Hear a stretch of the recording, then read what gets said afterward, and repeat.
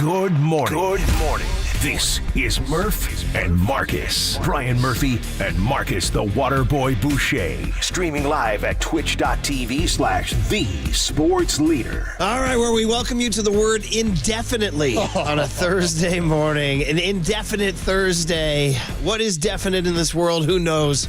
All I know is we're here, baby. Marcus Boucher to my left, me to his right, to young Tony behind the glass. We're here indefinitely, or at least till 10 a.m. Well, that's what they told me, Murph, when they said, you're on the morning show now. The Murph and Marcus show is going to be on air indefinitely. Well, that's kind of what you strive for, right? Career-wise? Yeah, but the question is, what the hell does indefinitely mean, Murph? There you go. Yeah, indefinitely can mean good, it can mean bad. You know what I mean? What does it mean, Murph? What does it mean? What it means is this, the Warriors play the Clippers tonight, and I'm not overly optimistic is what it means, man. No. So good morning, everybody.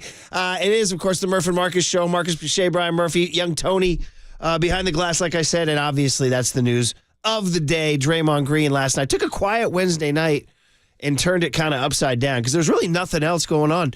In fact, you know what the Murphy family wound up doing, right? I thought about you, buddy. It was a rare window. I was like, you know what, kid? I made my kids sit down and watch. We watched Survivor. No, you did not. And we jumped in. Are you in? Oh, I was in. Like Wednesday nights are my Survivor night. And, Okay. it plays out perfectly because Wednesday is kind of that weird night of the sports week where you don't get too much action unless the Dubs are playing. I did catch a little bit of hoops action. Saw Giannis trying to get his ball back after the game. He's trying to get his ball back indefinitely. Indefinitely. Yes. But no, Wednesday nights I always make sure to clear my schedule for Survivor, Murph. We're coming up on the season finale next week. Is it you? Is it on your board where we have Probst saying for Draymond Green? Is it? Do you think Draymond got it? Do you think Draymond got this yesterday? You're saying last night, Joe DeMars, Adam Silver, and the tribe spoke? The tribe has spoken. There it is, buddy. Oh, man. And do you have on your board? See, I'm still learning Marcus's board over there because we had so many soundboards going for so long.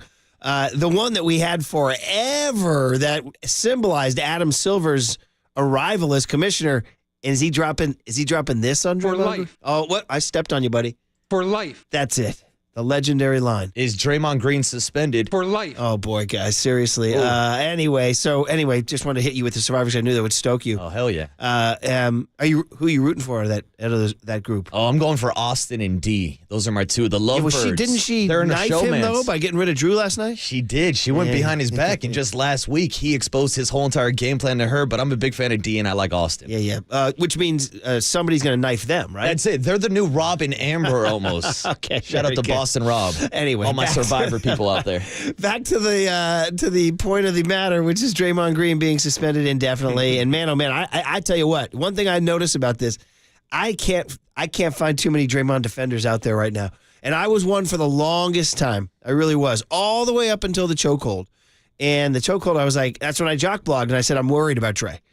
And it turned out my worry was well-founded. Yeah, and I got to give you credit for that because I remember me and Paulie were even defending Draymond at the time for going out and defending Klay Thompson. But we broke it down yesterday. The actions by Draymond Green are inexcusable, and there's really no explanation for what he did. And you were spot on saying maybe there's something bigger going on with Draymond Green, maybe off the court. And we've got to remind ourselves, it was just a couple weeks ago when he missed a game for personal reasons. So how much does that tie into all this? Again, not an excuse for what Draymond Green did, but it does seem like this year Draymond is a little different than the kind of habitual line stepper we've seen from Draymond over the last 5, 6, 7, 8, 9 years with him. Don't forget the haunting line from his text, right back at it like an addict. Yeah. Remember that? That was after he got the 2 T's in Cleveland against Cleveland when he shouldered Donovan Mitchell to the ground and they kind of retroactively kicked him out of the game. And by the way, like Donovan Mitchell's like one of the nicest guys in the NBA. Like you're beefing with Donovan Mitchell. There's times when Draymond's really nice too. It's just not lately.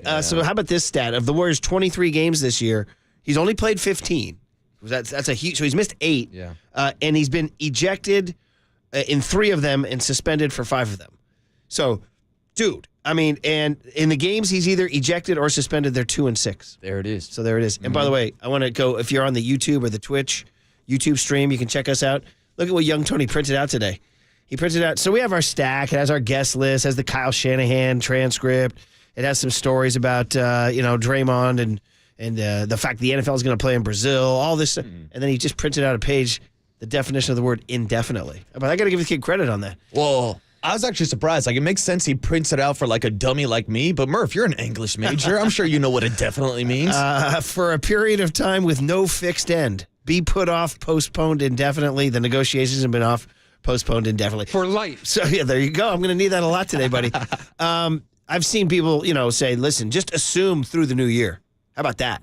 Assume no Christmas with Draymond. No, there's no chance he's playing on Christmas. Dude, I mean, how can, he's going to be home watching Elf and A Christmas Story, you know what I mean, on TNT or whatever that's 24 hours of. He'll be watching Jingle All the Way. I know, we discuss our generational gaps all the time, but the 24 hours of A Christmas Story on TNT, is that something that resonates with you? I'll make sure to check in every single year on A Christmas Story. By the way, did you hear they're remaking it and making a new Christmas Story? No. Which I don't know how you're going to do in the year 2023/2024. Yeah, because what was that, Scott Farkas, who's the bully? Like, you can't have that kid anymore, no, right? Because he's going out to the restaurant. And there's a lot of stuff you can't go into with that movie. So I don't know how they're going to remake the Christmas Story. Well, they'll have to clean up a few things here. Yeah. What do you give me for Scott Farkas, the bully, and Draymond Green, the Golden State Warriors? There he is. The big bully snapping. Oh, man. I mean, listen, people are taking large leaps and talking about the dynasty dying before our eyes. I mean, that's a big leap, but it's like on the table that we're witnessing,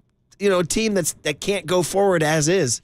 I mean, there's a path where Draymond gets this, and by the way, it's Woj who has reported that he will get counseling. That's what they're talking about. They want him to get, that's according to Adrian Wojnarowski of ESPN, he's expected to receive counseling. And I guess we're talking about, I don't mean to be irresponsible and guess here, but anger management, right? Probably. I think that's what everybody's guessing, yeah. Yeah, so, I mean, I don't know how long that process lasts. I don't know if a tiger can change his stripes, But anyway, the point is that you're going to be going to a whole stretch of basketball without Draymond. By the way, Gary Payton's been out too. Yeah, which makes it a lot more difficult to play defense. And they almost won the darn game in Phoenix the other night. But like, to your point, with no GP2, without Draymond Green now, it's like everybody talks a lot about what Draymond contributes on and off the court. And we know the Warriors are all about the long ball, shooting the three. Steph and Klay, the two greatest shooters of all time. But the Warriors are winning championships when they're playing their best defense. Yes. And there's no doubt about it that Draymond Green is the defensive anchor.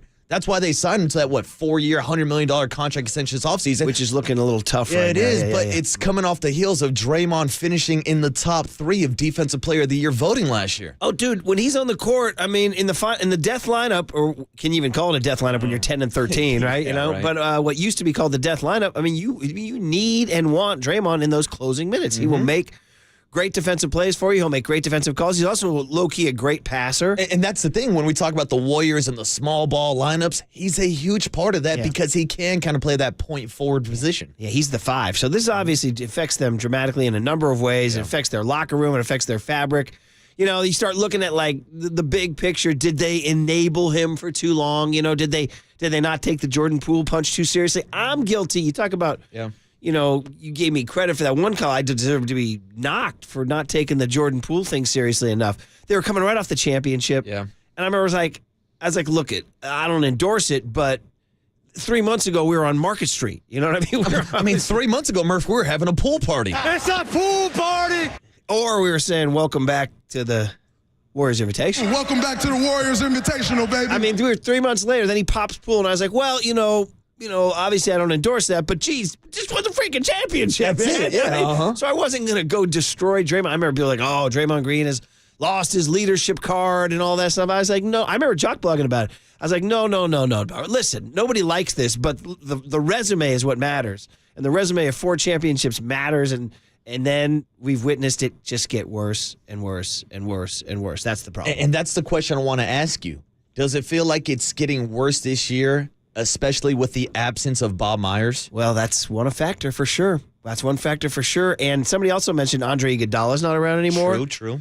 And even go back a couple years, Sean Livingston. Yeah. Sam Amick wrote about this in The Athletic, saying if you look around, you see signs that the elder statesmen who were in that room that maybe had an influence on Draymond, Bob Myers, Andre Iguodala, Sean Livingston, they're all gone now. And so this is what we're at. So anyway, tough way to start a Thursday morning, man. I mean, we got a baby Friday. It's almost the Christmas season. We're getting kind of excited. Can I add one more just blank sandwich for your breakfast? I'll serve it up, Murph. I mean, why not? On a silver We're here platter, to make why people not? laugh and have a good morning. Yeah. And I'm just going to come in here and just dunk on that. There it right is, now. Murph. Serve it up on an Adam Silver platter. For life. Serve it up on a blank sandwich. Today's the day Shohei Ohtani gets introduced to Dodger Stadium. Oh, come on, dude. Come on. Oh. And by the way, did you see that yes. he's already a part of recruiting pitches with Mookie Betts and Freddie Freeman for Yamamoto to come to town? Like, come on, Do we have dude. some good news this morning? Nothing. Even the Niners spread went down from 13.5 to 12.5. Like, come on. By the way, what do they know that we don't know? Where'd that point go?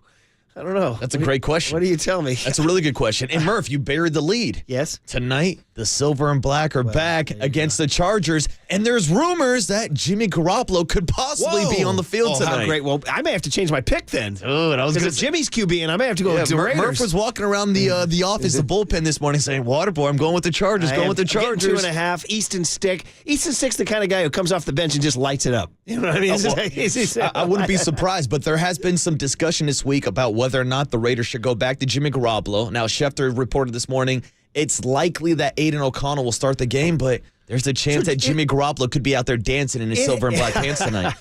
It hasn't been an injury, has it? I mean, is he? Oh, no, he's just playing bad. Who was it? Wasn't it a concussion that initially knocked him you're out? talking about Jimmy. Jimmy. Well, Jimmy lost his job because he led the NFL in interceptions before he got benched. There was an injury, though, wasn't there? Yeah, he had a couple injuries, but he got benched because of the poor play when they lost the game to the Detroit Lions. So he really got benched for performance? I thought it was a concussion. Oh, and then they just kind of conveniently No, left the him on answer the is D, sideline. all the above. He was healthy when he got benched. Okay, anyway. Well, so there's a chance we see him today? You're saying there's a chance. Thursday night, must-see, historically must-see TV. I go back to Cheers and Night Court. Maybe your generation, Friends, a little later in the 90s. Tonight, must-see TV. You heard of Nick at night. Tonight's Jimmy at night. Seriously, But man. anyways, good luck to Jimmy or Aiden O'Connell, whoever has to line up with Khalil Mack looking for vengeance again against the Silver and Black. Both teams incredibly still alive in the playoff race. Everybody's at alive. 5 and 8. Everybody's got a pulse, Yeah, technically. except for Draymond. Yeah. He doesn't have it. All right, guys. Well, For listen, life. let's get the guest list going on a Thursday morning on the other side. Get you all set up. We'll try to have some good news. Jeez. I mean, We got Def Leppard and Steve Miller Band tickets, there Murph. you just said it. You just sang and Journey. And Journey. Yeah. Can't leave them off the pile. And we got us a Stone in Love rejoin yesterday. That kind of stoked me a little bit. So I wound up playing some Stone in Love in the car on the way home. And then, per Mike Silver's recommendation, some Feeling That Way on the way home, too, which nice. finishes with a great Greg Raleigh jam. All right, guys. We'll get the guest list on the other side. Get you all set on a Thursday, December 14, 2023 on KNBR 104.5 and 680, the sports leader. No, I'm just having fun.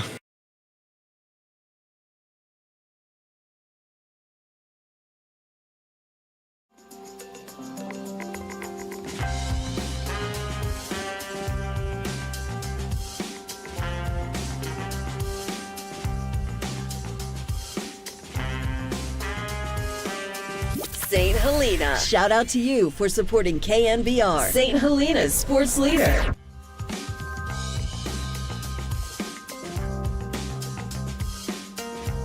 The Hall of Famer Steve Young stopped by the afternoon show yesterday with Tolbert and Copes to give his reaction to the Draymond Green suspension and to also get you ready for the 49ers matchup against the Cardinals this weekend. To hear that podcast and more, check out what's trending now on the all-new KNBR app and KNBR.com.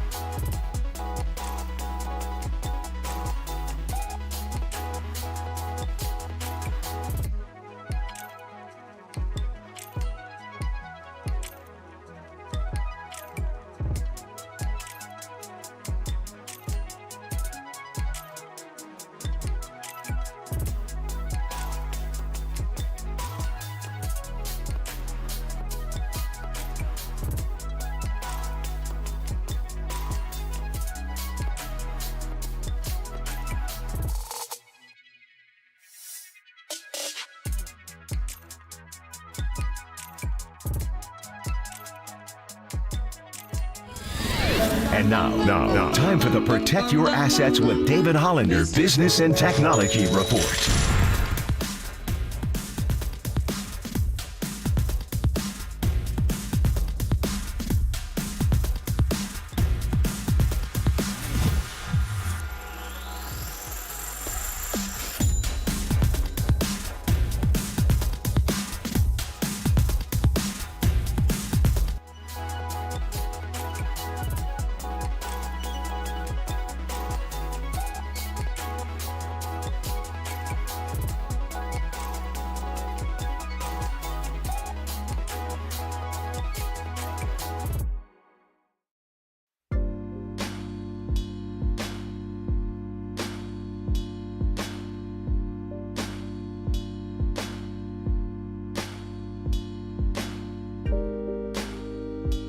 Giants gamers, Murph and Marcus keep your morning moving on the sports leader and streaming live on KNBR.com and the KNBR app. It just feels like maybe there's some kind of an epiphany, right? A eureka, like, I can't keep doing this because you're going to cost yourself your ability to play in this league if you keep wailing on people. I mean, is it fair to say that the idea that he knows he needs help of some sort new?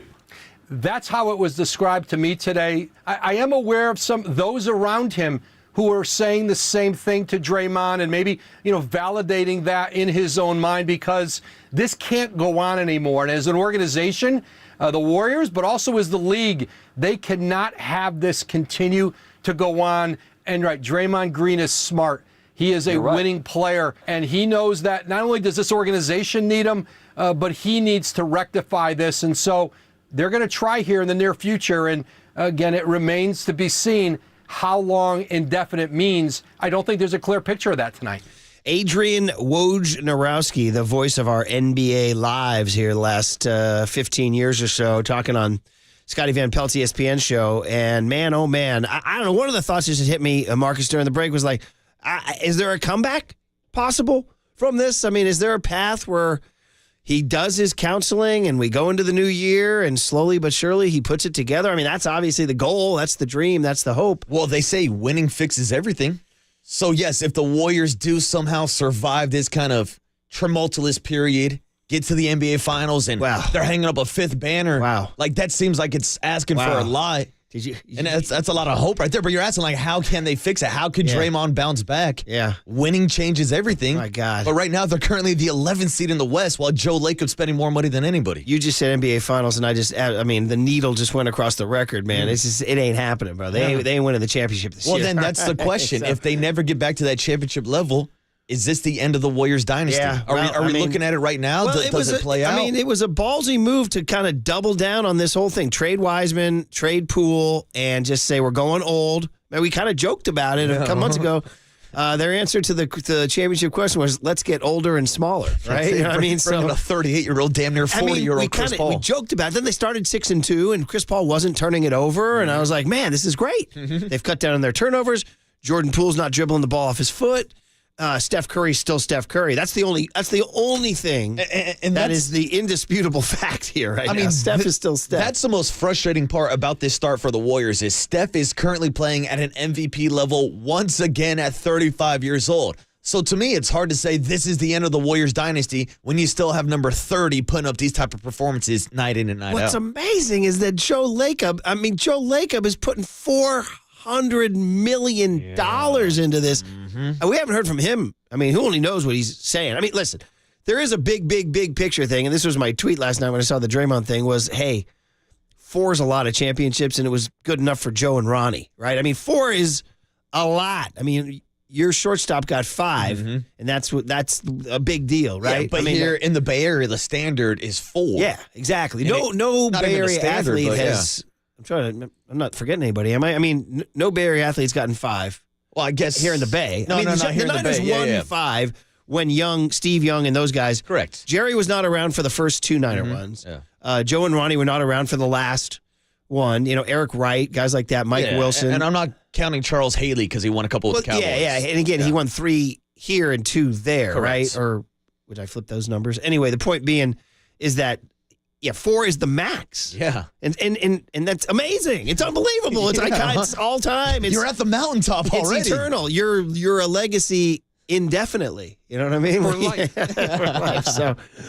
So I mean, it was crazy to kind of double down on this. You're looking at it now, and I guess the other part is that nobody expected Clay to fall off this badly. No, and like that, of course, in addition to what we're seeing now with Draymond Green, is the reason why I think a lot of people are now going with this take that it's the end of the Warriors dynasty. Yeah. But as we brought up last segment, the reason why the Warriors gave an extension to Draymond Green is because he finished top 3 in Defensive Player of the Year voting. Yeah. The reason why there was a rumored 2-year extension for Klay Thompson before this season and why the Warriors are still thinking about paying him and bringing him back is because he hit over 300 three-pointers for the first time in his career last year. Led the NBA in three-pointers made. Now, obviously, we saw this older team run out of gas in the postseason, but these are two still very valuable pieces.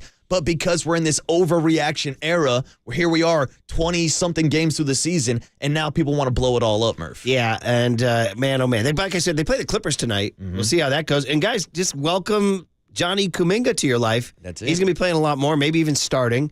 Obviously, Moses Moody and Brandon Pajemski are coming off of games where Steve Kerr trusted them more than he trusted Andrew Wiggins and Klay Thompson. Yeah, so I'm sure we're going to get a lot of Dario Saric moving forward. Well, hey, you know what I mean? By the way, I saw a great line on Dario. Have you noticed he has a tiny little bald spot on the top of his head? Have you noticed that? No, I have not. Like, as a I'll man keep an who's eye out for it. thinning, I get it. It happens. You know what I mean? It happened one day. I was walking through the bullpen or either the lobby, and one of those aerial cameras was showing me. Oh. And I saw that I was thin. I was like, oh, damn, look at that. Look at that. I'm freaking thinning up there, man. How about that? If we're talking about hair thinning out, I got to give a shout out to our guy, Thin Tim, who runs the board for Tolbert and Copes.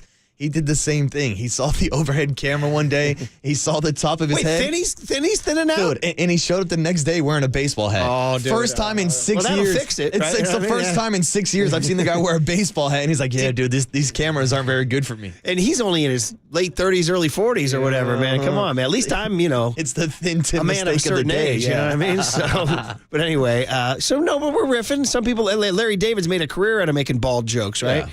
But anyway, Dario Saric has a small little. Oh, he's got that like Rasheed Wallace patch. It's like a little tiny thing, and a guy on Twitter early in the season wrote, "Damn, I'm fascinated by Dario Saric's tiny little bald spot." He said, the line he said was, "I wish I could credit this guy because it was just one of those lines when you're scrolling through Twitter." He said, "It looked like somebody put out an individual cigarette right on the top of his forehead." Here, let me put this out right here. By the way, now that you've heard that, you will never be able to unsee that. Dude, 100%. So you'll see it on free throw lines when he's generally like when somebody else is shooting a free throw and he's on the block and there's a shot of the free throw, you'll see it. And you'll be like, damn, look at that. So now I got the image in my head of like Draymond Green on like a commercial flight like during the 50s where they're able to smoke on planes and Dario sitting right in front of him. He just reaches out right in front and puts it out on Dario's Don head. Draper putting it out right on his head there, man. 707, by the way, says about 4 championships. 707 says, I'll take 4 from Brock.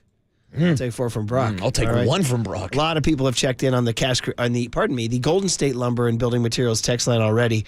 415 says, do you guys really think that anger management is going to help? I don't know. I haven't done anger management. Quite frankly, I probably should, but I haven't. Well, the question is always with any type of anger management or therapy or anything down that road is, does the person who's actually involved in it want to change? Well, there it is. Do they want to get help? Well, they used to say, like I believe in counseling like this for an addiction, some would say alcohol, the first step is admitting the problem. That's the cliche you always hear. Yeah. Will Draymond Green sit down and admit the problem?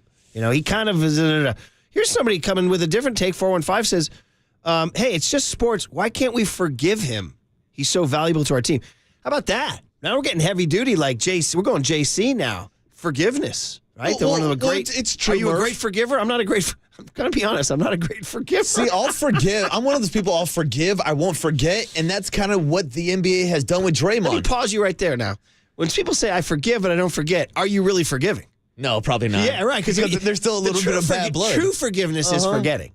True. That's true forgiveness. Yeah. I believe this is the tenet of some great religions, whether it's, I don't know, Buddhism or Christianity we're or whatever. getting deep. Yeah, that's what I'm saying. Forgiveness. Shout out Don Henley in The Heart of the Matter. Yeah, live and let live, Murph. Yes, but here's the thing. The NBA and Warriors fans and the Warriors organization have forgave Draymond before. This isn't his first suspension. This isn't his first ejection. So at what point is enough is a question. Because Draymond's had his second, third, fourth, fifth chances. Yeah. 707 says, I have taken anger management classes. This is interesting. Tell me. 707 says, it teaches you that you can't control anything around you. You can only control yourself. He needs to learn coping skills to deal with his violent tendencies. And then how about this positive message? 707 says, there's probably a beautiful soul in there. Wow. I like that optimism there. See? We're already looking to the comeback. It's the Draymond redemption story. Most people, every other show across the nation and the area is just crushing Draymond. We're looking for the comeback is what we're looking for. We're going to get a brand new Draymond. He's going to be back like picking guys up off the floor, high-fiving the other team, handing out water bottles. Well, again, the's the old line. Tiger can't change his stripes. Yeah. Tiger can't change his stripes. All right. Well, listen. Hey, let's get the guest list going on a Thursday, 12/14/23 on the day Shohei Ohtani will debut at Dodger Stadium with that cool translator of his. The guy with the hair, and he just like kind of chill. He's like the chill translator. I really wanted us to get an interview with that translator. Dude, I wanted him 100%. I wanted me, you, Shohei, and the translator staring face to face. We can interview him when the Dodgers come to town, and he's wearing a blue pullover. Yeah. His name is eBay. That's what I found out. Not the website where you can buy things. It's a different eBay. Yeah. Turns out Farhan didn't go to eBay to land Shohei Ohtani. Kid's still not putting pictures in there, but he is picking up the font a little bit. We don't need the pictures, Murph. We don't need. He's all business all the time. Says he's all business. What do we got? That's our guy, All Business Tony. He gives us a guest list that starts off today. In about 20 minutes, the one and only Greg Cosell will start breaking down the film for the 49ers and Cardinals matchup this weekend. Well, I'm very much looking forward to that. There's a love Greg Cosell. He's a staple on the show. And you know what I want? We always promise we're going to ask these questions and then forget. Mm-hmm. We so focus on Brock and Debo and everybody. I want to talk about the defense, and particularly secondary. We asked Mike Silver about that yesterday. Mm-hmm. I mean, if Ward doesn't play, although I guess there's a chance. We still don't know. Yeah. We got to wait for the final injury report with any NFL. But there's two guys, Deommodore Lenoir and Ambry Thomas, were two guys who I think most fans, I don't want to say given up on them, but almost had given up on those guys. I don't think anybody was really that confident going into the season with them as your DBs. They're playing a lot, and they're playing pretty good. They are. Yeah. And especially when Travarius Ward left the game after 4 plays this past weekend, they stepped up. I know DK had the big touchdown, but DK didn't do anything in that second half. And there's this growing narrative that Demo Lenoir is one of the toughest guys on the team. He's a dog. Nick Bosa calls him a little rabid dog. He's like the shortest guy on the team. Oh, yeah. Not the size of the fight not the size of the man in the fight, the size of the fight in the man. There it is, Murph. Nicely said. We'll talk to Greg Cosell about Demo and the entire 49er roster at 6:50 this morning. Then kick off your Power Hour today. 7:35, talking to Mike Krukow. Haven't talked to him since the signing of Jung-Hoo Lee. And, of course, Shohei Ohtani making his debut in Dodger Blue today. Yeah, did you see that Fanatics reported it's the highest selling jersey, the fastest selling jersey in the history of sport, and it passed Cristiano Ronaldo and Lionel Messi. Wow. Yeah. Damn, I feel bad for Joe Kelly giving up that number.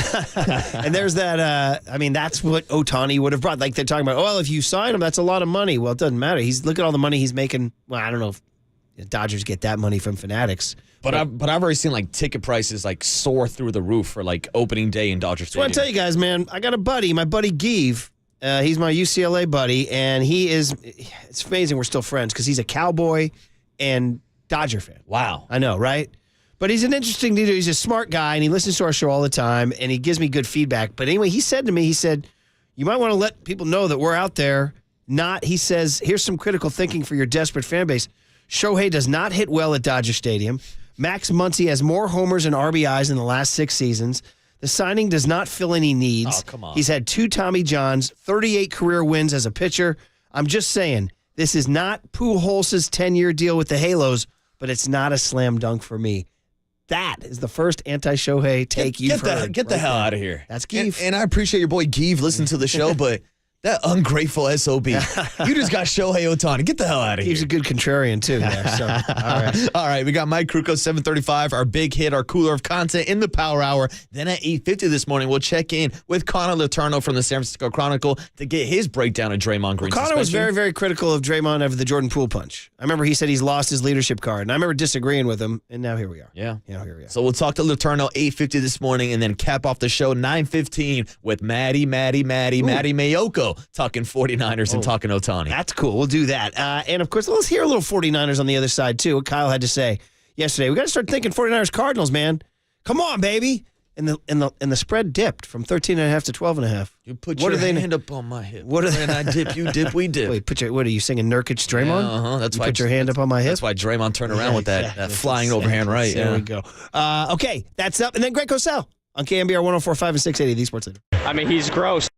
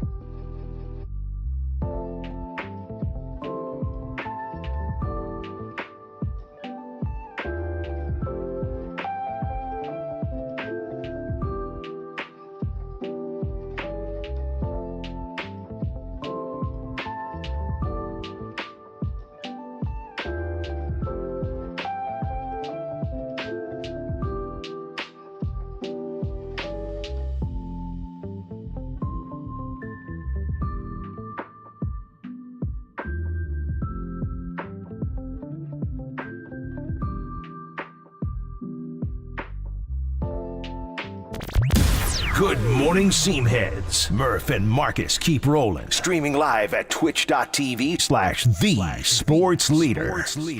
That's, trying to get me in trouble with those two guys.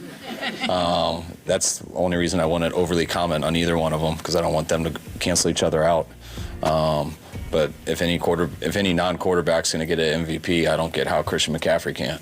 He's amazing in what he's done all year. If it's going to a quarterback, then I don't have to talk about Christian. I can talk about our quarterback. And I'm still, if his numbers is all you see, then I think that solves it up. But if you watch the film, then it makes it even stronger, which to me is the most important thing. There he is, Kyle Shanahan, talking about, I guess he was asked, between Christian McCaffrey and Brock Purdy, who's the better MVP candidate? And he was like, dude, it's like picking your kids, right? Although Deion Sanders ranks his kids. You know that, right? He does. Yeah. Think Ken and Denise rank their kids? Yeah, your mom and dad? There's probably a good chance. And how was your sister's birthday yesterday? My sister had a great birthday. She did not hear the shout out at 6:30 in the morning, so I made sure. 6:26, I believe. Yeah, it was pretty damn early. Yeah. Were your parents up walking the dogs though? Yeah, my dad was up with my dog Max. Max, right? Getting psyched up for tonight's game. That's it. Does he have the bandana? Most black labs have a bandana. No, right now he's got like this camo collar. Okay. He used to have a Raider collar, but my dad took it off because of. Do you guys Josh hunt? McDaniels. Is he a duck retrieving lab? No, All right. He does like to go swimming in the pool though. Well, they do. They love he's that a water water dog. Yeah. We had a lab. Rest in peace, He's a water Oscar. dog. Double tap, point to the sky. Oscar, who used to be featured on this show when I used to do reads for Purina. Ooh. Yeah, and Oscar was a character on the show, and people began to know and love Oscar. And then he left us after 10 golden years, but man, you get him in the water, bro. It's Katie Ledecky, man. Michael Phelps, forget it. Now, I'll ask you this, because I know how much I love my dogs. I know you love your dogs. Do people like their dogs better than they like their own kids? Yes. Yeah, that's I was going to say, 100%, if we're power ranking kids, I think my dad will put Max and all of our dogs above me, my brother, and my sister. Put it this way, Flash and Trixie have not left a wet towel on the floor anytime recently. Thank you very much. Yeah, boy, let me tell you, that's getting a little heated in there. Hey, you heard Kyle talk about, somebody texted in and wrote, Niners-Cardinals is very low sizzle. And that's true. It is. But you got to win it. I ain't messing around with this, right?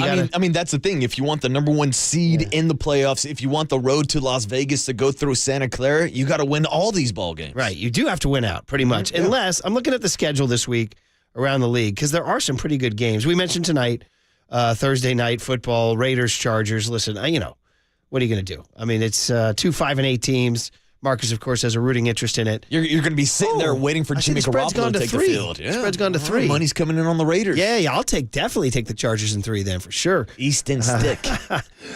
Saturday, Vikings, 3 games Saturday. Vikings, Bengals, 2 7-6 teams going at it. By the way, how about the Josh Dobbs story, how that flamed out? We went from that guy was like the darling of Minneapolis to, dude, get your A on the bench and get it on the bench right now. And you know who's starting for the Vikings this weekend? You tell me. Nick Mullins. He came into the game. He led the game-winning field goal drive last week against the Raiders. Okay, I guess. Shout out to Nick Mullins and the back-and-forth conversations that him and Brock Purdy had over the offseason. Of course, 2 quarterbacks who have both gone through the internal brace surgery. Yeah, that's right. And we'll see how that goes in terms of the Nicky Mullins factor. Steelers-Colts also on Saturday, 2 7-6 teams. See Big Ben taking shots at the Steelers? See, he said Steeler culture is no more? I mean, at this point... Grumpy old man. Right? Here's the thing, Murph. Get off my Steeler lawn. If Joe Flacco's back in the NFL playing quarterback for the Browns, what's stopping Ben Roethlisberger from coming back and quarterback in the Steelers right now? Because Mitch Trubisky is not the answer, but they're still in a playoff spot. Broncos-Lions Saturday, and that's 2 teams going in different directions. Yeah. Broncos surge. I'm telling you, Sean Payton's my coach of the year if the Broncos make the playoffs. Oh, it's so gross. They're giving up 70 points. What are you going, Wade Meckler on me? Yeah, gross. That's gross? gross. So 49ers-Cardinals, 1 o'clock on Sunday. Oddly, it's on CBS. Usually those are Fox games, and there's this weird twist in the contract where I remember Nance explained it to us one time, and I was even more confused by the end of the explanation. But the 49ers, of course, opened as 13.5-point favorites. They're now 12.5-point favorites. If I had to ask you to break down the Arizona Cardinals for me, could you? I can be honest. I'm trying to bone up as much as I can. I'm just not paying too much attention to the Cardinals this year. They're 3-10. And Kyler Murray has been out for most of the year, but he's back now, right? They had Josh Dobbs to start the season. Remember, he was kind of the darling. Remember, he couldn't find his jersey in the store and all that. They started Clayton Tune for a game. Clayton Tune, so that's right. I forgot about that. And now they got... Now, so listen, they still have James Conner. Correct. Okay, And Connor can run the rock. And you remember earlier this year, James Conner and Talanoa Hufanga had a little bit of bad blood after the game. Oh, yeah. They were seen like almost exchanging fisticuffs. Yeah, good memory on grabbing that. each other by like the face mask. Yeah. They got a tight end named Trey McBride who has 56 catches to lead the team. He's having a good season this year, yeah. They got Hollywood Brown at wide receiver. He's got 51 catches, 4 touchdowns. Yeah, Rondale Moore is their third one, but it really drops pretty much after. Their two main guys are Trey McBride and Marquise Brown. I mean, so those are your weapons. Connor, McBride, Brown, Kyler Murray. You go to the defensive side of the ball and where they are. In terms of like sack leaders, Dennis Gardeck. Remember that guy Gardeck? The white guy with the hair? Gardeck. Yeah. He's leading Gardeck or whatever. He's leading the team in sacks. Yeah, and that's the thing. Like the Cardinals really don't have too many playmakers on the defense side of the ball. Shout out Buda Baker. That's an all-pro safety, but outside of him, there's not really too much talent on that defense. Yeah. And you go to their team rankings too. Their offense, they're 26th in the NFL, and defensively, they've given up the third most points in the league. Yeah. So, I mean, this is a team statistically that does not threaten you. So here comes another 30 for Purdy performance. I mean, it should be, right? And with a 2-touchdown spread, we might see Sam Darnold in this game. Yeah, he might. I mean, wow, God, we're just putting it. We're putting it in ink. We're already putting the W on the schedule, Murph. So who are their wins this year? They beat the Dallas Cowboys in Week 3. How about them Cowboys? That was with Dobbs. Yeah. They beat the Cowboys 28-16, and so you got to cut that. The other wins they have, they beat the Falcons 25-23. Yeah. That was when Kyler came back, right? And dude, their last game, they beat the Steelers 24-10. True. So, I mean, and then they had a bye. So they beat the Steelers, and they're coming up. Now, the week prior, they got blown out by the Rams 37-14. So, I mean, I guess if you want to just put a little fear of God in you, they're coming off a win at Pittsburgh, and they're coming off a bye. Yeah, and the oldest cliche in sports, any given Sunday, Murph, anything can happen. But also, when the 49ers are playing a mobile quarterback like Kyler Murray, that always adds an extra wrinkle to the game plan also.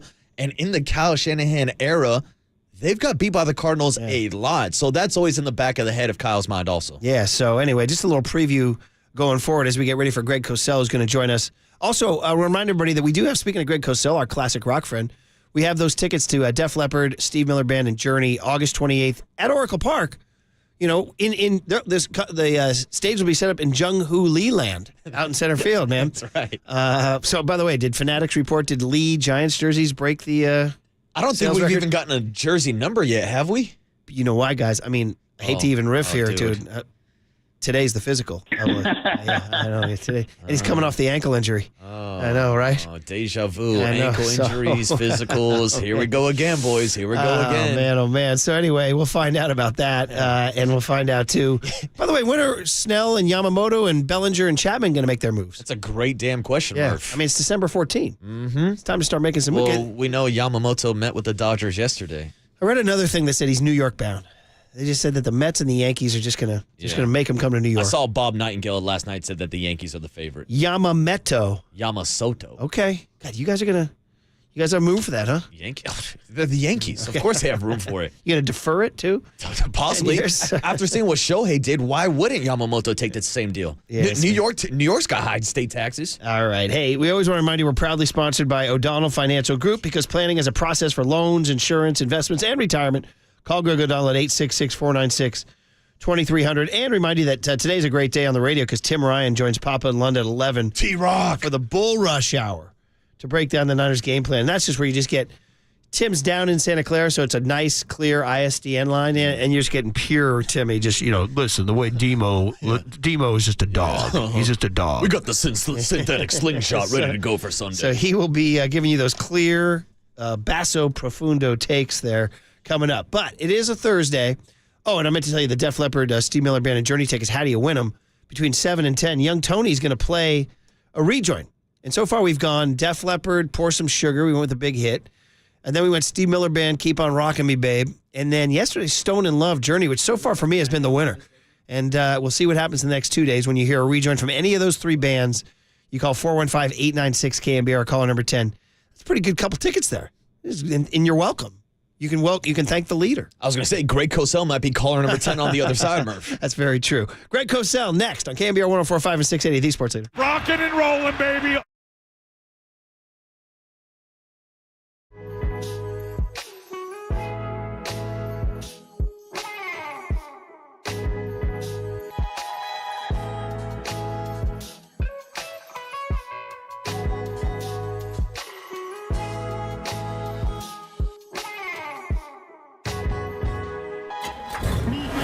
the Chilton Auto Body Traffic Desk.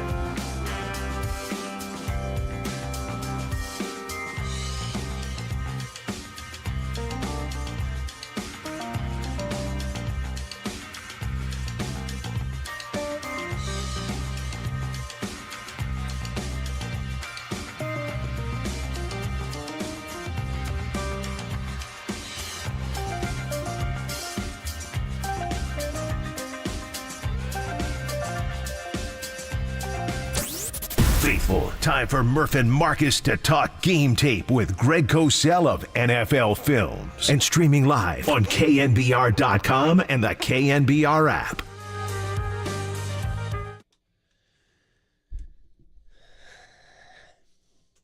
There we go. See, every week, Greg leaves us with some Easter egg. And last week he said, I saw that Foreigner and Styx are going on tour. So we made a note to rejoin the next week with a little Styx. Making sure you get your tickets, Greg, so you don't miss the show. Good morning. How are you? Hey, morning, Greg. Good. I don't know if I'll be seeing that one, but, hey, they were those bands were big, really big for a couple of years there, really big. Yeah. So we went with I guess it's the last show for all, for both, or certainly for Foreigner. Oh, yeah. Because wait, Foreigner doesn't even have. Isn't it just Mick Jones now? Everybody else is gone. Did Lou Graham leave us? Is he? No. I don't mean they're gone like they're not alive, but they're not in the band. Yeah. Well, yeah. But I think it's just Mick Jones at this point. At this point now, if you have the copyright to the name and an ability to sell a ticket, you go gig. Oh, right? There you go. Yeah. That's why all these bands keep playing. Oh, man. It's unbelievable. Why not? Gig till you die. So I heard last night driving home on Sirius that Ringo Starr, who's over 80, is like out on the road with his, whatever he calls his band. I guess the All Stars, or I forget. I mean, that's what they say. Like, is it like didn't B.B. King play till his late 80s or so? Tony Bennett was singing in his mid 90s. I believe he was, right? It's crazy. So it's absolutely crazy. So will you be breaking down film when you're 90, Greg? That's the question. I can't answer that. You said you were listening to Sirius XM Ringo Starr. What'd you hear that moved you last night? No, I just was listening. I tend to listen. I don't have a long drive, so I'm usually listening to like classic vinyl or classic rewind. Did you get anything good? They played Photographs. So Earl Bailey, who I don't know if you know, he is one of the he's another guy that's been around forever as a DJ. Uh-huh. He's just got one of those great voices, and he was just saying that Ringo Starr is going out on the road, and he said he's over 80, and I'm like, wow. I mean, I knew that just because obviously the Beatles were around a long time ago, but when you hear it, it just makes you go, wow, Yeah, makes you go, Yeah, it does. Yeah. And I think Mick is 80, and they're coming to the Levi Stadium. Yeah. They're coming to Levi Stadium. And Greg, I know your Sundays are pretty preoccupied with NFL football, but this Sunday, Willie Nelson is having his 90th birthday celebration concert this weekend. I think it's on TV. It is. Yeah. Wow. Yeah. I was never like I don't mind country music, but I wasn't like a Willie Nelson fan. Interesting. Interesting. See, I'm a big Willie Nelson fan. So I embrace. Are you? That country Americana really appeals to me. The Johnny Cash, the Willie Nelsons, Waylon and Willie and the Boys. Oh man, that's it. That's okay. Waylon and Willie and the Boys. We're rejoining with Lukenbach, Texas next week. Lukenbach, Texas. There you go. Lukenbach, Texas. The only problem is I'm off next Thursday, Greg, so I don't get to get here Lukenbach, Texas. So. You're off. What am I going to do? I know. Well, I think you're talking to Marcus. Yeah, I'll be here for you, Greg. Okay. All right, Marcus. Okay, you got to take care of me. Hey, before we get into the Niners, speaking of Marcus is learning his Niner culture, and he's doing a great job breaking down the Niners, talking about the Niners. But we don't deny, we embrace his roots, and his roots are silver and black. Yeah. They play tonight. Okay. Yeah. Silver and black. Let's put it this way. I'm one of those, Greg. Put it this way. His family's dog is named Max after Crosby. All right, so wow, yes, It's the only tattooed dog in the neighborhood too. Yes, that's it. We've had one from Max. So do you go back years with the silver and black, even like your family, even like to the 60s? His dad, the Mad Bomber. No, his dad's legit. Born and raised, Greg. Blitnikoff, you name it. So yeah, my dad's seen all the quarterbacks. Greg, I haven't seen too many great quarterbacks in my lifetime. Rich Gannon's the only one that really comes to mind. But that is one question I did want to ask you about tonight, because there has been some rumors, some back and forth, whether it's going to be Aiden O'Connell or Jimmy Garoppolo starting for the silver and black. Sounds like it's going to be AOC, but just from the film study you've seen this year, what offense has looked more productive? At least you're one of those guys that cares about that, Marcus. yeah, thank you. I still care, Greg. But who's running the offense better? I got to tell you, and I'm going to be totally honest with you, it's Thursday, and I'm grinding like I always do. I didn't quite get to the Minnesota Raiders game, if that's okay. You didn't miss much, Greg. Wow! For some reason, that 3-0 game did not seem to be near the top of my list. So you have a hierarchy, and you're like, you know what? No, I'm not going there. You know what I mean? There's only so many hours in the day, and it takes me, it takes me 2.5 hours to watch one side of a ball. So, that game was not near the top of my list. No, Greg, you didn't make the cut, as buddy. somebody that watched every snap, it was a waste of 3 hours of my life also. So no need to go into it. Oh, man. All right. Well, we'll see if But I did watch the Niners. Okay. I mean, listen. I mean, we were fearful a little bit because Seattle still has that sort of DNA where you're like, it's Pete Carroll and the Seahawks, and yet now Brock has beaten them. A Brock Purdy-led team has beaten them 4 straight times. Or is it 5 straight times? It's a division game, too, and division games are always, can be a little different, as you guys know. And they were losing after. It's an interesting stat, Greg, and I know you're not really into these big picture things. You're more into the film, but that's 2 straight weeks the Niners were losing after the first quarter. And they're mostly, like Kyle's big thing is the fast start, and yet at Philly and versus Seattle, they came back and won after trailing in the first quarter. So I don't know. But not by much. I mean, they were not trailing by more than 1 score. Right.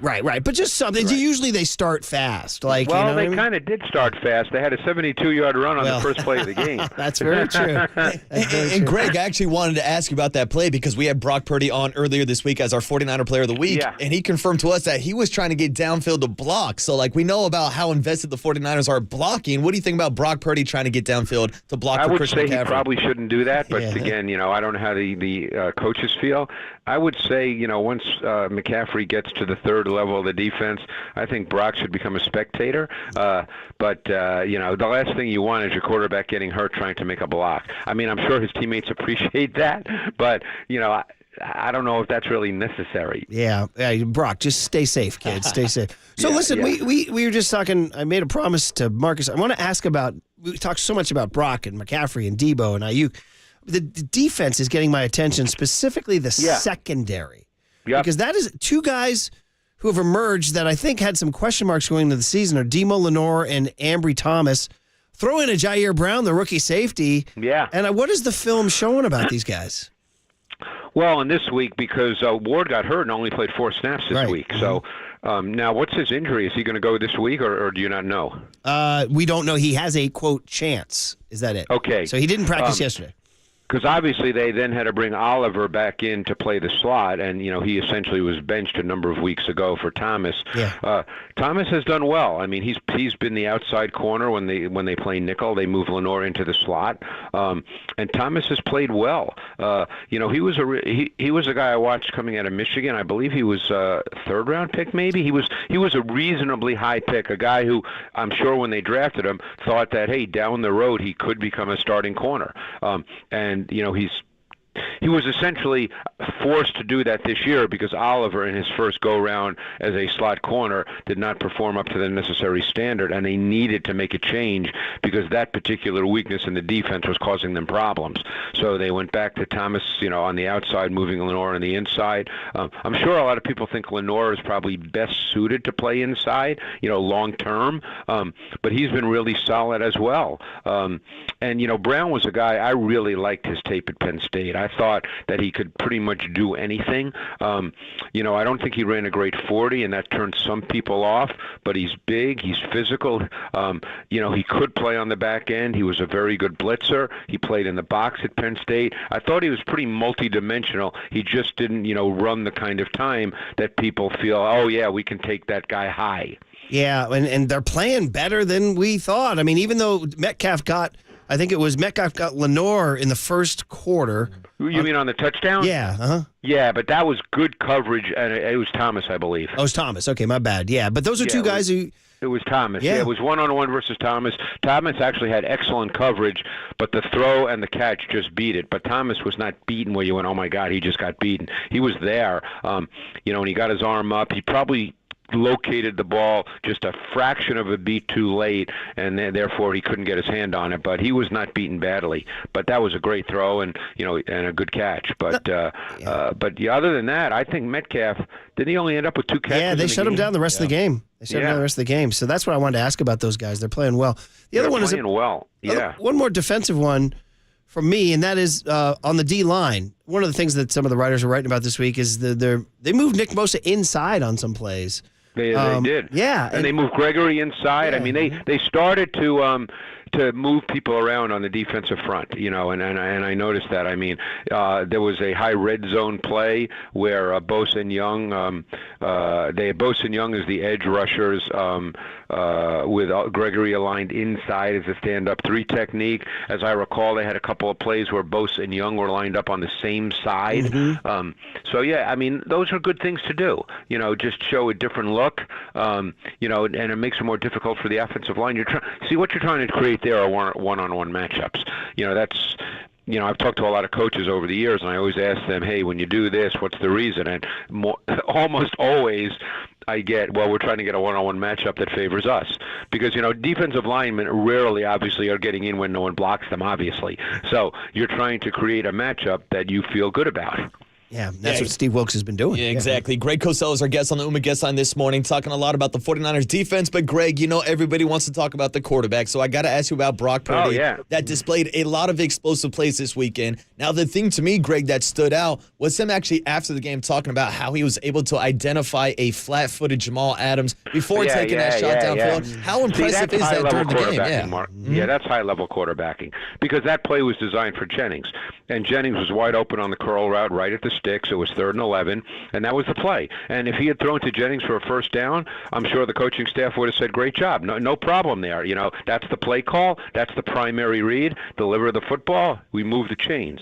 But he just sees things so well once he takes the snap. We've talked about how he sees a late rotation of coverage so quickly, something you couldn't really see watching his college tape because colleges don't do that hardly at all. Maybe there's just a couple of schools that do that, and they're not in the Big 12, so he didn't really see that.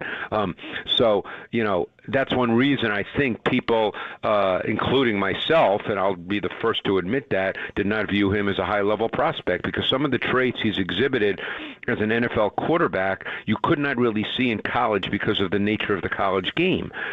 So for him to drop back, and like I said, Jennings was open. It wasn't like, oh, my God, I can't throw it to Jennings. I have to go to someone else. Jennings was wide open. But he just saw and immediately registered that Adams was flat-footed facing him. One thing in talking to coaches all through the years that they always talk about for a quarterback when you drop back and you see safeties is their body position. And their body position tells you where to throw the ball. And he could see by the body position and the feet that Adams could no way get over the top of that over route by Samuel. No way. He couldn't play it. So he decided to do that. It was a great ball and a touchdown. Yeah, and he told us, we had him on the show this week, and he told us the deep ball is new to him. He didn't do it much at Iowa State, and he said it's Kyle giving him these chances, and he's learning to take them. Yeah, well, it's funny you mention that because, like I said, I turned out to be wrong, as many did, and I'll be the first to admit it. It's still human beings evaluating human beings. Mm-hmm. I didn't love his tape. I mean, he was obviously Mr. Irrelevant. He started 4 years. I remember watching him in each of his final 3 years, and his best year was actually his sophomore year. And after his sophomore year, I thought, okay, I could see this guy as like a 4th, 5th round type pick. Okay, that's what I thought, And then after his last 2 years, I thought, I'm just not sure this guy's an NFL quarterback, And like I said, I'll be the first to admit it. Look, I've been doing this a long time. I would say I probably get a lot more right than wrong when I do my evaluations, but I'm going to get a bunch wrong too, like everybody does. And quite frankly, I just didn't see him as a high-level prospect, which was clearly the case in the rest of the NFL, or somebody would have drafted him. Yeah, and Greg, I mean, you're not alone. Look at the history of top 1, 2, 3 quarterbacks taken in the last several years, whether it's Mitch Trubisky or Zach Wilson or Trey Lance, or we can go on and on and on. Some of that is because they're being drafted to bad situations, right? A lot, and you have to sort of almost give the guy a break because it's a bad situation with a losing franchise and all that. But also, guys are getting stuff wrong all over the place, Greg. All over the place. And look, it's really hard. I mean, look, this year everybody's saying it's a great quarterback class, and it may well turn out to be. I watched pretty much all these guys this past summer from their 2022 tape, and obviously once the season ends, I'll dive in and watch them from this year's tape. But, not every single guy that's being talked about is going to be a star. You guys know that. Mm-hmm. It doesn't work that way, and there's many reasons for that. Now, I'm in a different situation. I don't get to do what teams do. I don't spend time with the players, so I'm just watching tape. So I can't speak to their work habits or how they are in a locker room or any of those things that you need to be with a person to know. It's like when people, you guys don't ask me because you know I can't answer it, but if I, let's say, do a radio show, every once in a while in the off season, I'll do a few more things for friends or, that kind of thing. And people say to me, well, is he a good leader? And I say, I can't answer that. Right. You have to be with someone every day to know that. I can't speak to that, So there's certain things that, you just don't know until you have someone with you every single day. Yeah, and speaking of first-round quarterbacks, Greg, the 49ers will be squaring off against one this weekend in Kyler Murray. Yep. Now, he made his return a few weeks ago from that knee injury. I'm curious to see your breakdown on whether or not he is using his legs as much and if the 49ers will have the same game plan that they kind of implemented against Jalen Hurts a couple weeks ago. Marcus, and I'm going to be totally honest with you, Kyler Murray has been one of those quarterbacks that I have struggled so much with getting a feel for what I think that he is, from an evaluation standpoint. He's obviously incredibly gifted. He's got a big arm. He knows how to play to his size. He's a guy that has kind of mastered falling away from throws and yet still being really accurate because he's always been short, obviously, so he's not been able to stand tall in the pocket. So he's mastered being able to fall away and still make really special throws. We obviously know about his movement skills. I mean, a couple of weeks ago, he had that third down late in the game where it seemed like he was running around for about a week, and he ended up getting a first down. So the traits are really, really high level. But yet, when I watch him, I always come away, and this is not an X and O point, but I'm just telling you, I struggle with this. I come away feeling like I think there's more there. I feel like something's missing. And I don't mean that in a negative way, like, oh my God, this guy can't play. But I've struggled so hard to get a really defined feel for what I think he is based on tape study. And that's usually very rare for me. I mean, hey, I'll be wrong sometimes on guys, but I always come away from watching tape feeling like, yeah, I know what he is. And I just struggle with that with Kyler Murray. The mystery of Kyle Murray. He's an enigma. And I'm just being honest about it. You guys know me well enough to know that if I feel like I don't know something or I don't feel comfortable, I'm going to tell you. You know? I just don't know exactly, what he is. I mean, besides the fact that he is extremely gifted. Right. Great stuff. And then finally, just, I guess, big picture on the Cardinals. I mean, they're 3-10. They're bottom of the league, and they're 26th in points. They're 30th in points allowed. I mean, they did beat the Steelers 2 weeks ago in Pittsburgh. If I could jump in, please. Mark, they do some really cool stuff on defense with Jonathan Gannon. Now, they don't have great players on defense, but and again, I'm not going to go into all the weeds because people can't see it, but they do some things that are different from other teams on defense. And so it'll be interesting when I watch the tape next week. I'll be fascinated to see how Kyle goes about attacking it, but they definitely do some things that you don't see every week in the league. And I'm sure he does that because the talent level isn't really high level. They can't just line up and play. Yeah. Well, everything points to a Niners personnel-wise, rolling through. Like, should the defensive line dominate the Cardinal offensive line? James Conner as a running threat. The tight end McBride. But Murray. But one thing I've learned, okay, and even though I might be more old school at times when it comes to quarterbacks, I've evolved with the position. When you have the Kyler Murrays of the world, the guys that can make plays with their legs and break down the discipline of your defense, you got to be careful. I mean, those guys can make special plays at any time in a game, and they can be game-changing kinds of plays. Yeah, and well, that's the fear going in, and especially a trap game. Ravens next week on Christmas, that whole deal. So. Oh yeah. I mean, that's the thing. Another division game. Again, I never know because I'm not in the locker room, but people are going to say, oh, they're going to look past the cards to the Ravens, and I don't know if there's truth to that or not because I'm not there. But you're right. I mean, the last thing you want is all of a sudden you're late in the third quarter and the game's 17-14. That's the last thing you want. We shall see if they continue it rolling. It's great to have it. So I will not talk to you before. I don't think until the New Year. Are you gone now till after the first of the year? Yeah, I won't talk to you until the Thursday after New Year's. How about that? Oh, my God. What am I going to do? You're going to have to talk. Marcus likes Steve Miller Band. That's it. So we can go with that. Steve Miller Band. So we'll have to with you here, it'll be a little magical, a little abracadabra. Listen to that. There it is, Listen to Greg. that. Set her up perfectly. So the warmest of holiday wishes from me to you, Greg. I love talking to you every week. It's a tumultuous year. We've had a lot of change, and we know that you've expressed great sympathy and emotion for all that because you're one of our true friends. We've known you a really long time, and so thanks for all your sympathy and support, and just can't wait to talk to you in the new year. And let's hope, the Niners are, look, they're going to make the playoffs, that we know, but let's hope maybe this is the year. You never know. We could be talking to you for a while there, buddy. Maybe I'll see you guys in Vegas, Well, that's the goal. That's the goal. And then we'll go see a show, all right? Well, yeah, you'll have to handle that part of it, Okay. All right, Greg. Take care. All the best. Take care. All right, yeah, have a great New Year's there, Murph. And Marcus, talk to you next week. I'll see you next week, Greg. That's the deal. All right. Hey, on the other side, we're going to get back to Draymond now. Draymond Green next. What happened? What's going to happen next on the Sports Leader? Milpitas, shout out to you for supporting KNBR. Milpitas' Sports Leader. From the Chilton Auto Body Traffic Desk.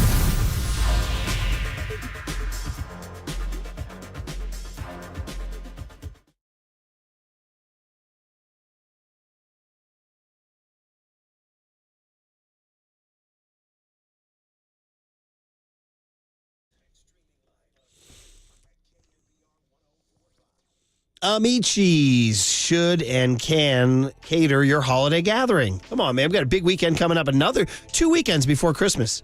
So whether you're having a holiday gathering in your neighborhood or whether you have one in work next week, have Amici's cater it.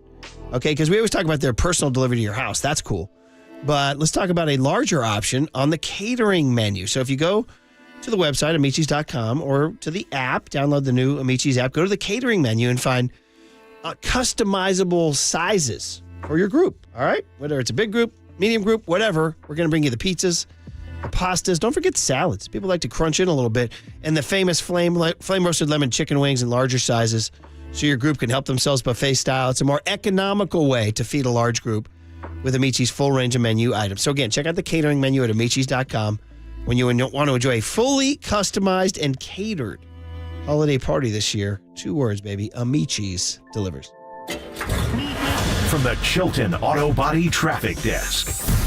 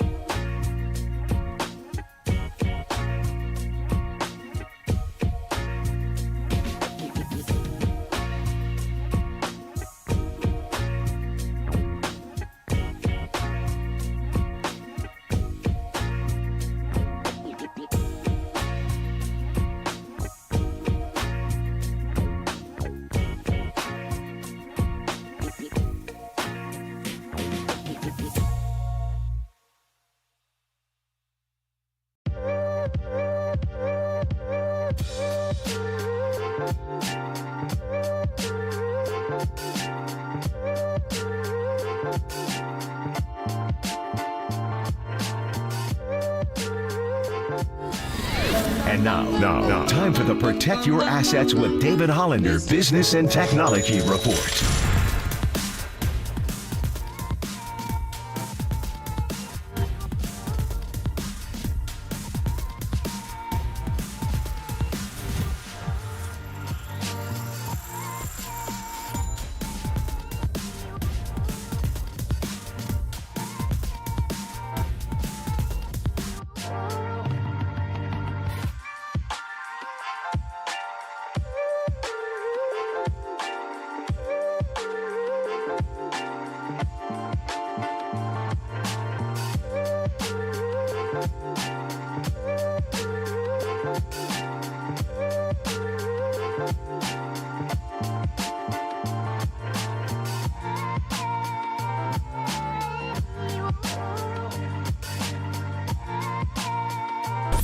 Listen to the sports leader anywhere, anytime. Download the KNBR app. Murph and Marcus continue live from the KNBR Casino Matrix Studio. Casino Matrix Progressive Jackpots are here. Where are you? Just drop in. Please play responsibly. 1-800-GAMBLER.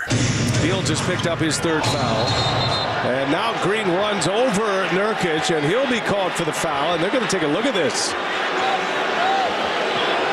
See Jason Goebel indicating they will go to the monitor here. Nurkic is down in a heap. Green just plows right over Nurkic. We'll see if there's anything unnecessary added to it. Oh, man. Well, that's going to be a flagrant. Yep, and now they're going to just try to decide if they think it was excessive. It's going to be at least a flagrant one, could be a 2. Which would be an ejection. Boy, that is a swipe across the face. 2. After video review, Green makes unnecessary and excessive contact to the face. The foul has been upgraded to a flagrant foul penalty 2, and Green has been ejected from the game. And now we're dealing with the word indefinitely. It's how we open the show today. I believe it broke yesterday afternoon during the afternoon show. It's the morning show's first chance to check in on the fact that the Warriors have been dealt a severe blow. We were guessing numbers of games yesterday, Marcus, and there ain't no number. No. It's indefinite. It's kind of hard to do the over under 5 games when the key word is indefinite. Wow, and so much to get into here. I mean, in terms of, it looks like, according to Adrian Wojnarowski of ESPN, the NBA is going to require him to go through counseling. And that means there's no time limit on that. It's not like, hey, you do 35 minutes here, you're good. No, it's about, wow, like a deep look within his soul and what's motivating this behavior and what's causing this behavior. And the Warriors, meanwhile, are left to try to figure out this season without him. Somebody speculated probably through the new year. I mean, you're looking at already tonight against the Clippers. Yeah, like I think there's a really good chance that Draymond's going to miss somewhere between 10 and 15 games, Murph. Well, who knows? I mean, that's the big question, too. Yeah, I like the headline, by the way, on the Chronicle, Swing and a Mess. That's pretty good, Swing and a Mess. So here's what you got going ahead, just looking for the Warriors. I don't even know if it's worth trying to predict them salvaging this season. I hate to say the season is lost on December 14th. It's not even Christmas Day yet. Well, supposedly the season doesn't start until Christmas, right? No, and there's people who say it doesn't start until the All-Star break. Right, exactly. So I shouldn't say that it's lost, but if you're looking at a chance of sliding away, shout out Paul Simon, they start the Clippers on Thursday, then they're home for Brooklyn on Saturday, then they're at Portland on Sunday, and then next week you got 3 home games. You'd like to win home games, but Boston is one of them. Here comes Jordan Poole next Friday. How ironic is that? Party. It's a pool party. You think he's actually happy that he's going to show up and he's not going to see Draymond Green? Probably. I think so, too. Probably, yeah. And then next Saturday, a week from Saturday, Portland's here. That's one you'd like to get. And that all leads up to at Denver on Christmas, which is not looking promising. No. But then after that, Marcus, 1, 2, 3, 4, 5 straight home games. Miami, Dallas, Orlando, Denver, Detroit. That takes you into the new year. 1, 2, 3, 4, 5, 6, 7, 8, 9 of their next 12 are at home. You'd like to see them, tread water. I don't know, I'm getting kind of away from the Draymond thing and talking about the team, but, I mean, if you really have it, The team was supposed to try to win a championship. Nobody's talking championship right now. No, Murph, and you're talking about you'd like to see the Warriors tread water. I like to see Draymond Green on the court. I like them to see him not swinging at people and stomping on people and choking people out. Yeah, it's obviously the situation now. And people are asking, too, has counseling ever been brought up before? Has it ever been brought up before? And listen, those of us who've been dealing with Draymond for years, we've had our stages of defending him, right? 2016, we thought he was completely wronged. Like he was an innocent victim, and Kiki Vandeweghe way overstepped his bounds as the NBA rules enforcer. And that was just the thievery, right? And then then he beefed with Durant. Remember the famous Steve Kerr where he got caught saying, "I'm so sick of Draymond's S on the bench." But we said, "Oh, it's all part of the deal. It's all part of the deal." Well, that would be my answer to your question. Have they tried therapy before with Draymond Green? I think the therapist was Bob Myers. Yeah. And now you're seeing in the first season without Bob Myers, Draymond's gone fully off the hinge. Yeah. Because he's always been the guy that's going to test the limits, going to be a habitual line stepper. But now this year, he's been suspended ejected 3 different times in 15 games. I mean, it's like he's trying to tell us something. Like he's like on an all-time pace. Like he's trying to track down Rasheed Wallace for the most ejections in NBA history. Is that the record? 29. Draymond's got 20. 29. That's impressive. Countdown begins. He's got a ways for Draymond. to go. He's got a ways to go. 9 more to go. Don't test him, Murph. Well, I mean, is there something to Rasheed Wallace being a Piston that he idolized him and he wants to like Brady idolized Montana? Yeah, and this all goes back to Joe Dumars and the Bad Boys Pistons, the team that Draymond Green grew up rooting for. He's like, "Hey guys, do you guys like me? I'm getting ejected. I'm riffing here. I'm one of you. I'm one of you." So 23 games they've played this year. Draymond's only played 15. Okay, he's been ejected in 3 of them. And then he was suspended for 5 other ones. So he's missed 8 games. He's also missed a game due to personal reasons, Murph. That's right. That's one that's lurking out there that we look at that like, what was going on? Now, who knows? I don't know. Maybe he had a hangnail or something. But, I mean, we don't want to presume too much. But in the 8 games that he was either ejected or suspended, they're 2-6. And so what are they, 10-13? So, they're 8-7 when he's out there. But the point of the matter is it's tough. Now, Kevin Durant, people are checking in. Kevin Durant, now the guy he beefed with. In 2018? 2018. Yeah. In the where they are tonight. It was against the Clippers. You remember it was in LA. That's right. Paulie and I were in Hawaii. We woke up and like, dude, nothing like, I got to tell you, those shows in Hawaii, like you wake up and everything smells like orchids. Oh. And the air is warm and soft. And you hear the ocean, like, because it's always, we start in the darkness. You can just, because we do it outdoors on a patio. You can just hear the waves lapping. And the whole point of this story is, like, set against that setting, we wake up to the news that Kevin Durant and Draymond Green almost threw hands on a loading dock in L.A. We're like, we're not really feeling that right now. We're in Hawaii. Yeah, those don't fit the Hawaiian vibes, Murph. No, it does not. But anyway, Durant checked in, and he was there that night. He was on the sideline wearing a beanie, and here's what he said. Yeah, that was insane to see. Glad Nurk is all right. Never seen that before on the basketball court in the NBA game. I hope Draymond gets the help he needs. There's been incident after incident, so I know Draymond, and that's not, he doesn't, he hasn't been that way when I was around him and coming into the league. So hopefully he gets the help he needs and get back on the court and, put all this stuff behind him. Hopefully, I mean, he's calling him out as a guy who needs help. Yeah, right now, and he says incident after incident. And by the way, KD, he kind of was that guy when you were around him. Yeah. Like, this has been the same old Draymond Green, and that's why going back to 2018, that was the 1-game suspension due to conduct detrimental to the team. Yeah. And now that phrase is popping up again. I heard Bobby Marks this morning say on ESPN that could maybe lead to the NBA voiding Draymond Green's contract. We actually have that sound right here, Bobby Marks, yeah. They're giving him some leeway to get help right now without putting a benchmark as far as how many games he has to serve here. But, yeah, I mean, eventually you just run out of chances, right? Like that's the reality in the league. And although these contracts are guaranteed, there's a clause in there when it's conduct detrimental to the NBA, the commissioner has the right to void any contract. And I'm not saying we're there, but that they do have that to kind of, hang over his head, moving forward. Man. I mean, this guy just signed a 4-year, $100 million deal. Yeah. And so, I mean, the Warriors right now, guys, how are we looking right now about next year and 2 years from now and 3 years from now? Don't even start thinking about it. I know. I'm trying to get through, like, his next counseling session. I'm just trying to get through the Steph Curry timeline. I don't want to deal with the fallout of Draymond and Clay and the people who can't score 20 points around Steph right now. 510 says that Draymond, you permit, you promote. I mean, that's one thing. Like, do the Warriors bear some responsibility? Because And I admit it. So I've had my own complicated relationship with Draymond just as a sports talk radio host here in the Bay. The guy came and delivered 4 championships. And like I said, we thought he was wronged in 2016. But when he punched Jordan Poole, I mean, nobody accepted that. Nobody was like, hey, that's cool. But dude, literally, Marcus, they were 3 months removed from Market Street, where you were saying, hey, is this Murph on the phone? That's it. Murph, what's up? Is this Murph? So, I mean, you were out there getting champagne from, was it Jordan Poole's dad or something like that? Jordan's Poole dad gave us a cigar. I was right next to Draymond's bus. He was drinking his new tequila. Clay and Steph were spraying champagne all over the place. So it was really hard to think of like doing anything drastic to Draymond. We're like, man, that was brutal that he punched Jordan Poole, and that somebody leaked it also. But it was like, and I remember writing a jock blog about it saying, listen, with this guy, I mean, 4 championships, yeah, it's not good, but since then, it's just gotten worse, hasn't it? Yeah. And now you're wondering, why would it get worse at age 33? Like, your legacy is secure. You've won championships.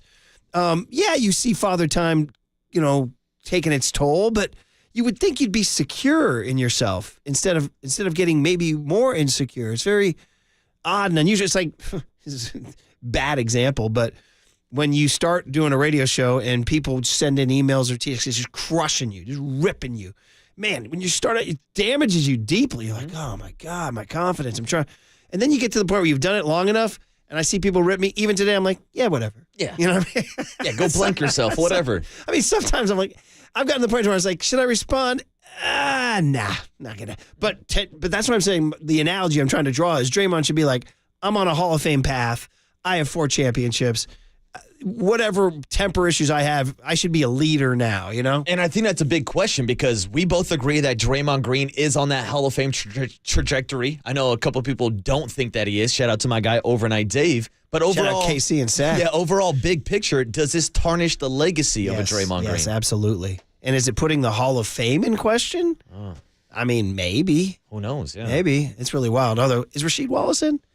Oh, that's a good question. NBA Hall of Fame, Basketball Hall of Fame is kind of wild. Well, that's the thing. It's a Basketball Hall of Fame, not the NBA. It's a pro basketball, and they let people in by the bush. Yeah, everybody gets in. I'm not trying to dog it at all. It's great when you get in, but they do. It's like 10 or 11 people per class. I don't think Rasheed is in yet, but he might get in there. Should he get in? Is Rasheed Wallace a Hall of Fame? Yeah, why the hell not? I don't know. Everybody gets in. He's a. Let me give you some. You get a Hall of Fame jacket. NBA champion, 4-time All-Star. I don't know if he's a Hall of Famer. No, he's done. Yeah, but he's also got the most ejections in NBA history. Well, there you go. He's got the records. There you go. Anyway, the point is that it sounds like the Warriors today, Mike Dunleavy, Draymond's agent, and Draymond will meet. I guess they're going to have some sort of call with the league, and he's expected to receive counseling. That's the deal, man. So we'll continue to talk about that. It'll be the big hit today at 8 o'clock. We can take your calls at 808 KNBR at 8 o'clock. And then Connor Letourneau does a great job covering the team for the Chronicle. We'll check in at 8:50. But it is time. Now, do my timeline right. When we talked to Mike last Tuesday, Jung-Hoo Lee had not signed yet. This is our first. That is correct. Our first show with the new Giants. Jung-Hoo Lee. The Jung-Hoo Lee Giants. And Mike Krukow next on KNBR 104.5 and 680, the Sports Leader. Yo, what's going on, man? Is this Murph?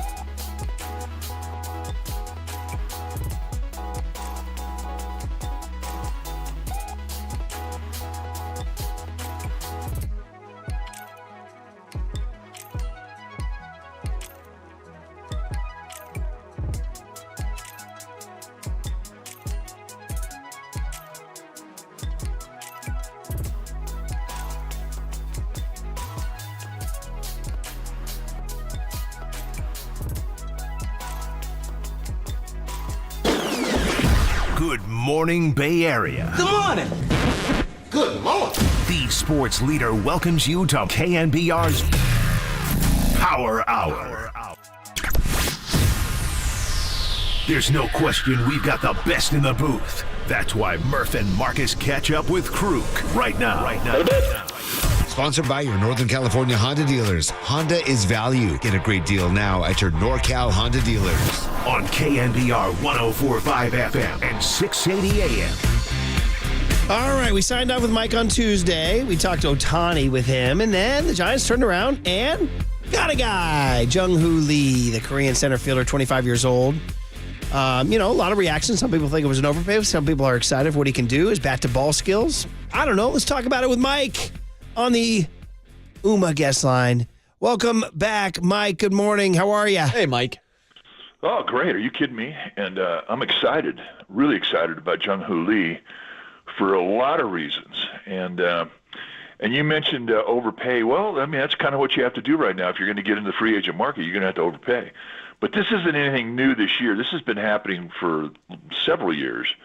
It's just the way it is. But this guy is such a great addition to the Giants team because of the type of style that he brings to the game, what type of player he is.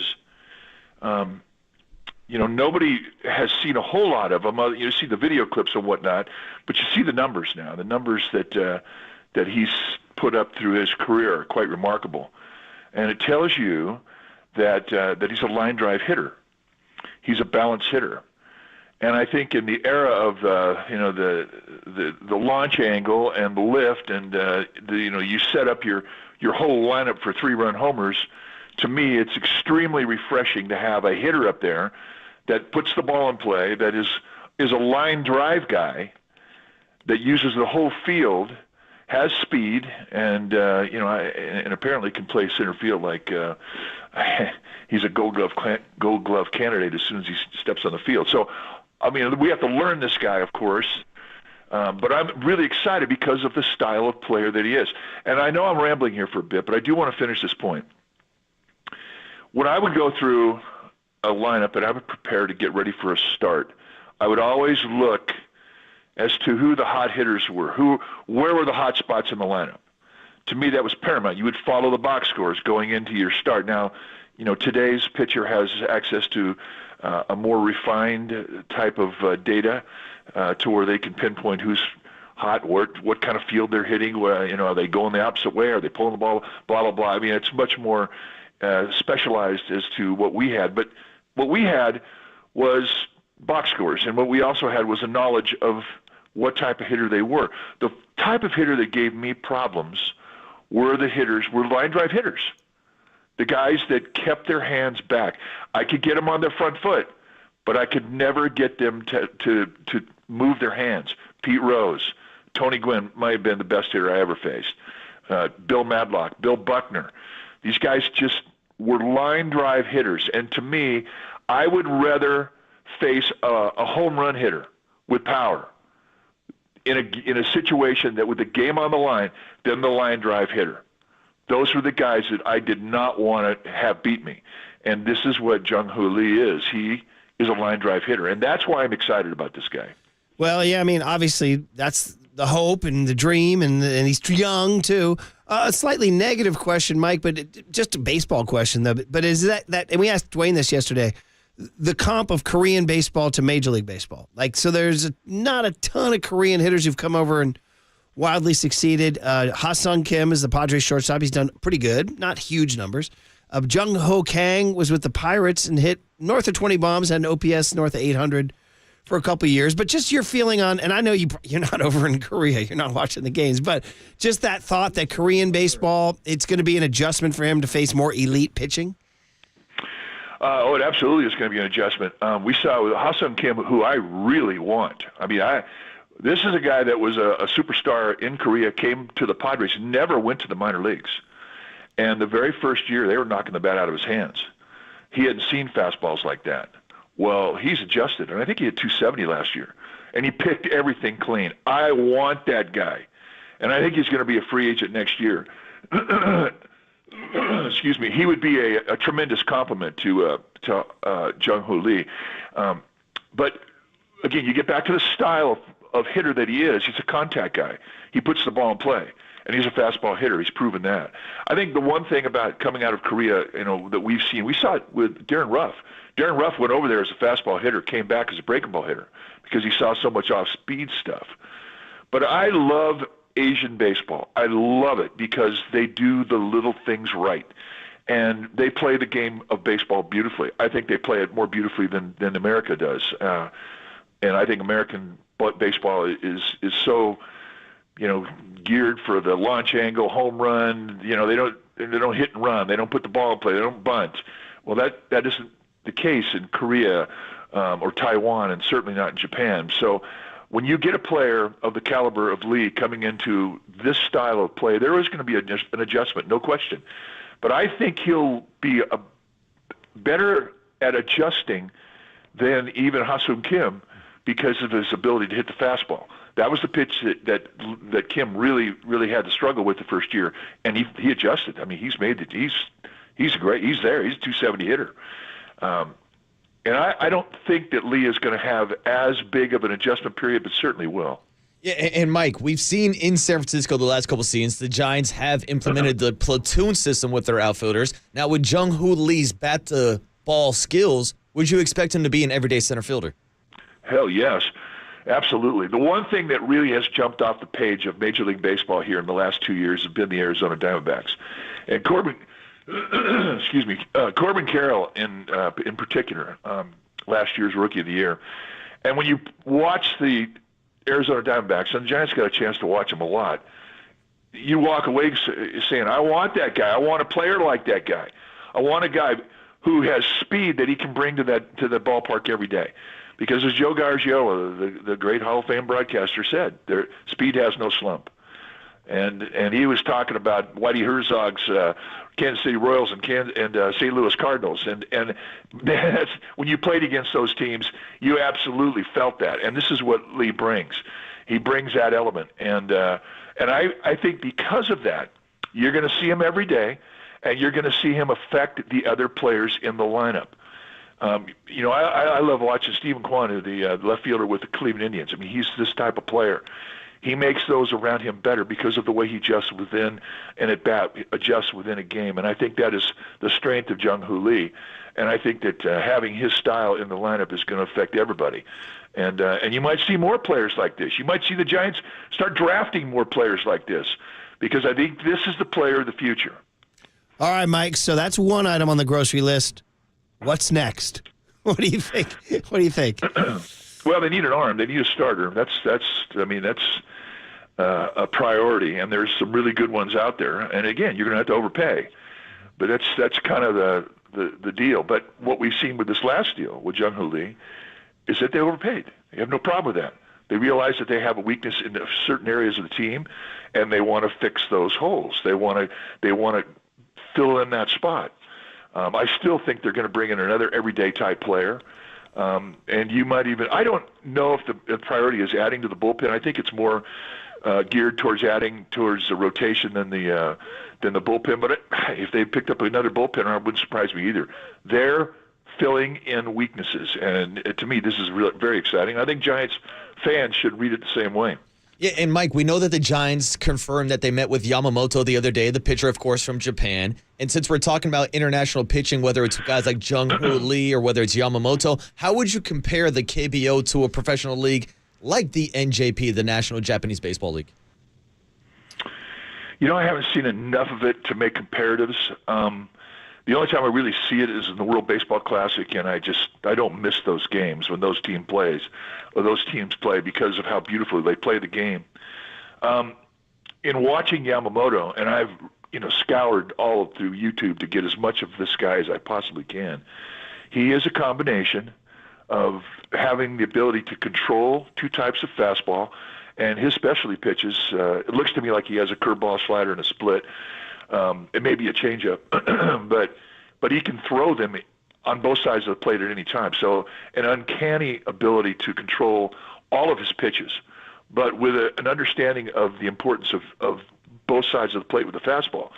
Now, he's 25. And I think if you look at his strikeout totals, I think, when in doubt, he thinks strikeout.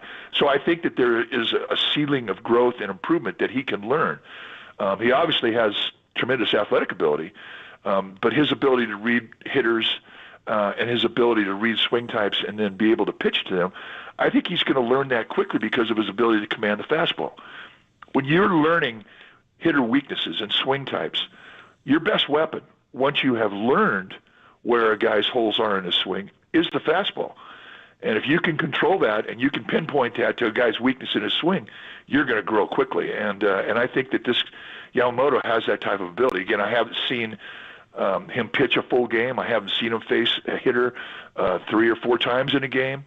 But again, 25 years old, there's only so much you can learn because you haven't been able to throw as many innings when you're 25. But I do think that because of what I've seen with him, his ability to grow is he has a high ceiling, and I hope they get him. Well, that's going to be the big one. Obviously, the Mets and Yankees are in. The Ohtani met with him with the Dodgers yesterday. So, and that leads to the big one I want to leave for the end here was the Buster Posey comments to Andy Bagley, which were wide-ranging. The headline is about San Francisco and how the area around Union Square where players stay, they see the worst of San Francisco. And Buster said there is a perception problem right now. He acknowledged it, which I just wrote about it for the KNBR website. I love that Buster's taking the lead on this. And so sort of a multi-layered question. A, what'd you think of the remarks? And then B, the idea that Buster's out here becoming a lead voice, really, for the organization. I mean, not Greg Johnson, not Larry Baer, it's Buster. And I'm highly encouraged by that. But he also talked about the elephant in the room. Mike, what was your reaction? Well, it is concerning, and one thing that we have definitely seen in the last several years when teams come to San Francisco, I mean, they would never, ever miss San Francisco being a family trip and certainly a wives trip. But that has diminished here in the last couple of years. San Francisco's got some work to do, no doubt about it, and I think that hopefully we start to see more improvement where the city changes and becomes a bit more inviting for tourism, for people to come back. I live in the city during the season, and I think from what I've seen, it has improved. Getting out and going to restaurants. I mean, try getting a reservation. I mean, you know how tough it is. So people are getting out and they're still using the city, and it's never ever changed. It's always been a beautiful city with beautiful people. I mean, that's the strength of this town. But like a lot of mainstream media, when stories start to go out, they become sensationalized, and then that's all you read. And over a period of time, people start to react to the sensationalism. It gives them an opinion, whether it be accurate, doesn't matter. That's what they have. And if it curtails tourism and if it affects decisions by free agents, well, that's something that the city has to change. You have to change your image. You have to change it from within. You have to change it from within your political leaders. So San Francisco's got some work to do, no doubt. In regards to Buster, I mean, he sees it, and that's how he calls it. He doesn't sugarcoat anything. It's now that you're starting to see him talk about other issues other than baseball, which he never really did as a player, but that was his voice in the clubhouse. He called BS better than anybody in that clubhouse, and he simply did it in regards to the city, and I think people should react to it in a positive way. They should make changes to fix it. Yeah, and just bigger picture about him, given this interview to Andy Bagley, he talked about his love for the Giants and his love for the lore and how he pitched that to Ohtani.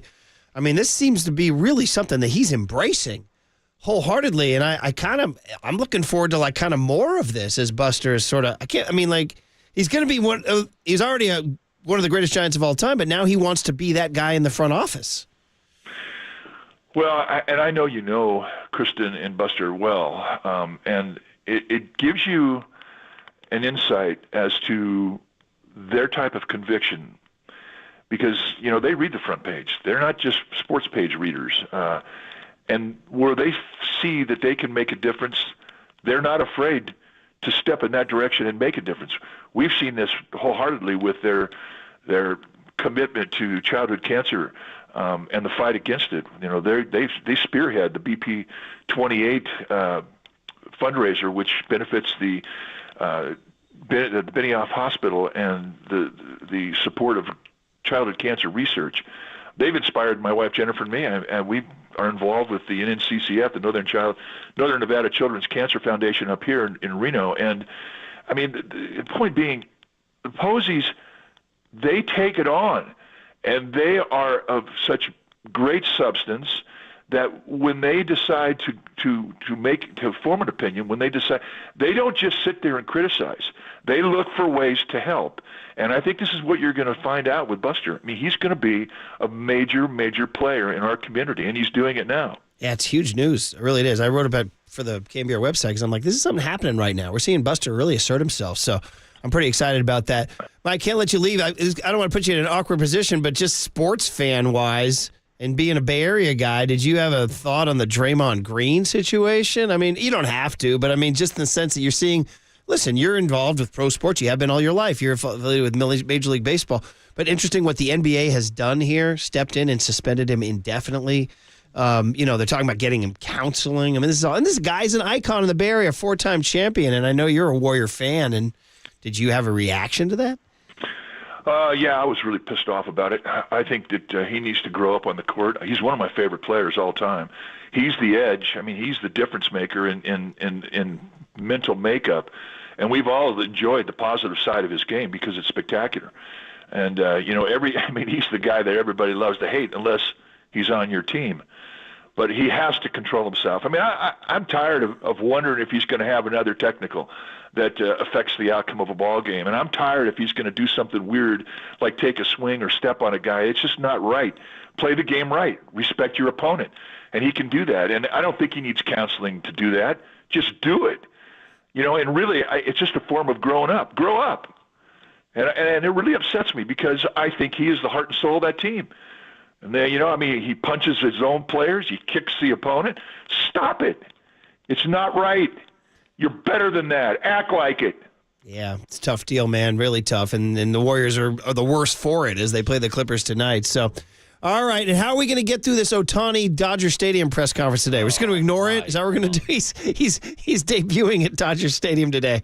Like you said, rub it up and beat him, right?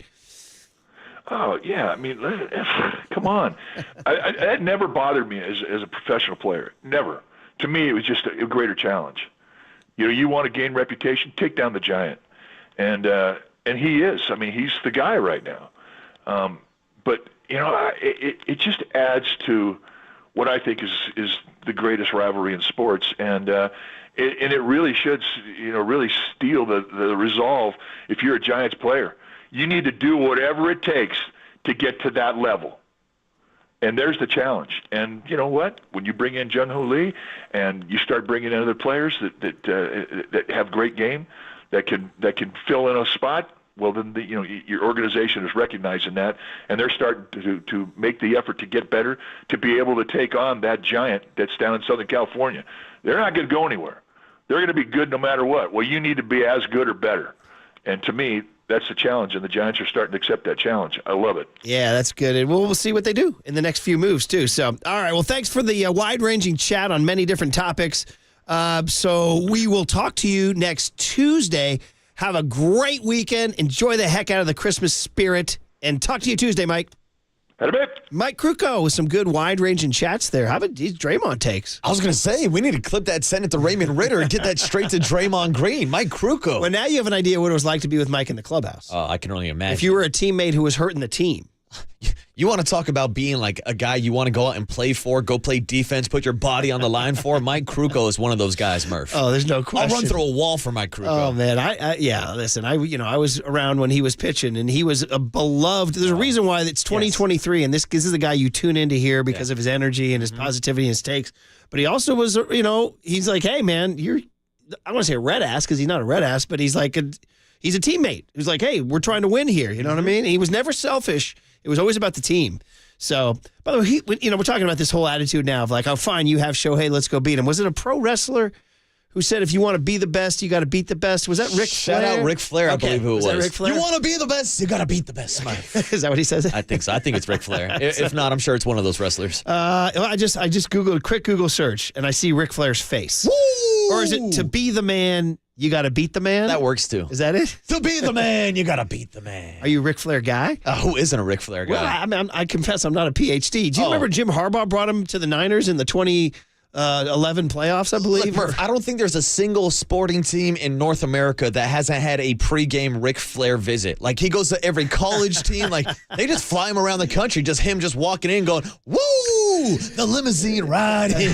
But now, I'm going to ask a really stupid question here, but was he a villain or was he a hero? Was he a heel or was he? I think he was both babyface and heel at multiple times in his career. That's how you get the best of the reaction from the wrestling world. Was he your number one guy? Nah, Ric Flair wasn't at the top of the line for me. I'm a Stone Cold Steve Austin guy. Okay. Would they have wrestled each other? Yeah, they crossed eras. I mean, Ric Flair will still show up at like WrestleMania. I think even like recently as a couple years ago. I'm on, again, I did the search. I sing, to be the man, you got to beat the man, followed by woo! Woo! You got to get those woos in. Well, that's my point of bringing that up is for Shohei. Yeah. To be the man, you got to beat the man. And that's the question. And that's something I really wanted to talk with you about before we break and get into our Draymond Green big hit. Yeah. And I didn't know whether or not it was appropriate to ask somebody like Mike Krukow, but it's my understanding that the Giants are the ones that are responsible for putting opposing teams in the hotel near Union Square, correct? No. No, okay, so that's a different call. Yeah. I was going to say, wouldn't the easiest solution just to be to put them in Hotel Villa, put them in a different part of the city where they don't have to walk through the Tenderloin? Well, they do. First of all, it's tradition. They have contracts, and the size of the hotel is a big deal too. Availability, and so a place like the St. Francis, right there on Union Square, where every Christmas when I take my kids, we go see the train around the gingerbread house and all that, and the beautiful lobby, and it's so iconic, and they like it being near a lot of restaurants. Okay. So for years you heard. So God, here I'm going to date the show here. Go all the way back when Harry Callis, the voice of the Phillies, who's no longer with us. You know about Harry Callis, Michael? I've heard the name. Yeah. He's the John Miller, Lon Simmons of Bill King of Philadelphia. He's the iconic Philadelphia. He did a lot of NFL films too. And when Mike Schmidt was at his peak and he would hit a big home run, he would say, Michael Jack Schmidt. Anyway, he was so iconic. I remember old Pat booked him on our show to come on. This is like 06, 07, something like that. Near the end of his run. He's, like I said, we lost him, but he was one of the great voices of all time. And he came on our show and said in his cigarette-soaked voice how much he loved coming to San Francisco because he would go to, and have you ever been to Lefty O'Doul's right off of Union Square? I have not, sadly, no. Young Tony, have you been to Lefty O'Doul's? Okay, it's one of those spots that it was just because of its location. I was going to say, I've heard stories. First of all, the name, Lefty O'Doul's, the old San Francisco Seal, one of the great San Francisco baseball figures of the 20th century. Shout out Sam Spear, pointing to the sky for Sammy. But it wasn't overly fancy. It was like a bar that had a buffet with a sneeze guard. Okay, so it wasn't like a high-end restaurant. A sneeze guard. Yeah, you would get a plate and just kind of throw some food on there. But it had a bar and it had a piano. Okay. And Harry Callis used to say, I love coming to San Francisco and I'll be tonight at Lefty O'Doul's singing the old Frank Sinatra song, High Hopes. That was the Phillies' big song, High Hopes, back in 1980s. So the point of that long-winded story is that that's how iconic it was. Yeah. That Harry Callis looked forward to coming to San Francisco so he could go to Lefty O'Doul's and sit at the piano and sing High Hopes. And people in San Francisco would come and say, that's Harry Callis singing High Hopes. Now they're saying, don't go out of the hotel. Don't turn right. Don't turn left. Whatever. Yeah, because all you see is low hopes, Murph. Oh, dude. And now it's being used as an anti-recruitment tool. Right. So anyway, it's interesting. Yeah. Just something I thought about. I was like, why not just move the team hotel? But obviously, it's outside of the Giants' control, it sounds like. Well, yeah, teams could change. Yeah. But again, there's no, what's a big enough hotel outside of the Tenderloin Union Square area? I mean, you said Hotel Villa. I just know just because it's right across the street. Yeah. It seems like it would make sense. But they used to be so appealing to stay at Union Square. Like I said, they had the wives would go shopping, and the players would get it'd be great steakhouses or whatever, and all that. Not anymore. Yeah. Well, I mean, so here's the deal. So I'll reveal this, that I wrote about Buster for the Jock Blog, and I texted Buster. I try to leave him alone. But since I was writing about him, I said, hey, dude, listen, I didn't vet this with you, but I wrote about your comments on the streets, and I actually told him I'm glad you addressed the elephant in the room. And I said, only by addressing it can the pendulum wrote back. And, he wrote back and said, I said, that's the idea, that to get the pendulum to swing back. So he's optimistic. And if you read his comments, he's like, it can change. It can change. Well, there's a mayor election coming up. I know, right? Buster for mayor. Well, I mean, Hey, he's got my vote. Happen. He's got my vote. We've talked about Steph Curry for president, Buster for mayor. Oh, dude. Well, Buster said some common sense could go a long way, too. There's a lot of stuff out there that's mind-boggling, but we don't want to go down this road. I was going to say, my dad once told me common sense ain't too common, well, Marcus. there it is, buddy. There it is, yeah. And then all that, plus you guys have the Raiders tonight. That's it. Okay, the big hit is obviously Draymond Green getting suspended indefinitely. Is there anybody out there defending Draymond at this point? Is this the end of the dynasty, or is that an overstatement? And like Buster says, if he believes you can come back, can Draymond come back? Is there a path forward? So 808 KNBR is the phone number. You guys want to check in. Is there a path forward? Can the Warriors somehow resurrect this season? How much does anger management play into all this? Counseling, can it change Draymond? All these topics. 808 KNBR is the phone number. And we'll do it next, the big hit. And tell you that you're listening to KNBR and KNBR FM San Francisco, the sports leader at Cumulus Media Station. Don't forget Kyle Shanahan today at 3:30 with Tolbert and Copes. And the big hit is next on KNBR 104.5 and 680, the sports leader. Ric Flair likes that a lot. Woo!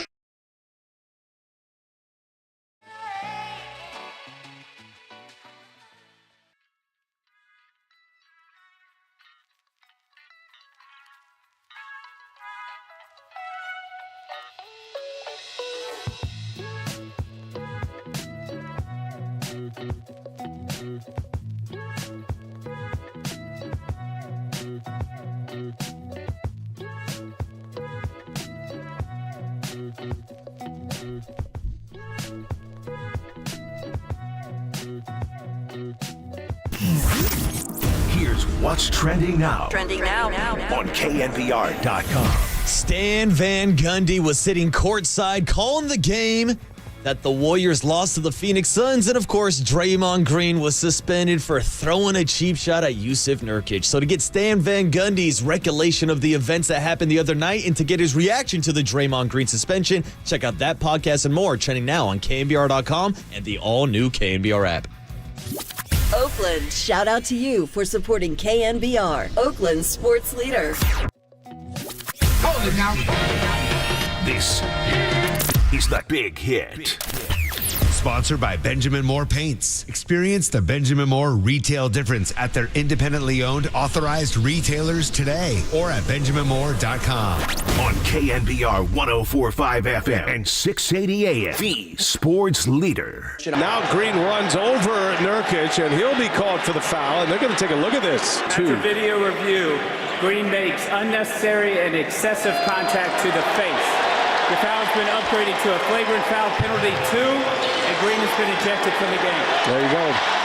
When you hear excessive, that's it. Draymond Green is out. Although these contracts are guaranteed, there's a clause in there when it's conduct detrimental to the NBA, the commissioner has the right to void any contract.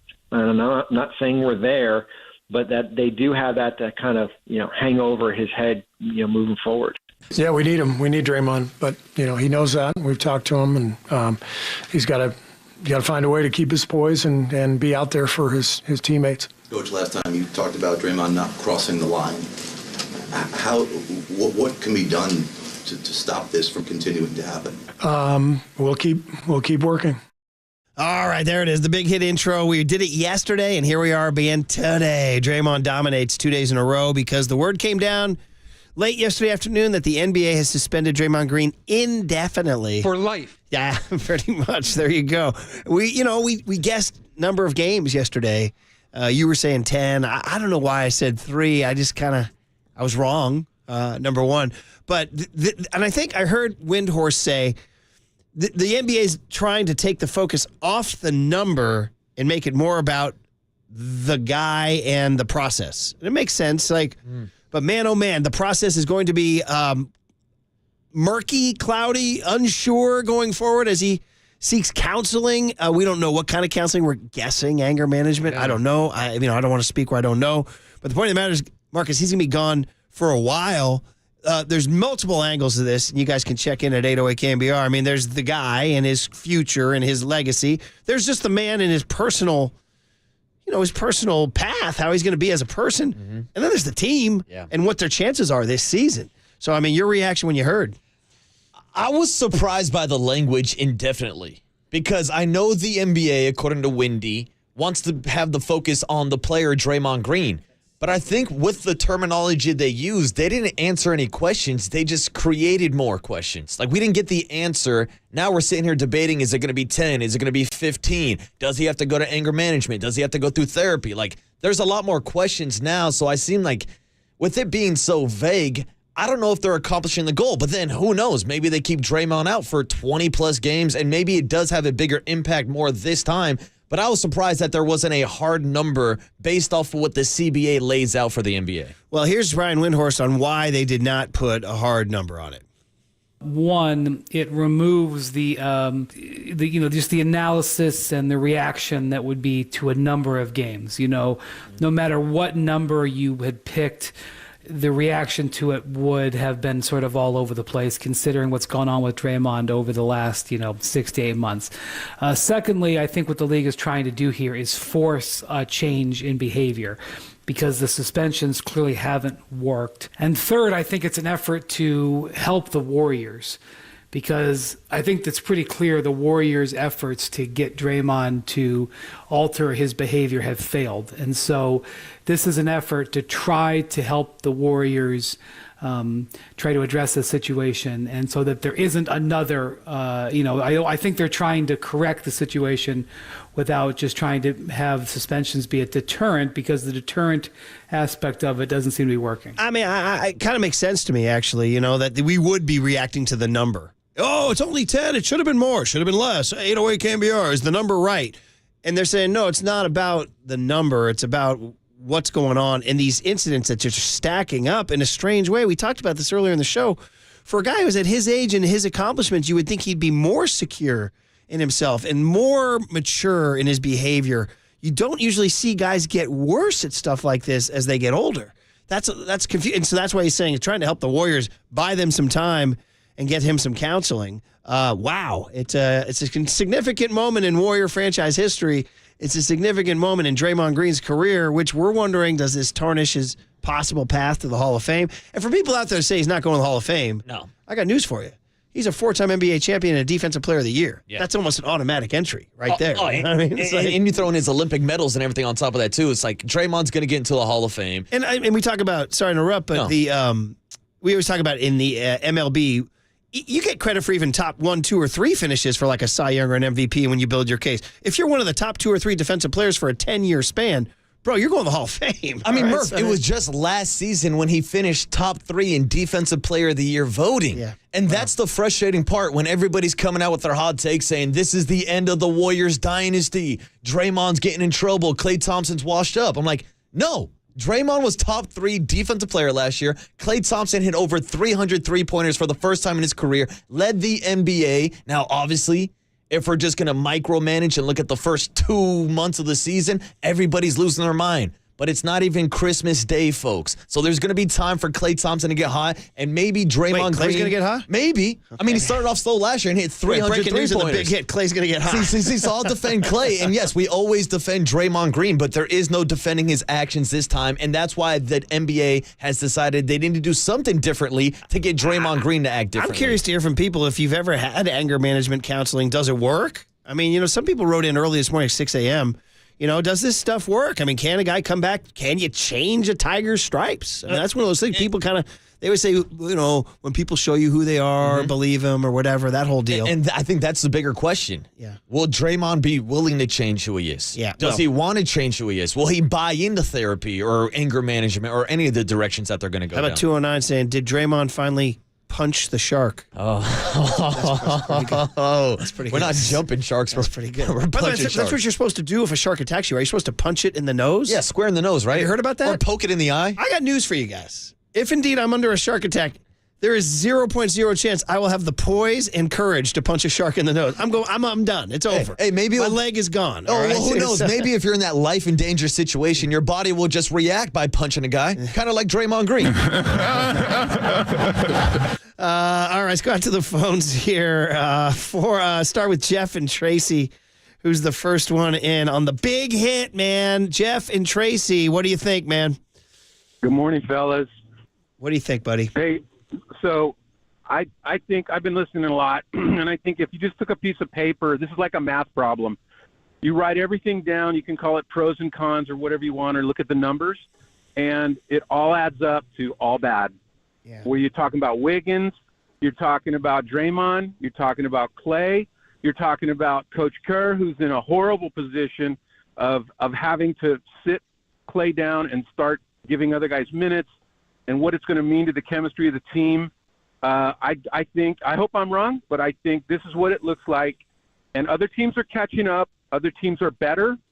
And I don't see this thing turning around. The season's half over. That's my first take. My second take is I laugh when Draymond Green said it was accidental, number one.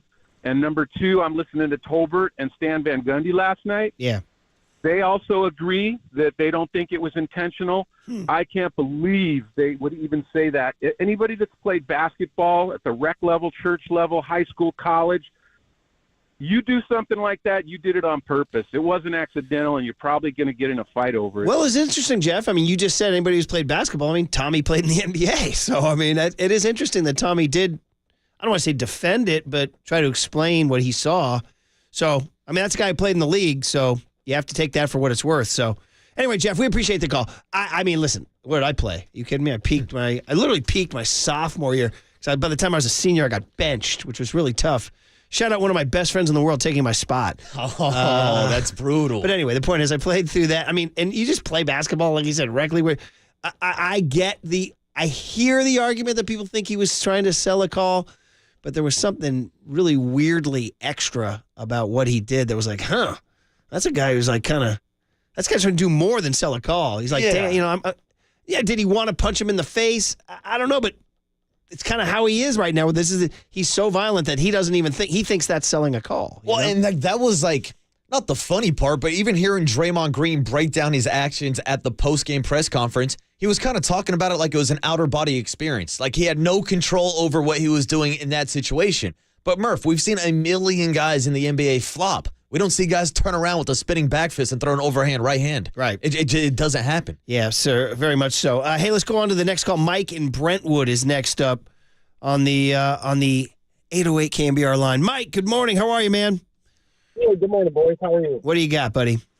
Hey, Marcus said something, and yesterday while I watched you guys on the YouTube, and I put in the chat a couple times that he was going to be suspended indefinitely, and I had everybody telling me that I was extreme. There is no gray area. Let that be clear. There is no gray area with this decision. The NBA is what they're saying right now is we're done. We're going to put a protocol in place that you're going to have to go get counseling. You'll never play in the NBA again until you go through this program that they're going to have to do. And then this sets precedent. If he comes back after he completes all of this, and then he does the same thing again, they will void his contract. This gives them clear precedent that if he doesn't follow through with all these things that they helped him try to do, he probably will never play in the NBA ever again. Well, I don't know about that, Mike. I mean, there is a path. I mean, there's a path to a comeback. There's a path to counseling. And so, I mean, so you're obviously you are on the extreme side, like the YouTube commenter said. But we appreciate you chiming in, because that's your voice, and then you said it. So thanks for the call, Mike. Well, I think that's the confusion about indefinitely, because nobody knows how long this is going to last. Now, I would assume that this is not going to be a bigger punishment, but maybe it will be than someone like Ja Morant, who's suspended 25 games to start the season. Yeah. I know a lot of people have been comparing those kind of punishments and the steps that Ja has to take to come back, but we're talking about two completely different incidents, one on the court and one off the court. So I made my comment about counseling, and it's caused a reaction on the text line. One guy very upset at me. He says, what a stupid question. Other people saying they're not sure that a Tiger can change their stripes. And it goes back to what I'm saying. I remember when I was covering the 49ers, and there was a kid coming out of Nebraska named Lawrence Phillips. This guy was incredibly talented, but he had behavior issues like you read about, like violent, bad stuff. But the big question was, do you draft him? Because he can tote the rock. Yeah. But he also has a violent thing. And I remember the great Harry Edwards, who we know is battling cancer right now through Mike Silver's story. Harry Edwards was one of the great civil rights activists in the history of this country, who then Bill Walsh hired, because Bill Walsh is so forward-thinking. He said, I'm going to bring in Harry Edwards for a guy who can, talk to us about what it's like to be black in America and relate to the players and all that stuff. So I remember talking to him for the Lawrence Phillips story, and he used the phrase hardwired. He said there's a difference. It's like there's people who are willing to change, and there's people who are hardwired. And he said Lawrence Phillips' behavior shows you that he's hardwired, meaning you can't change. So And that's always kind of been the defense of Draymond Green is he's wired differently. It's why he's so successful. It's why he is a defensive player of the year despite giving up 4 to 5 inches every single night against these big men. Why the Warriors can play him as the 5-man. It's what Mike Krukow said in his answer. We always say this about Draymond. He's the guy that you love to have on your team and you hate to play against him. Well, now it's got to the point where Draymond's hurting his own team. Yeah, for sure. And man, oh man. Hey, Kareem in Vallejo has been waiting the longest. Our guy Kareem. What's up, Kareem? How are you, man? Good morning, fellas. So, yeah, I'm going to make it quick. Just to think about Draymond, man, you know, he's been crashing out the last couple of weeks. You know what happened with Gobert and what he did the other night. But there's really, you know, he's the only dog on that team. There's really no other player, you know, with the character to hold him accountable. And, you know, for me, once he did what he did to Poole last season and that tape got leaked, I don't know if it was the brass, if it was just somebody that actually, you know, wanted to put it out there because they didn't like Draymond, but the writing is on the wall. Here's the thing. The Warriors' margin for error is razor thin right now. Yeah. They need that guy on the court that helps them win. We don't have the same Clay. Wiggins is not there yet, and Steph can't carry that team by itself. So Draymond need to get his act together, or he might end up in Detroit where they haven't won a game in over 20 games. Blessings, happy holidays. Sir. All right, Kareem, thank you, man. Boy, how about that? Draymond to the Pistons. Draymond and James Wiseman lining up in the front court. See, the Spurs lost again last night to the Lakers. Yeah. Wemby missing free throws in the final seconds. Oh, is that what happened? Yeah, man, they had a nice little comeback. Almost came back and won that game. Walter in Concord is next up on the big question about where do we go from here with Draymond Green. Walter in Concord is on KNBR. Walter, good morning. What's up, Walter? Oh, we dropped him. All right, Walter's next gone. up, waiting the longest is Richard in Chico. Richard up in Chico. Good morning, man. You're on KNBR. How are you? Yeah, I'm all right. How you doing? Well, we're checking this out. I don't know. Warriors play the Clippers tonight. I'm not overly optimistic, Richard, you know? All right. I'm going to talk more about the man than I am about the basketball player. You know, when you reference Harry Edwards, and God bless him, man, going through cancer, you know. But you know, I mean, you know, first of all, denial's not a river in Egypt, you know, and you can't change your stripes if you don't admit that you have a problem. I've seen a lot of people working in recovery and all this and that, you know, that ended up taking it to their grave or ended up getting locked up, you know. I mean, anger is a secondary emotion. It is. There's something deep-seated inside of him, unless he's hardwired, that he needs to make a connection with. It's like the Motown songwriter said. It takes more courage to go into one's own abyss than it does to be a soldier on the front lines of the battlefield. And that's what he's got to, you know, he's got to peel those layers of the onion back to see what's making him do this, unless he's hardwired, you know. So, you know, that's pretty much where I'm coming from. Like I say, you know, otherwise, you know, I hate to see the guy, you know, if he acted out on the streets or something like that, and it's very possible he could do that, he might end up at being your neighbor at San Quentin, man, you know. Well, I don't know, that's a little extreme, but I hear you, Richard, in terms of looking within your soul. The other way of saying it, other than that cool Motown quote, was the first step is admitting the problem. It really is. So, Richard, thanks for the call, man. Appreciate it. Up in Chico. God bless the good people of good Chico, California. Hey, next up would be Dan in Westwood. Wait, Westwood? He's down in L.A.? Dan, good morning. You're on KNBR. What's up, Dan? What's up, dude? Are you in L.A.? No, this is Westwood, Loudoun County. Okay, We're cool. actually a small town. Anyway, okay, all right. Draymond Green.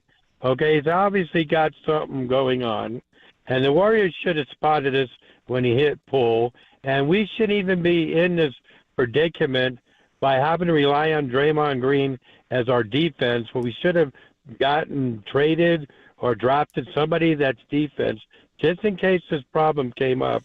Me, myself, and I have been a Warrior fan since the 70s, and I think right now Draymond's earned his ticket out of the Warriors. Well, Dan, I appreciate appreciate it. And thanks for the call. And shout out Westwood up in Lassen County, population 1,541.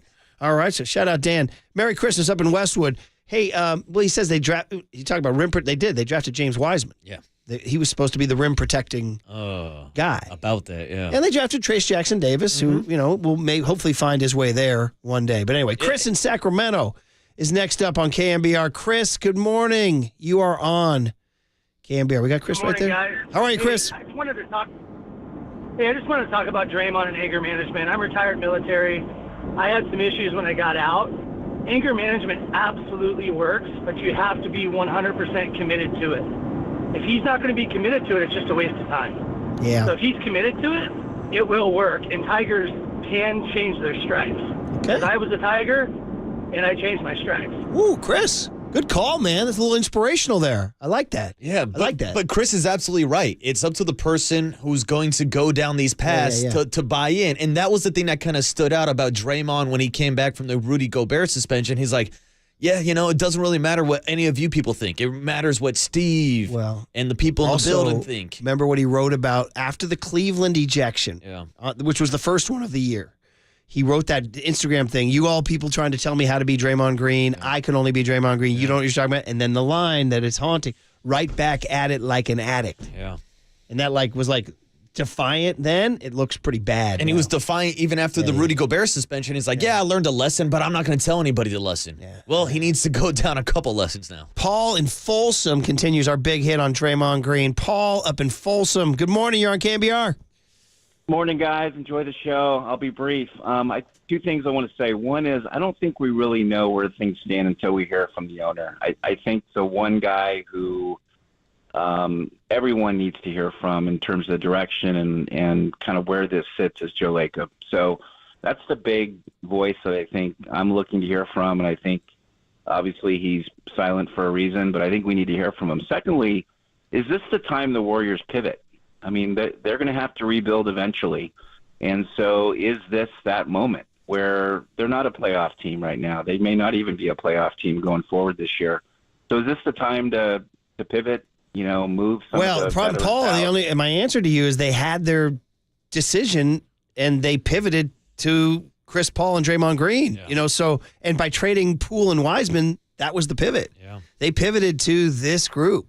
And so, Paul, a pivot now would be almost a total rebuild, almost. Where do you pivot towards? Thanks for the call, man. Appreciate you. I mean, it's Pajemski. Right now it's Moody, Kuminga, Pajemski. I mean, we were saying for a while, this 2-timeline thing's amazing because you got Curry and Steph and Dre, and you have Poole and Wiseman and Moody and Kuminga. Well, then Poole and Wiseman are gone. Yeah.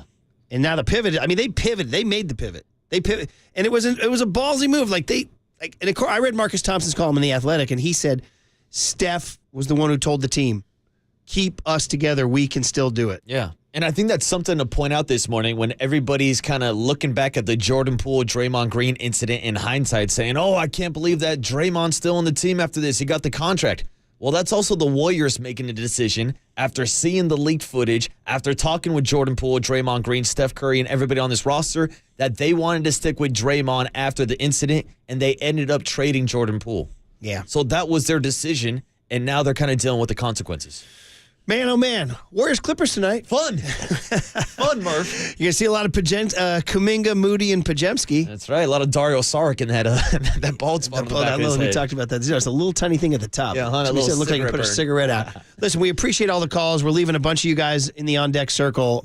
We do appreciate you guys listening and calling in. But we do have to pivot, as Paul from Folsom said, pivot to the cooler of content, because then we got it ready. Connor Latorno, the Chronicle, joins us at 8:50 to talk about it from a perspective who's been inside the locker room. And then Matt Mayoka brings us back to the 49ers at 9:15. Hey, we are in the 7 to 10 window.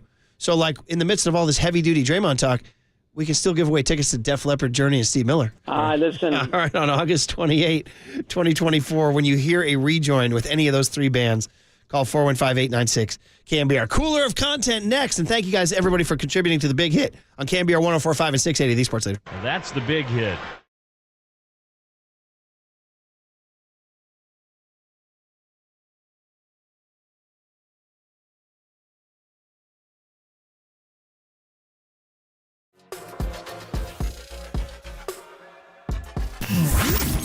Here's what's trending now. Trending now.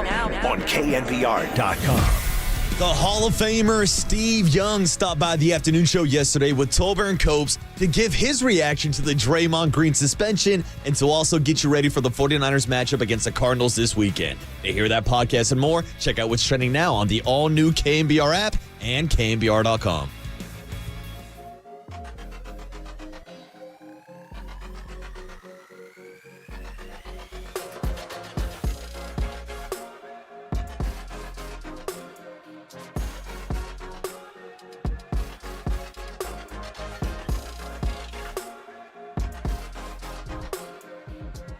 Now, time for the Protect Your Assets with David Hollander Business and Technology Report.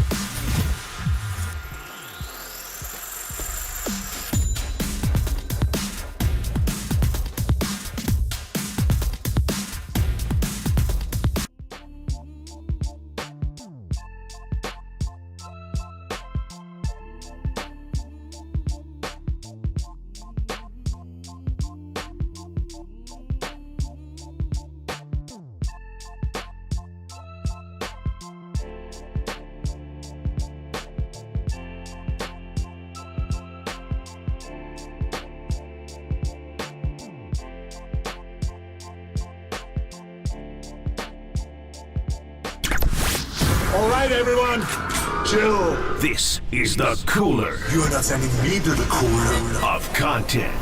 Sponsored by Mancini Sleep World. Sleep better, live better. Visit sleepworld.com. And by Marin Health. Marin Health Medical Center and Marin Health Medical Network world-class care. Closer than you think. On the Sports Leader. All right. Happy Thursday, everybody.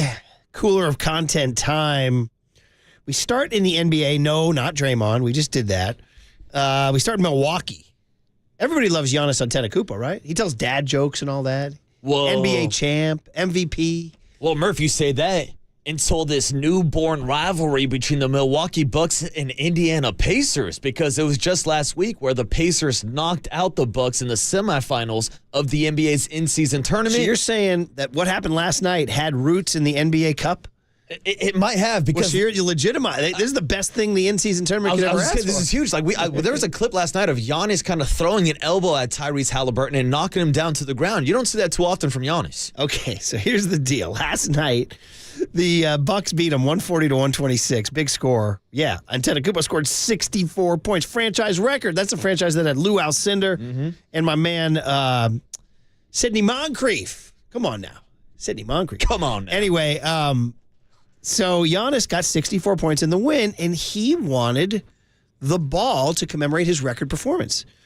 Turns out, though, according to reports, the Indiana Pacers took the ball because one of their rookies, Oscar, is it Shebwe?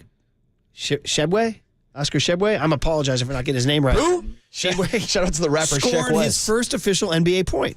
So Indiana coach Rick Carlisle said, yeah, we took it because our guy Shebwe scored his first official point. Who? Giannis is like, bro, I'm Giannis Antetokounmpo. I scored 64. Dude, this leads to a chase down the tunnel and a scuffle in the hallway where Antetokounmpo says, give me the damn ball, Keyshawn Johnson. The Pacers are like, nah. We got apparently one report, Pacers GM Chad Buchanan was elbowed in the rib. Carlisle, this is incredible. Who knew? I mean, you got to love, by the way, the passion. These guys care. But anyway, here's a little sound of what Giannis. Is it a little muddy? I don't know. We're going to play this, guys, for you. Giannis this is backstage audio of Giannis going into the tunnel of the Indiana Pacers looking for the ball. He wants the ball, but they won't give it to him.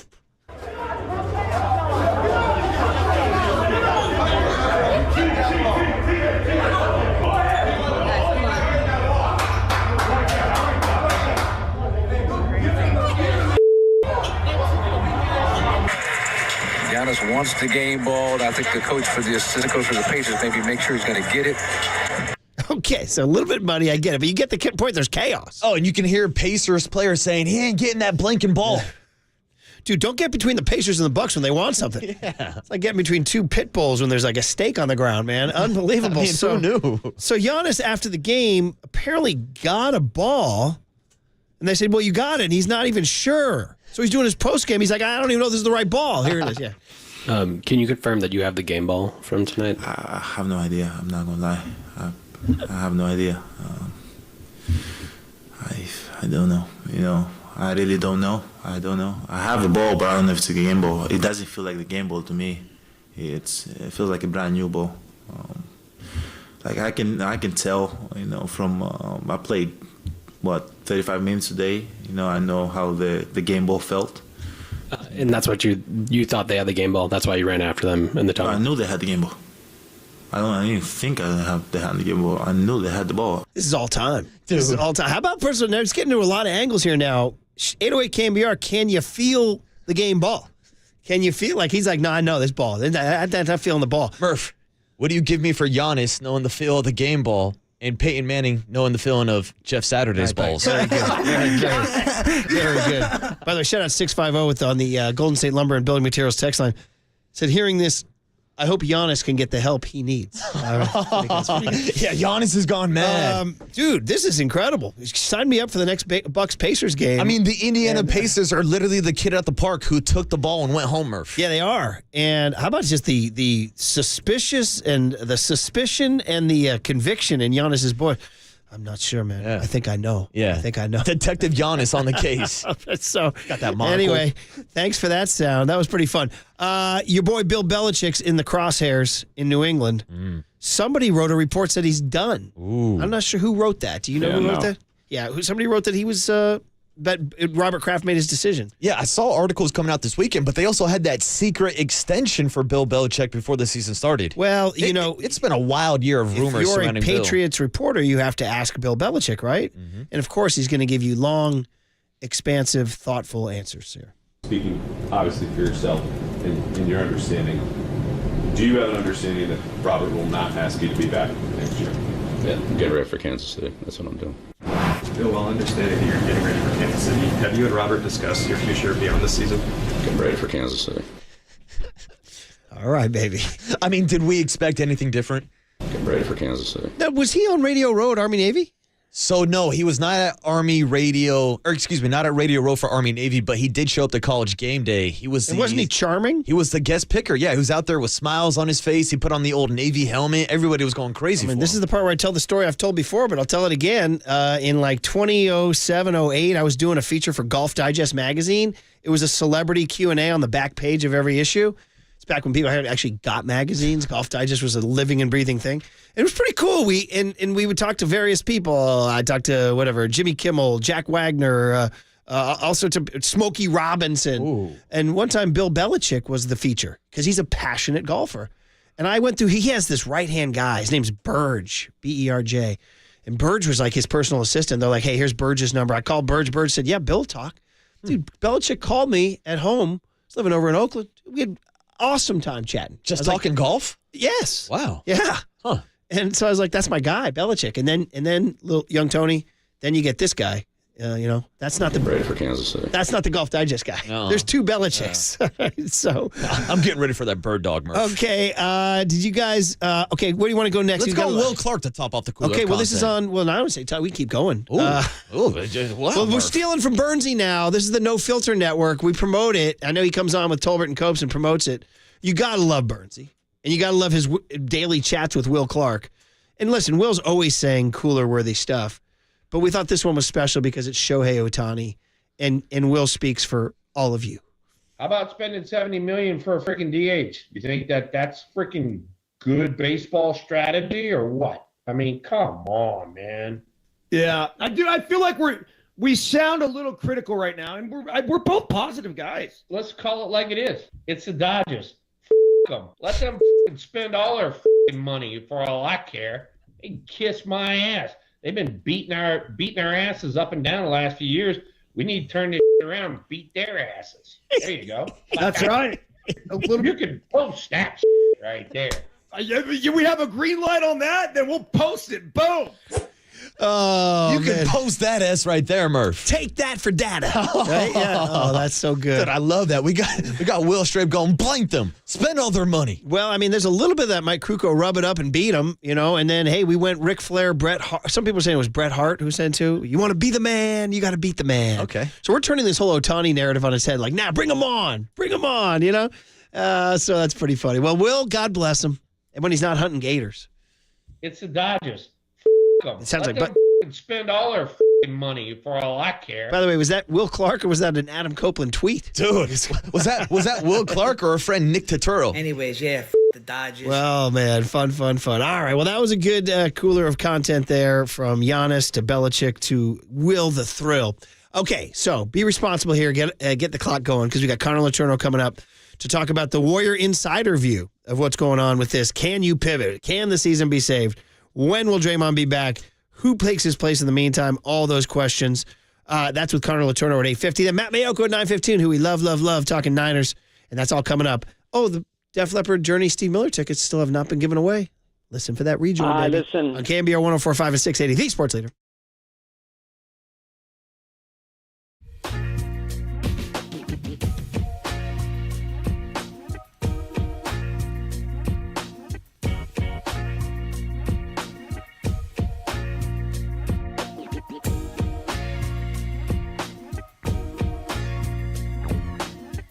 All right, everybody. Thanks for listening to the Murph and Marcus Show this morning, where, of course, our show is presented by Prize Picks, because Prize Picks is the most fun I've had, winning up to 25 times my money this football season. And now I can play during basketball season, too. I can even pick combo projections across both sports. Just select 2 or more players, pick more or less on their projection, and place your entry. You can turn $10 into $250 with just a few taps. Easy gameplay, quick withdrawals, and an enormous selection of players and stat options are what makes Prize Picks the #1 daily fantasy sports app. And Prize Picks is the only daily fantasy platform with an injury insurance policy, keeping you in the game even if one of your players goes down. Join the Prize Pick community of more than 7 million football fans who have already signed up. Right now, Prize Picks will match your first deposit of up to $100. Just visit prizepicks.com/leader and use the code word LEADER. That's code word LEADER at prizepicks.com/leader for a first deposit match of up to $100.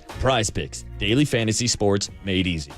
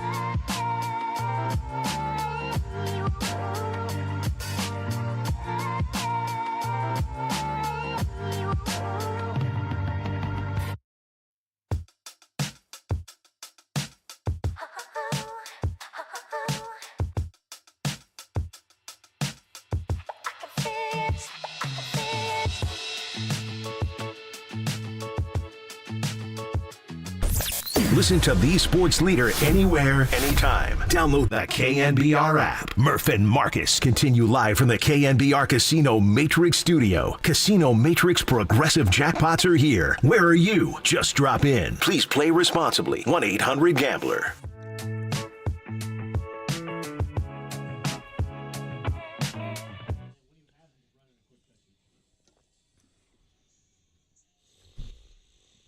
I mean, listen, Marcus, you're working with a guy who was born a couple years before you. I understand. I miss the 80s, man. I miss the 80s. It sounds like it was a great time, Murph. Nobody was rolling tape. Dude. Nobody was rolling tape. Dude. You could do whatever you want. No cell phones, no social media. You know you hate returning texts? Oh, dude, it'd be perfect for me. Marcus, come back with me to the 80s. you would not have to return a text. Yeah, leave a message after the beep, Murph. Beep. And that was exciting. It was very exciting to come home and see a message. Oh, man. It was really there's a flip side to that, too. The low self-esteem. You come home and you look at the red light and there's no message. Brother. Zero new messages. Oh, man. Nobody wants to talk to you. So anyway, that was the downside of the 80s. The rest was what you just heard right there, man. Sounds like a good time. And if you know, you know. IYKYK. And good luck to all y'all. I feel out like there. it takes longer for you to say that than just say if you know, you know. I think you're 100% right. It's a great call. We are proudly sponsored by O'Donnell Financial Group because planning is a process for loans, insurance, investments, and retirement. Call Greg O'Donnell at 866-496-2300. Ask Greg how the 80s were. By the way, Sam Amick, who wrote a great piece in The Athletic about where do the Warriors go from here, including he even talked about a post-Draymond world. Ooh. A post-Draymond world. He joins Papa and Lund at 10:30 today. Okay, so we just had a little bit of it. For those devotees, those devoted to the show, and you live with us, you die with us, God bless you. We've had a switch. So Matt Mayoko has a work event at 9 o'clock that he cannot. Thank you very much. So he has to switch to 8:50 or now. The sooner we get out, the sooner we get Maddie. So we asked Carnal Latorno to take his Draymond takes to the 9 o'clock hour, 9:15. Okay. Sounds like a plan, Murph. Got it? That's live radio, baby. Plus, Joe Dumars spoke this morning. Stay tuned. Among many things, he said Andre Iguodala, who's now on the NBA, is on board with all this. Wow. How about that? Wow. So, okay, we'll get into that. But Niner Talk with Mayoko next on KNBR 104.5 and 680, the Sports Leader.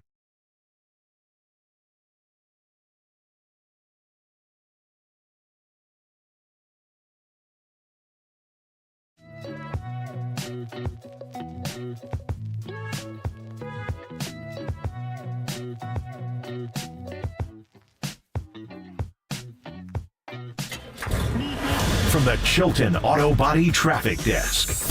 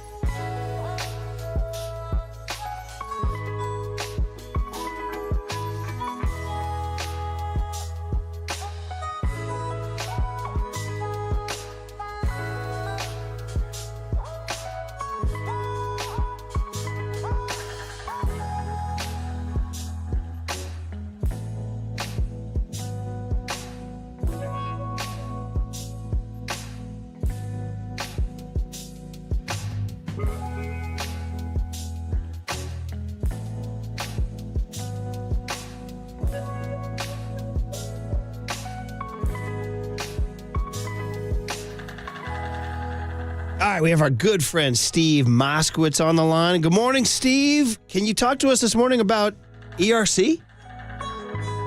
Good morning. ERC, Employee Retention Credit. This is where the federal government is rewarding employers that employed people during 2020 and 21 by giving away. That's right. It's a grant. It's not a loan. They just give you the money to do whatever you want with, up to $26,000 for every employee that you had in 20 and 21. How do you qualify? 2 different ways, and you only need to satisfy one of them. One is real simple. It's math. It's a certain drop in gross revenue. But if you didn't have that, there's a lot of CPAs, and before I was a tax attorney, I was a CPA. You say, oh, that's it, no ERC for you. Wrong. There's a second method, but it requires analysis. Why aren't they doing it? Because CPAs like math. We are tax attorneys. We're happy to do the analysis for you and take the time and effort and energy that it takes, and it may be worth hundreds of thousands of dollars to you. Treat us like a medical doctor. Call us for that free second opinion. That's awesome, Steve. Thank you for that. And for more information, the number to call is 1-888-TAX-DEAL. That's 1-888-TAX-DEAL. Or you can go online to moskowitzllp.com.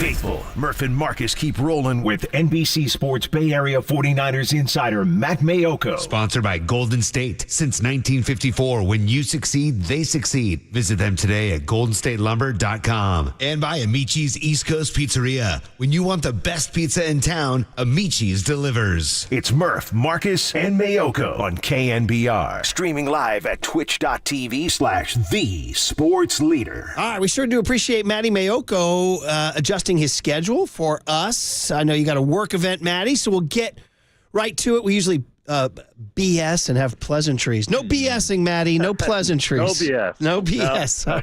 It's a BS-free Matty. No small talk today. Although my first one, no, I was going to do it. I'm not going to do it. Don't digress, Murph. Don't do it. Don't do it. All right. Well, where are we at? What's the story of the week? It's such a low-key week, and Draymond's dominating everything. What's the story of the week in Santa Clara? What is the story of the week in Santa Clara? I think it's the 49ers just trying to hold serve. And, with the number 1 seed currently, they have control of their own destiny. So everybody knows they're going to be favored in these final 4 regular season games. And so if they take care of business, they will be, the only time they hope to jump on a plane when the postseason starts is for a little trip down to Vegas. But, I think Brock Purdy, I think we see it even more just kind of every week about just how kind of next level he is, being able to just in real time, being able to diagnose defenses and just that little tidbit of, the touchdown pass that he had to Deebo Samuel last week, where he noticed that Jamal Adams was flat-footed, and so instead of going to the number 1 read, which was open right in front of Jamal Adams, he decided to give the deep shot to Deebo Samuel, and Deebo Samuel was so far down in the progression, he wasn't even running hard. He was just kind of gliding, and then he noticed that, I think Brock's going to throw the ball my way, and he kind of kicked it into gear. And that was a big play in that Week 14 game against Seattle, where the 49ers take a 14-10 lead in the second quarter. So it's, I guess, the kind of the takeaway for Purdy is that he makes just the really difficult, complex aspects of quarterback play just look so simple, so that you don't even notice that it's a difficult play, and he does it time and time and time again. Yeah, man. I mean, system guy, of course, though. That's all he is. Hey, Matty, I wanted to switch over. I will say this, Murph. Yeah?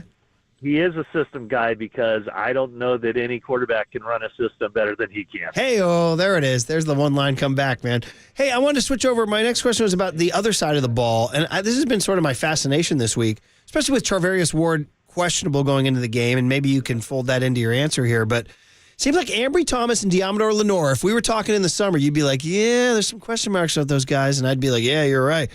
Are these guys like arriving right before our eyes? Well, give me your secondary update, particularly with those guys and then Ward's availability. Yeah, I think that Lenore really showed it last year. I think he came on and played really well in the postseason. So that's not much of a surprise, I don't think, that a young guy and kind of his mentality is able to take the next step. I would say the big surprise, though, is Ambry Thomas, because he kind of fell off the face of the earth last year. And he, like so many young players, at the end of his rookie year, he played some good football, had the interception against the Rams in Week 17 that got them into the playoffs. And then I think he played pretty well in the postseason, too. And then when he showed up for the offseason program, it was like, I got this, going into year 2. And he did not contribute at all. And so I think he really rededicated himself, and we saw it in the offseason program and training camp that he was a different player. So, yeah, I mean, I think that those two guys, and then let's not underestimate a move that the 49ers made on Monday, bringing in Jason Verrett. He's had just a star-crossed career coming into the league in 2014 as a first-round draft pick. And then, I don't even know how many years. Do I have enough fingers? I guess 10. This would be its 10th year, right? And this is 2023. He's only played 40 games in the NFL, but he's such a pro. And I'm not saying that he's going to end up, getting on the field and making an impact and starting or anything like that.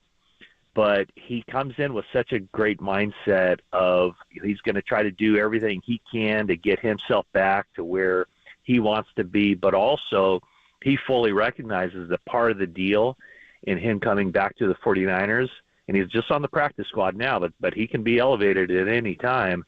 Part of the deal is the mentorship. And so, with Charvarius Ward being in his 6th NFL season, I'm not sure how much mentorship he needs, probably a little bit. But those other guys that you talked about, Lenore and Thomas, those are young guys, and they can benefit greatly from just kind of being in the ear of Jason Verrett and listening to him and asking questions and all that. And Verrett fully understands that that's part of the reason he's here with the 49ers. Sticking on the defense side of the ball, Matt, we saw this 49er defense last week without Eric Armstead. Now, it sounds like it's trending in the direction of him not playing again this weekend, but I wanted to get your breakdown of the D-line's performance and more specifically the creativity that we saw from Chris Kasarik moving around Nick Bosa on the defensive line, lining Randy Gregory up inside of Chase Young, and what that D-line did this Sunday without Eric Armstead. Yeah, and you're right. I mean, they certainly will not have Armstead this week, and I kind of think at this point that maybe Hargrave won't be out there either. So for their defensive tackles, it'll be Javon Kinlaw, Kevin Givens, and Clea Davis. And I would suspect if Hargrave is unable to go or they just want to be cautious with him, that they'd probably bump up T.Y. McGill from the practice squad or somebody like that. And so what it does is, it doesn't enable the offensive line to just know when they break the huddle, who they're going to be blocking.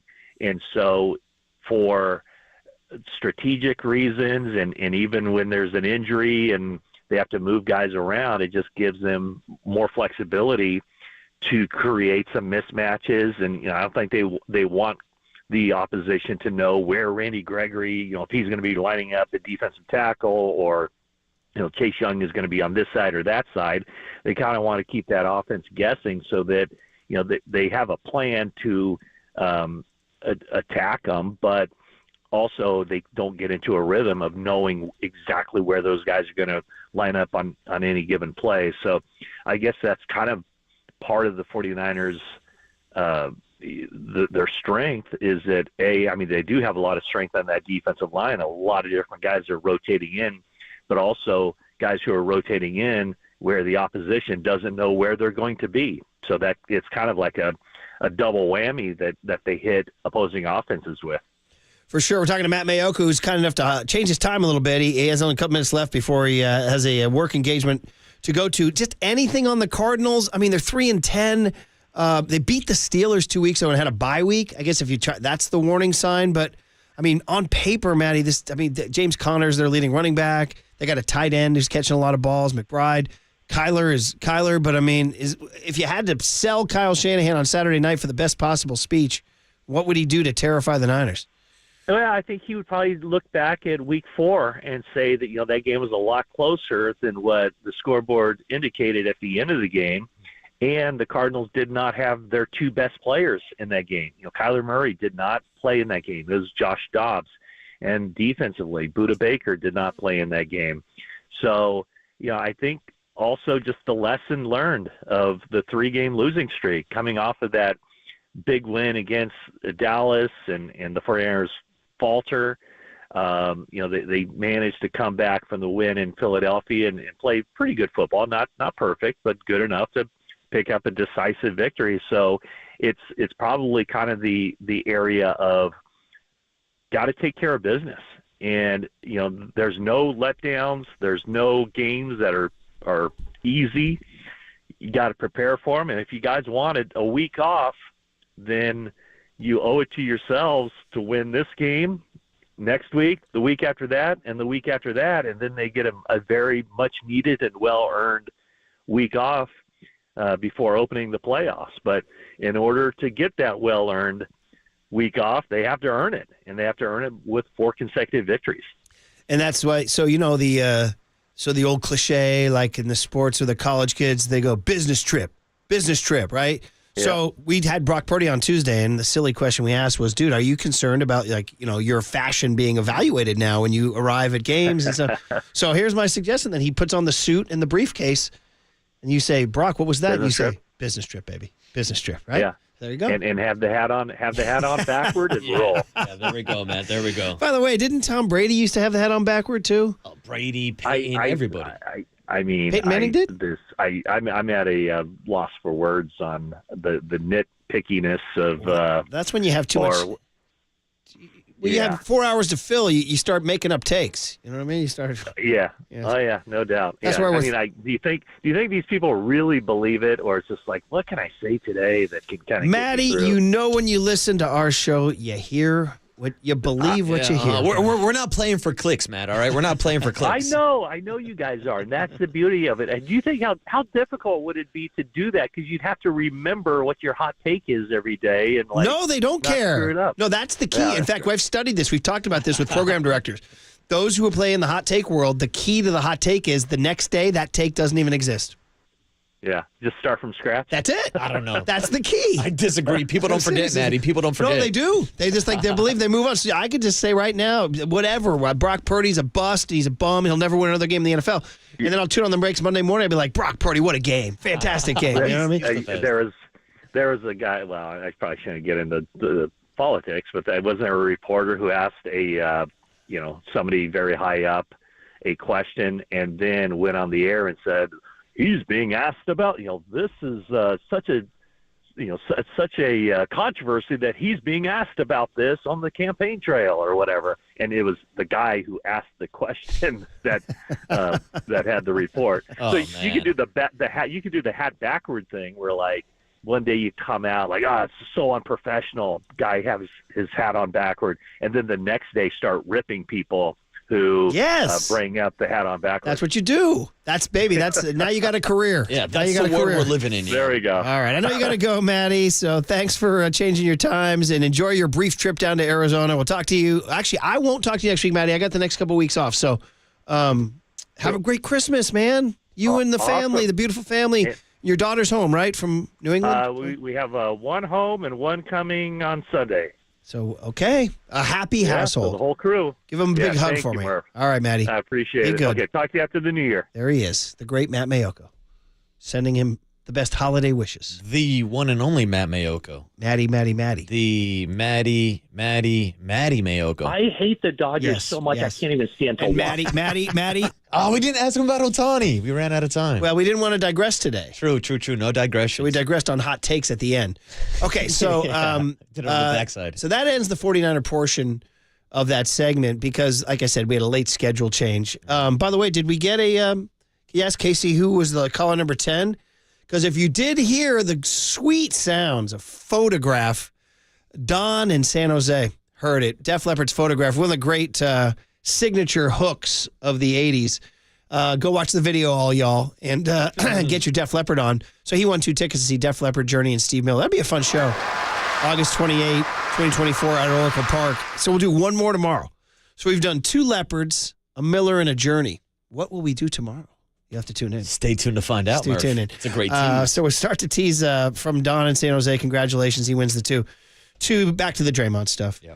And what's happened since you and I started the show, brother, is that Joe Dumars has spoken, and he's, of course, in charge of discipline for the NBA. So he's the guy who decided indefinite. So I want to hear He's the guy that handed out the 5-game suspension last time when Draymond put Rudy Gobert in a chokehold. Yeah, and you know the history, too, of him being a Pistons guy and Draymond knowing him and all that. It's so crazy. So I haven't heard these. I'm interested.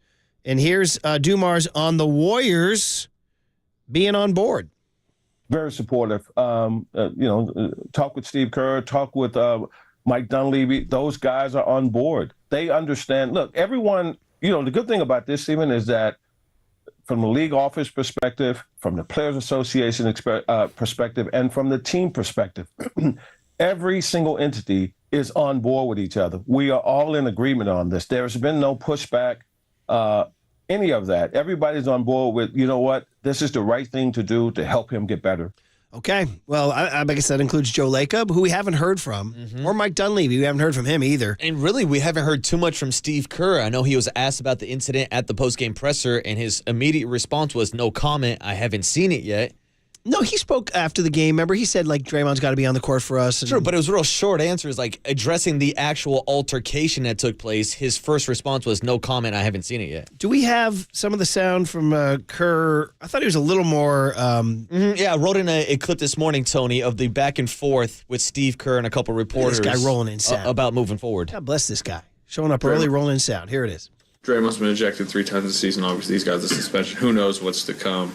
How big a problem is just not only his unavailability tonight, but really parts of this season. Yeah, we need him. We need Draymond, but he knows that. We've talked to him, and he's got to find a way to keep his poise and be out there for his teammates. Coach, last time you talked about Draymond not crossing the line. What can be done to stop this from continuing to happen? We'll keep working. So, those are pretty generic answers. Yeah, right. Okay, we're working on it. We're going to get better. So more Dumars. Interestingly, Andre Iguodala. And what is Andre's new role with the NBA? He's in the... well, now he's doing TV now with ESPN, No. He has he? He has a job with the NBA right now. He's a... gotta find it for you guys. Anyway, he's officially with the NBA right now. Yeah, he's with the NBA Players Association, acting executive director. He's the head of the Players Association. That's a big job. I should have known that, by the way. 20 push-ups for me. So here's Dumars on Andre. So Andre Iguodala and Draymond Green, they won 3 championships together. Although Iguodala was on the 21 team technically, wasn't he? Even though he was in street clothes. It was in sweaters the entire game. Yeah, he was in sweaters. But here he talks about Iguodala's role in this. Andre Iguodala has been exceptional since he stepped into the role. First and foremost, I think he's going to be great in that role for however long he stays in it.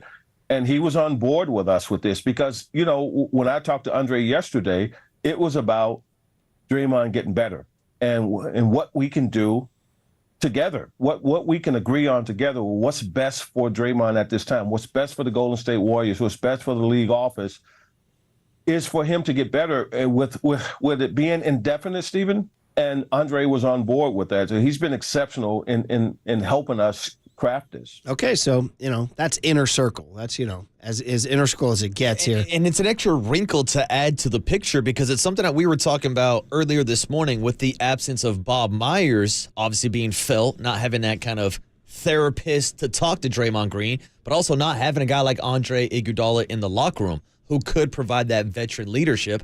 Now Draymond's kind of looked at as the veteran, and now he's got no one to kind of mentor him. It's interesting that Steph isn't that guy. Like, Steph isn't the one. That's not his real personality to, like, be the elder, is it? No. I don't know. He's just sort of the giver of joy, really.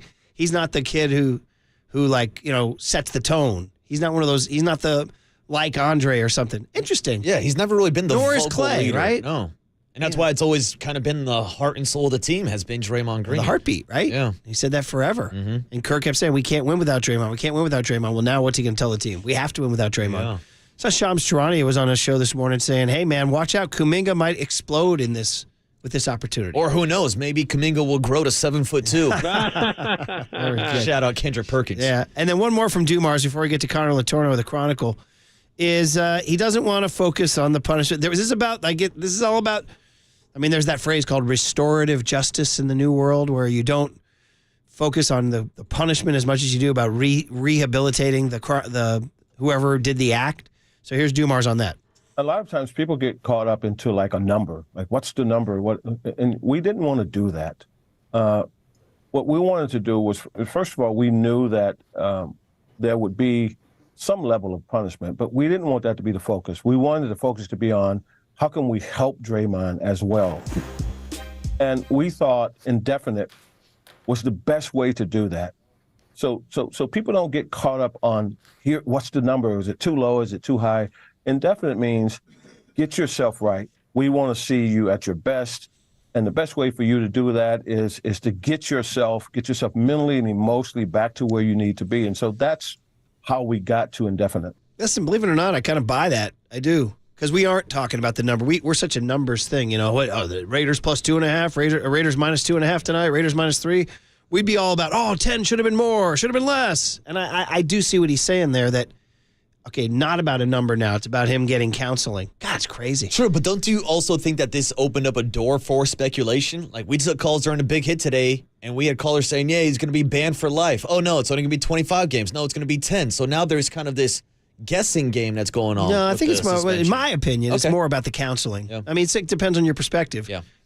Like now it's like, wow, it's interesting. And we talked about the counseling aspect of it and heard some interesting calls and texts from people who have been through anger management or who've been through counseling. And some people are, some people fully believe in it. Some people say it's not unless you decide to change. We had that one guy who called and said, hey, I was that guy. I changed my stripes. Yeah. That was interesting. That's true, but is Draymond going to buy into it like our callers did earlier? Waterboy, it was Waterbud.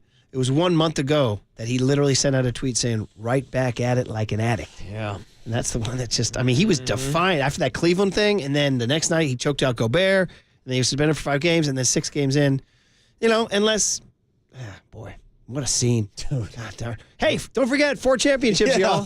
Hey. They got 4. That's a lot. In the words of the man you might be seeing on your TV tonight. It's been a hell of a ride, guys. See ya. Oh. It's been a hell of a ride for Draymond. Is he playing tonight? He could. What, you mean if they just bench O'Connell? Yeah, O'Connell's not playing well. Jimmy could be back in the lineup tonight. Chargers, Murph, minus 3. I can't give you an X's and O's reason why, but I just feel like the Chargers are going to somehow rally behind Easton Stick. No Keenan Allen either, right? Earlier this morning, I asked Greg Cosell for an X's and O's breakdown. He's like, yeah, I wasn't watching that Raiders-Vikings 3-0 Dude, when Greg Cosell, the hardest worker in the business, says, I couldn't watch the Vikings-Raiders game. He's like, I'm out. Incredible, man. All right, guys. Well, listen, that's what Joe Dumars had to say, and that was fresh. Okay, Connor Letourneau of the San Francisco Chronicle, who does a great job covering the team. And Connor will write critically of the team, too. He's written some critical pieces about where they need to go and how they're going to, he's talked about the need for a big trade, a big injection, how the trade of Jordan Poole lost their offense, and all that stuff. We'll see what he has to say. He also was very critical of Draymond after the Jordan Poole punch. When some of us were still saying, it's okay. They won a championship. So anyway, Connor Letourneau next on KNBR 104.5 and 680, the Sports Leader.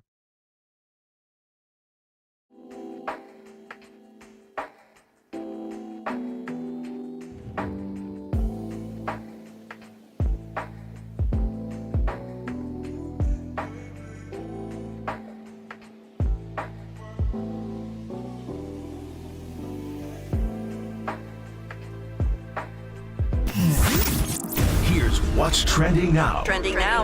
On KNBR.com. John Dickinson, super reporter, stopped by the Papa and Lunch show yesterday to talk about his new Dubs post-game show, Dubs OT right here on KNBR, and of course, the Draymond Green suspension news. So to hear that podcast and more, check out what's trending now on KNBR.com and the all-new KNBR app.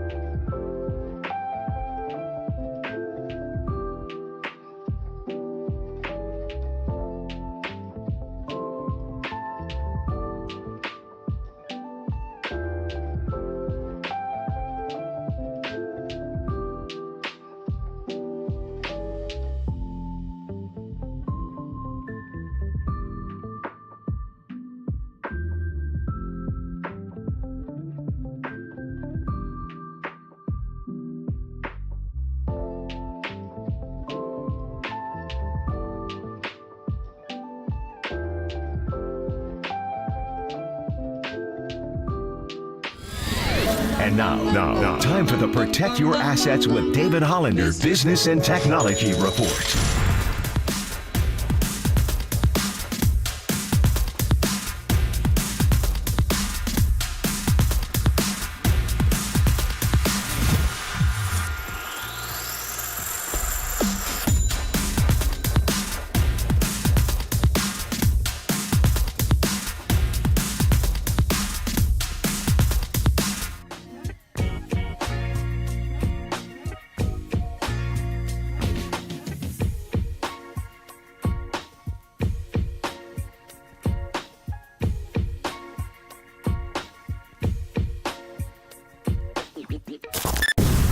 This is KNBR, and this is Murph and Marcus on KNBR 104.5 and 680, the sports leader. All righty, we are Draymond. What a story. It's God all over the country. My God. I mean, I knew it was a big story, Marcus? I'm driving in, and I always, I have my pre-5 a.m. routine where I hit those different shows to try to steal some material. And I'm at Channel 81 on Sirius XM, does ESPN Sports Center. And then at 4:55 a.m., they'd go to Greenberg for the tease on Get Up. And he didn't tease the Dallas Cowboys. He teased Draymond Green. It was Draymond Green. So as a wise man once told me, in the words of a Declan Murphy, Murph, it's everywhere. The Draymond Green news is everywhere. Very, very good. All right, Connor Letourneau has been writing very honestly about the Warriors in the Chronicle. And Connor, you're writing some really good stuff, and you're not afraid to take a harsh, critical look at these guys. And now, baby, it's time for a harsh, critical look. So first of all, good morning. Welcome to the Murph and Marcus Show. How you doing, Connor? Hey, Connor. Hey, thanks for having me. I appreciate it. Yeah, man. And, you've been writing some fairly critical stuff. Fair, though. Fair, like, man, the Warriors, they may have to make a big trade. It's not working out with the starters and all that. And if I recall, Connor, did you not, after the Jordan Poole punch, you took a pretty harsh stance against Draymond, didn't you? Didn't you say he lost his leadership card back then? Yeah, I think a lot of people said that, but I was definitely one of them. And, I'm kind of the ilk right now that a lot of people are, blaming Draymond for potentially torpedoing the dynasty right now. I honestly lay the blame with the Warriors because they didn't hold him accountable. I thought that when they didn't suspend him after the Jordan Poole punch, I thought it set them on a course to where we are right now. Well, that's, definitely one of the angles for sure. And, it's funny, the argument against it was, hey, 4 championships. And they had only been 3 months since the confetti had fallen on Market Street. But what's tripping me out, Connor, and I don't know if you have any thoughts because you've known it, you've covered this team, is how usually when players get older, they become sort of wiser and more veteran, but he seems to be getting worse as he gets older. 3 times already this year. It's not even Christmas. Do you have a thought on that? Why is he spinning in the wrong direction? It's hard to do the psychoanalysis game. I don't want to pretend like I'm inside his mind. I don't know what's going on with Draymond. But just from the outside looking in, he doesn't seem right. You've seen these types of incidents throughout his career, but they've been spread out. You haven't really seen this many incidents in such a short period of time.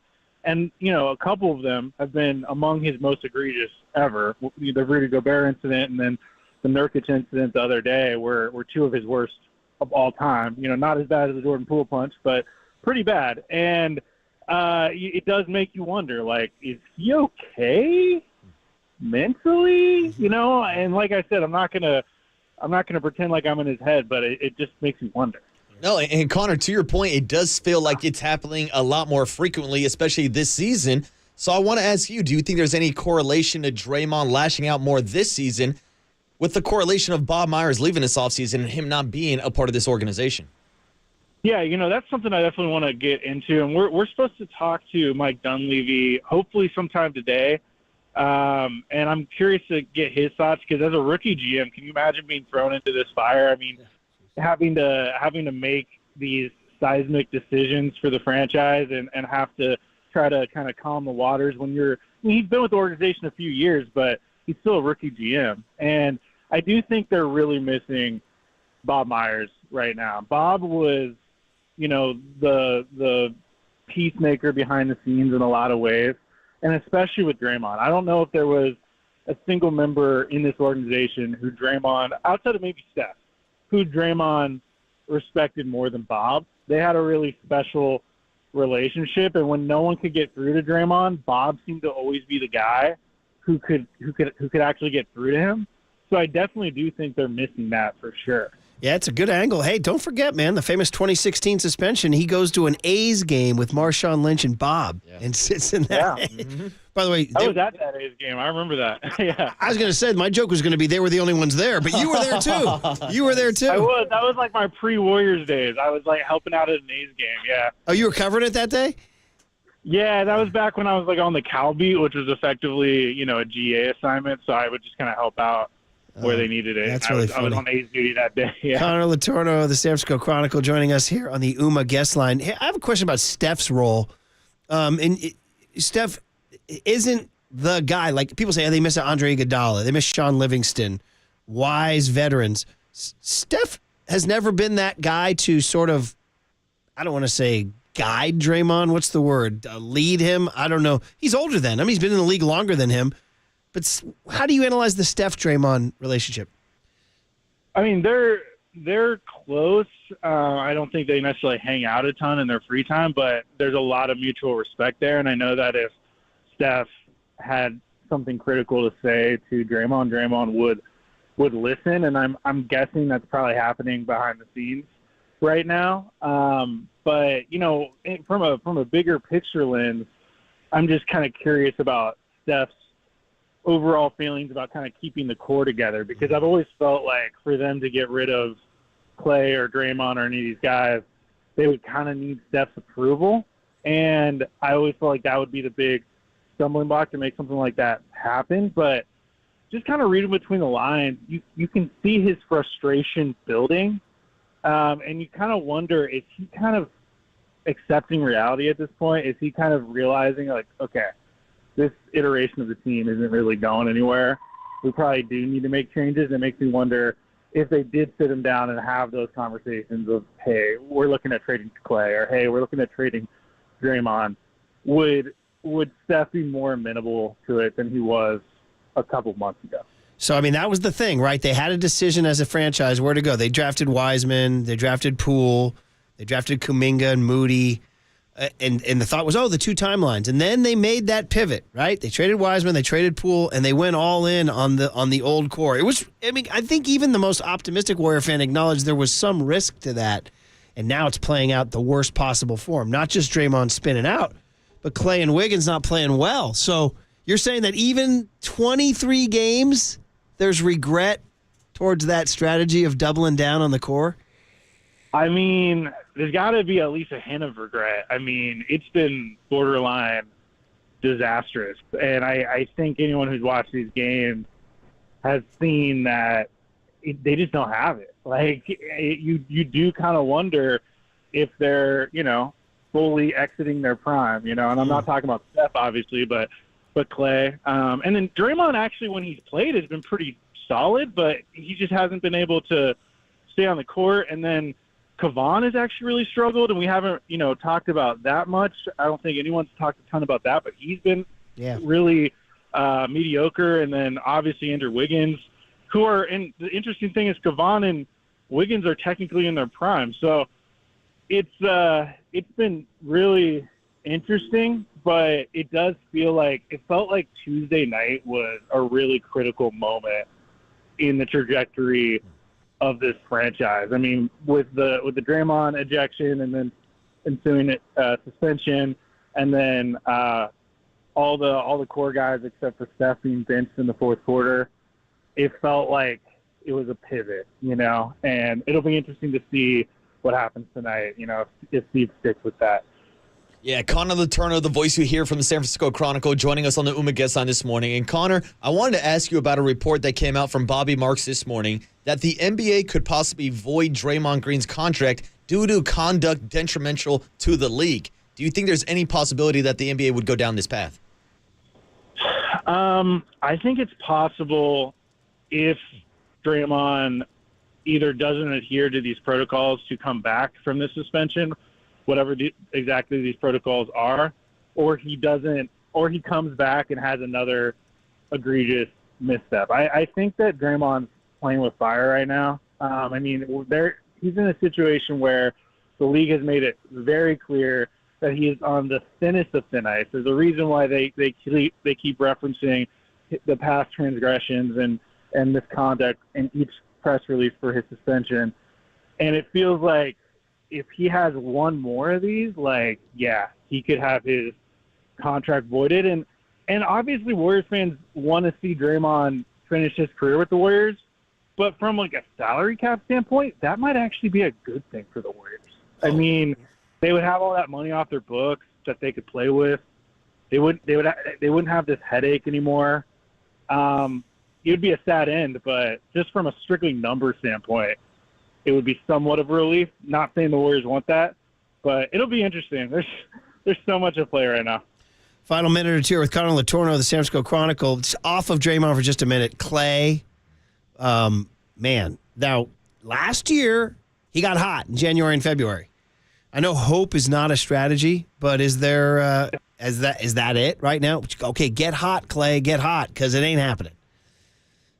Yeah, I mean, he definitely has a history of starting slow, and then heating up come Christmas and going on, a bender for a month or two and getting his numbers back right. But I don't know. I don't want to sound overly pessimistic here, but I just feel like this feels different, than his past slumps. First of all, the sample size is pretty significant at this point. We're over a quarter of the way through the season, and he just doesn't look right. I mean, obviously defensively, he's lost a step. I think that's pretty clear. And then offensively, he just doesn't, look right. And he's the type of guy where he's always going to try to shoot himself out of a slump. But if it's just not working, that makes him a liability. Because you can't have a guy chucking up jumpers who's shooting 38% from the field on the season.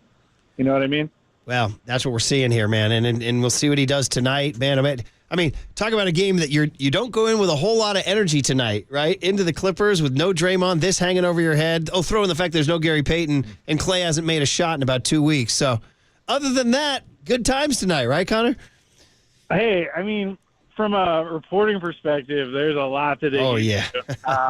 And so it's definitely not dull. I told someone the other day, I was like, that Tuesday game might have been the most fascinating regular season game I can remember. This side of the cupcake game when Durant returned to Oklahoma City. Mm-hmm. That, it was like the most memorable regular season game I can remember. Yeah, the benching of Clay and all that. Yeah. And Connor, the schedule's not going to stop without Draymond Green. So with the Warriors back in action tonight, what do you think this rotation looks like? What does the starting lineup look like? Is it as simple as putting Jonathan Kuminga into the starting lineup? What do you think the Warriors' plan is without Draymond Green? Yeah, no, that'll be the main thing I'm watching tonight. My gut tells me that that Steve is going to stick with kind of what he did on Tuesday, and that he's going to continue to go young. I still expect Wiggins and Clay to start, but you're going to see a ton of Pods, you're going to see a ton of Moody, and you're going to see a ton of Kuminga. And in terms of the starting lineup, I mean, you could see Saric start, you could see Kuminga. I wouldn't be surprised. I don't know. It's going to be there's not an easy solution. Regardless, I expect to see a ton of Kuminga. I think this is a huge opportunity for him. He's already been playing really well the past handful of games, and it feels like he's kind of coming into his moment right now. And so the Warriors need him to seize that moment and not, show a lot of the inconsistency that he's been showing in the past. Something to look forward to. All right, Connor, always great talking to you and reading you in the Chronicle. Sure do appreciate it, and have a good one, man. All right, appreciate it, guys. There he is, Connor Letourneau. Yeah, man. Dude, Clay, I mean, that's the other. We haven't talked much about Clay, of course, because it's all Draymond. Right. But, man, we'll see what happens tonight. And the one thing it is, if you look, it's not a positive, but it's an opportunity for Kuminga 100% to come and do his thing. Mm-hmm. You know what I mean? Sometimes negative things happen and presents opportunities. That's it, Murph. Sometimes you got to take advantage of those opportunities. Oh, man. So, yeah, I mean, what are you going to do? Yeah. I mean, what are you going to do? Yeah, and to your point, I think that's why a lot of people are kind of coming to the conclusion that this might be the downward trajectory or maybe even the end of the Warriors dynasty. Because you throw in all the Draymond Green stuff and then you add in the Klay Thompson struggles. But again, Murph, we're 23 games into the season. And what's gonna happen to Chase Center and those prices and all that? And then after this whole Steph, Clay, Dre area, is San Francisco going to be clean enough to recruit anybody to the Warriors, Murph? Hey, who do you think you are, Buster Posey? I'm the bad guy. I'm the bad guy. Dude, unbelievable. Come on. All right, guys. Well, listen, on the other side, our dealer's choice. We can get into the Niners-Cardinals game and some of the stuff there. But we can continue on Draymond, and if you guys want to squeeze in any calls at the end, I mean, we had so many calls during the big hit. So if you guys want to double back, and if you're tuning in for the Def Leppard, Steve Miller Band Journey tickets, you missed today, Don in San Jose, but tomorrow, one more day. Tomorrow, John Lynch, too, by the way.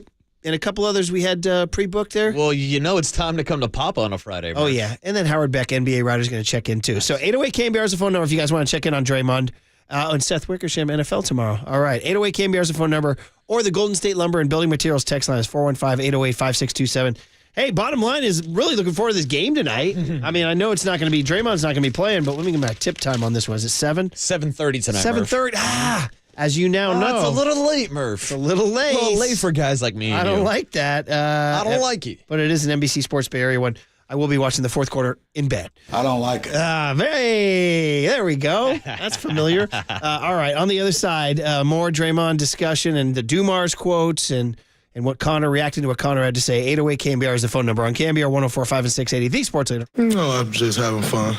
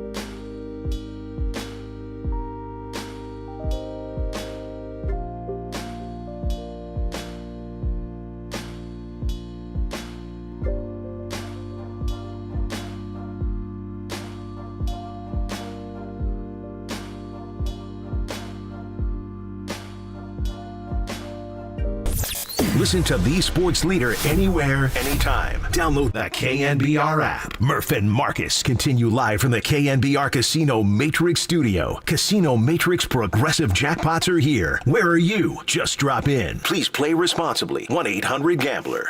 I mean, you know, when I get asked the question and stuff, it comes to mind. And, man, like, the first thing is, like, what an honor. You know, I'm not taking anything away from that. You know, it's what an honor, and very honored to hear that. But, you know, at the same time, I'm trying to, you know, do what I can for this team for this Sunday and for this practice or this meeting. I'm not getting caught up in awards and stuff like that. If anything, I look at it more as a team award. You know, like I have a great surrounding cast. I got guys around me that are all making plays, a great defense, great special teams. And so, you know, that's a testament to the team that I have. And so I'm taking one day at a time. And at the same time, I'm honored to be able to hear those kinds of things. And it's, yeah, as a kid growing up, listening to football and stuff, I think it's pretty cool. There he is, man. Brock Purdy, who I don't know, man. I don't know if this dream is ever gonna end. I mean, arrow up for pick number 262, who continues to make the right decisions, the right reads. I mean, think back to the Bengals game where, you know, he didn't look good and everybody's like, oh, you know. I think I definitely saw tweets. I think I'm going to call him out by name. Softy Mahler up in Seattle. Currently watching the Brock Purdy turn into a pumpkin on my TV. People are like, the fairy tale is over. Cinderella's over. Carriage is a pumpkin. Murph. He's dead. We had a 49ers beat reporter who was credentialed, who was asking Kyle Shanahan if it was time to move on from Brock Purdy to Sam Darnold. That happened. That was a real story. Freezing cold takes exposed. Is that it? Yes, please. Oh my God. That's more than freezing cold. Well, it was. I told you guys the movie is going to go back to the scene on the combine and the tractor or whatever you call it. The combine, the tractor, the corn picker, whatever the hell it is. Forgive my lack of knowledge, but on Jenna's farm. Mm-hmm. I mean, it's going to be straight out of Field of Dreams. You know what I mean? Where he just that cleared his head. They had the bye week. They had lost 3 in a row. They played. Who was it? The Jags, I think. Was it right after the gate? And beat them 42-3. Correct. Or was it 40? Was it out in Jacksonville? By the way, have you guys noticed all the scores lately have been even touchdowns? They haven't been. Not many Jake Moody's have there been. I Right? haven't seen a lot of Jake Moody. I'd actually like to see some more Jake Moody. I need some Jake Moody confidence. I'm not even kidding. I have had moments in the last few weeks where when they're driving in the red zone or even outside the red zone, I've said out loud, I wouldn't mind this stalling out. Give me some Jake Moody. I just need him to get some reps. You know what I mean? I mean, honestly, what is his background in the last? I mean, he hasn't. I feel like all he does is kick extra points right now. Yeah, if you had him in fantasy, I don't think he's giving you too much, is he? No, I don't think so. By the way, I am jostling. I'm making some big time moves before the playoff game against Danny Dunn. Ooh, is that good that you're shuffling your roster this much? Yeah, I think so. I think we're addressing. You see, we adjust and tinker to the very end. But Murph, don't you got to go to the dance with the girl that brought you there? Yes, right, Murph. Kinda. He has not kicked a field goal in the last 2 weeks. Seattle and the Eagles. He kicked one at Seattle in the 30 on Thanksgiving night. He kicked one, and against Tampa Bay, he kicked one. So in the last 4 weeks, no, he kicked two. I'm sorry, against Tampa Bay. In the last 4 weeks, he's only had 3 tries. So he has not had, and he's, I don't know, stall out in the red zone, guys. Give me some Moody. Well, the problem is Brock Purdy's out here putting up 30-plus points a game and building up to his MVP case, Murph. They keep getting to the end zone a little too frequently. Huh? And that's a great thing. And it's something that I did want to bring up since we just played the sound of Brock Purdy talking about his MVP candidacy, because as we all know, after the Cowboys beat the Eagles, Dak Prescott is number 1 on the MVP odds. Brock Purdy right behind him. But I'm so sick and tired of this national narrative of, Dak Prescott's the best quarterback in the league over the last 8 weeks. He has the most passing touchdowns over the last 8 weeks. You know why they're phrasing it that way? Because 9 weeks ago, Dak Prescott and the Dallas Cowboys got their ass kicked by the San Francisco 49ers. And Brock Purdy. Yes, and I saw Dak Prescott throw for 154 yards and 3 interceptions. So you can't just frame the MVP voting as, the last 8 weeks. Yeah, it's a complete season, and we saw Brock and Dak go head-to-head, and Brock came out on top. Well, I know it's a product of the sports talk media world, and I knew things were changing when people started coming out with their power rankings, right? Power rankings. But like power rankings grabbed hold of a generation, either young Tony's generation or yours or my kids, where I kept saying, I have this thing. There's this thing called the power rankings. It's called the standings. You know what I mean? So, but now the power rankings. Well, that's how I kind of feel about this MVP talk. because it will sort itself out by week 18. Correct. But because we just were a content-driven society, we need to take every day. Yes. So it's sort of artificial in a way. It's also fun. I get it. It's entertainment for people, and so we do it. We play the game. But I am confident that by week 18, we'll have a pretty good idea who the NFL MVP is. But that said, that's all by way of saying that 6 weeks ago, Dak Prescott was 60-1. Yeah. 60-1, and right now he's the favorite. But what about the last 8 weeks, Murph? Yeah, I know. Well, there you go. Because the first 8 weeks of the season just don't matter all of a sudden. Last week's favorite was Brock Purdy. And by the way, they said, according to this thing I'm reading, Dak is the 6th different player to have the best odds. It's moving, and obviously it's coming off the heels of him beating the Philadelphia Eagles at home. But Murph, I'll ask you, what's more impressive? Dak Prescott getting the win against the Eagles at Jerry's World at home in his own backyard, or Brock Purdy going into the Link and conquering the Philadelphia Eagles? Brock Purdy! That's more impressive. It's an obvious answer. It's Brock going on the road and beating the Eagles. And then there's the other angle too of McCaffrey was the guy for a while. Yeah, that's true. And so somebody asked Shanahan about that yesterday. Like, McCaffrey was supposed to be the MVP, and now Purdy's the MVP. And do you have a vote? You're trying to get me in trouble with those two guys. That's the only reason I wouldn't overly comment on either one of them, because I don't want them to cancel each other out. But if any non-quarterback's going to get an MVP, I don't get how Christian McCaffrey can't. I mean, he's amazing in what he's done all year. If it's going to a quarterback, then I don't have to talk about Christian. I can talk about our quarterback. And I'm still, if his numbers is all you see, then I think that solves it up. But if you watch the film, then it makes it even stronger, which to me is the most important thing. Well, I'll tell you guys, nationally, it's not McCaffrey, it's not Purdy, it's not Dak. The one I'm hearing on all the talk shows coming in is Tyreek Hill. Yeah, the cheetah. That's what they're saying him. And he may not play this weekend. No. Which would hurt his chances. But this is after his wife had to text him at halftime last week to get back on the field. We kind of missed because we were so, we got caught up in the 49ers and everything, and then Draymond. But yeah, he got injured. Was it Monday night? Monday night, Monday night doubleheader. They lost to the Titans and Will Levis. And in a historic collapse, too, right? That hadn't happened like in X number of years that a team had blown a lead that big. But he said at halftime, he texts his wife. By the way, is it okay to be texting your wife at halftime? And he says, good question. I don't know, should you be off your phone studying? But He anyway, probably should, but we've also heard about guys like Steph Curry saying he checks his phone at halftime to see if Twitter's talking mess about him, and then he'll come back out with a vengeance in the second half. So here's how far we've come, man. Back when Magic Johnson took over the Lakers in the mid '90s as coach in a ill-fated tenure, did not go well. He famously went bananas when he saw players walking with pagers. And pagers. Shout out the pagers. Can I explain a pager to you, young Tony? So that was a thing you clipped on your hip, okay? And this is like before text, and it would buzz and just tell you a number of somebody who wanted to get in touch with you. Okay? Yeah. So guys would check their pager to see if somebody had buzzed them. No text, no voicemail, just a page. And then what was the next move? You had to go find a payphone? I guess, yeah. You did call the number. Go find a payphone, yeah. Anyway, Magic Tony, famously, in case you're looking at us like, what the hell's a payphone? I think famously, they can listen to the Maroon 5 song, Payphone. Isn't there a Maroon 5 song called Payphone? They're also looking at you like, who the hell's Maroon 5? I'm at a payphone. Isn't Levine hit the high notes on that one there? Sing it again, Murph. I'm not gonna. Do you guys not know Maroon 5? Young Tony? Yeah, they know. I'm riffing. I know, but it is true. They are a little old now, aren't they? Exactly. Yeah. We're looking for the new song to introduce our show in the new year. It ain't going to be Maroon 5, I'll tell you that. Is it going to be Maroon 5? No, it's not, Murph. I can tell you that. I'll jump you on that one. But the ladies like Adam Levine, though. They do. He's got all those tattoos. He looks like a Chipotle bag. Was he on The Voice? He looks like a Chipotle bag. That's good. I like that. He's got all those tats. Wasn't he? I never watched really The Voice. Do you guys see that? No? Wasn't he a judge on The Voice? I think you're right. I think you're going down the right path, yeah. We took the kids to Universal Studios a couple of years ago, and you take that tour. The famous tour that when I was a kid featured the Jaws shark coming out. Oh, yeah. And the Bigfoot tunnel with the $6 million man. But they took us by at one point. One of the talking points was, this is the studio where they filmed The Voice. Everybody's like, oh. Is that a big deal? That's what I'm saying. Wow. I think there's a big audience for The Voice, isn't there? All right. Not you. Not me. Young Tony.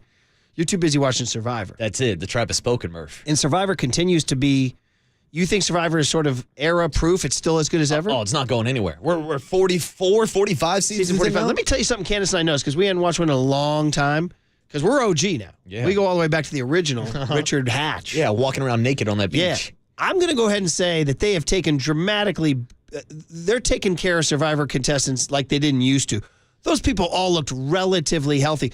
Bro, in the early days, those guys were starving. They were out there. I mean, guys looked terrible. And I should point out now it's also a shorter season. It's not 40 days and 40 nights, whatever it was. So there is something to that. But they also took the rice away. You used to be handed a big old bag of rice when the season started. Rice now you don't get rice unless you earn it in the challenge. Well, what staple of food did they give them to the start? Well, they don't give them anything. They got to go find coconuts up on the trees. Really? Yeah, Okay, so there is something a little hard. But there is still a Survivor maybe it's because element. people have watched so many seasons, Yes. they now know how to feed themselves. Correct. There's a strategy for Dude, this. early on, it was a little dicey. Like, is this guy going to die on TV? I mean, especially when they're going like outside of Fiji, like they're going out to like Africa and like just throwing them in the middle of nowhere. It's like, yeah, good luck. Go survive Are they for always yourself. in Fiji now? Now they are always in Fiji. It's pretty scenic. It's their home base. Yeah, you can't I go hadn't seen wrong. one in forever, but last night we had an open window, and I said I wanted to get my kid off his phone. I'm like, we'll watch some TV.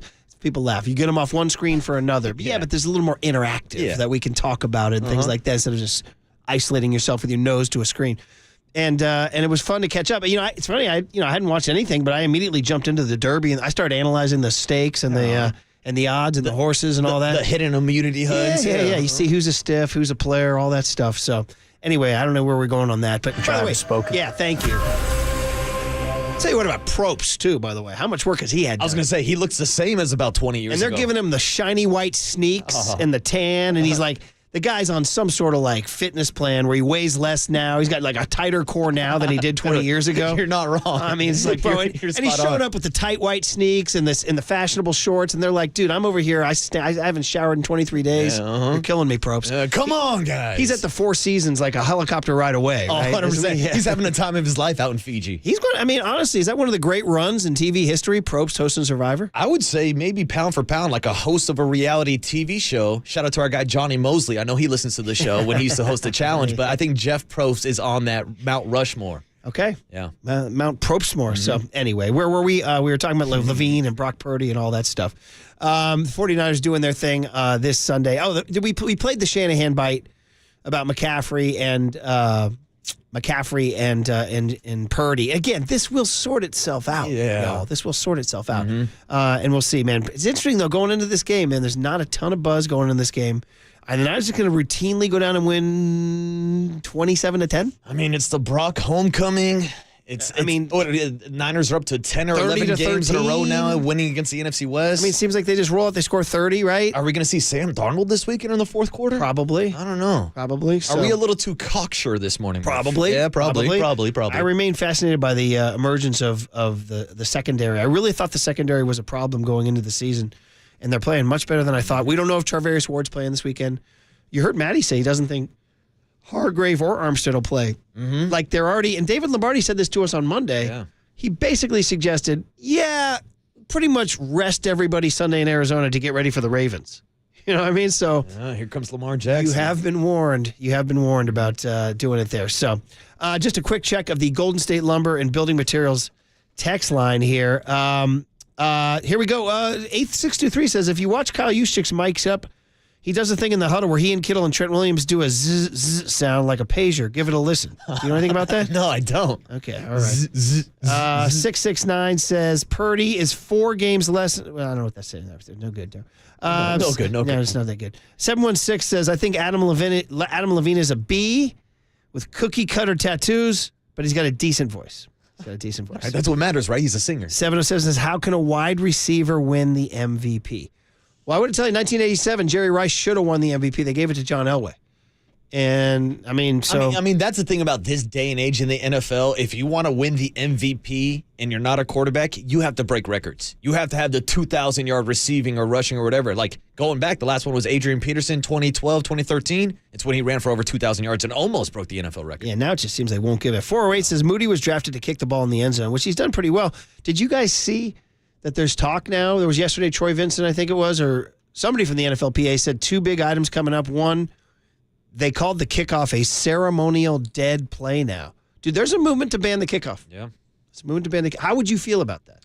I feel like it's already kind of in play. That's why they moved up where they kick off the ball, and that's why there's so many touchbacks. The NFL doesn't want this, but also it's a huge part of the 53-man roster. Right. Whether it's like a guy like Oren Burks or whoever, like backup linebackers, like this is how guys get the opportunity. So it would suck if they would take it away, but I wouldn't be surprised if they do. And that would be, would you miss the kickoff? Some people say the kickoff return is a huge part of the game. It's an electric part of the game. I got to be honest, I wouldn't miss it. I do like the first kickoff of the game, though.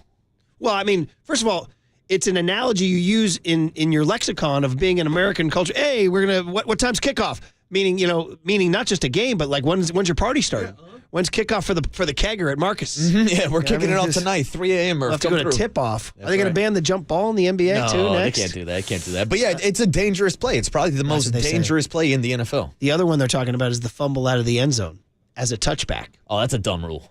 I am in the minority there. I like that rule. No, I think it's stupid. I think if you fumble out of the end zone, you lose the ball. No, you should go back to the 20-yard line. The defense didn't do anything to get that turnover. Your whole goal is to get the ball in the end zone, and in your attempt to do that, you fumbled it out of the end zone. You have lost possession of the ball. But why should the defense be rewarded for not forcing a turnover? They're not. The offense is getting penalized. Yeah, punish them. Take them back to the 20-yard line. No, they still get the ball for fumbling out of the end zone? They do, but instead of being at the 1, now they're at the 20. You lose, buddy. You lose. Right. You fumbled it out of the end zone, you lose the ball. I don't agree. I am definitely in the minority on that one. You're in the majority, I know. Agree to disagree. I'm sticking to my guns on that one. All right, everybody. All right. By the way, Mark Spears joins Tolbert and Copes at 2:50 this afternoon. He'll have thoughts on Draymond. We actually did a segment without talking about Draymond. How about that? I don't know if that was good, the smart thing to do because people want to talk about Draymond. Papa and Lund will next. Yeah. But we talked about Draymond an awful lot all today. day. Murph, it's everywhere. We even asked Mike Krukow about it. And he was hot. Probably give us the best take. I know, right? He was pretty hot. Yeah. You got the sense of what it was like to be Mike's teammate in the clubhouse. I can only imagine. For sure. So, all right, guys. That's it for a Baby Eat Friday. We'll hand it over to Papa and Lund on the other side on KNBR 104.5 and 680, the Sports Leader. I'm at a payphone.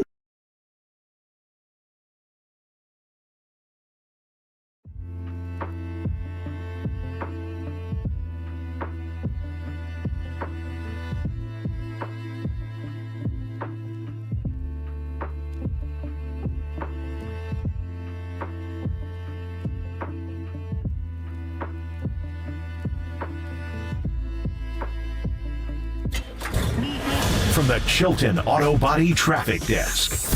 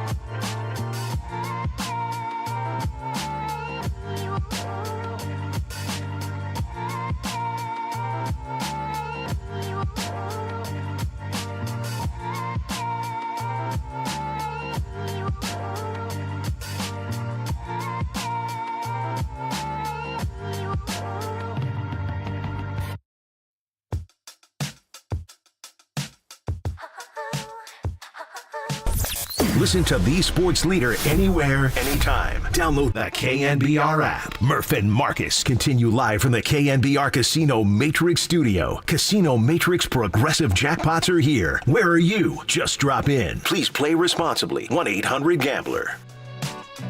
There it is. Look at young Tony learning. I referenced this song earlier in the day because kind of the chorus part, he says he's talking about forgiveness.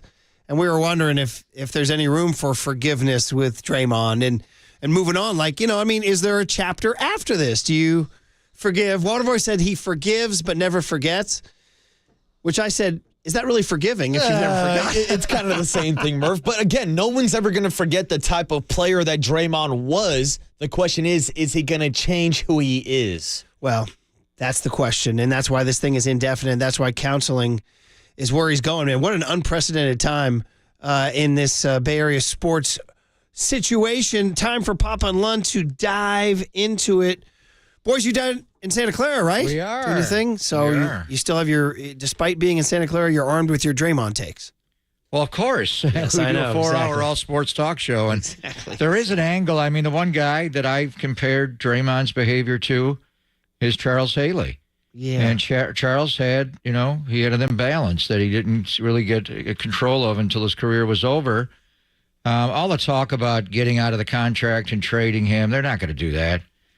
Steve Kerr and Mike Dunleavy are going to talk at 11:15 from the shoot-around at UCLA before they play the Clippers. We'll get their thoughts. But you got to stand by your guy now and just ride this out. I like the league's take, the indefinite suspension. It's about rehab, getting him better. And so his behavior doesn't continue in this spiral. I do wonder, when they won the championship a couple of years ago, he gave up alcohol for the entire season.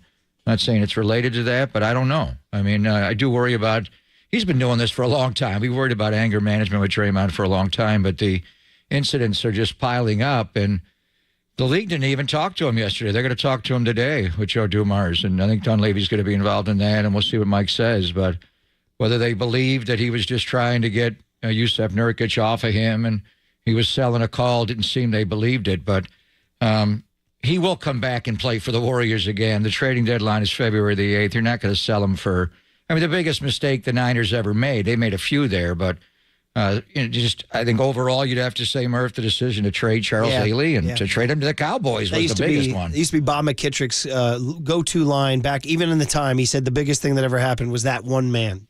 Changing helmets was what caused. That's what caused the balance of power to shift in the NFC. So, all right, you guys are ready to go, primed and ready to go. Marcus, young Tony, Casey. We'll see you all tomorrow. And when it's time for a change, think Speedy Oil Change and Auto Service, your trusted oil change, tune-up, and brake experts. You're listening to KNBR and KNBR FM San Francisco, the sports leader, a Cumulus media station. It's the Dodgers. Them. Let them spend all their money for all I care. Get ready for Kansas City. That's the end of the game.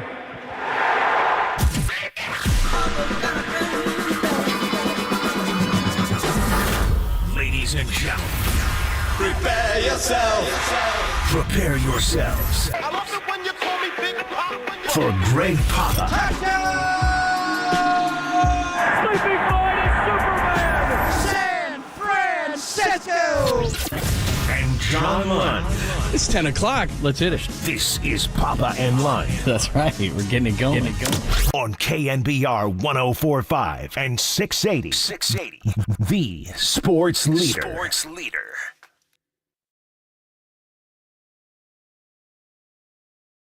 How Draymond Green is agent.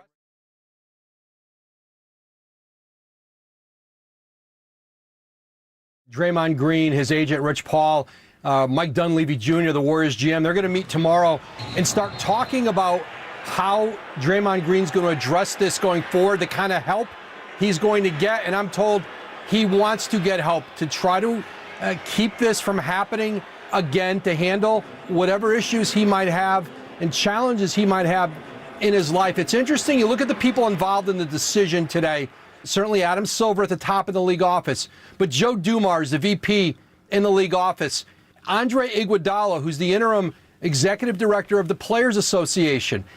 He is a former teammate of Draymond Green, and the Players Association would not have been accepting of an indefinite suspension if Draymond Green wasn't accepting of it. And I think really what I was told was maybe for the first time, Draymond Green is looking at the need to maybe get to some of the root of this or dealing with things that are going on in his life. So it is unorthodox, but I think the people involved, I think, made it easier perhaps for Draymond Green to go down this road of an indefinite suspension.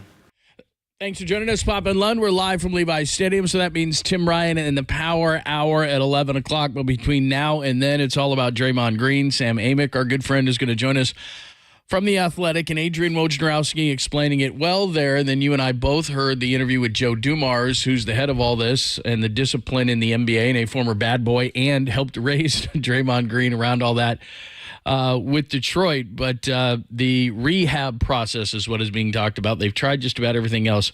So it sounds like rehab that Draymond Green is on board with, and he will speak with Joe Dumars today. But just give me your opinion. Indefinite suspension. Where are you I like what the league did. We were trying to guess yesterday, 5 games, 10 games. The number, and Joe said it when he was talking to Stephen A. this morning, and I thought Stephen A. did a really good job with the interview.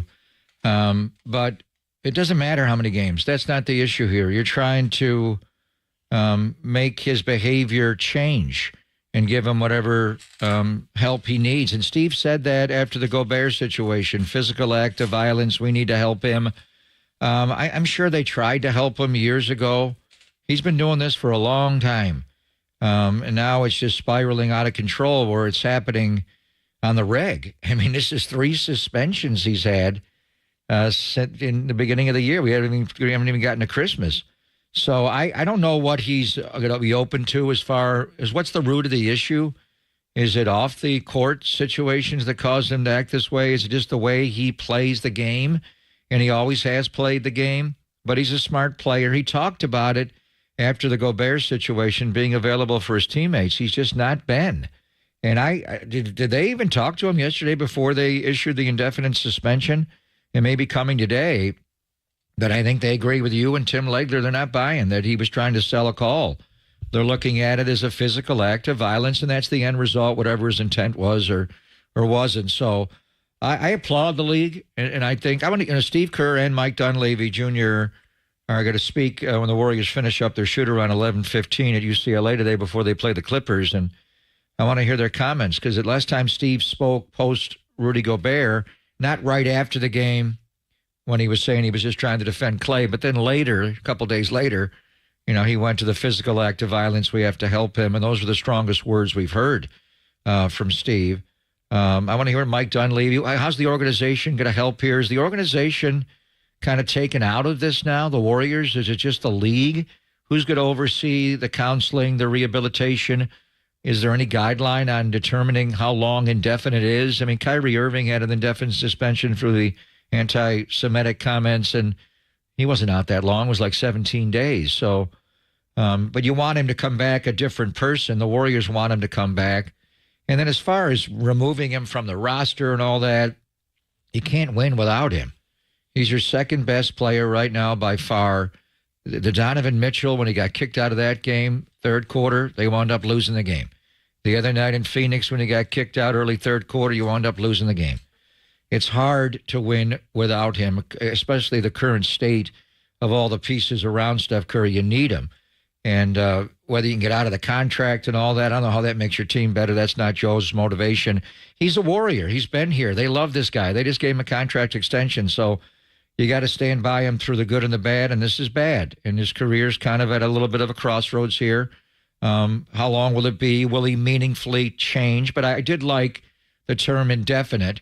It's like when a guy goes into rehab, John. You know, John Morant had that, and he went back in again, and guys go into alcohol and drug addiction rehab. How long are you going to be in for? As long as it's needed. As long as I need to get the proper help. And who knows what exactly is causing all this? Is it just confined to the basketball court? And does he have other issues? And so we'll see, what Steve and Mike Dunleavy Jr. have to say. But I think this is a step in the right direction to try to really help him, because for a long time, I'm not going to say they were complicit or aiding, but they, do they really drop it? Last year when he punched Jordan Poole, they didn't suspend him. That's what I go back to.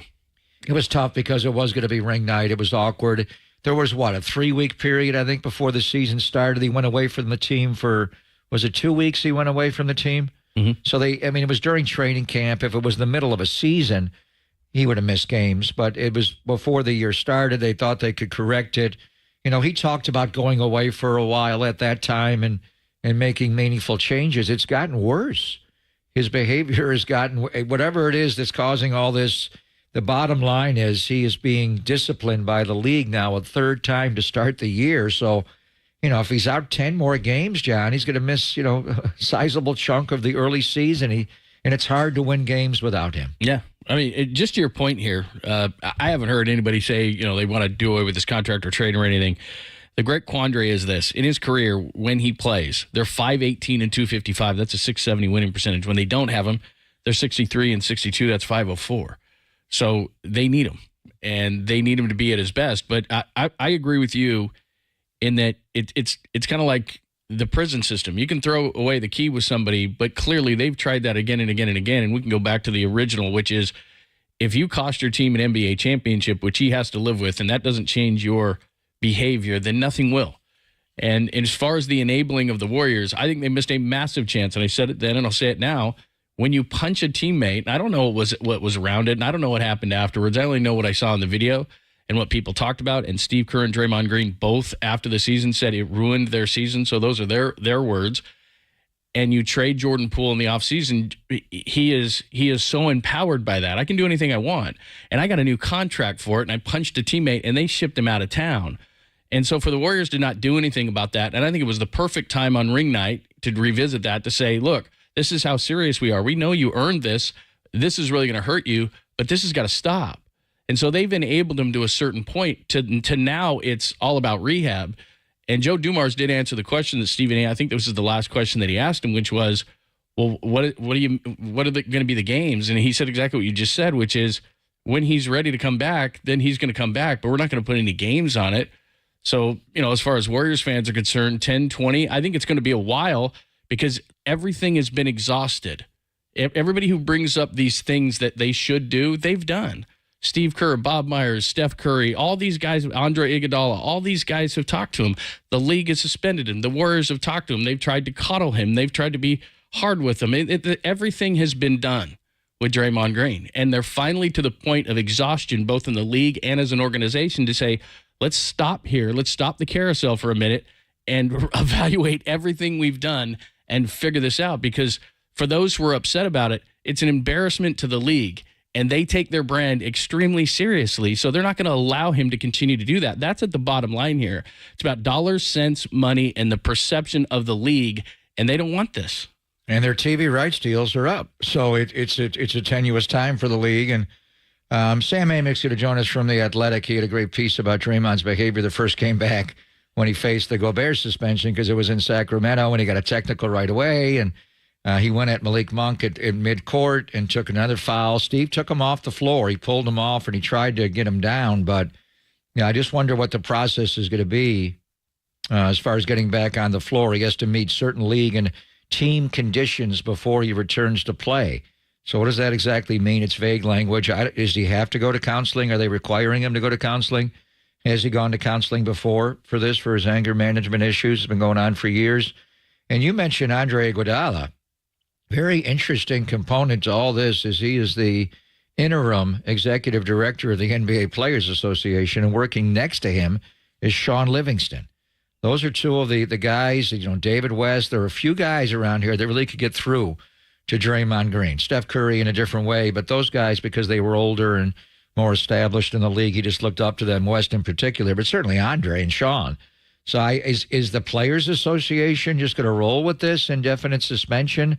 Their job is to protect the player, but their job is also to help the player. So how do you protect the player and help the player? And how open is Draymond Green going to be to say when he gets on we're going to hear from Steve Kerr and Mike Dunleavy coming up at 11:15, that I do need help. And I do. I mean, if he pushes back on that at all, then he's not meeting the league and their team conditions before he returns to play. So he's going to have to show some change in behavior or willingness to change behavior. I don't know how you show that unless you actually go out and play. I mean, does he act like that at home? And he's never been in trouble with the law in any way. He's an upstanding member of the community, but when he plays professional sports, the way he plays, he takes it to the edge and beyond. And now he's just gone over and over and over again. But it'll be interesting to see in the coming days, and Sam's obviously tight, just how Andre Iguodala responds to this. It's a great the point. Players Association.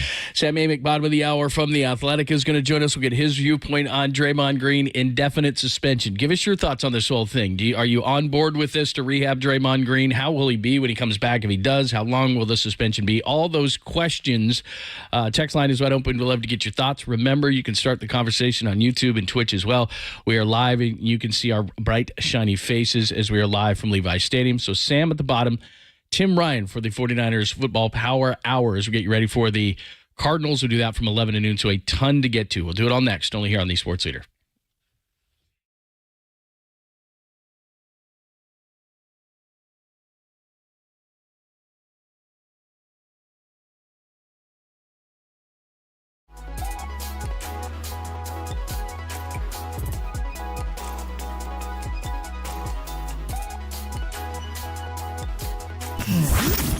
Here's what's trending now. Trending now. On KNBR.com. Draymond Green indefinitely suspended. Well, how long is that? That story and more trending right now on KNBR.com and the all-new KNBR app.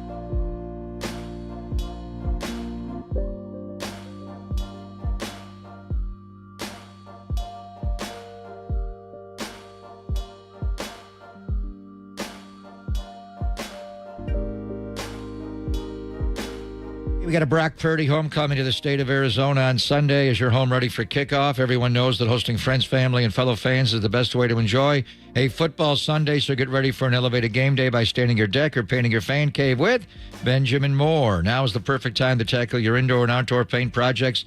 Have your family room decked out in team colors to impress guests and intimidate rivals. Update your kitchen with a fresh coat of paint for prepping tailgate treats and pregame snacks. A freshly stained porch or repainted exterior will allow you to grill outdoors in style all season long, so change your luck with a fresh coat of paint. Whether you're calling an audible or following the playbook, find all the right products, the perfect colors, and plenty of advice at your Bay Area Benjamin Moore retailer. NFL's playing 17 regular season games in recent year, up from 16, so let Benjamin Moore help you extend the life of your home for many years to come. Support your team and your local independently owned and operated business with Benjamin Moore.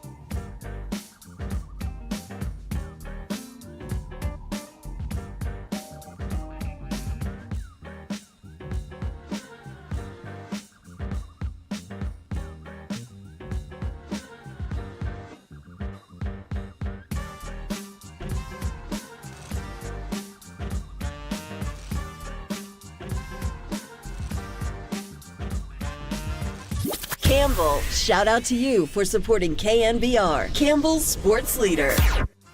Dub Nation, wherever you are around the globe, stream Gold-Blooded Radio 24/7, 365 on KNBR.com. This is the sports leader. A lot of times people get caught up into like a number, like what's the number? And we didn't want to do that. What we wanted to do was, first of all, we knew that there would be some level of punishment, but we didn't want that to be the focus. We wanted the focus to be on how can we help Draymond as well. And we thought indefinite was the best way to do that. So people don't get caught up on here, what's the number? Is it too low? Is it too high? Indefinite means get yourself right. We want to see you at your best. And the best way for you to do that is to get yourself mentally and emotionally back to where you need to be. And so that's how we got to indefinite. That's Joe Dumars. He is putting down discipline for the NBA, and it's ironic because he grew up in Detroit. He knew Draymond, and I was looking for clips today for people who have addressed this in the past, and Kevin Durant came out and said he hopes he gets help, and Nurkic came out and said, look, he's got a ton of respect for him. It almost sounds like a sympathetic situation. You heard Joe Dumars. He made it sound like kind of sympathetic. We want to get the guy right and get him mentally rehabbed rather than just this is a 10-game suspension. When you come back, you come back. They want this to end. We discussed that. But I guess my question to you is, because I believe they've tried everything both as an organization and as a league, how will this time be different? Counseling, outside help. I've been asking that question. I mean, Draymond's behavior has been going on for years and years and years. The 73-9 year before Durant arrived, one of the most special and memorable regular season games, probably the best regular season game they've ever played. It wasn't a playoff game, but that Saturday night in Oklahoma City, the bang, bang, you're dead game when Steph made the half-court shot. But that was a wild game. And at halftime, you remember Lisa Salters, they all could hear Draymond screaming and yelling in the locker room at halftime at Steve Kerr about, I'll never shoot again. He had a hard night shooting the ball, and they were encouraging him to pass the ball and move it and not shoot it. And that became kind of a focal point. But then, the Warriors came back. Andre made a couple of late free throws at the game with the time expired. It was amazing. It forced the overtime. It was a wild game. Durant fouled out of the game, and they wound up winning. So it was a memorable game. But it was also memorable for Draymond snapping. And those close to the team know that this coaching staff has had to endure a lot of snappage in his career, not only in games for public consumption, and we've seen it all, whether he's yelling at James Wiseman or Kevin Durant repeatedly, not just the night he berated them in L.A. against the Clippers. He did it many times. After that situation, I had our staff at NBC Sports Bay Area put together a video, and I was appalled. It was like 2 minutes long, and it was all him yelling at teammates, and mainly it was Durant. There was the one situation against Memphis where they blew a 19-point lead, and late in the game, Durant got a switch. Zach Randolph was on him, and Draymond wanted them to pass out of it, and Durant, I'm just going to take Zebo and go score. They didn't, and he went off on him. It was just, that's Kevin Durant. But it shouldn't be Wiseman, shouldn't be any teammate. Occasionally they get after each other. It's high-level professional sports, and emotions are high. But anyway, his behavior, whether it's against the officials, the inability to recognize one technical being a red stop sign and not a green keep coming sign, him getting kicked out of that Charlotte game a few years ago when Steph couldn't play. He took double technicals at the end of the game, gave him 2 free throws to force a little late in the game, and Kemba Walker beat him with a late shot, either in overtime or at the end of regulation. I mean, there's many, many, many. We've all watched, and we just you kind of tolerated it because that's how Draymond has to be a great player. Well, he's no longer available to play, so his transgressions now are such, and there's certain ones that the push against Donovan Mitchell bothered me more than any of them because that was just, what was the point of that? The one against Gobert, he was defending his guy, but he took it too far. This one, just don't understand the play. When is Draymond going to speak? He doesn't podcast anymore. Steve Kerr and Mike Dunleavy are talking at 11:15 after the Warriors shoot around at UCLA this morning. But there's just so much. But has he ever, John? I asked Tim Kawakami this yesterday. I asked John Dickinson this. They are around the team a lot, obviously. Have they ever gotten him counseling, outside counseling? Or do they have, professional sports teams have counselors on staff? It's been going on in the NBA. Portland hired one, years ago in the 70s. They've had him for years and years in all sports, particularly the NBA. And has he ever really sought ways to deal with his anger and his fits where he can still compete at the highest level, but be controlled? We're at Levi's today, and Kyle Shanahan's got a line here. If you get flagged for whatever you do, you're wrong. If you don't get flagged, you're okay.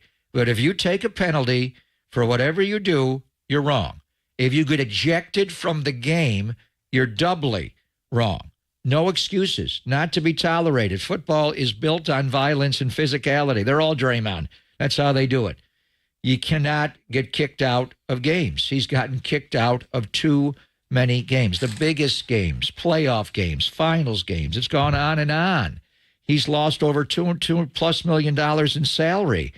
So what's going to be different now? Indefinite suspension? How long is that? What does he have to show the league and the Warriors, and how do they coordinate this? Is the league kind of taking over here? And it's somewhat of a conflict of interest because you want your player back on the floor as quickly as he can get back on the floor. You've said you can't win without him.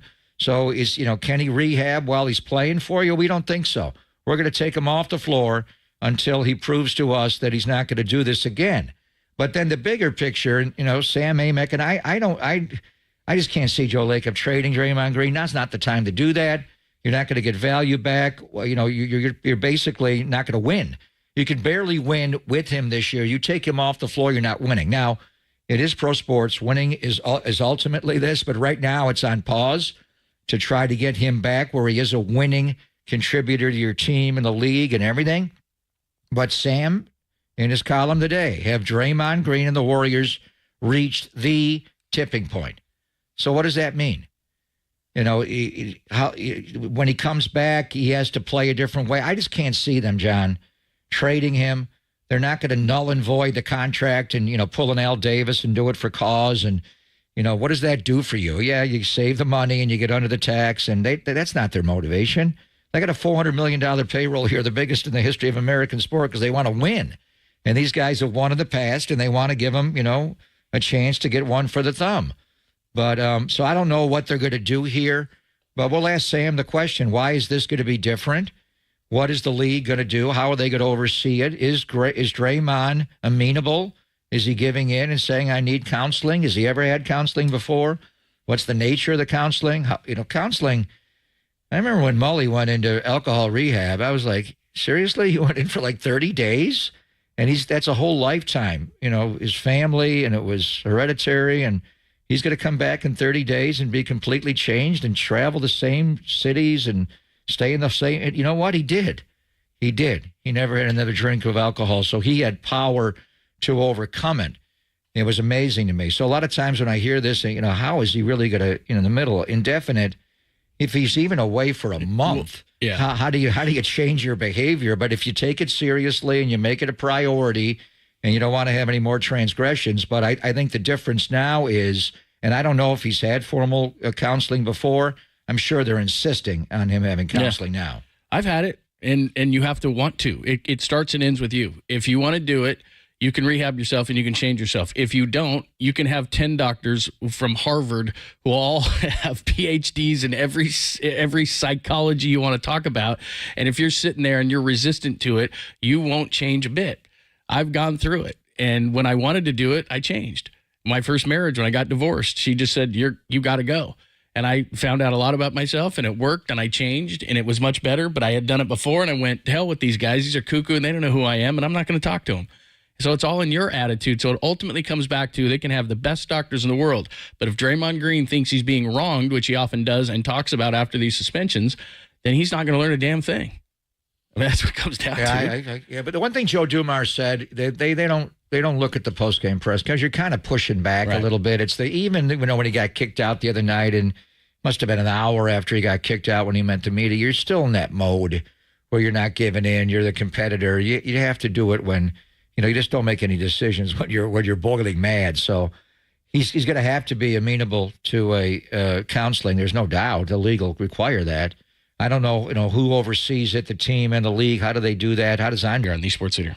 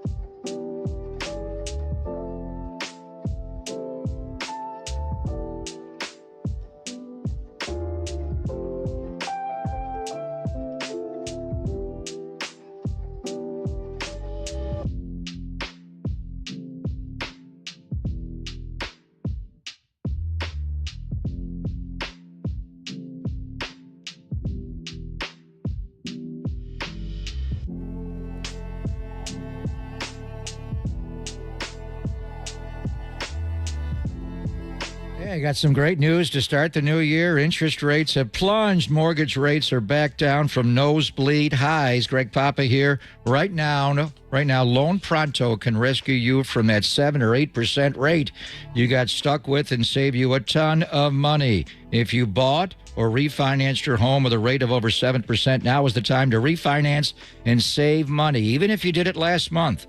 Interest rates on Loan Pronto's Equity Express loans have also come down. It's a great time to get some cash out of your home and get yourself on solid footing for the new year. They can get you the cash you need to wipe out credit card debt or start that 2024 home improvement project. Bottom line, Loan Pronto has the most competitive rates, and they can help you take advantage of this drop in rates. Get your financial house in order for 2024. Call 415-808-5721 to get started. That's 415-808-5721. loanpronto.com, equal housing lender, subject to lender approval.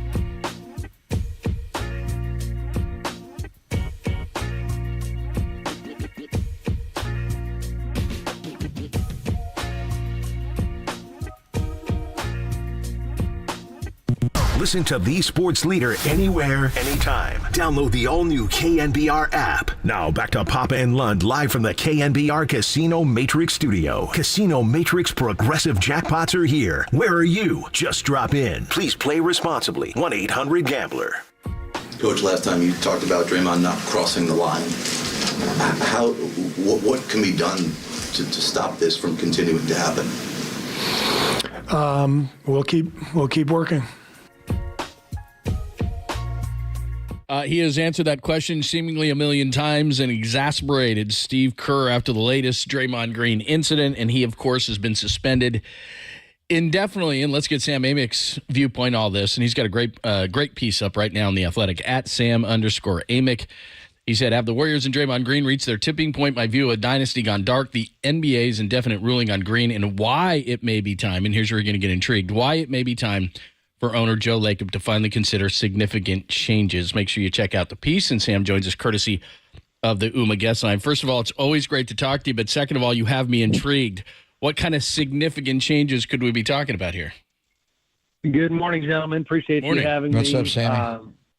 Yeah, I mean, here's where I'm at. I just think that this particular group that is so accomplished and celebrated, and you know, even age-wise, guys, they're at such a tricky stage because they are old, yes, but they are not so old that, you know, they still view themselves as champions, as title contenders, and that's how they want to function in the basketball world, and those are the expectations of the Warriors. But with a capital B, you know, if they're going to play like they have lately, lose 12 out of 17 games, and then more importantly, if Draymond is going to have an incident on balance every 2 to 6 weeks, then that's not a sustainable reality, especially when you have a $400 million payroll that is not only a league high but a league record. I don't know. It's always tricky to write a column like this because I don't know specifically what those significant changes might be because I don't know what's possible out there in the NBA landscape. It's, you know, at minimum, you look at it, you say Klay Thompson is clearly not thrilled with his contract situation. Free agency is coming up. You look at doing something there. You got Draymond, obviously, elephant in the room. You know, that 4-year, $100 million deal is not, I mean, he's a guy who's still a hell of a player. And so it's funny, and this is not anything I've heard, but it just crossed my mind. You know, the Pacers could use a dude like that. Last night they're getting pushed around by the Bucks. So who knows if you look at a Draymond thing. I've seen people speculate about, do you move Steph? I don't think there's a chance in hell that's happening. But if you're Joe Lacob, I think it's time to at least look at it really, really hard and honestly. Move Steph? Slow everybody's roll here. No one's doing that. No doubt. We'll get into this Draymond. And I understand the overall one-loss record is not good, but a big part of it, Sam, is he hasn't played. They are 2-6 in the games he has been ejected or suspended. They're 8-7 in the other games. And he also missed a few games with an ankle injury, so throw that on there. With Draymond Green on the floor, and assuming at some point Wiggins snaps out of it and they find a proper role for Klay and they get GP2 back, you know, this is certainly a playoff team, kind of. We'll see. So I just don't see them pulling the plug on this thing. As far as addressing Draymond, I just don't see, you know, the owner. He's not going to get out from this contract. They're going to try to rehab him and get him back on the floor, you know, hopefully as a changed man. But the trade possibility between now and February the 8th, you're saying they may trade him to the Indiana Pacers for, what, Miles Turner or something? I mean, do you see the Warriors really taking Draymond Green off this roster? I mean, Pop, the ceiling, not the ceiling, but the positive side of what you're sharing there in terms of the Warriors, you know, with Draymond and conceivably at their best, you just mentioned the record 8-7. Like, that's not Warriors basketball. If that's the Kings all those years after missing the playoffs, okay, cool. You know, have a parade. This is the Warriors. 8-7 is not even remotely close to good enough.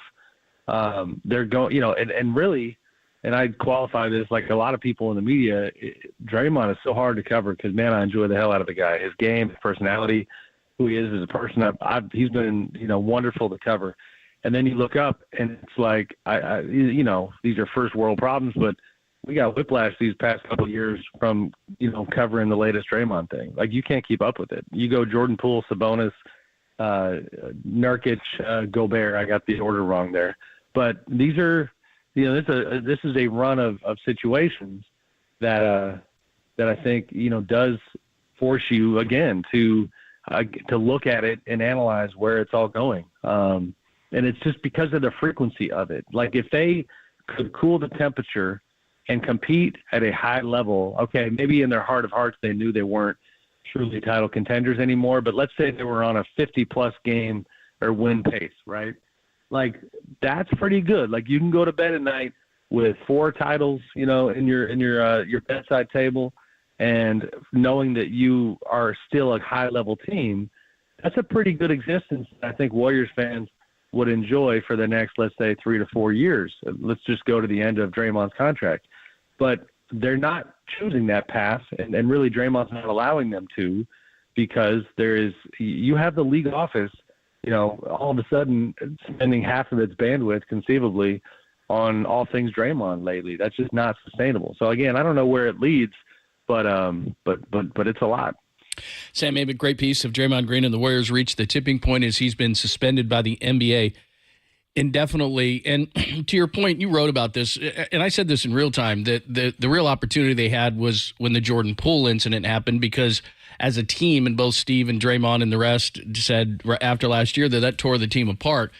I understand that on opening night, they're getting their rings and you want him to get his ring, but that was the opportunity to me to tell him how serious you were. So obviously the Warriors are at the very least complicit in this situation with Draymond Green. And then if he's not going to change because he potentially cost them a championship back in the day, depending on how you look at that, he's not going to change. So how is this time going to be different that he's been indefinitely suspended? Because he's going to see psychologists, or how exactly will this be, or could this be different? Yeah, I mean, that's the part, and actually shameless plug here, I guess. I just recorded our tampering podcast for The Athletic today. It's going to be out soon. And I said on there, guys, that, you got to be careful when you talk about off-court, regular life stuff. My opinion is right now, there have been times when I looked at Draymond and thought to myself, like, man, I think he might have some stuff happening non-basketball-wise that is putting him in a bad place. And as you guys, I think, know, during the Jordan Poole situation, there was a lot of chatter that was the case, that particular day of practice, there were non-basketball things happening that had him in a bad place. We can all relate to that. Like, stuff happens in life. I'm not hearing that right now. And I honestly, if you go case by case, I kind of look at it and I go, you know what? He can't stand Rudy Gobert, and Rudy Gobert put his hands on, one of Draymond Green's favorite teammates of all time in Klay Thompson. So in a vacuum, I don't think he has any regrets, like he said publicly, about that situation. The Nurkic thing, I actually believe him that, yes, he was over the top selling a call, being out of control. I don't think he was trying to put Nurkic on the ground. Like, I don't know that the league is going to, compel Draymond with this approach to find some epiphany about, his mental health. I really don't. I think Draymond he's a very edgy competitor who was literally raised, and this is where this story just gets so rich, like literally raised as a kid to a degree by the very man in Joe Dumars who is now legislating his actions on the court. As you guys know, he's really close with Joe growing up, was around the Bad Boy Pistons, growing up in Saginaw. Like, this is the way he plays the game, and it just doesn't work for today's NBA. And that, to me, is what the reality of this is, as opposed to, let's just have Draymond get on the couch and get his feelings out and he's going to come back a different guy. I don't see it. Okay, so let's just roll with the concept that they're open to trading him. I'm thinking, you mentioned Indiana. Kevin Pritchard is there. We know him well. Would another team really trade for Draymond? If the Warriors can't keep him in line in their own locker room, to me, that's a major concern to bring him into a new locker room, because it's just his overall behavior, not just in games, but he's gruff. He's Draymond Green. With Indiana, I have always thought about the Lakers, Mike Brown in Sacramento, Sammy, where you are. Sure. I thought he would put him over the top. They need his nasty and his defense. If the Warriors got to the point where they said, we just can't tolerate this. We got to move him. Can they move him and get value back? I don't have clarity on the market. I need to start asking those questions around the league. In terms of just my own read of it and, informed analysis, I guess, I feel like if Draymond's got a different jersey on, it's a game changer from the standpoint of a new chapter where you're trying to accomplish something, of merit in a new city. And that means that you lose that. The Warriors, because they've been so great, they definitely have, this Al Bundy vibe at times where it's like I'm going to sit on the couch and tell you about my high school years. Put my hands in my pants too? Yeah. At Polk High. Yeah. All right. And so there's a little bit of with Draymond and even to a lesser degree with Clay, it's like, you can't talk to me because look at this jersey, look at these rings, look at this city, look at this building. Don't you know who I am? If he's in a different city, you're trying. It's a bit of a clean slate. You got to actually go do something productive, and you can't necessarily lean on history all the time because that's it's just a new vibe. So could I see it working? I could. And again, it matters a lot that he's still playing at a really high level, and all it takes is one GM who says, I want that. Like, my team's too soft. My team doesn't defend well enough. My team doesn't have enough playmaking. Guess what? Draymond still got it. Let's roll the dice. Not that I think they're going to move him, but the team that you're talking about, to me, that sounds the most like, and they wouldn't want, because the Warriors wouldn't want them in the Western Conference, would be a team like the Knicks, where they're just desperate to win and they want to get some kind of winning guy on their floor. But my fear of another team would be like a Rodman situation where the Pistons finally got sick of him. They moved him to the Spurs. David Robinson's trying to control him. He can't. You finally have to go to Jordan and the Bulls. You have to go to such a strong locker room because what team? I mean, Pop mentioned the Lakers. LeBron's friends with them. Maybe. How about Sacramento? Yeah, Mike Brown. Wouldn't you have to have a hell of a strong locker room and ownership group and coaching and all that stuff for him? Structure?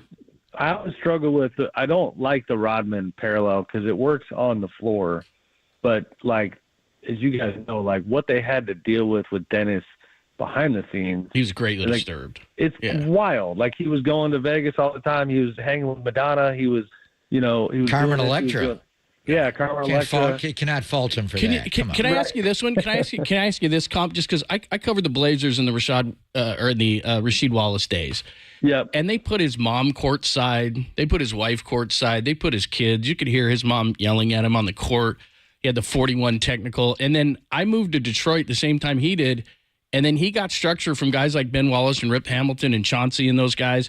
And he wasn't a problem at all in Detroit. In fact, he was quite the opposite. So I if he goes to the right team, maybe that's the case. But I was looking at this because I didn't know what age Rasheed. I couldn't remember what age he got traded there. He was 29, and Draymond's 33. I just don't know what team would have the right structure for him. Well, I think the structure is going to have to be strong ownership, front office, and coach. I don't think unless he's going to the Lakers, which who knows, that could happen. Then he's got to listen to LeBron's voice because LeBron is LeBron. There's not a lot of players who are going to supersede Draymond's voice around the NBA. I think it's got to be the organizational structure. And then again, though, really like Draymond, I know this is a funny thing to say considering what happened with Jordan Poole, but behind the scenes, Draymond is typically not a problem. You know what I mean? He's a leader. He's the guy who keeps the competitive juices at a high level all the time. He's smart as hell, which means that if you want to talk to him about the roster and what would work, what doesn't work, he's basically a coach at different times. He's a scout. He's all those things. And this is the beauty of this guy's, total package is he's got, so much good that comes with him that it's obviously very hard for the Warriors to even think about saying goodbye. I would be very fascinated to see it in a different setting. And I do think it could work. The guy doesn't want his last chapter to be Joe Dumars and Adam Silver knocking at his door every 2 weeks. I just don't think that's how he wants to go out. All right. I mean, they did say, and Steve made it clear, and Mike Dunleavy as well, they cannot win without him. And they can't. Now, they're not going to give him away. They would get something back in return.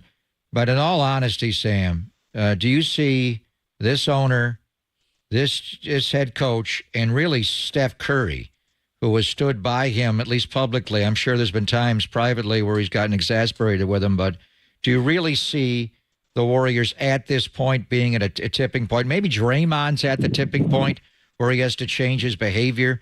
Do you think the organization really is at a point where they're exploring moving on? I think we'll know more in the next few weeks. I think the timing of this is actually kind of perfect. It's mid-December. The deadline isn't for 2 months. You got 2 months to take a look at this thing. If they go on a run, I will jump back on your guys' show and we'll have a laugh about how I was premature. But I will say, I go back to the payroll. $400 million is the type of money that you do not pay. I mean, we have a body of work now, guys. The championship was fantastic and so special because it came after Kevin Durant was gone. For as good as they looked at times last year, they lost in the second round. That's all there is to it. That's not $400 million. You know, that's not getting your money's worth on $400 million. And if the next 2 months don't go well, and obviously a lot of them are going to happen without Draymond, then we have even more evidence that this team is not headed toward anything even remotely worth $400 million. And Joe Lacob's a businessman, and Steph Curry's voice is going to matter a lot here. But if that ceiling appears as low as it has recently for the group, then I just think it's inevitable that they got to look at everything. Since we're on the topic of everything, Shams reported yesterday that Clay possibly turned down two and around 48. And for a guy making over $40 million, that probably doesn't sound great, but he hasn't been very good. And now you see why Andrew Wiggins kind of bounced to a couple of teams, and teams got frustrated with him because he just hasn't had the energy that he had a couple of years ago when he was a great 3-and-D guy and, a two-way Wiggs. So, I mean, Draymond is not clearly, as you're pointing out, the only problem in this team, and especially in Clay's situation, that's very delicate.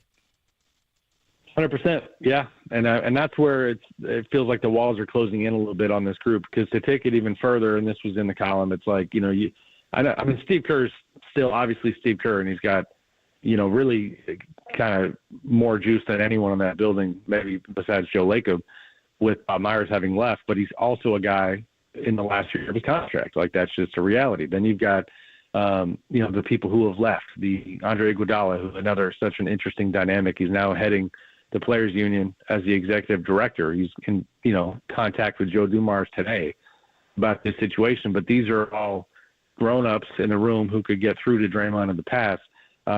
This whole kind of absolute, jambalaya mixture of factors, if you will, is very interesting. And those other things you mentioned, John, they do matter a lot. Clay's a guy that, independent of everything else, you got to either find a way to turn him around or have a hard conversation about that. Because if he's turning down that kind of money, then how's the next part of the negotiation going to go this summer? And then Mike Dunleavy Jr. right in the middle of it all. Respected, smart, good, but green, and that's just a fact. And now he's trying to kind of manage this whole thing. That's a lot. Good stuff, man. Bob Myers jumped off right in time. He picked a good time to go into TV. Bob Myers. He's no dummy. You guys, to that point, I saw Bob in Vegas, and I'll just be honest with you, it's just wild to me. Like, I've seen him a couple times. I saw him at Crypto down in LA, and it's like amid all this Warriors chaos, you see Bob, and he looks like he just got back from the beach. Yeah, 1,000-pound weight went off his shoulders. Man, all tan, just talking about it all. Yeah, pretty tough for them. Sam, You're the best, man. Great piece as always, and we always appreciate the time. Thank you so much. Thanks, guys. Appreciate it. Thank you, Sammy. At Sam_Amick. Obviously, you got to read his latest piece on Draymond. If the Warriors have reached their tipping point, senior NBA writer for The Athletic. Make sure that you check out his piece. All right, we'll continue. What'd you get out of Sam Amick? Hit us up on the text line, Twitter, and YouTube and Twitch as well. You can start the conversation there. Top of the hour, 6 minutes away. Bro. Tim Ryan's going to join us, and we'll get you ready for the Cardinals and the 49ers on the road, only here on the Sports Leader.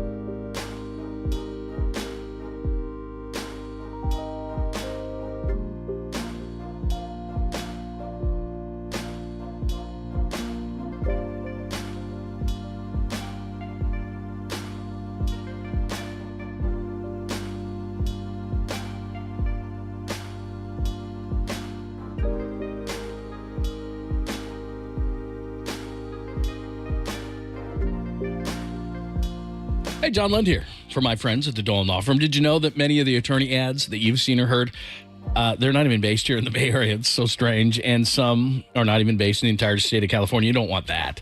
Chris Dolan and the Dolan Law Firm, they're based right here in the Bay Area. And they've been that way for more than 25 years. So they're award-winning personal injury and employment attorneys, and they're fighting for you where you live.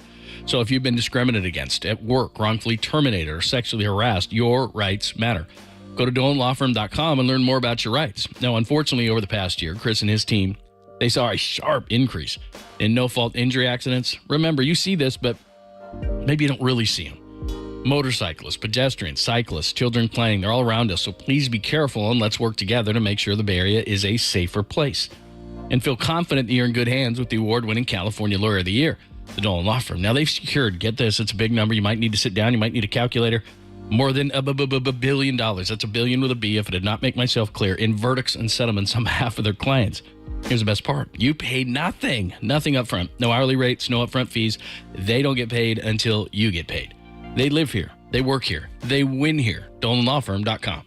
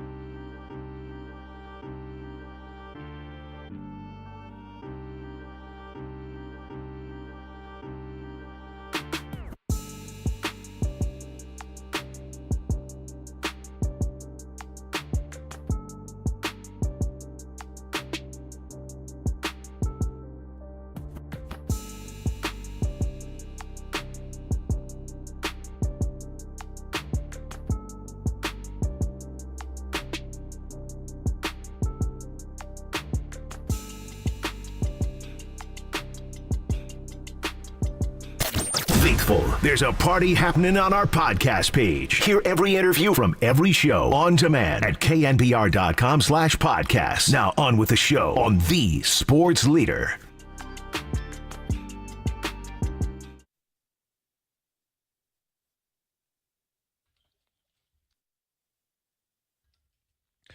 Thanks for joining us. We'll get back to all the Draymond Green talk. That was great stuff from Sam Amick. If you missed it, go to knbr.com. That's where we've got all of our podcasts, guests, shows, all that stuff. So make sure you check it out. Tim Ryan's going to join us momentarily, 11 to noon. We do the Tim Ryan Power Hour down here at Levi Stadium studio. It's Pop and Lund on KNBR AM and FM San Francisco, the sports leader, a Cumulus Media station. Before we get Tim in and we talk an hour of Niners as they get ready to take on the Cardinals, and down the stretch they come. I know Sam wrote that piece on potentially moving Draymond, but as we were having our conversation, it was a great conversation. I just can't believe it because Joe Lacob, and I know he's frustrated, and we've talked about finances with Joe and where's the line and all this kind of stuff, but of everybody, and they're all a bunch of special guys that he won championships with, Steph, Dre, and Clay, I just don't think he's going to move those guys. I just don't. I don't either. Sam's got to, pursue that. I think we're at a tipping point in Draymond's behavior. There's no doubt.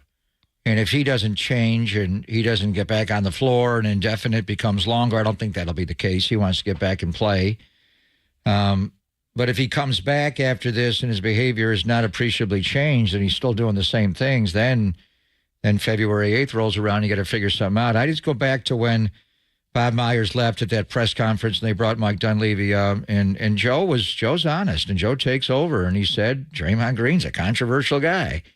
But the bottom line, they've said we cannot win without him. We wouldn't have won any of these games, any of these championships without him, and we're not going to win in the future. I think there was a point when Durant left via free agency and they gave him a 4-year, $100 million deal at that time that I would have thought about maybe moving him out because he was, certainly a contributing factor to Durant leaving. They didn't do that. They brought him back. They re-signed Clay when Clay had torn his ACL. And they're just loyal that way. And beyond the loyalty, I think they feel he's still a very effective player. I don't think he's lost a whole lot. So from a basketball standpoint, what they're looking at, and Steve's going to talk at 11:15, and Mike Dunleavy Jr. is at UCLA. As soon as the football hour with T-Rock is over, we'll take you to the Warriors and get the sound there. That's something they have to pursue, but I think their goal right now is to get him compliant with what the league wants, whether it's counseling off the floor or whatever, and then get him back on the court as soon as they can and try to resume the season with him. It's going to be hard to win games without him. There's no doubt. And then, if he is not appreciably changed between now and the deadline, you at least pursue it. But would another team take him? He's difficult to deal with here when they know him. You bring him into the locker room, it'd be harder. And, the one thing I keep going back to, and it was a different time, was Charles Haley. His behavior got him traded out of here, and his behavior was abhorrent. He was even worse at some degree, certainly, than, they had to bring Ronnie Lott after a Raider game to calm him down. He was tearing up the locker room and doing things in the parking lot and the whole deal. But they traded him. The mistake they made, they traded him to the Cowboys. And then he never really got the proper help he deserved till his career was over, and he cried on our shoulders at that golf tournament when he went in the Hall of Fame. But in any event, he's a winning player still. It's not, I don't think it's to the degree of Charles Haley, but his behavior, he's missing games. There's no doubt he's not available to his team, so they got to do something. Well, yeah, I mean, obviously this is, everybody's used this before, but it's a talent versus tolerance thing. And the minute your talent is less than what the tolerance is, then you're going to leave. But as you just pointed out, he's still got the talent. So the talent versus tolerance, that happens with guys who are aging and not very good anymore. Anyway, we'll pick up this conversation at noon. It's all about the 49ers. They're now the number 1 seed in the NFC. Combined the win last week with the Eagles lost to the Cowboys, and they're the number 1 seed. Can they keep it up against the Cardinals? Down the stretch they come. It's Pop in London on KNBR AM and FM San Francisco, the sports leader, a Cumulus Media station. It is time for Tim Ryan.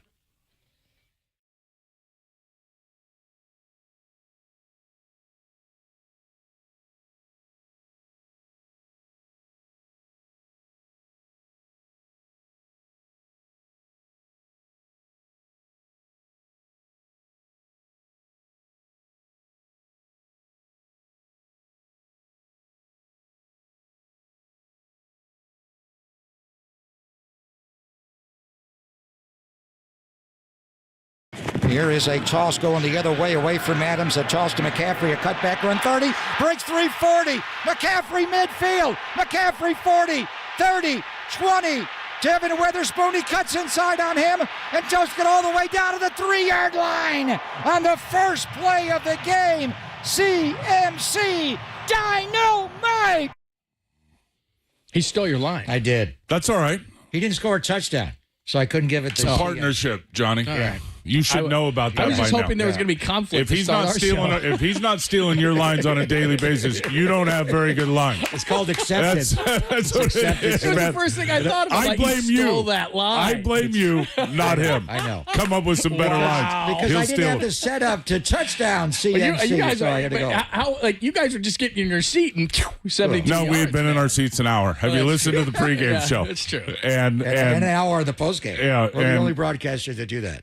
Yeah, we looked over in Philadelphia after the game, and it was crickets. There was nobody in there. I go, 2-minute warning, Merrill Reese and Mike Quick. well, that's a hell of a postgame show. They're gone. We're out. Yeah, we lose. We're lost. gone. Oh, man. Too much fun, man. You know, we have a great time up there, and the 49ers give us a lot to celebrate, watching them on the field.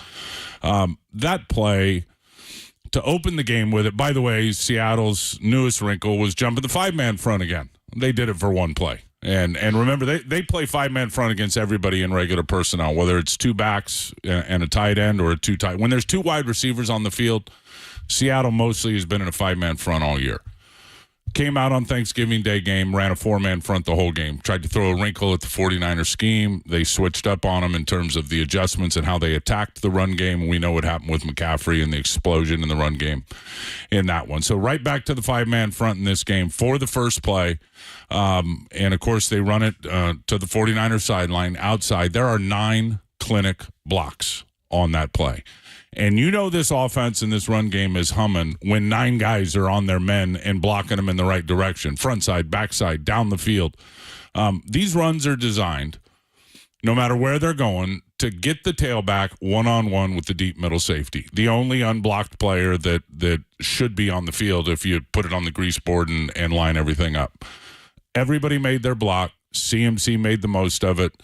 Witherspoon had an angle on him, got blocked at the end by Ayuk, his second block on the play. And then some of the pursuit was able to catch up, and then the payoff with Jordan Mason on the very next play, which, by the way, the touchdown, if you go back and look at it on tape, where Jamal Adams was on that play, he was not supposed to be. So now the offense got to adjust. How the hell are we supposed to block this guy? I think maybe BA or somebody was supposed to block him, but he was like down inside in the B gap, like nobody could block him. Brendel gets, is actually getting pushed a little bit. I think it was Jaron Reed, who's a good player for Seattle, and they played hard again. You know they're always going to.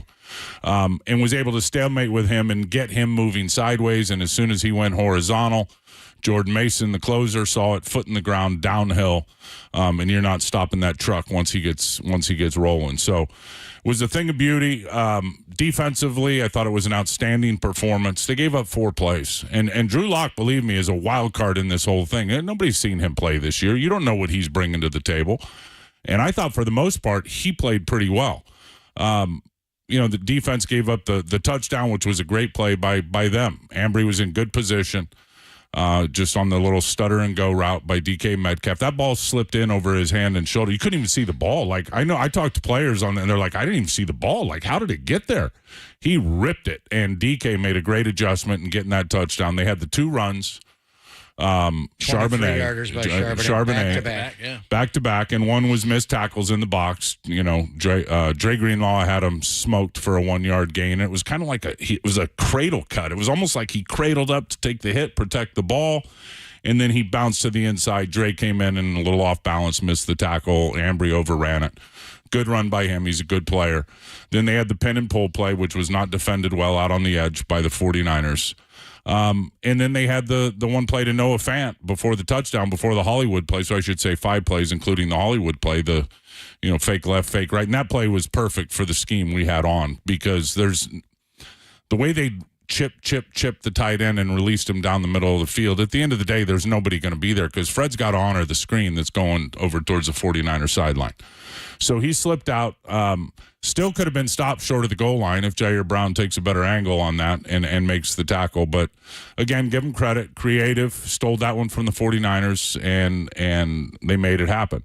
The Noah Fant play, just a little breakdown in coverage. I could go through the whole thing of why it happened, but I won't do that. I won't put the players on blast. But it was a bit of a breakdown back in the secondary. Other than that, I mean, when you look at Bosa was dominant against the run, and the way that's where he's underrated. He's a great pass rush. They're max protected almost all the time, especially when they're trying to go deep. and they've always got two guys assigned to Nick for the most part.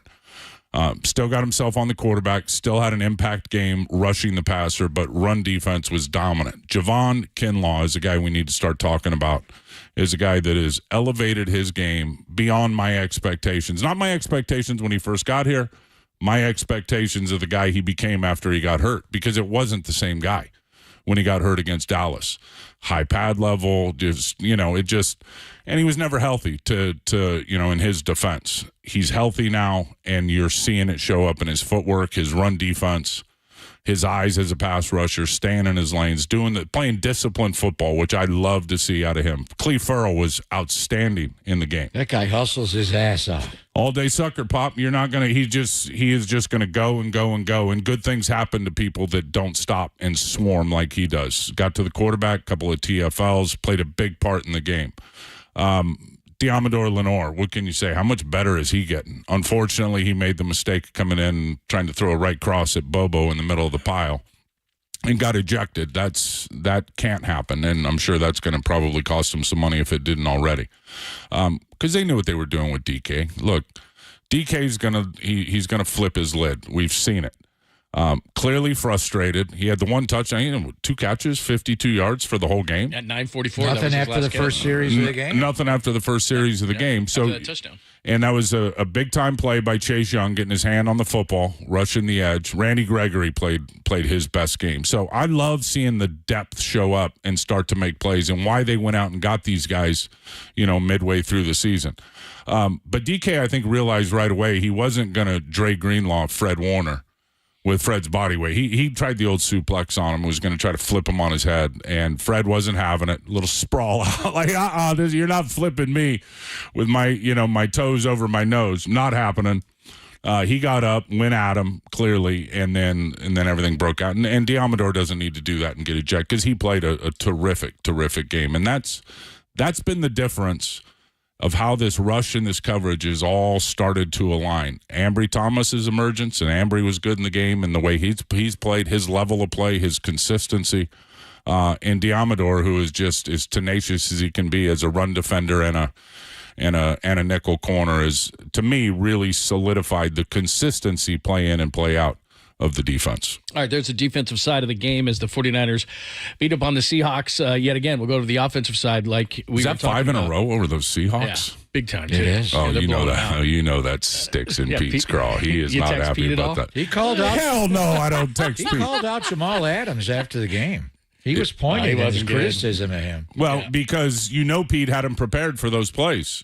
They will do this. Flat-footed on the 54. But having said that, I've seen enough of those plays over the last several years here where the QB didn't see it, and the QB didn't break them when they busted. That's one talent and one skill set that Brock, and it's a dagger, because when you bust, and it happens every game to defenses, quarterbacks either see it or they don't, and it's easy for fans to see it. It's easy to go back and watch the replay and go, "Oh God, look, he was uncovered. They busted." Brock rarely misses it, and that's credit to him with his vision and his processing, because a lot of guys will skim over that and not see it. For him to see him squat and then know that he's got the burner right behind it with Deebo Samuel, and to really, in his mind's eye, know the grid and where everybody else is, and just not only put it up and find it, but drop it right on the money. And it was the same with Kittle at the end. I mean, these aren't where.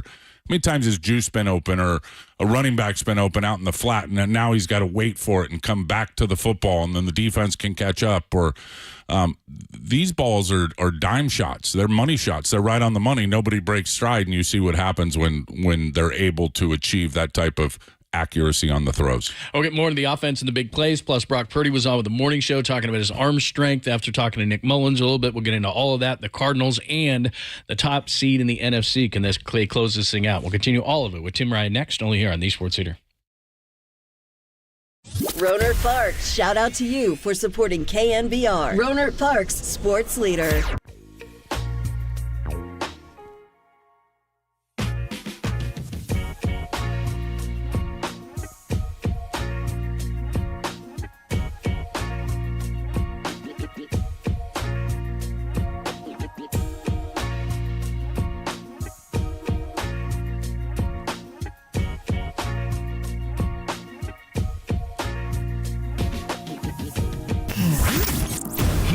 What's trending now? Trending now.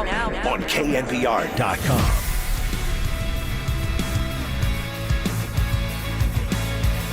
Draymond Green indefinitely suspended by the NBA. What does that mean? That story more trending right now on KNBR.com and the new KNBR app.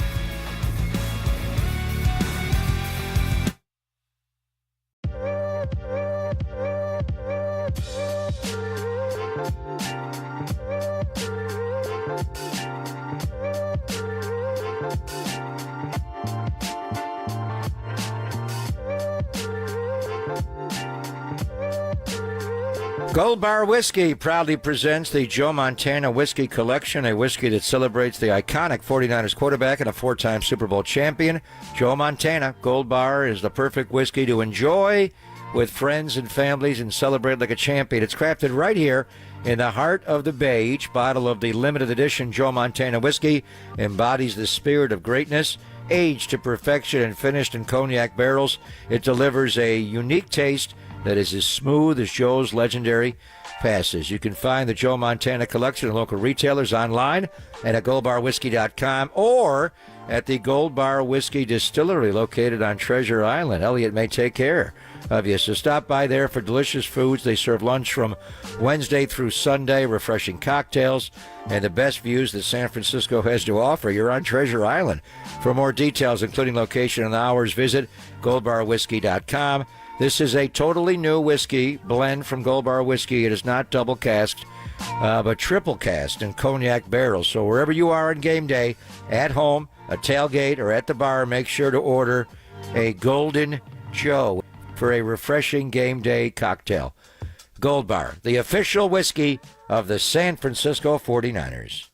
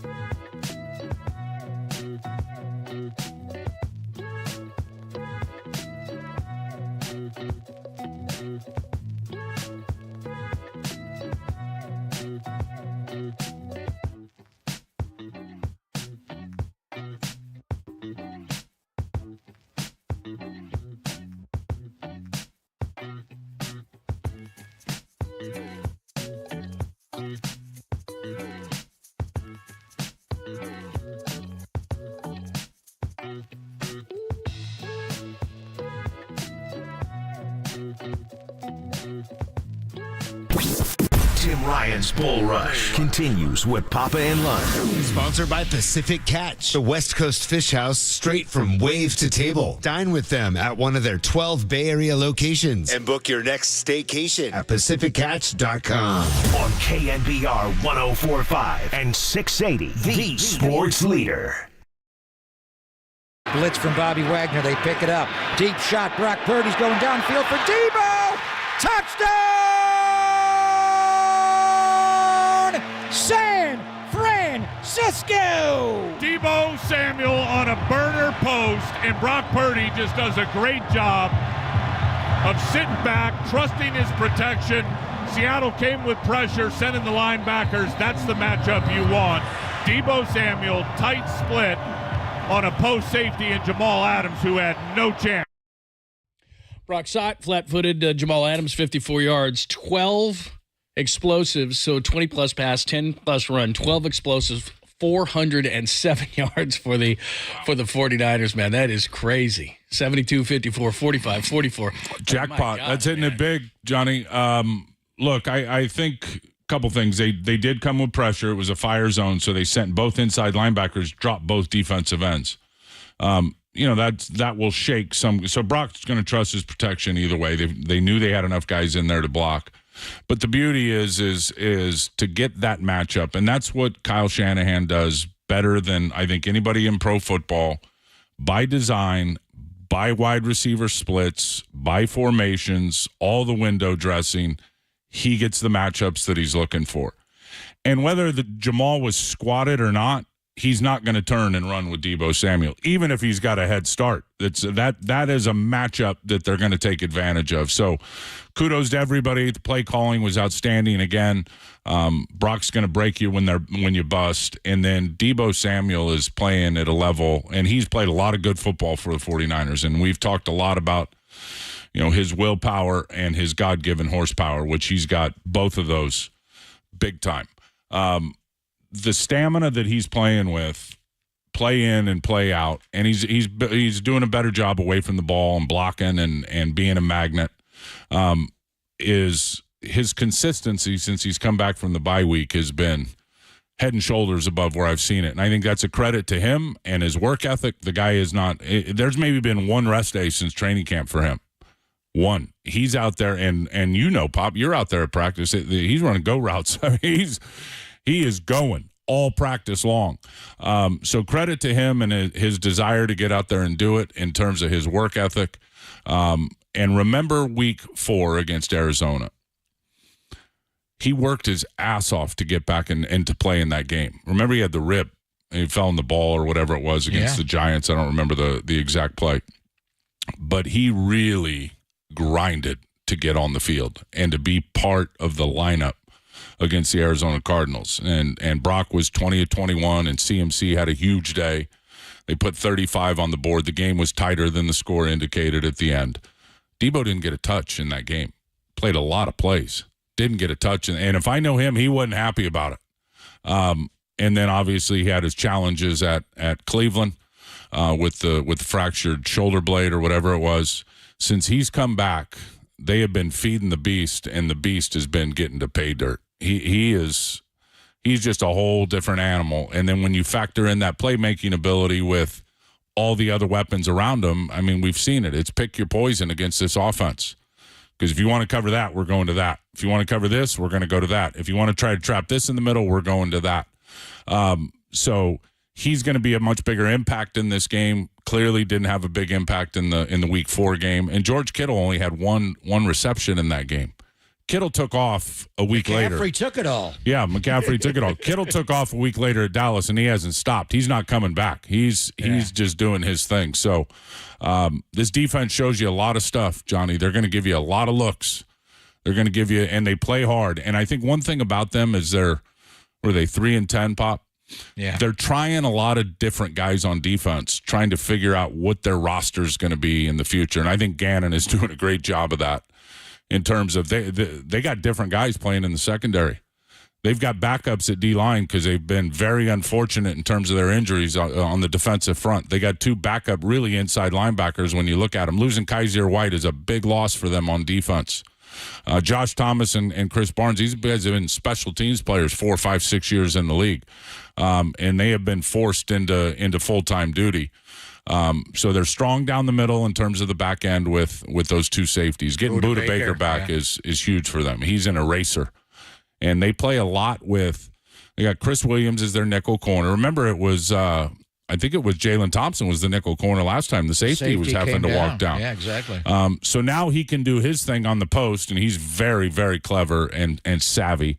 Number 34 for them, Jalen Thompson. Budda is what he does. He gets down in the box. He does a lot of different things. He's an eraser. He's a knife tackler. He will chop your knees right or your legs right out from under you. But they're using this Chris Williams. He's a rookie third-round pick, I think, out of Syracuse. He didn't get activated or really start getting in the lineup till week 7. And it really has allowed them to use that nickel corner as kind of a multifaceted player. He'll line up and he'll be a linebacker sometimes in the box. Other times he'll be the nickel corner and given off coverage. There's a lot of cushions against this defense. They give a lot in front of the secondary, trying to limit those big plays. And then there's a lot of times he's going to bail out, invert with the safety, and become a quarters corner or a quarters safety, getting deep down the middle of the field, or a half field safety. So they do a lot of mixing and matching and inverting coverages, trying to make it cloudy for the quarterback. And it's worked at times, and it's been some feast or famine. I think Brock will be fine with it, and I think this is a game where there's going to be opportunities for go balls. You can run 2 verticals against quarters. You can run a lot of shallow crosses. This is going to be a game where you can get that coverage off, kind of like Seattle at times last week. Big play opportunities were there, but check down opportunities are going to be all over the place. I think yards after the catch will end up being a big number in this game versus Arizona. Tim Ryan is here, the Tim Ryan Power Hour. We do it every Thursday here at Levi's Stadium with Papa and Lund. Coming up next, you'll hear from Brock Purdy and the way his arm is feeling. If the league is on notice to this point, wait until what's ahead. We'll get into that. Plus, look more at the Cardinals and the whole NFC picture with the Cowboys beating the Eagles last week. All that next, only here on the Sports Leader.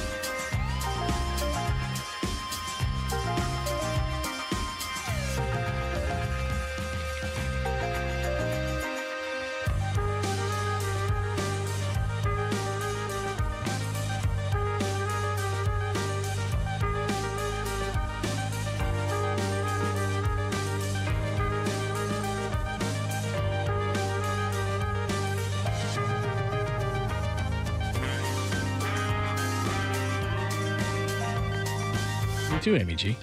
But that's what I'm talking about right now. I'm talking about the Laser Eye Center of Silicon Valley. If you were here and you could see me, you could see that I don't need readers anymore. Papa was coming into the studio and saying, look at me, look at my hair, but oh, look at my good eyes as well. And I agreed with him on the eyes. The Laser Eye Center of Silicon Valley. Now, we had this procedure called CLR. It's custom lens replacement. I had actually procedures before, and they didn't work. And they said, well, let's try this. Had that free consultation, which you can get as well. and I had CLR, custom lens replacement. But they're leaders in modern vision correction. So that's LASIK, Smile, Evo, ICL, which is awesome, an insertable contact lens. That's the ICL of that. And the procedure, as I said, that I had, the CLR, that worked for me, custom lens replacement. So I had the eye exam that we talked about everything. It was very extensive, but it's really easy. The procedures had a couple of adjustments, and voila, CLR worked awesome for me. So all you have to do is get your free consultation at the Laser Eye Center of Silicon Valley. Talk to the doctors there, and they'll tell you exactly what they think you should do. And in my case, and in Pop's case, they were 100% right. And you can trust Dr. Bindi, Dr. Ling. Dr. Ling did our procedure. It was absolutely awesome. So whatever procedure works for you, that's what they want to do. Make your free consultation today at the Laser Eye Center of Silicon Valley.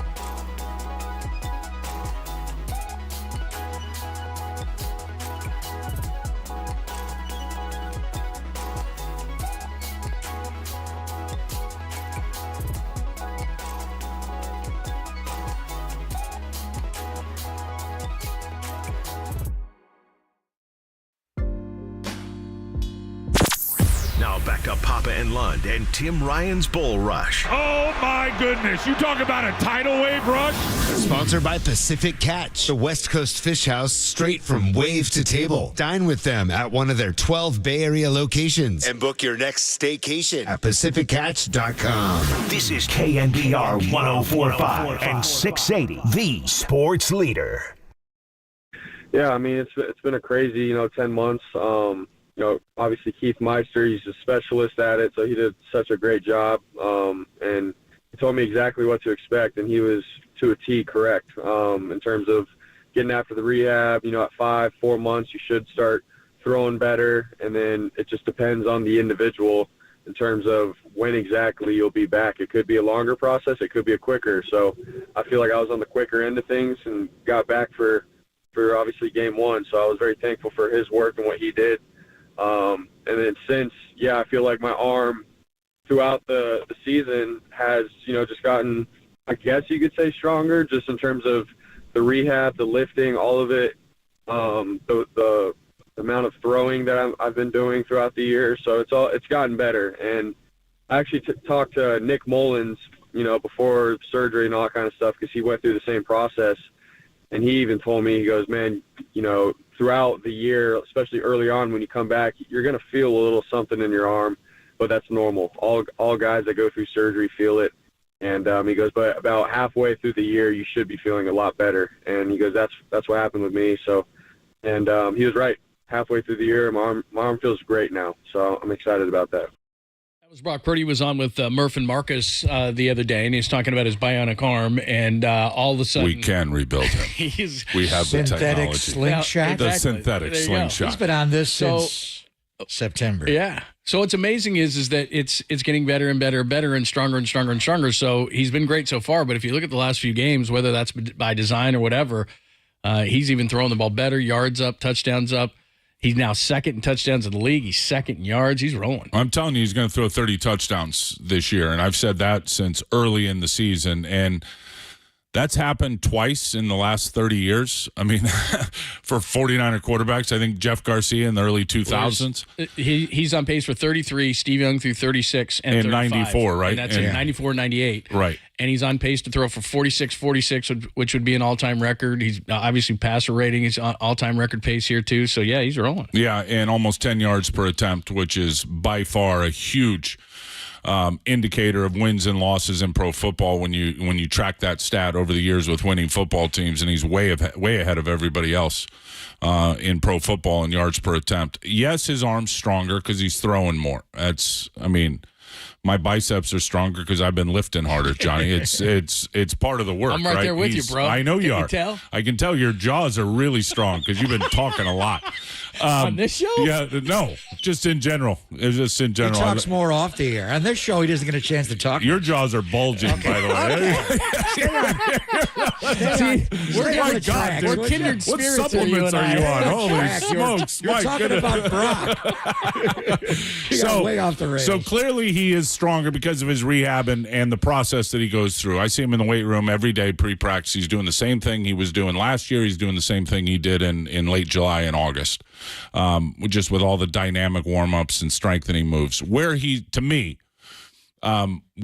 is stronger is in the feel department, because you got a foreign object in your body. It's going to feel different. It's in terms of, it's something, and I think that's maybe what Nick Mullins was referring to, and I don't know, I haven't talked to Nick, but there's something different in there, right? There's something, this is different. And I think early in the season, I think there was, when we go back to the Ram game, and those were some hard throws. The one to Ayuk, I think, was easier than the one to Deebo Samuel on the post down the middle. But I think that was it. Brock was at a point where, in his mind, he was thinking, man, I got to really wind up on this, because the link connecting the dots between how the elbow feels and how hard you need to drive it to get the results you're looking for, I don't think had quite matched up yet. And the more he's thrown, the more that's matched up. And it's pretty obvious right now those dots have been connected. I think the bye week was great for him. Just going and sitting in the combine tractor, not throwing, good for the soul. And I think that ended up being good for the internal brace and for the right throwing arm. And what a great story. Him going back to Arizona. His mom and dad are at home games here, but it's just the whole story, and, going back there to Gilbert, Arizona, Perry High, and the whole thing. It's just going to be, when we played Arizona last year, was in Mexico City. Jimmy Garoppolo was the starting quarterback. So it's obviously going to be a great return home for him. And once again, it's pick number 262 against pick number one. We've seen this several times this year with Trevor Lawrence and Matthew Stafford and Joe Burrow, and now it's Kyler. We haven't seen Kyler in a while, T-Rock, and he's coming off the ACL from last year. He started 4 games in his return back, and they played well. They just went into Pittsburgh and won. They're 2-2. Right. Looks like he's not as electric as an athlete getting out and running. He'll still run. He's got 23 rushes this year and 3 touchdowns. But it looks like because of the knee injury, maybe that he's coming back from on the right knee, his back leg, that he's looking to stay in the pocket a little bit more. Well, I think partly by design, and maybe the knee has something to do with it, although he's clearly fully cleared, and they're calling QB runs, they're calling QB powers, they're calling QB counters. They got zone read plays built off of it, so Steve Wilkes has got to have that, those stoppers in terms of the defensive scheme ready to go. I think it's how they want to run this offense. I think it's how I think it's how these guys, Drew Petzing and these guys, they want to run the offense. And look, if you can read the coverage and get the ball out on time, you're going to make it a lot easier on your quarterback, where he doesn't have to play hero ball the whole game. You're going to make it easier on your offensive line. Why? Because they know where the launch point is of the quarterback. We don't talk about that enough in terms of these quarterbacks that like to break out right away. It's hard for the O-line because they're setting up to block for a pocket.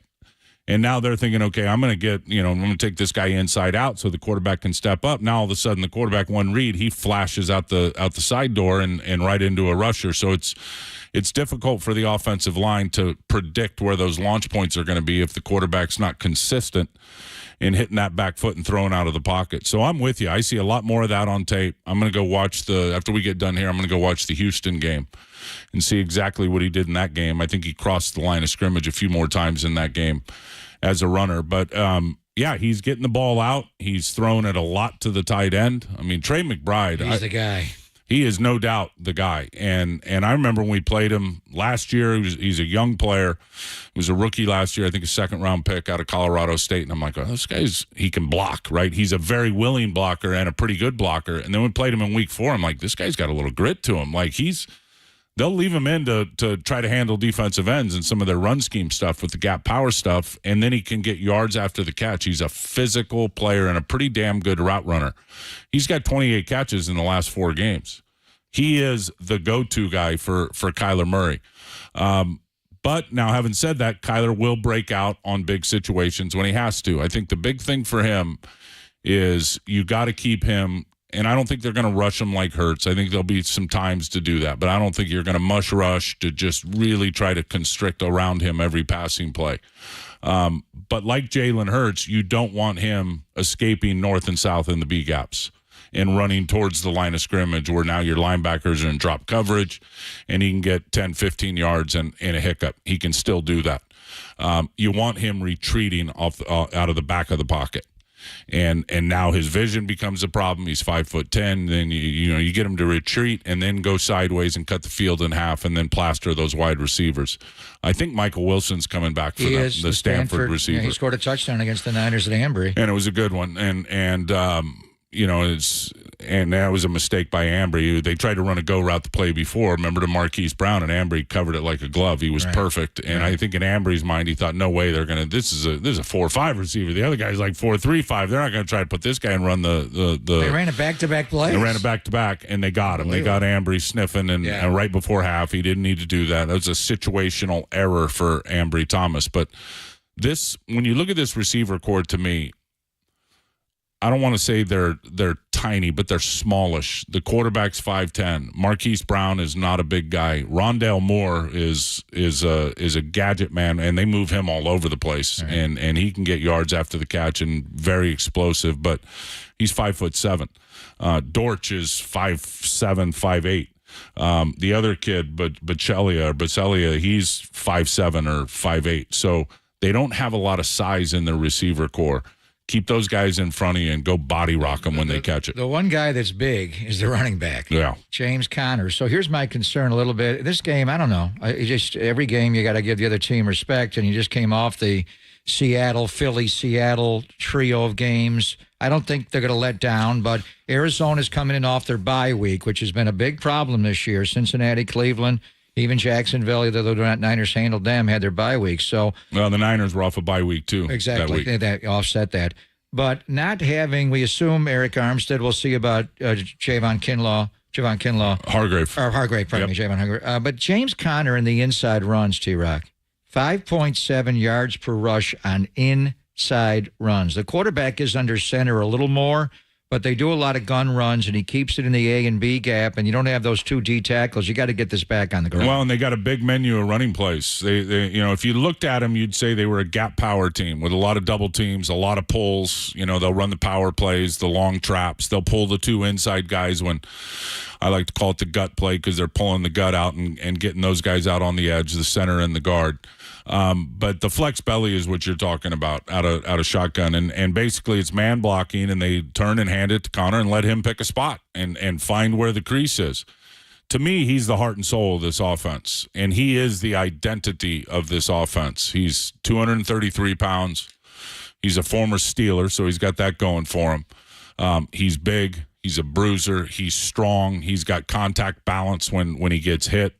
So this and like week 4, because it's a lot of the same type of plays, although they've added the dimension of some of the QB powers and some of the runs. They had some of them with Dobbs, but I think a little larger menu in this game for Kyler. This is about gap responsibility and trust, and that's one thing that this defense, Kinlaw, some of these guys have really settled in that this is your gap, stay in it until the ball crosses the line of scrimmage. And if you do that, this is a good offensive line. They can move people inside, and they're good pullers. To me, DJ Humphries and the rookie Paris Johnson are not going to road grade anybody that's trying to set the edge on them in terms of the 49er defensive ends and who they got playing in there. So this is about trust, gap responsibility, and gang tackling on James Conner. And the 49ers have been pretty damn good over the last 4 games in the run department. Remember early in the year, I think they were like 4.2, 4.3 a carry. You look at the last 4 or 5 games now, that number is getting down in the mid 3s. And they've been the number 1 rush defense. So they're starting to cook in that department. Tim Ryan, Power Hours will get you ready for the Cardinals as the bird theme continues. 2 more Cardinals than the Ravens next week.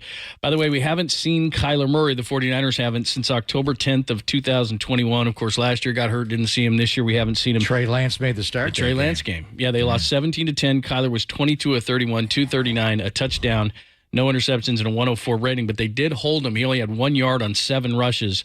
And by the way, and you just mentioned the receivers, in that just over 2 years' time, DeAndre Hopkins, Christian Kirk, Chase Edmonds, Max Williams, A.J. Green. So quite a bit of difference. Boy, that's when Max Williams had that brutal knee injury over on the 49ers sideline. The tight end. Yeah, and those are all big guys. They've gone from huge receivers to little receivers.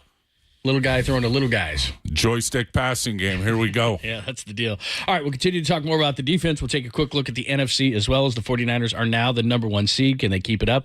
We'll continue with Tim Ryan. We'll talk Draymond Green at the top of the hour. Mike Dunleavy and Steve Kerr have spoken. We'll give you that at noon. It's Pop and Lund on the Sports Leader.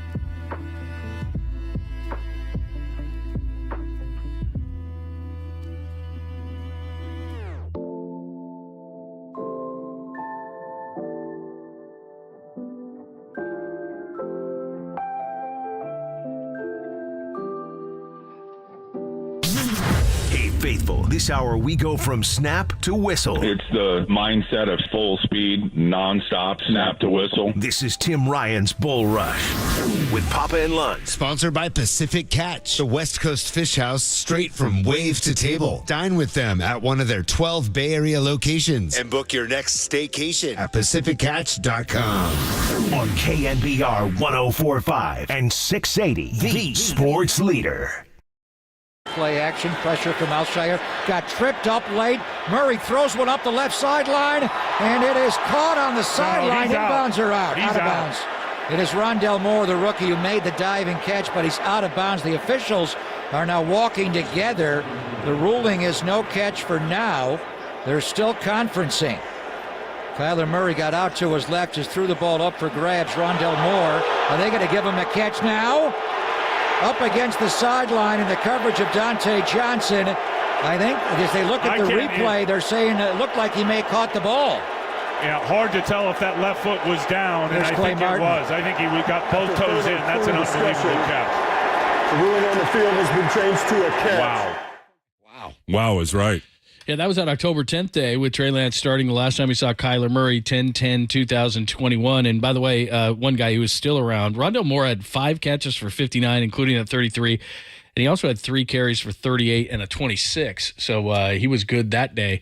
One thing that we have not gotten into as we wrap it up with Tim Ryan in the Thursday Power Hour, which we do from Levi's Stadium from 11 to noon every Thursday, Niners are banged up, especially on the defensive side of the ball. No doubt. Well, they're banged up all over the place when you look at the few of the injuries on the offensive side, in particular Burford, although I think Feliciano's been playing out of his mind. I am such a big fan of John Feliciano. So I think Big Burf has a chance to be out there with his knee injury. Hopefully Elijah will be ready to go.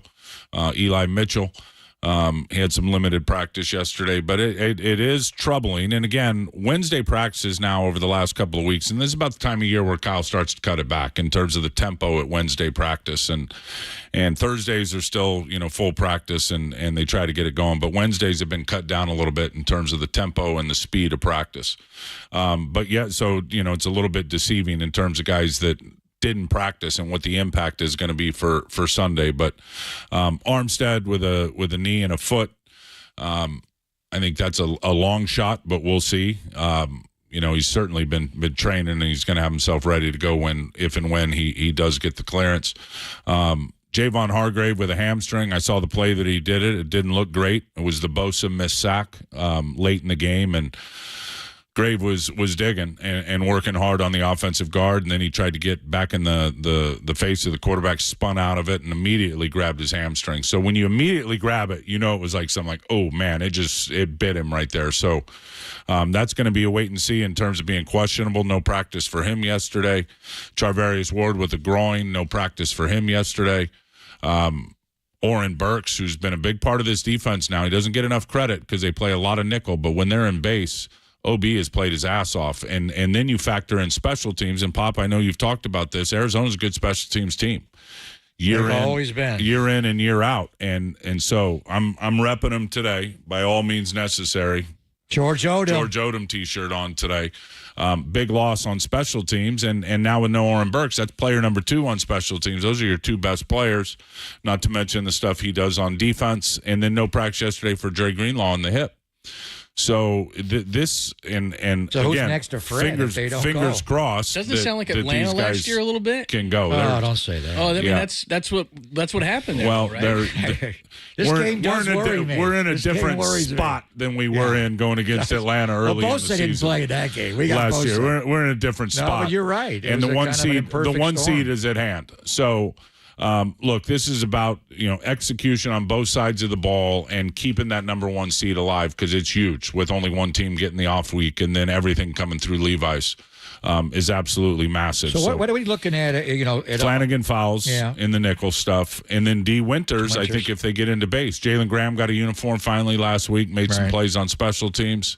Still got the option of Curtis Robinson, but I would think right now I'm certainly Flanagan fouls. Demetrius, who's played a lot of football in the nickel stuff and very capable of doing all that.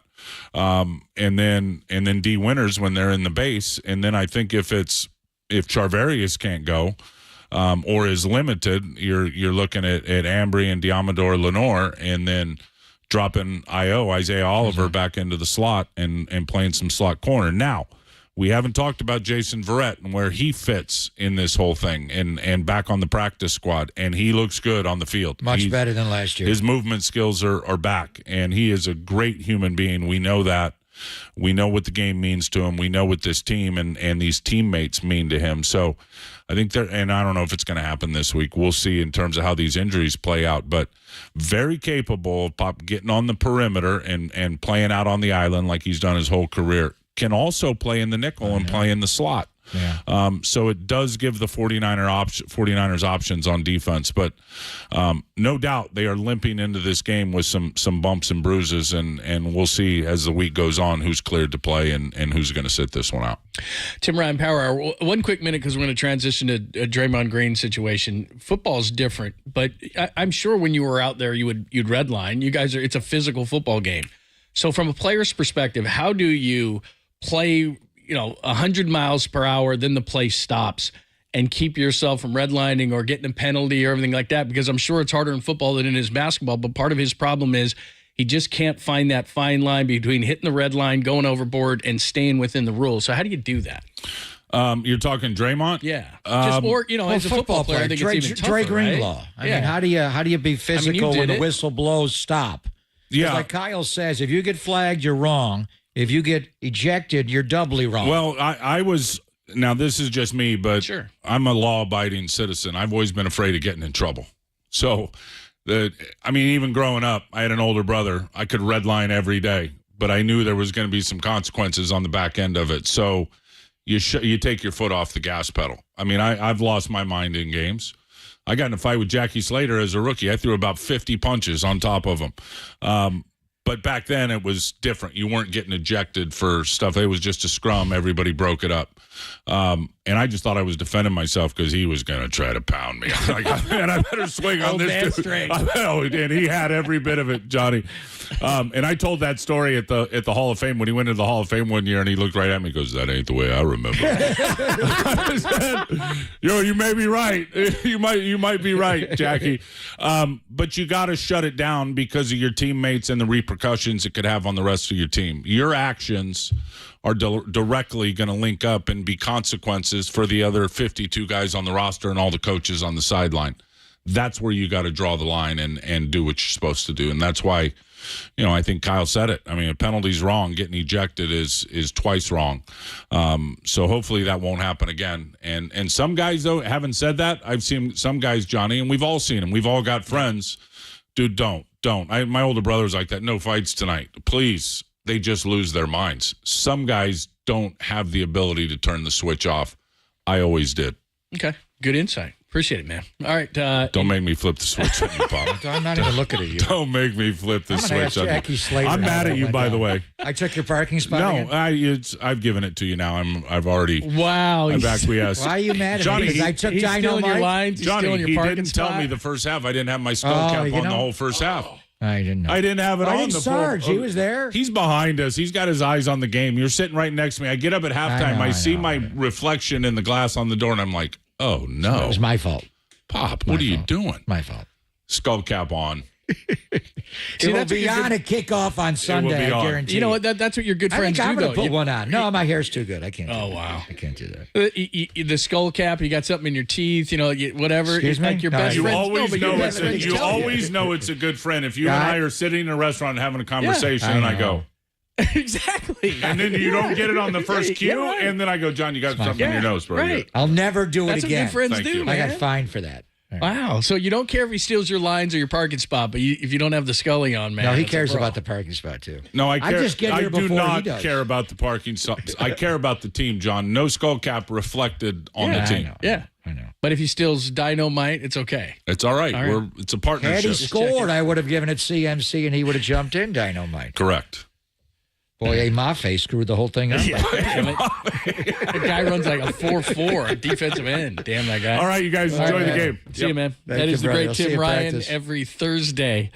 Every Thursday we do it from 11 to noon, and it's always a great time. And he gives you tremendous insight into the 49ers. It's Papa London on KNBR, AM and FM San Francisco, the sports leader, Cumulus Media Station. Big story of the day, Draymond Green has been suspended indefinitely. Here is Mike Dunleavy this morning talking about it, and we'll discuss. He says, of course, no timetable for Draymond's return. The bigger impact will be, how we do the next 15, 20 games, and that'll probably determine, where we go more than this specific incident or this time away for him. The reality of the situation is if you're evaluating Draymond, his ability this year has been great. His availability is not. And so we need him more available because when he plays, he's really good. We're really good. And, that's the main thing. I don't think I need any more evaluation of Draymond as a player. We need a little bit more evaluation on his team and the chemistry and the lineups and all that. But from a basketball standpoint, honestly, pretty pleased with Draymond. We want to help him be on the court more, though. Availability is the best ability. 15 or 20 games. So that's not going to take us to the deadline, right? No, they're going to play more than that until February the 8th. Now, check here. An indefinite suspension, when they suspended Kyrie Irving indefinitely for the anti-Semitic remarks, it was 17 days. He missed like 5 games. Again, the whole point is for him to get the counseling that he needs and to come back a better man and not do this anymore or try to limit the extent of it. Tim Ryan just choked Joe. But he said 15 or 20 games, which is typically a month in the NBA, John. So okay, that would be 15 games. The 15th would be January 12th against the Bulls. That's an away game. Ooh. So if I'm just saying 15, so the first time, just around what he said, is January 13th at the Bucks. This is in the middle, by the way, of a road trip. Yeah. Where you're going at the Bulls, at the Bucks, Memphis, at the Jazz. So I mean that's a critical. So the first time potentially, if it's 15, is January 13th. And so if it's 20, then you're looking at that homestand when they come back against Atlanta. So really, the whole point of what Joe Dumars said was we don't want to put a number on it. It's indefinite. It's as long as it needs to be effective, and for him to change. But that's the way he has to evaluate it. As a general manager, where this team is going to be. I mean, say he misses 20 games, John. What's their record going to be when he comes back? I mean, right now they're 8-7 when he plays. As far as suspensions and ejections, but he also missed 3 games. Was it 2 or 3 to start the year with the ankle injury, and they lost the first one, and they won 2 in a row. The bottom line, with him on the floor, I think they are a playoff team. They're right in that rung. Without him, it's hard. It's going to be hard. So, again, the main thing is that he gets better and he has change. But tonight's game, are they going to change the starting lineup dramatically? Then you've got Brooklyn, winnable game at Portland, then Boston. Jordan Poole, how about he's not going to play in the Jordan Poole return game on December the 22nd. He's not going to play in the Christmas Day game in Denver. Then you've got a lot of home games. Starting with Brooklyn 11-13 at home, but they love to have their holiday homestand. They got Miami the 28th, Dallas the 30th, the New Year, Orlando on the 2nd, Denver again on the 4th, Detroit on the 5th. These are winnable games, though. I mean, is it possible for them to break even and go 500 if he misses the next 20 games? Career-wise, when he plays, they win 67% of the time. They win 2/3 of the time. When he doesn't play, they're 1 game over 500. So, yeah, but for part of that career, you had Klay Thompson, a younger player. That's true. Steph's great, but you had Kevin Durant. You had, Harrison Barnes. Yeah. This team without him has a hard time winning right now. They need him. Yeah, it's drastic. I mean, like you said, you can make the argument that he's as or more valuable than he's ever been on this team because here's the thing, the talent versus tolerance, and this is what Mike Dunleavy just said, he is playing well. He's playing well defensively. He's shooting the 3 better than he ever has. He's playing well when he's on the floor, and this is a team that already has size and physicality issues as it is. He's just not playing right. enough. And Kevon Looney's not playing well, so you got to bring in Saric. I mean, this is a major problem for these guys. And he's mentioning it indefinite now because Joe Dumars was on with Stephen A. this morning, and like you said, admittedly, he did a really nice job with him, and he didn't want to put a number on it, but Mike Dunleavy just kind of did. And so if we're just thinking 15 to 20 games, however long it takes for him to get his head right, and you're already, 23 games into this thing. So now we're at the midway point of the season, and Draymond Green really hasn't played about for this team. It's about 6 weeks. Yeah, we're talking half. Now he's coming back at the halfway point of the season. Do you have enough time? He needs that kind of rehab. I think Mully was out, I think it was about 6 weeks, 40-some-odd days. I thought Alden Smith, right after that Super Bowl we were at, I thought he should have gone into rehab. He never did. Now look at him. You pissed off his guy. Well, I think the handler was there, and he got through. He got. The guys just won't ask about that. It's all right. It doesn't matter. I was looking out for his best interest. Somebody had to do it, and now look at him. He never got the proper help. So if maybe he knows it's a 6-week deal. I don't know where he's going to be. Did he say anything more about? They had a conference call today with Joe Dumars, with Mike Dunleavy, Draymond Green, Rich Paul, his agent from Clutch Sports. Have they had that meeting? It's 3 o'clock in the East. They probably already had it. The one guy I would also like to hear from is I'd like to hear from Joe Lacob maybe. Don't you think this is a big enough situation where Mike Dunleavy doesn't have enough pelts on the wall to me? I mean, I know he's their general manager, but if it was Bob Myers, I think it might be different. Steve Kerr obviously can speak on this, but Joe Lacob is great when things are going great. I would just like to hear Joe Lacob's opinion on this on Draymond Green, because ultimately, as we were talking with Sam Amick earlier, it's going to be Joe Lacob's decision. Do they keep him? Do they trade him? Does he deem that he's ready to come back? What is the future of Draymond Green? Because that's not going to be decided by Steve Kerr or Mike Dunleavy. That's going to be decided by Joe Lacob. I'd like to know what his opinion is of this whole situation. Yeah, there's no plans for him to do a formal press conference, but I'm sure Kawakami will try to get him on his podcast. We'll invite him on this show. Joe, whenever you want to come on this show, you're more than welcome, obviously. He's a phone call away, listens a lot.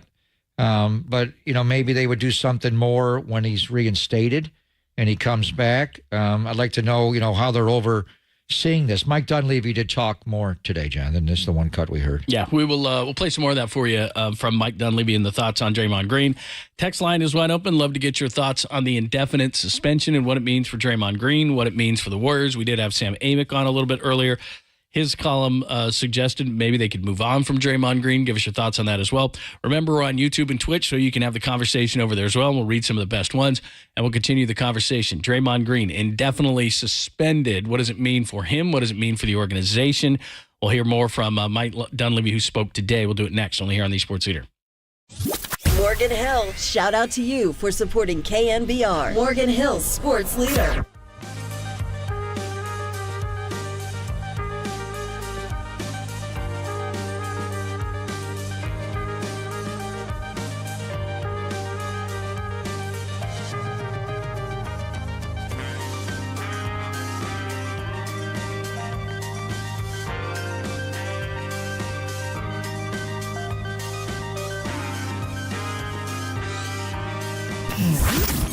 Here's what's trending now. Trending now.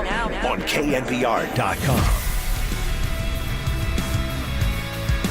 49ers injuries. There's a lot of them, especially on the defensive side of the ball. That story and more trending right now on KNBR.com and the new KNBR app.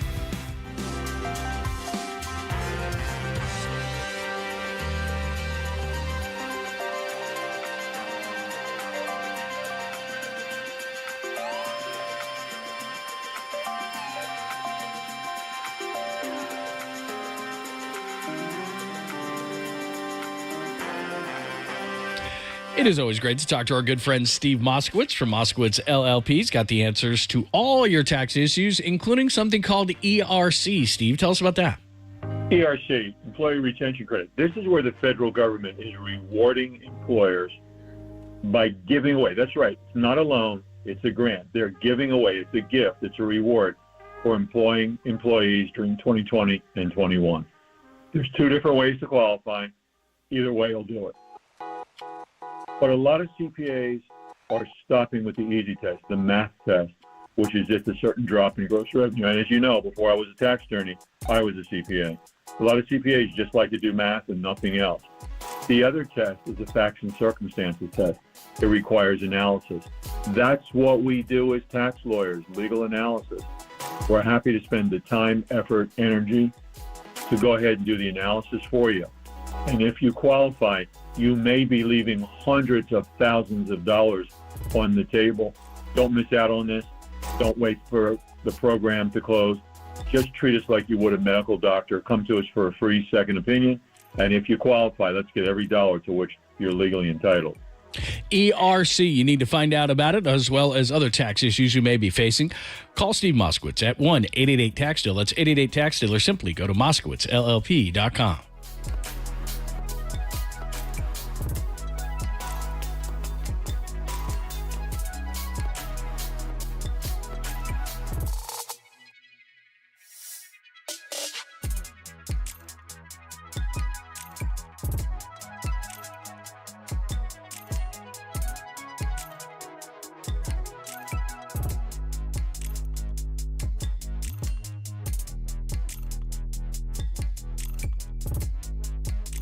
It's starting to get cold and heating bills get up high, so it's essential that you have weatherproofing in your home that is properly fitted. Greg Papa here with this message for professionals working with a client to upgrade or build a new home. Be sure to visit Golden State is my message. They partner with respected brands such as Owens Corning, James Hardie, and Boral Siding. Owens Corning provides a broad range of insulation, roofing, and fiberglass composite materials and are known for innovation and sustainable solutions. James Hardie provides a durable, lower maintenance alternative to wood and vinyl. Boral, true exterior siding and trim, well, they offer phenomenal performance while consisting of 70% recycled materials, a environmental leader. So talk with your client about double or triple pane windows that offer a comfortable environment year-round while delivering low energy bills. Golden State's respected window and door partners include the very best: Marvin, Anderson, and Milgard. So start online at goldenstatelumber.com. Building better in the Bay Area since 1954. Golden State. When you succeed, we succeed.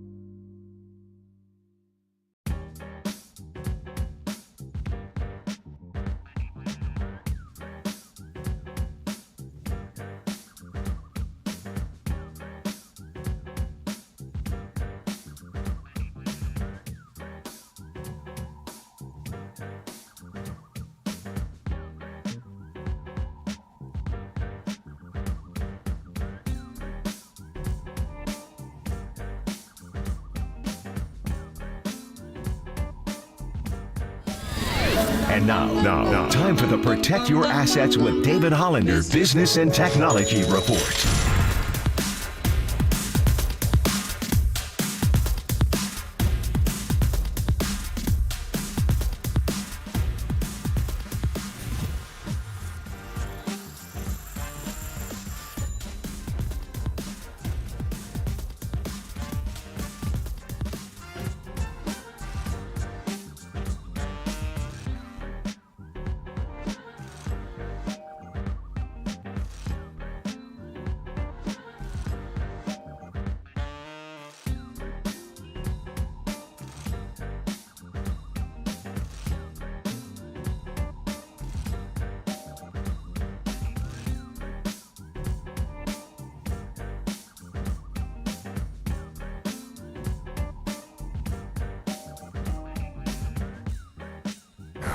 Dub Nation, filter out the noise and kick it with KNBR on the gram for everything blue and gold. Follow the sports leader on Instagram at KNBR. Yeah, I mean, that's part of the dance we got to walk. I think that's part of the things we need to address. But at the end of the day, his past, transgressions on the court will lead to, harsher punishment. They've stated that. That's just the case. He's got to be aware of it. But, hopefully we can get him to a point where he's still the same high energy competitive guy, and as situations arise, he's got to find a way to regulate that. That's Mike Dunleavy Jr. this morning talking about Draymond Green situation, the Warriors general manager. Steve Kerr will talk probably before the game tonight. Pre-game, he'll talk. I would imagine. Yeah. So that's the thing here. They suspend him indefinitely. Love to get your thoughts. Text line is wide open, as well as YouTube and Twitch. Pop and Lund, we're live from Levi's Stadium today.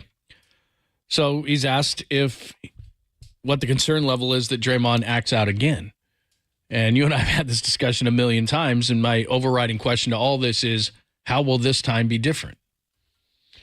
Well, they asked specifically, is he going to engage in counseling? I think that's what they're saying with the indefinite suspension. He has to meet certain requirements, both stated by the league and by the team itself. Who's overseeing this? Is the league now overtaking it because they're the ones that issued the indefinite suspension? I mean, the Warriors can't reinstate him themselves. The league has to do that. And how does he get reinstated? What does he have to show him? What does he demonstrate? How does he meaningfully change? Is there going to be counseling laid out for him? You would think that's the whole point of him being away from the team, is to take serious the counseling that he's trying to get to make sure that, or at least try to lessen the chance. You never know. It's a competitive environment and things happen, but you want him to be able to stay in control when he comes back. So I would think, did he mention at all about Draymond seeking counseling? I don't see that, any of that, those kind of things that they discussed that they may have. But on the cut sheet that I have right now, I don't see any of that. One of the things that we discussed a little bit earlier with Sam Amick of The Athletic that you need to go back and listen to, because his article is great today at KNBR.com. He suggested potentially would they look to move Draymond at some point? Here's Mike Dunleavy answering that question. Yeah, I think so. We're committed to him. He's been here for a long time. He's hung a ton of banners and means so much to this organization. And like I said before, I think this is about turning this thing into a positive and getting better. And so I think that happens, and we feel really good because, again, his play has been terrific. It's just been his lack of availability that's not been great, and we want to make that better. Again, to make that not confusing, because he said yes the way I let it in there. Right. They don't want to get rid of him. No. He is in their long-term plans, and they don't plan to move him.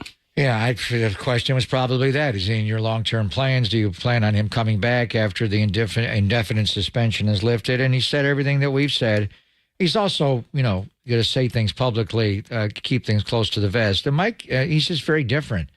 If it was Bob Myers speaking, Bob would be more warm and fuzzy and maybe even get emotional and defend his guy and tell stories about Draymond and the good, the bad, and indifferent. Mike's a little more clinical that way, but I think that's what you have to say publicly as we expect him back. The bottom line is before they re-signed him to the 4-year, $100 million contract, literally seconds when free agency started, he became a free agent. Remember that Friday afternoon? I mean, it was like a minute later they had him under contract, and they've stated that we cannot win. We are not a championship team. Remember that press conference, yeah. Without Draymond Green. It was Joe Lacob when Bob stepped down, and when Mike took over, and then what actually Steve had an exit press conference after that, and he had kind of shared a lot, and Draymond said the year was sabotaged because of the situation with Jordan Poole, and even though that was largely the responsibility and the directly attributable to the behavior of Draymond Green,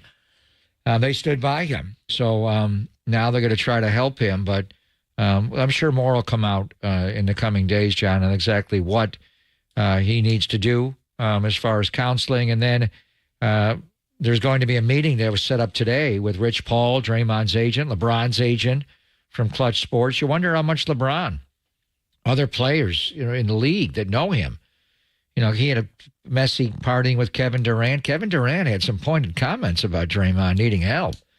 You wonder, Steph Curry at some point is going to have to talk. He won't talk pregame or shoot around, but he'll talk after the game, and he'll address this with Draymond Green. And but Steve, though he thought Steve was going to talk this morning, he did not. He's going to talk pregame tonight before they play the Clippers. The message I think the NBA is sending is it again, it goes back to the system in the United States. Some guys will rehab, some guys you put them away for 50 years and whatever. I think what the NBA is trying to do that maybe they haven't done in the past is that, this is discipline, but it's almost like we want to put our arm around you and help you get better. Okay, this is clearly trying to rehab Draymond Green. But when he comes back, my question is twofold. When he comes back, and let's just say that this time, because they've tried everything, that this time the arm around him and let's help you and let's mentally get you better. Let's say that it works. Okay, but they're trying the tough love. They're putting their arms around him. So inevitably, to me, it's going to happen again. So they're trying this way. So then if it happens again after exhausting everything, but now it's going to be love, love, love, love, love, can Draymond Green, A, really change?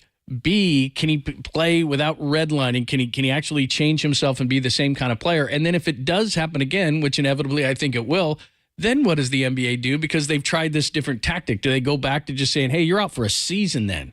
You told us you were going to be better. You rehabbed. We sent you to different psychologists. We tried this way. Now it's still not working. Now we're going to do it put you in and throw away the key next time. Well, I would hope the Warriors have been doing this for years with him, or at least reaching out to him to try and get him to take this step. Maybe this is the ultimate tipping point Sam Amick wrote about in Draymond's behavior.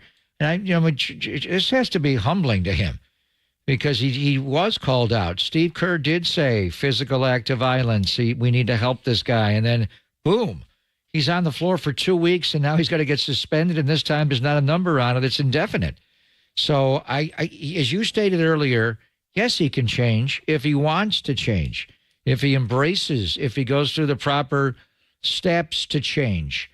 But when he does come back, one thing they're going to have to counsel him on, and he's a smart guy, he knows it anyway, the opponents are going to try to light him up more than ever before. They're going to try to DK Metcalf him all the time. They already have been.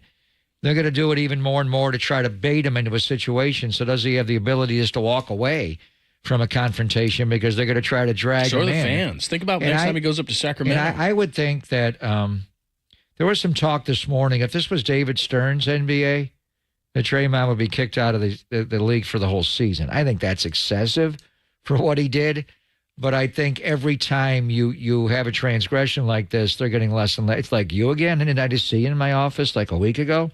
You're here again? We just suspended you. So now they're trying to help him, which I would have hoped the Warriors have been doing for many years, because this is not, whether it's public or private or the most public moments, the Durant situation, where they had to take action themselves. The team suspended him then, and not the league.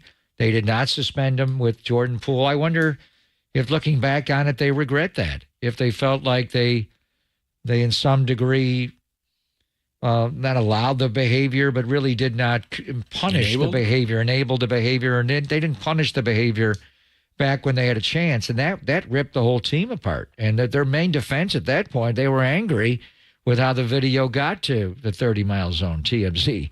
So how are the Warriors going to change to help their player? Maybe the league is counseling them a little bit, not just let's help Draymond. How do the Warriors get the counseling to help Draymond? Because that's their guy. Yeah, I'm just very skeptical, because the two things that I thought would have changed him was he's got to go to sleep at night knowing, and I've talked to many athletes about this, and I know you have too, is they love the ones they won, but they even hate more the ones they lost. Those are the ones that stick with them. So at night, Draymond Green puts his head on the pillow and knows he cost him a championship and didn't change.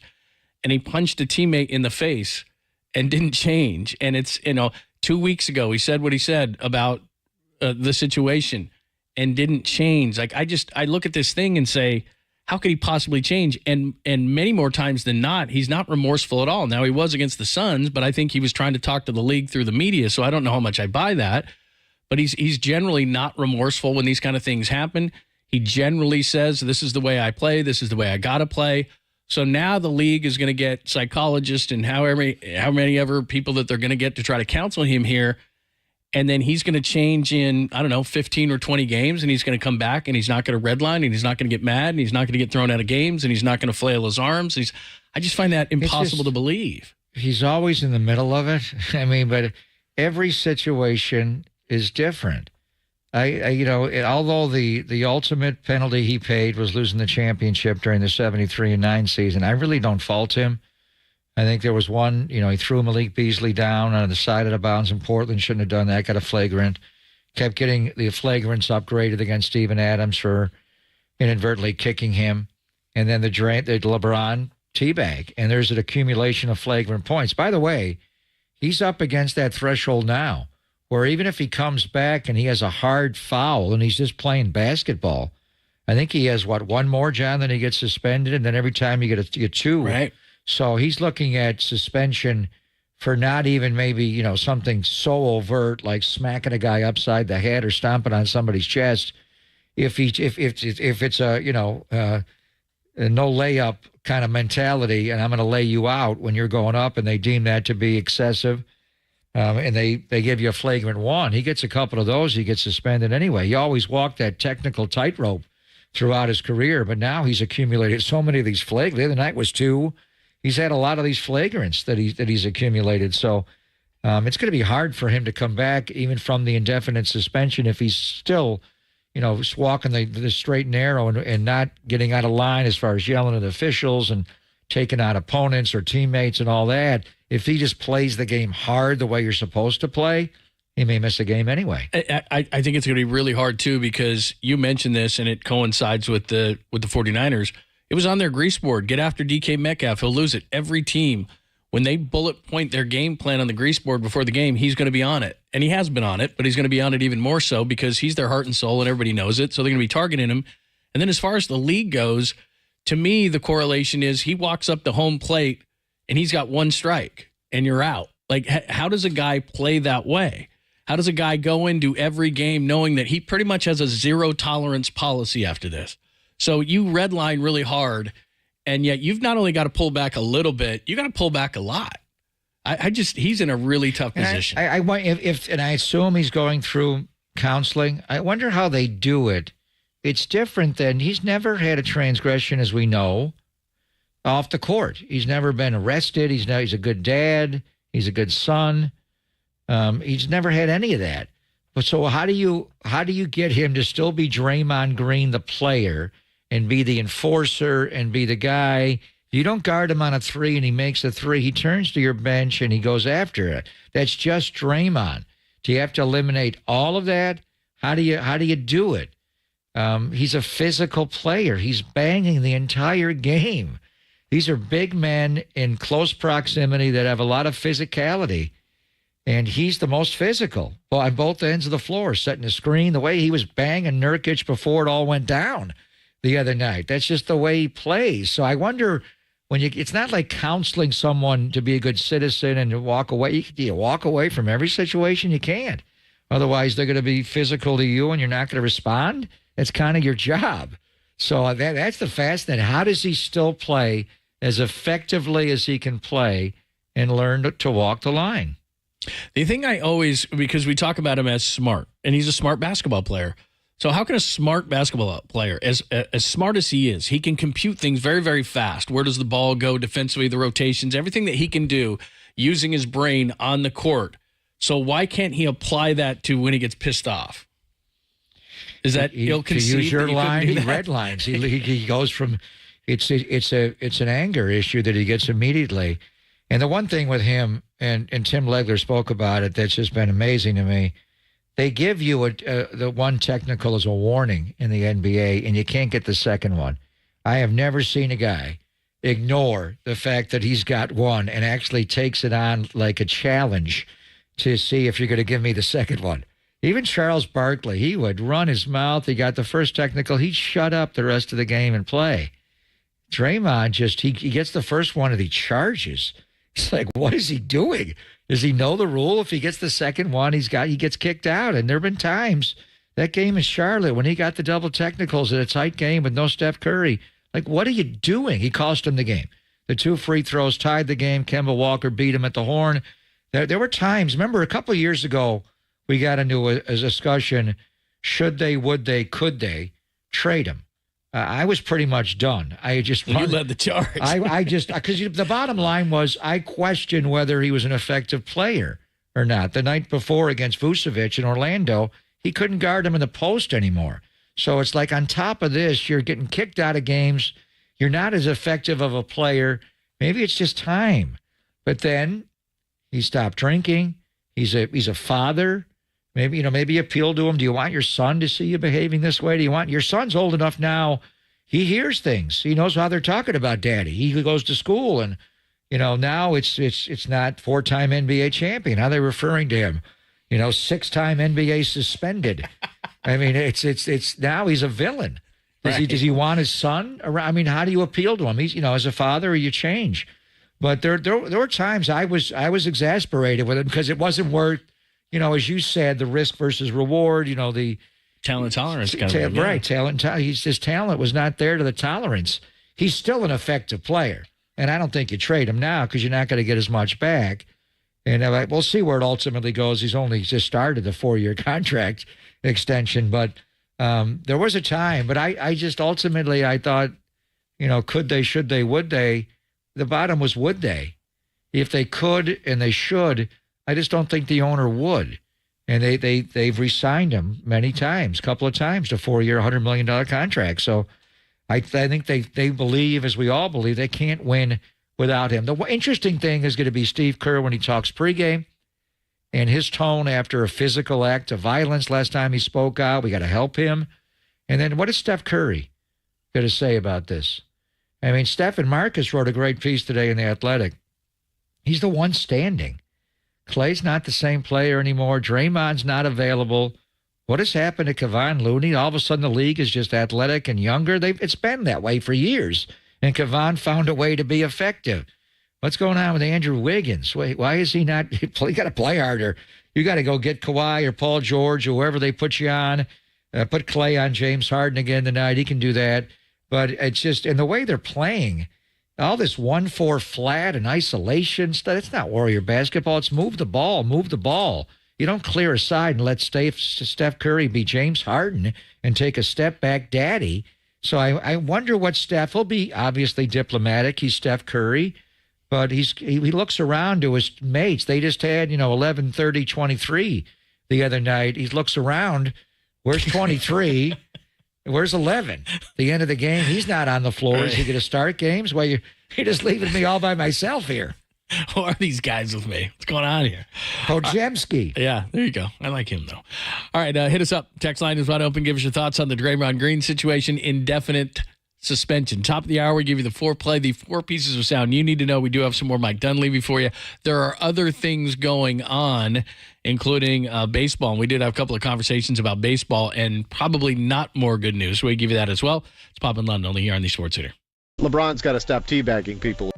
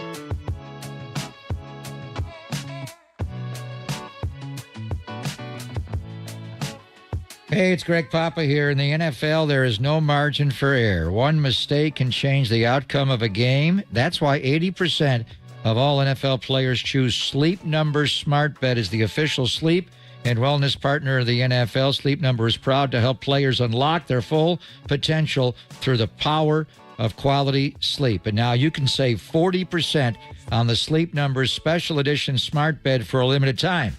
It is only at Sleep Number stores or at sleepnumber.com. See stores for tag for location call out. Sleep Number, the official sleep and wellness partner of the National Football League.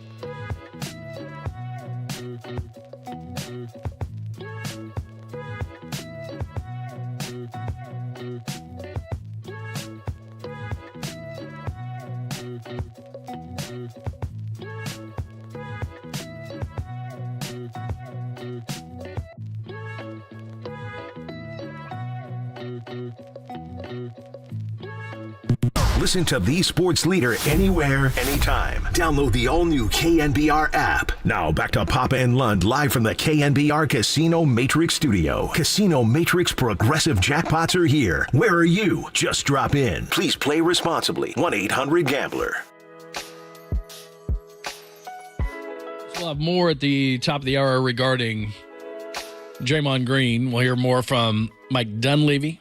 We'll hear from Joe Dumars, who brought the punishment down, Shams on what the Warriors are going to do in the meantime without Draymond Green, plus Kevin Durant chimes in. So we'll give you that at the top of the hour because we know you're not tired of Draymond. Quick note on Brock Purdy, which, by the way, we were talking about this with Tim Ryan during the Power Hour today. If you missed it, just go to KNBR.com. So here's the Niners this year by the numbers, and realize that there is an extra game. There's a 17th game that guys like Montana and Young and Rice and et cetera did not have. But Brock Purdy is on pace for 46-46 as far as passing yardage. That would be number one all time. Jeff Garcia had 42-78. His 33 touchdowns projected right now would be third. Steve Young threw 36-98 and 35-94. His QB rating would be best, over 116. Steve Young's best was 112.8. CMC is on pace now for 1,539. That would be third all-time. Frank Gore had 1695. Garrison Hurst had 1595, so he'd be third all-time. Ayuk is already over 1,000. He's projected to be 1373. Kittle's projected over 1,000, and Debo's at 966 projected receiving yards, plus what he does out of the backfield. And so he could get 1,000 yards. So you could have three 1,000-yard receivers. You could have CMC over 1,500 on the ground and close to 2,000 overall. And Brock Purdy would set records for the 49ers in passing yards, third in touchdowns. He could get Steve Young's record if he kicked it up just a notch, and he'd have the highest quarterback rating of all time for the 49ers. That's a hell of an offense.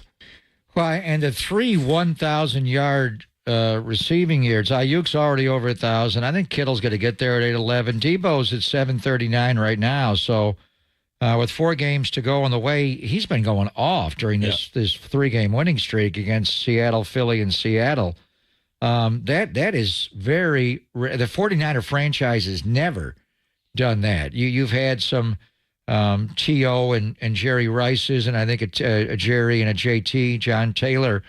I think it's happened 5 times in the history of the NFL that one team had 3 receivers have 1,000 yards, and McCaffrey would not be one.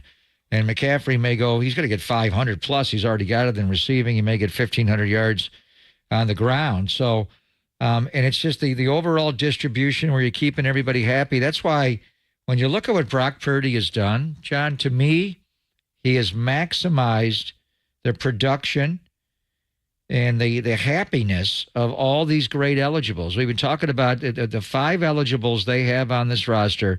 Take the quarterback and the 5 offensive linemen out of it, and in any given play, you could have 5 eligibles. 5 guys could go out for a pass, and it's not always halfback, fullback, tight end, 2 receivers. It could be Jawan Jennings and 3 wide receivers and Juice not on it. But the Niners run more 21 personnel, which is 2 running backs.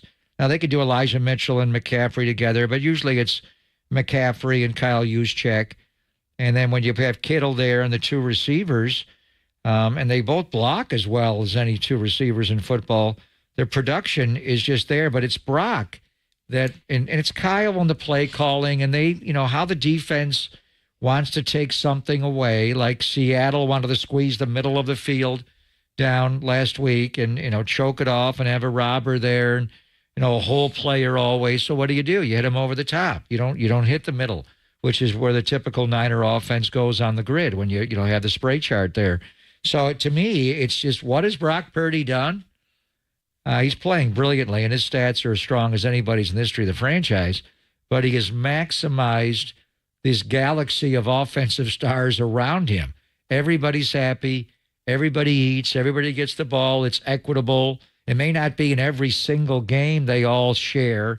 Some they have, but when you look at the balance of the year, and Debo's numbers at 739, he missed 3 games. He got hurt on the first play of the Cleveland game. Right. He was not effective in that game. He played till almost half, but really 2.5 games completely off the field. Ayuk missed a game.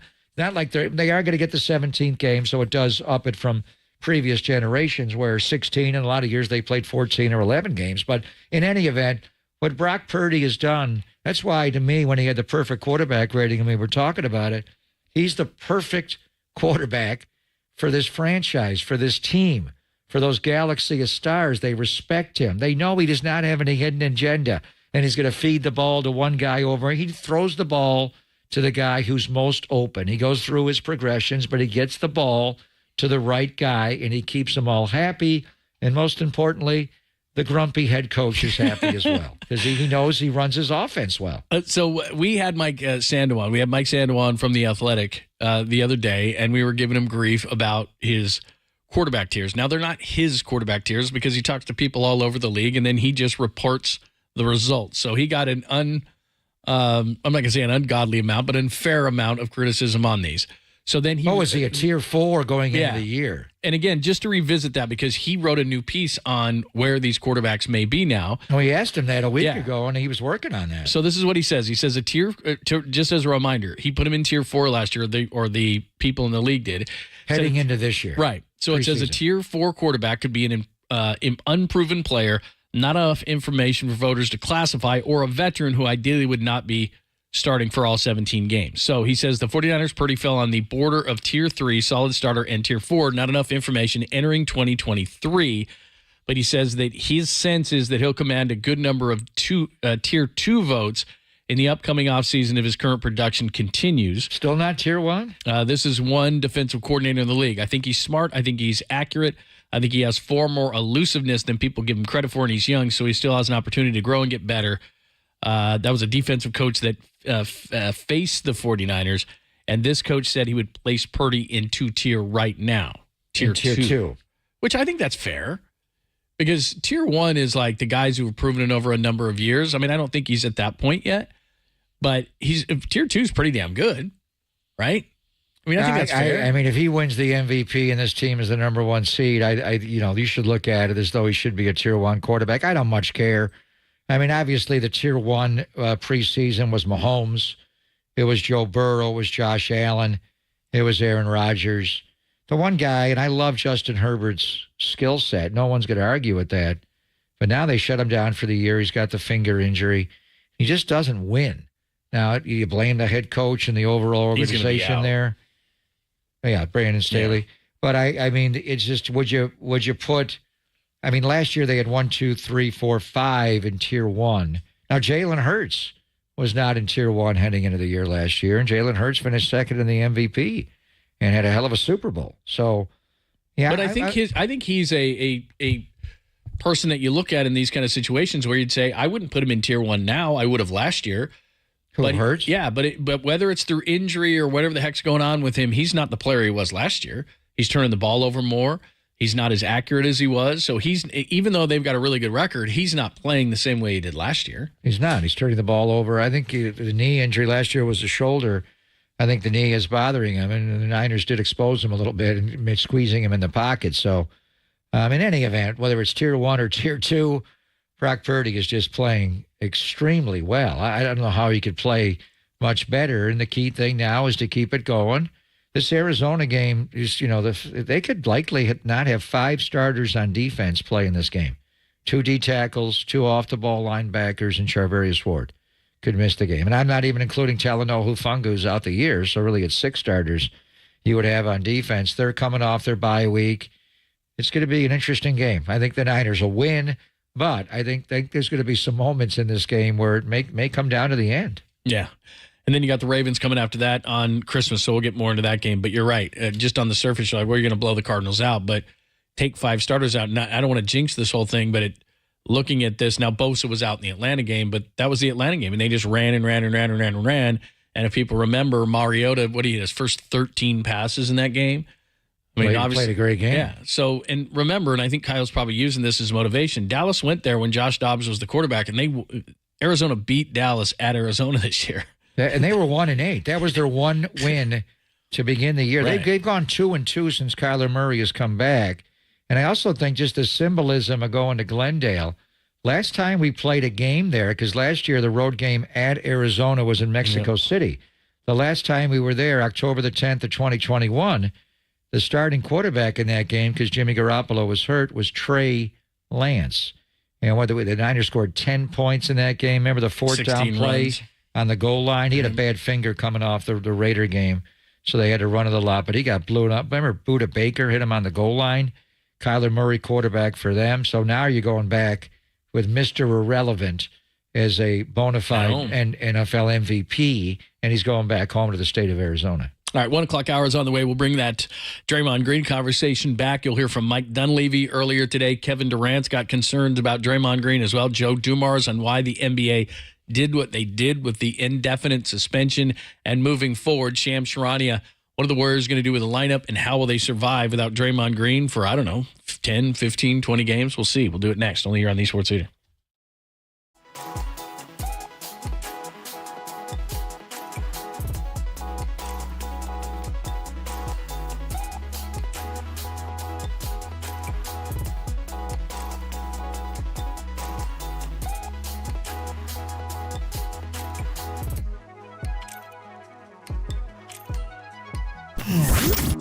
Here's what's trending now. Trending now. On KNBR.com. Draymond Green indefinitely suspended. Well, how long is that? That story and more trending right now on KNBR.com and the all-new KNBR app. Hi, your old pal John Lund here. Did you know that many of the attorney ads that you've seen or heard, they're not even based here in the Bay Area? Some aren't even based in the entire state of California. That is not Chris Dolan and the Dolan Law Firm. They're based right here in the Bay Area. They've been here for more than 25 years. They're award-winning personal injury and employment attorneys, and they're fighting for you where you live. So if you've been discriminated against at work, wrongfully terminated, or sexually harassed, your rights matter. Go to DolanLawFirm.com and learn more about your rights. And unfortunately, over the past year, Chris and his team saw a sharp increase in no-fault injury accidents. Now remember, you see them, but you really got to see them. Motorcyclists, pedestrians, cyclists, children playing, they're all around us.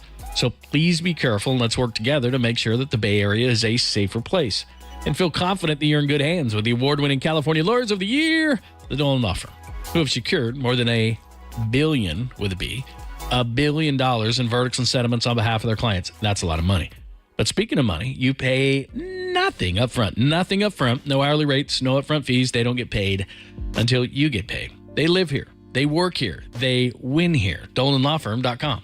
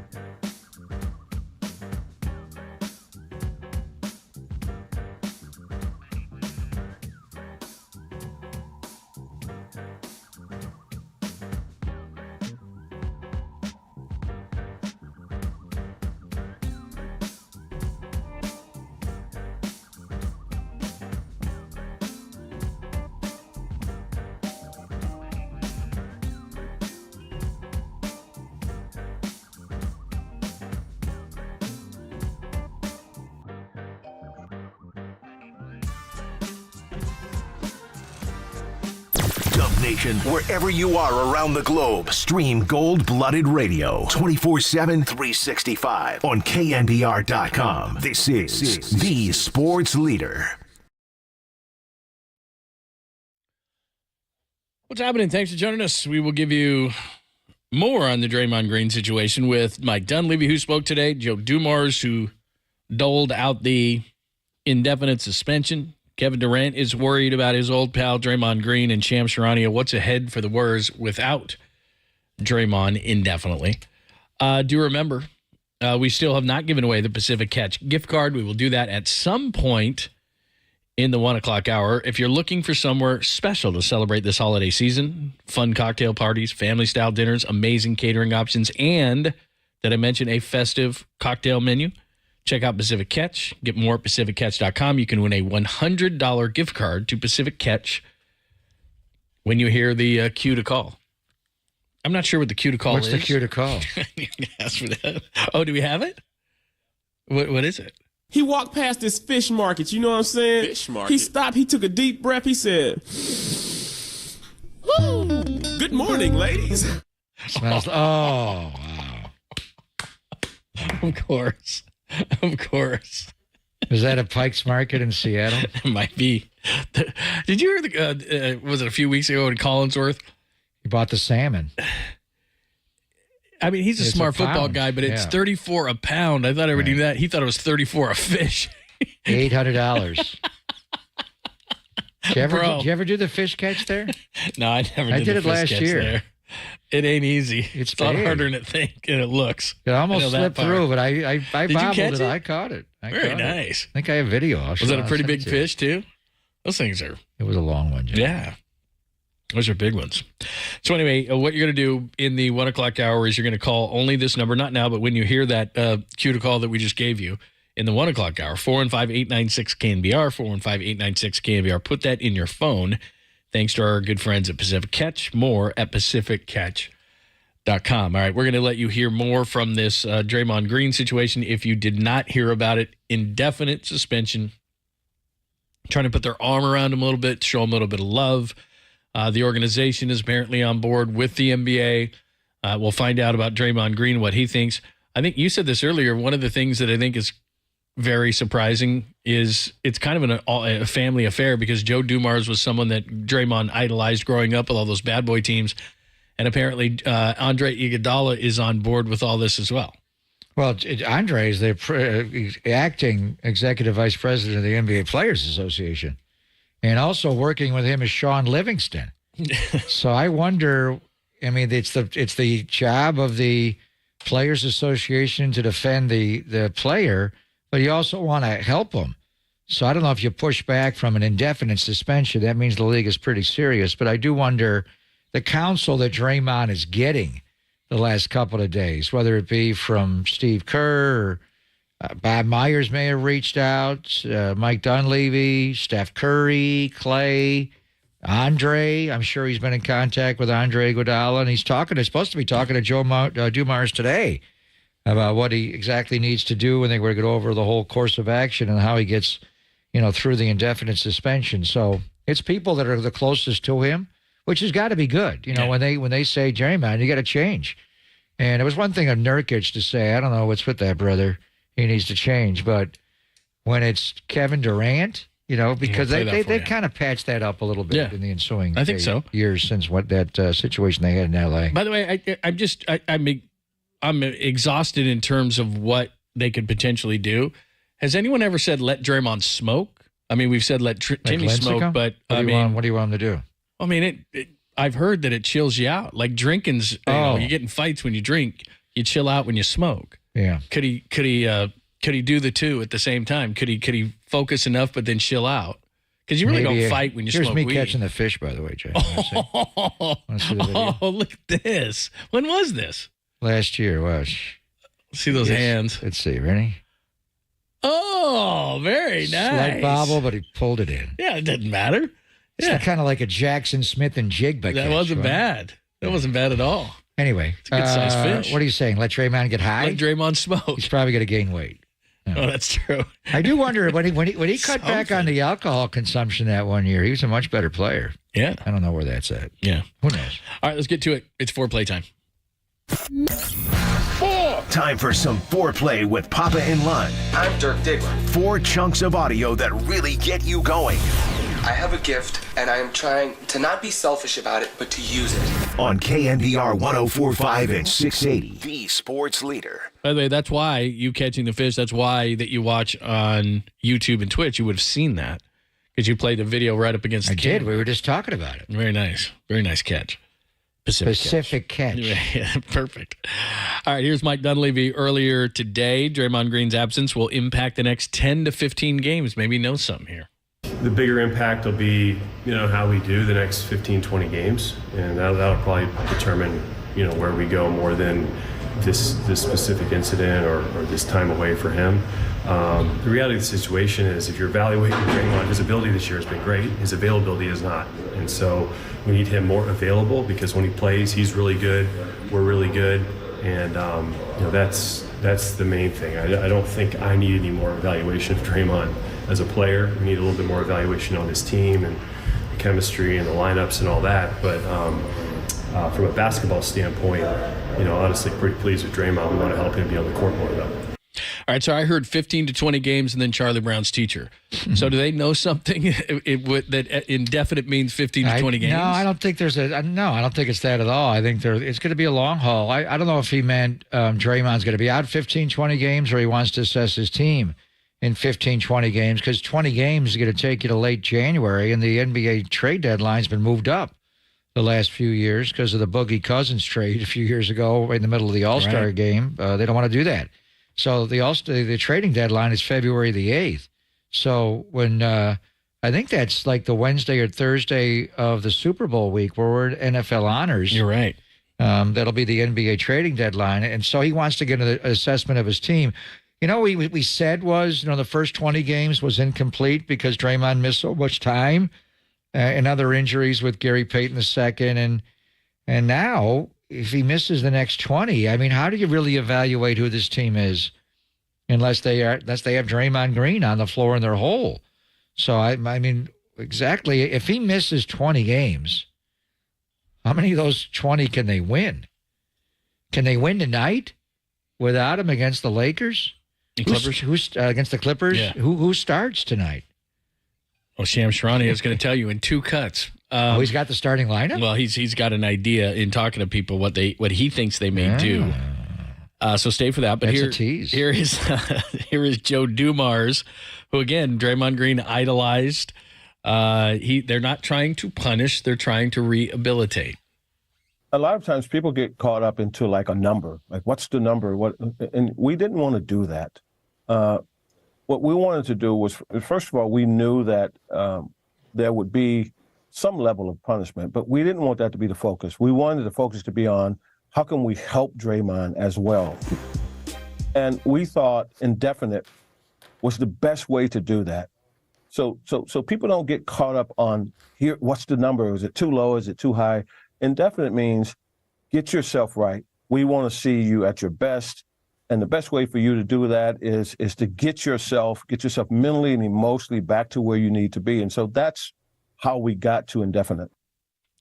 Okay, that's a good explanation, and I think they've just about tried everything, both from an NBA and a Warriors standpoint. So I'm fine with this.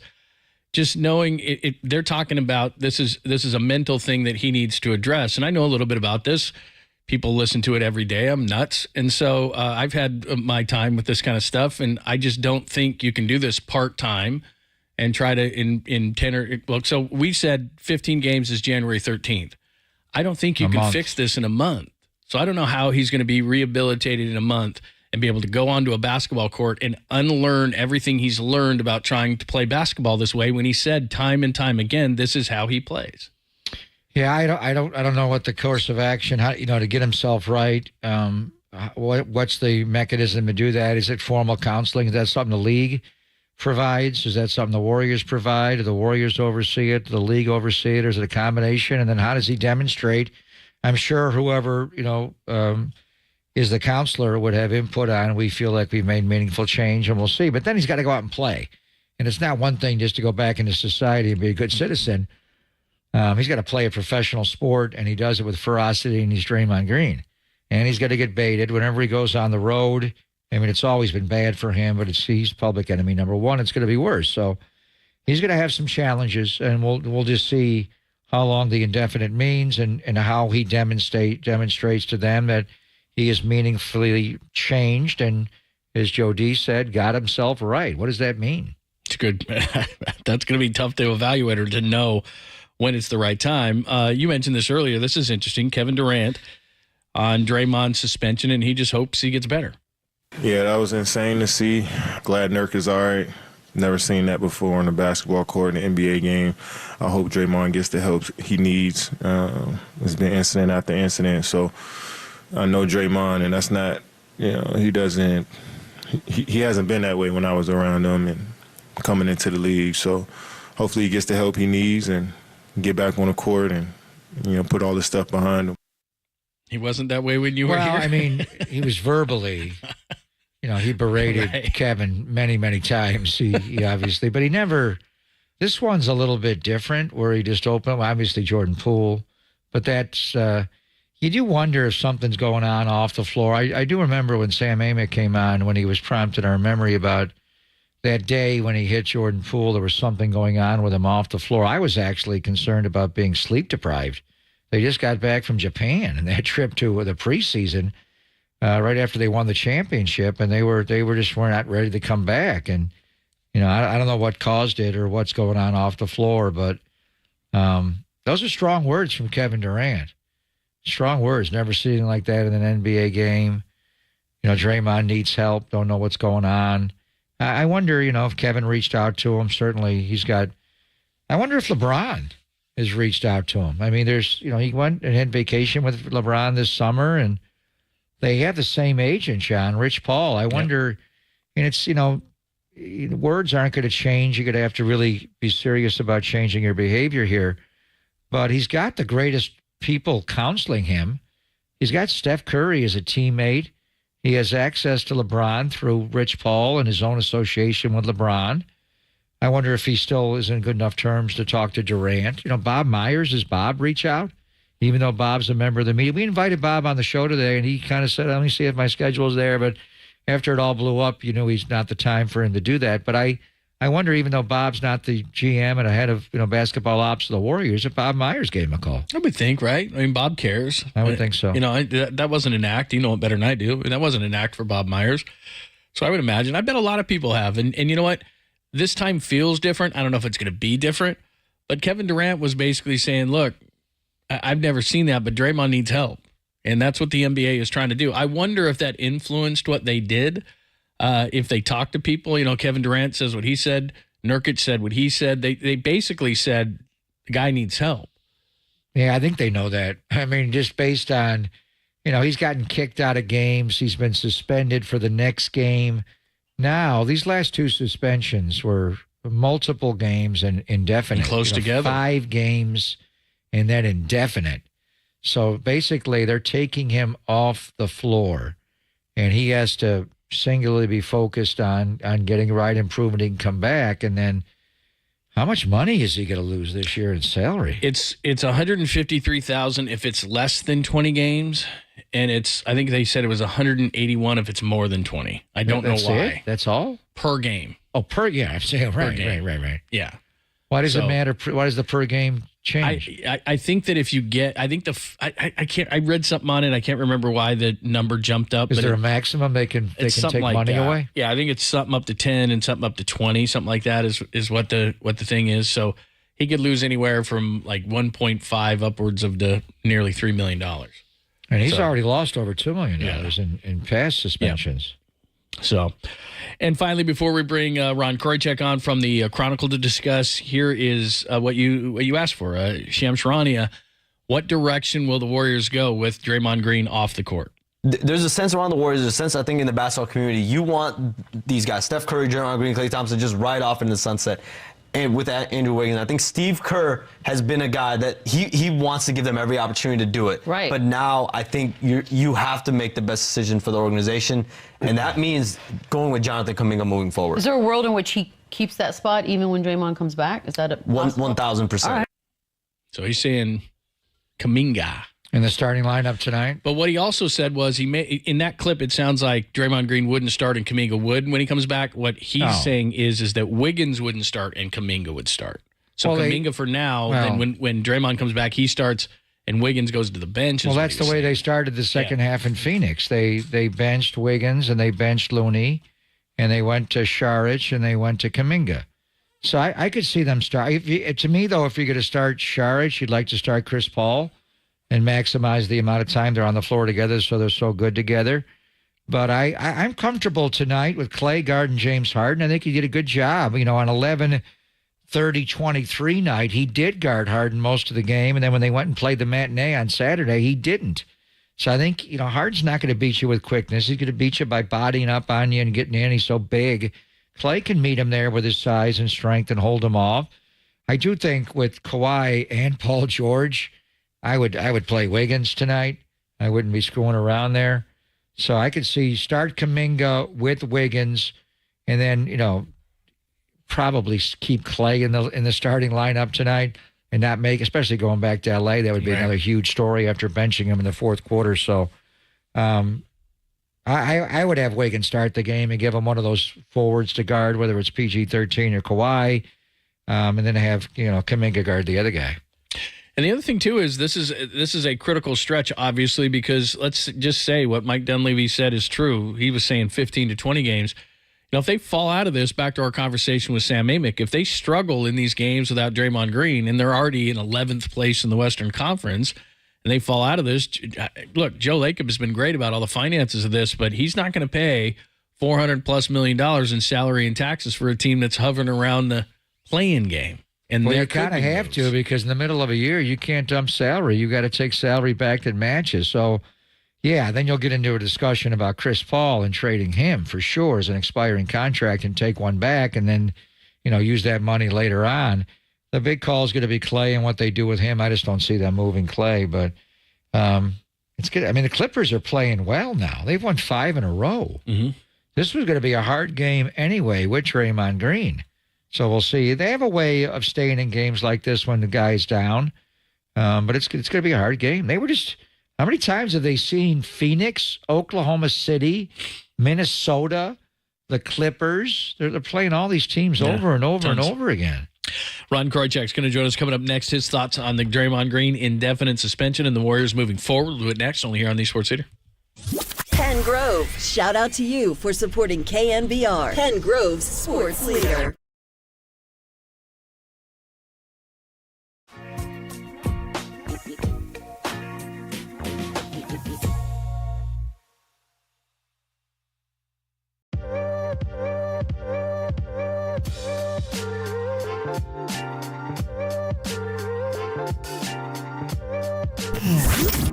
Here's what's trending now. Trending now.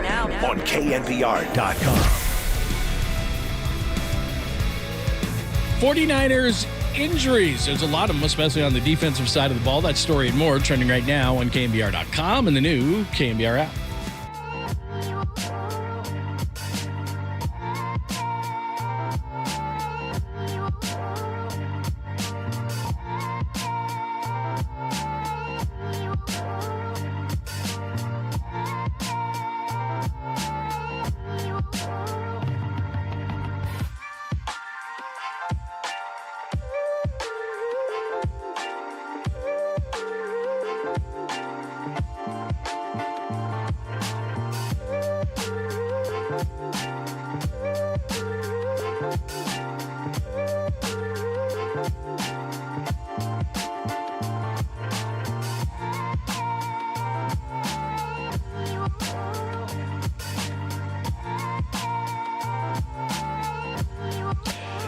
Hey there.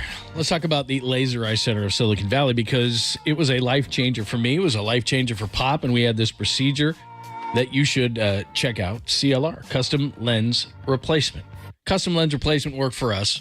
It's easy, it's fast, it's awesome. Dr. Bindi, Dr. Ling at the Laser Eye Center of Silicon Valley. But if that's not for you, what they want to do at the Laser Eye Center of Silicon Valley, do the thing that is the best for you. So I've had a LASIK procedure before this many years ago, and it wasn't quite what I wanted it to be, but everybody's different. So at the Laser Eye Center of Silicon Valley, it's a free consultation, and they'll decide, and you'll decide, what is best for you. So they do LASIK, all three kinds, EVO, ICL, they have that as well. So they are the leaders in modern vision correction. So there's all sorts of stuff that they can do. Insertable lens, which is the ICL, the LASIK, a smile, all sorts of things. Or you could do what Papa and I have and have the CLR, but they're going to sit down with you and they're going to say, look, it's just not one stop, everybody's done, they're cranking it through that way. That's not how it works.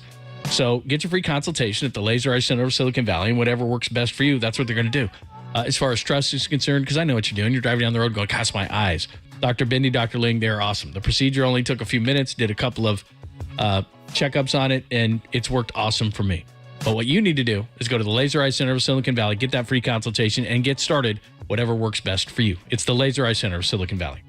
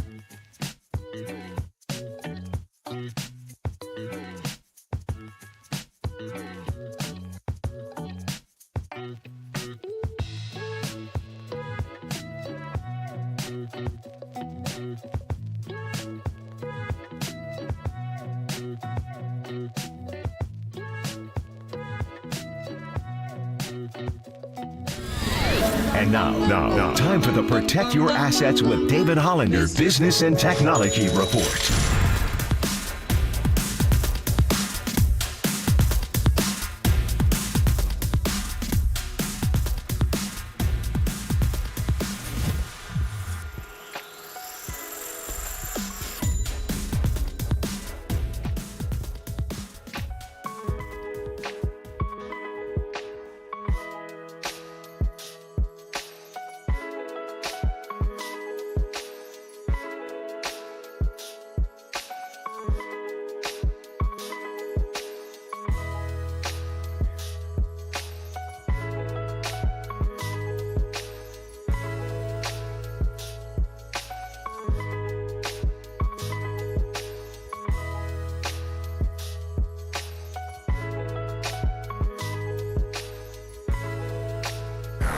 Dub Nation, filter out the noise and kick it with KNBR on the gram for everything blue and gold. Follow the sports leader on Instagram at KNBR.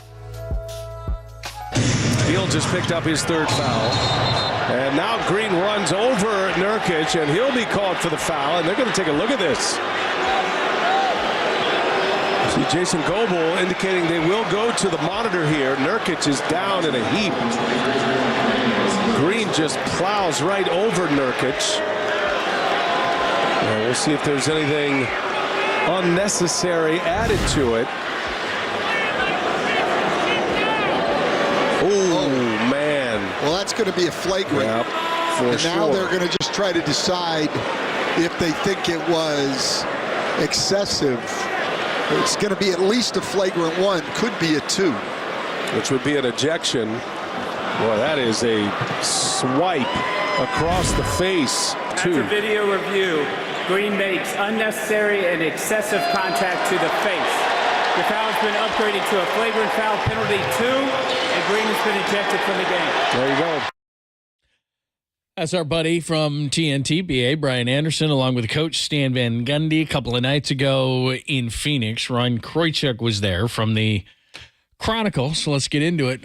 Indefinitely suspended is Draymond Green. Probably going to get some mental help, as well as the Warriors have kind of exhausted what they do, and the NBA is pretty exhausted in the way that they look at this whole situation. So Joe Dumars sounds like he's put an arm around Draymond today, and they're going to try to rehab him that way. Mike Dunleavy Jr. talked about it earlier. He's thrown around the number 15 to 20 games. So how do the Warriors survive, and how do they rehab Draymond Green? Let's talk to Ron Kroichuk about it. Make sure that you're following him on social media and reading all his great stuff in the Chronicle. And he joins us courtesy of the UMA guest line. Hi, Ron. How are you?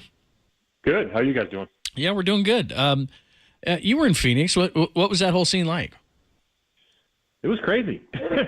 The game and the Warriors are sort of compelling enough, and then that happens, and it's like changes the whole shape of the evening. But it was kind of an intense game that got a few levels more intense when that happened. You there? We lost you for a minute, Ron. So it's the latest chapter in the ongoing Draymond Green saga, and it's fascinating to see how it's going to turn out. And as you said, it could be 10 games, could be 15 games, could be 20 games. Who knows? But the league has clearly run out of patience, and understandably so. Indefinite, and he's got to demonstrate there are certain things he's required to do to get back. So as far as you know, is the NBA overseeing whatever he has to, go through the steps?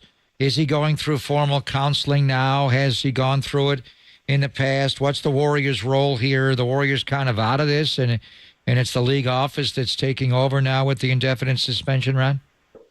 My understanding is it's some sort of collaboration between the league and the Warriors. And to your question, Steve Kerr had sort of hinted in the past that they were doing stuff behind the scenes to help Draymond.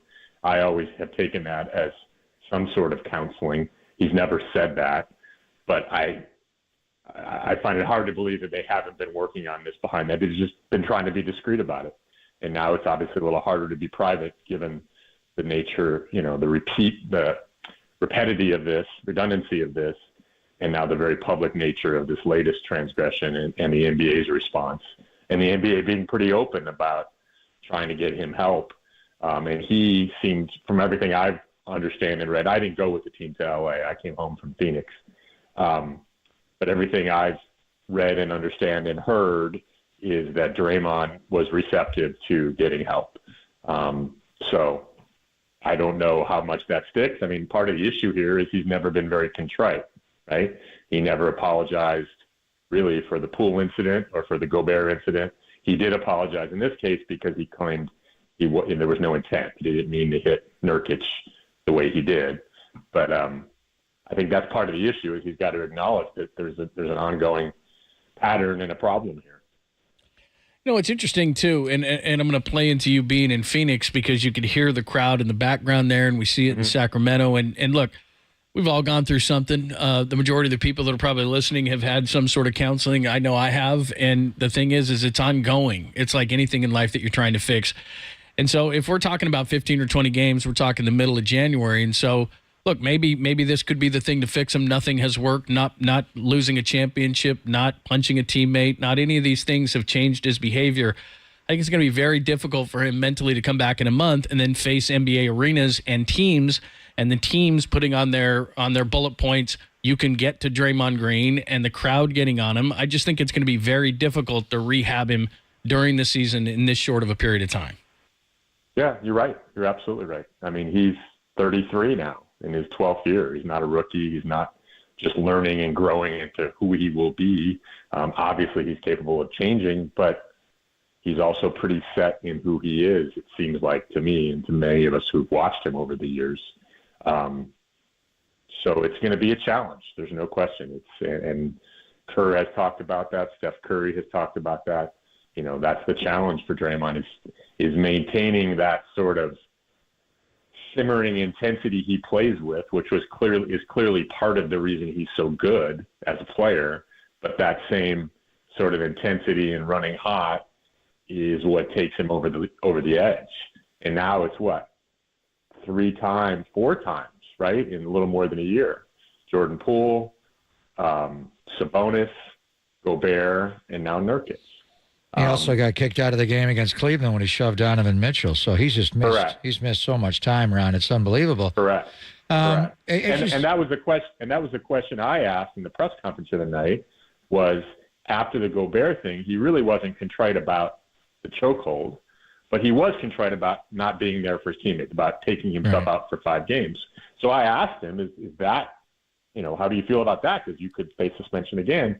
And he sort of swatted the question away because he said there was no intent on the Nurkic thing. But he's got to be smart enough to see that when he flails like that and swings his arm, he's running the risk of exactly what happened, an ejection and another suspension. And he's been quiet. He's not podcasting like he used to. Right. We'll see, the indefinite suspension. When a player's suspended, usually they're not made available to the media. But in the modern world, he can do anything. He can do an interview. Right. I wonder, he's still employed by TNT, which is interesting. As an active NBA player, he does appear on their shows, and he's outspoken. I wonder if he will let this indefinite suspension go, Ron, or at some point, whether it's today, tomorrow, next week, or after the holidays, whatever, if he will open up and talk about it while he's being suspended.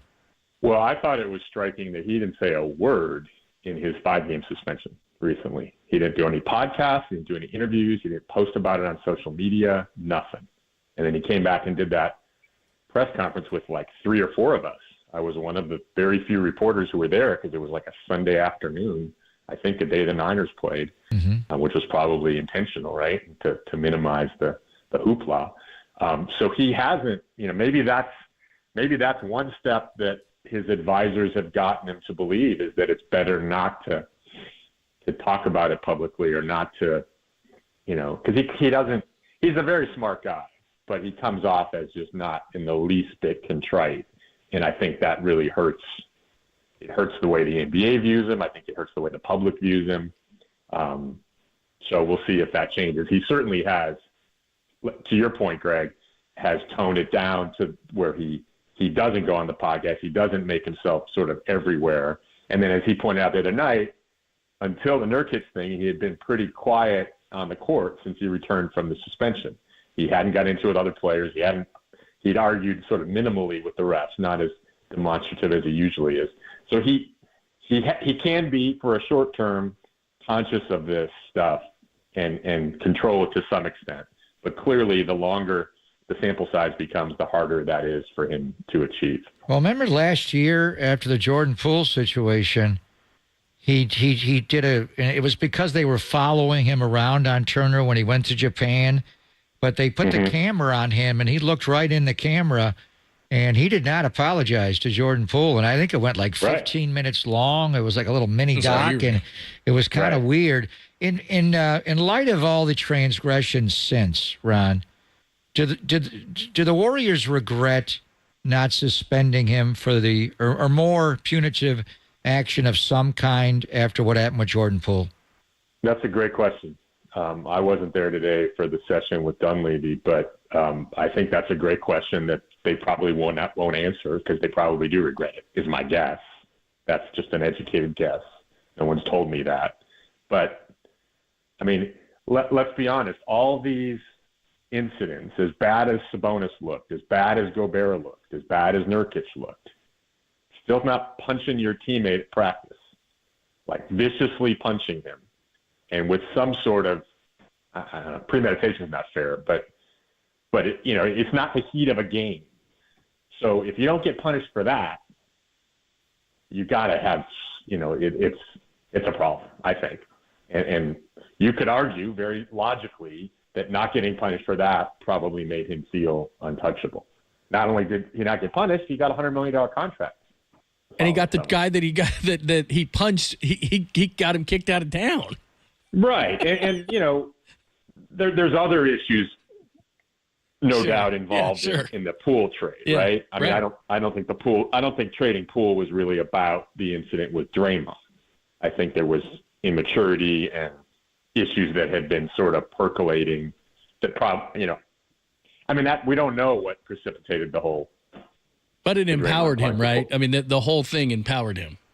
Well, how could it not? Yeah. Right? I mean, it doesn't take great insight to see how could it not empower him. And he's, we all know he's a great player. He's won 4 championships. They don't win those championships without him. Again, he's a very smart player. He's a very smart man. He can be very engaging. I like him. I think he's interesting to talk to, and he's fun to watch as a basketball player. But he's obviously got an issue, a problem with controlling his temper. And as Kerr said after the Gobert thing, I mean, Kerr came out and said, not that night, but a few days later, he's got to stop being violent. It's not just like skirmishes and getting in trouble. He's been violent. Acts of violence is what he said. Acts of violence, uncontrollable acts of violence. We got to help this guy is what he said. Steve did not talk this morning. Mike Dunleavy did. Steve will talk pregame before the Clippers. We're anxious to hear what he has to say there.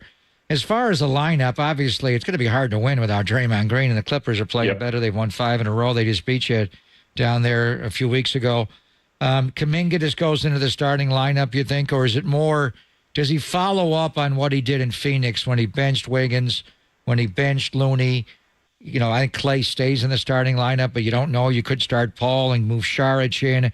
How widespread are the changes, not only at the start tonight and then minus Draymond Green as the game flows through it, Ron?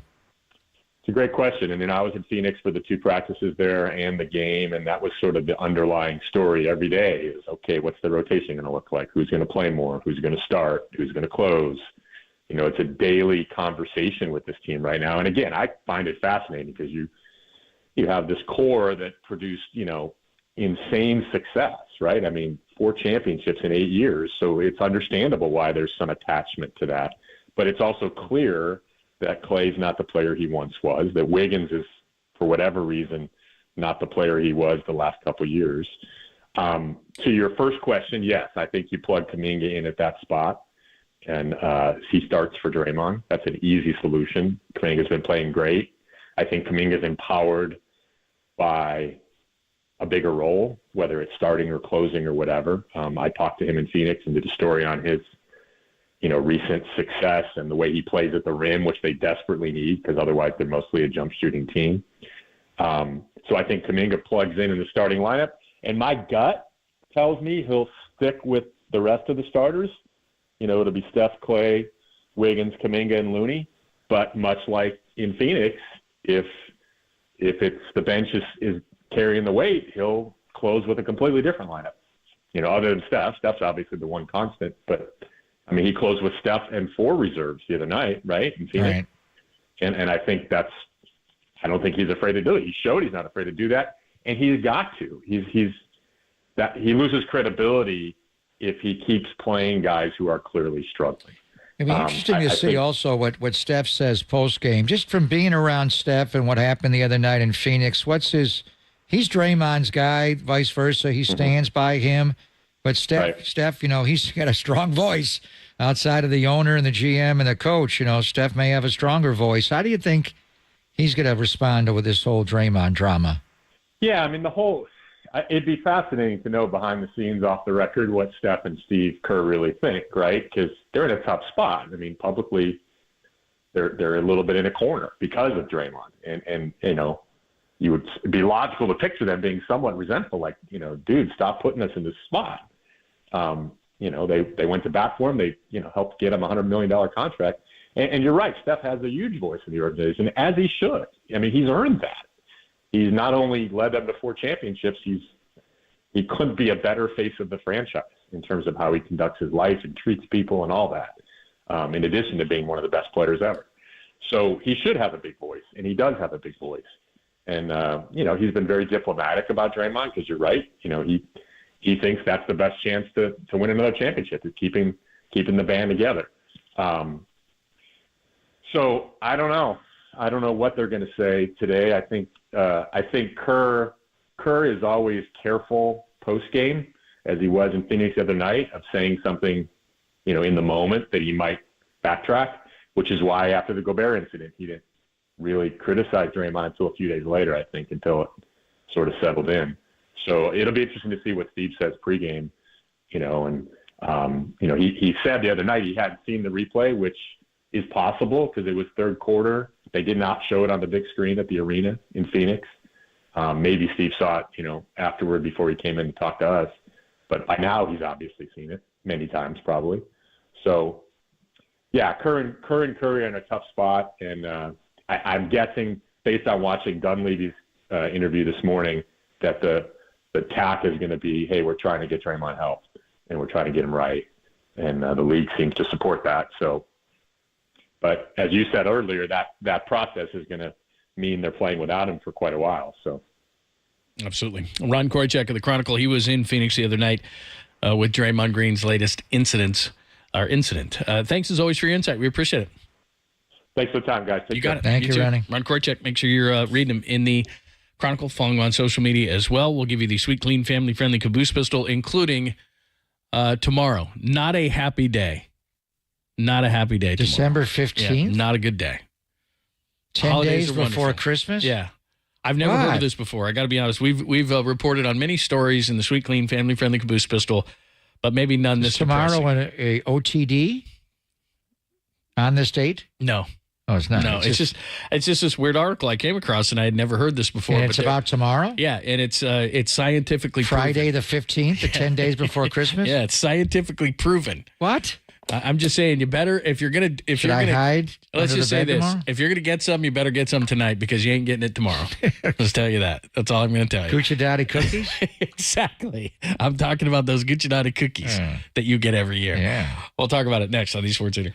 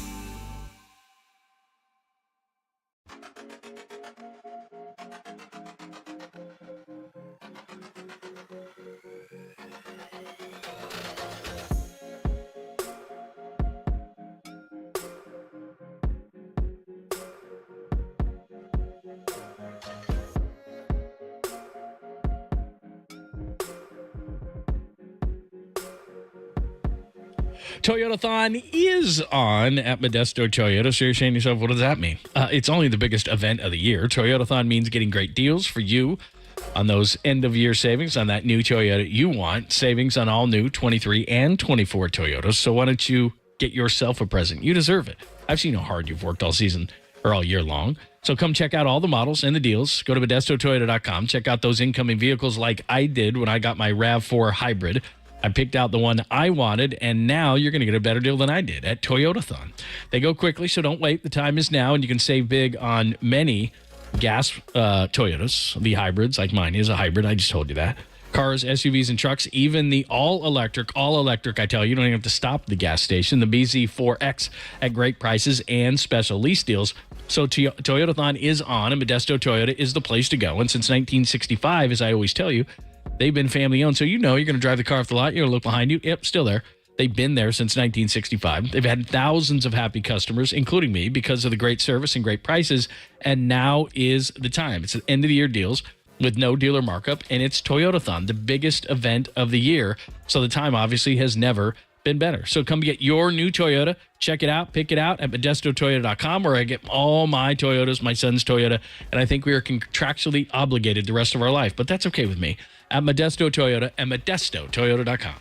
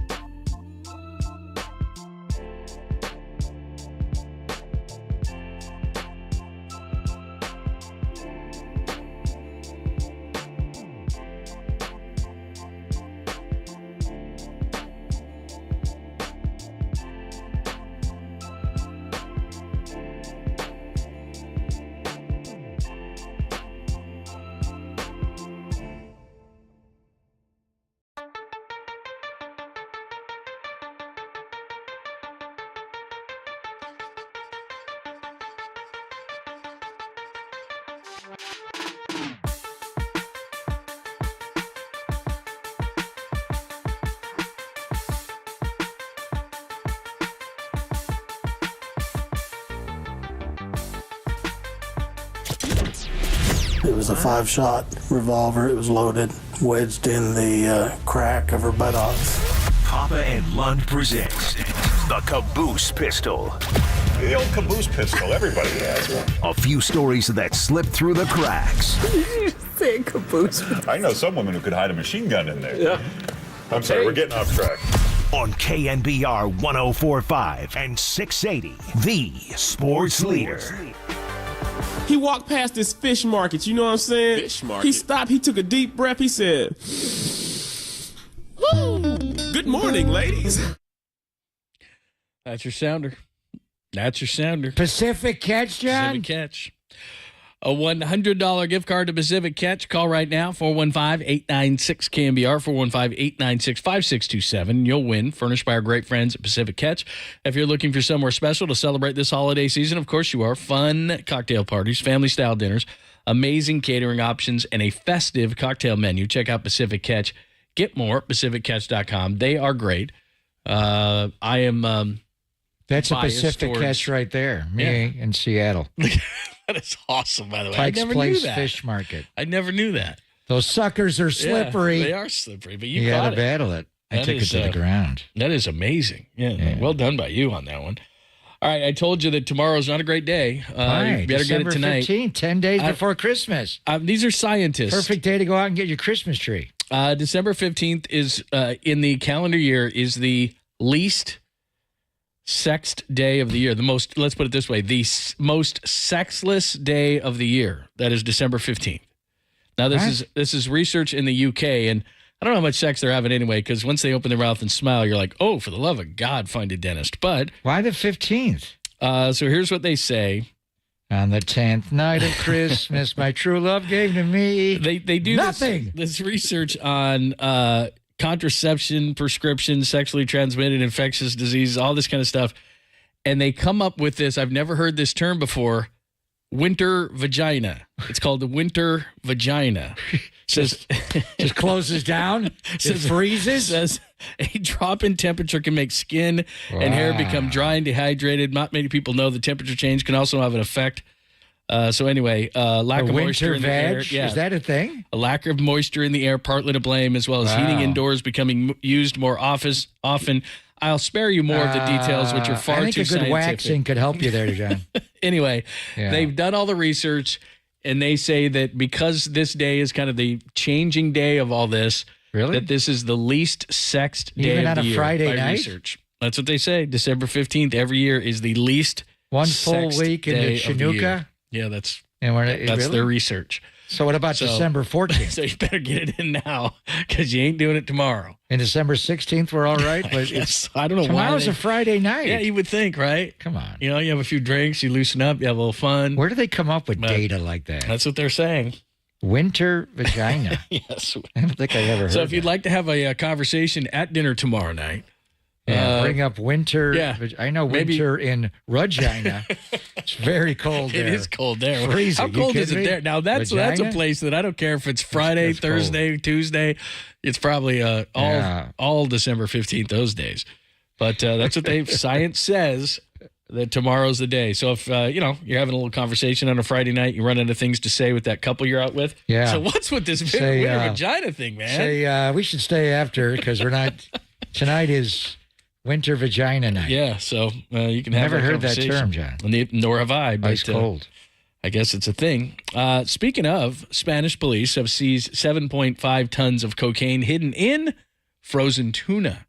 That's a different story. Nothing to do with winter vagina? No, but I'm looking at this, and, it does fascinate me because they've got to move the drug somehow. And I don't know if dogs found this or how they found this, but it's constant. It's going to different things. Like if you're a this is what you do for a living, right? The DEA and this kind of stuff. Like it's like, oh, it's moving in tuna now, or they're doing it in this, or they've hollowed out that. Or is that code? Not frozen tuna for winter vagina. But I just wonder I'm how following this. I always love they to actually watch put it in a frozen tuna. Yeah, look at all this. Look at all this stuff. I mean, they try to ship it in frozen tuna because you'd think, I don't know. I mean, look at this picture of all this Coke. I mean, look at it. It's just rows of it. That's all in there. Yeah, a lifetime supply of bumblebee tuna. Oops. But they must have gotten a tip. But it says a total of 20 people belonging to two organizations have been arrested, police said, in what they described as this is pretty good, Major blow. It is cocaine, after all. Very good. A major blow to one of Europe's most powerful distribution networks. But where is this coming from in Europe? Yeah, don't go there. You don't have any fun. It's a smuggling network to trade frozen fish and seafood international as well. And he's investing in real estate. So you never know what the stuff's coming from. They must just get tips on all this stuff. But anyway, they were moving it in 7.5 tons of cocaine. 7.5 tons of cocaine. So price just went up. 7.5 tons? Tons of cocaine. 15,000 pounds. Yeah. So, and then there's this one, the last one, an arrest warrant has been issued for the fan who allegedly trespassed at Stephen Curry's home while the kids were there. What? He was looking for an autograph. What? He was looking for an autograph. A new home in the peninsula? Yeah. In Atherton? 18-year-old accused of trespassing at Curry's home in Atherton. Was Steph home? Let's see. I don't think he was. It's an over and back violation. It is. Curry and his wife were not home, but the three children were. That's not good. And Draymond Green was babysitting, and he came out and took matters into his own hand. He Nurkic'd him. He did. Man, I've never understood. I mean, you have some mental issues. He just going knocked on the door. Can I have an autograph, Steph? Autographs have never been my bag. I don't know. I guess, I mean, if you're a kid, you're at a game, that's different. But do people know where Steph lives now? Is he going to have to move again? Yeah, because he used to live out by me, and I used to knock on his door, but then he's like, well, he moved like every single year he moved. He did. And MJ St. Jean got a nice commission on the move. Yeah. But everybody found out that he lived in Alamo at 4 Stephanie Court. I remember it wasn't far from me. So, all of a sudden, there's traffic on Stephanie Court. It's a cul-de-sac of like 3 houses. It used to be me, too. Was that right by you? Yeah. Terrible. He used to yell right over the big fence, I know you're in there, Steph! So he moved. That nutty guy? Wow. Oh, my God. He's doing the 2-ball drill. Boy, you want to talk about your property value dropping. I live near you. Basketball. Hey, Steph, I live near you. Your property value is not good. Yeah. You might want to go to So now Atherton. do people know where he lives now? Yeah. They're going to his house? Apparently so. He's got to sell that house. Jeez. Didn't they just get done like redoing that thing and everything? I saw them on some show and they redid it and it was nice and beautiful. Can you imagine that? Like all the security you'd have to have and big walls and dogs and then some guys knocking on your door. Life would be tough to be Steph Curry. Can I have an autograph? We got to close the kitchen down and eat an international house of smoke every night. Jeez. Man, that is crazy. Anyway, I like the Draymond Green babysitting line, though. Had they known Draymond was babysitting, there's no way anybody would go over there. Hi, I'm Domantas Sabonis. I'm looking for Steph's autograph. Exactly. Stomp. All right. That is your sweet, clean, family-friendly caboose pistol. Winter vagina. That's a thing. Never heard of it. I'm just saying. That's what scientists say. Only on December 15th? Tomorrow's the day. That's it. That's the one day? I guess that's the day where the temperatures change and the air changes. That's 1 week before the first day of winter. Mm-hmm. Wouldn't it be on December the 22nd? You sure would think so. Vagina's loosened by then? They got properly waxed? I guess so. I guess they Peaches are back in season? But you know how it is. Like, I get seasonal allergies. So every time the seasons change, I get out. So maybe it's something along to do with that. Yeah. I don't know. Frozen tuna, you're allergic? Don't order that at Pacific Catch, John. See, it all ties together. That's where the segment started. That's where it's ending. We got your, what do we have left? I don't know. Remnants. We have remnants left. We have some things. We got a Warrior game tonight. We have some things. Warriors and Clippers. So we'll get to all of that. Then Tolbert and Copes at the top of the hour on the Sports Theater.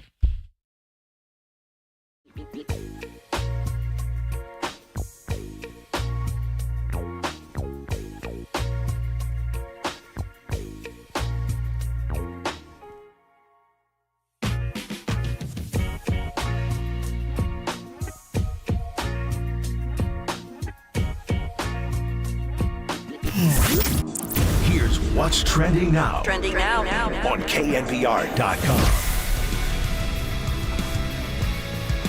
Draymond Green indefinitely suspended. Well, how long is that? That story and more trending right now on KNBR.com and the all-new KNBR app.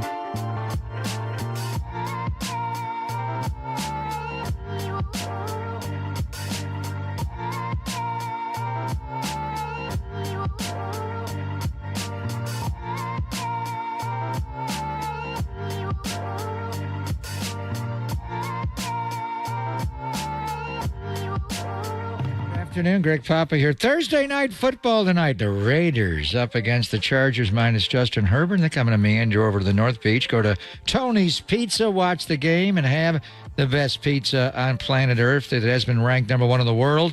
And it's my go-to spot for Neapolitan, New York-style, Detroit, Sicilian, and Grandma-style pizzas. They also make fresh pastas. They're spicy bucatini. Dan Pastorini would love that. Don't forget about Tony's other locations like Capo's, where he makes delicious tavern-style cracker-thin and deep dish pizzas. And one of his specialties is his Chicago Italian beef sandwiches. A little on the large side, but they are delectable. Save room for dessert. They have plenty of cannoli and tiramisu. Get up early in the morning and stroll through the North Beach and try his homemade sourdough bread, pastries, and New York bagels at his bakery, Toscano Brothers. And last but not least, don't forget about his fast and casual restaurants, Tony G's, the Slice House locations around the Bay Area, whether you're at Chase Center, Oracle Park when the Giants play, or I am today at Levi's Stadium. Watch Thursday night football and do it with Tony's Pizza in the North Beach, ranked number one in the entire world.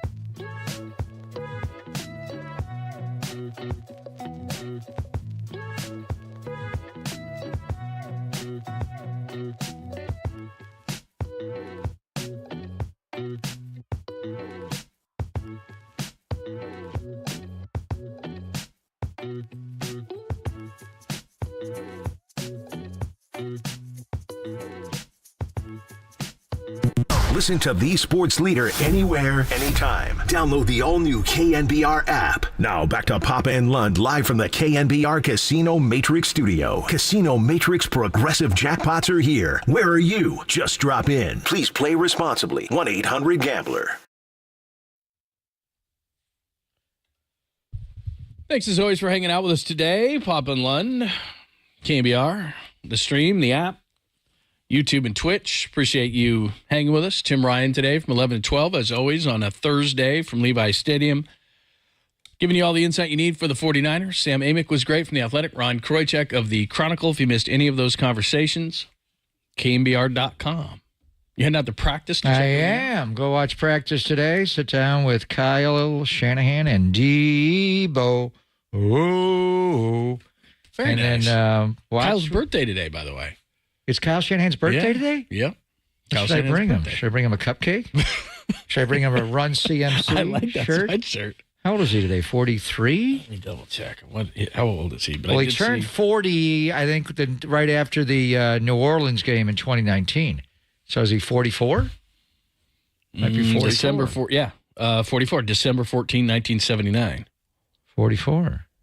You know where he was born? Minnesota. His dad was, I think, the offensive coordinator of the Minnesota Golden Gophers, the college team. Is that right? He lived very briefly in Minnesota. So, yeah. I didn't know that. Happy 44th. Yeah. Happy birthday. So this will air later, so you won't do that, I guess, and say, but well, I may mention it. Just say, yeah, it's at least a week. What do you want for your birthday? We'll win over the Arizona Cardinals. Exactly. That's all he thinks about. Not a great Thursday night matchup. Oh, boy. And this is the matchup, I think, that's been in prime time more than any matchup in the history of the NFL since the merger. Raiders, Chargers. Raiders not good. They didn't score a point last game. God. And the reason you schedule that is to get Justin Herbert on national TV on prime time or prime video. He ain't playing. Right. He's out the year. Easton Stick versus Aiden O'Connell, just like the league wanted at the beginning of the year. Easton Stick. Isn't that a bad in the terrible in Double-A baseball somewhere? When I was in Little League, North Dakota State. Yeah, that's Trey right. Lance's guy. It was Carson Wentz. It was Easton Stick, and it was Trey Lance. Brutal. And beautiful Jimmy's going to be standing on the sidelines. Yeah, Jimmy's not getting it. Who's to make of that? And then we got Warriors and Clips minus Day. Oh yeah, so I can watch that because I was going to be hard to go to the wife and go, I got to watch Chargers Raiders. Even she was going to look at me like. No, you don't. Make sure she's. We have frozen vagina tomorrow. Exactly. So it's got to be tonight. Winter vagina. Frozen tuna. Sorry, I confused them. Frozen tuna, winter They're vagina. one and the same. That's it. Cold and vagina. Gave you the guest list, KNBR.com for any of those. Tolbert and Cope's coming up next. Who did we have today? We had Walter was Walter? Yeah, Walter was here Walter's today. Danny has the day. Kyle was here today. Kyle was doing a great job today. Great job by Kyle today. Walter, good job as always. Great guest list. Anything you missed, go to KNBR.com. The boys are coming up next. Tolbert and Copes on KNBR AM and FM San Francisco. The Sports Leader, Cumulus Media Station.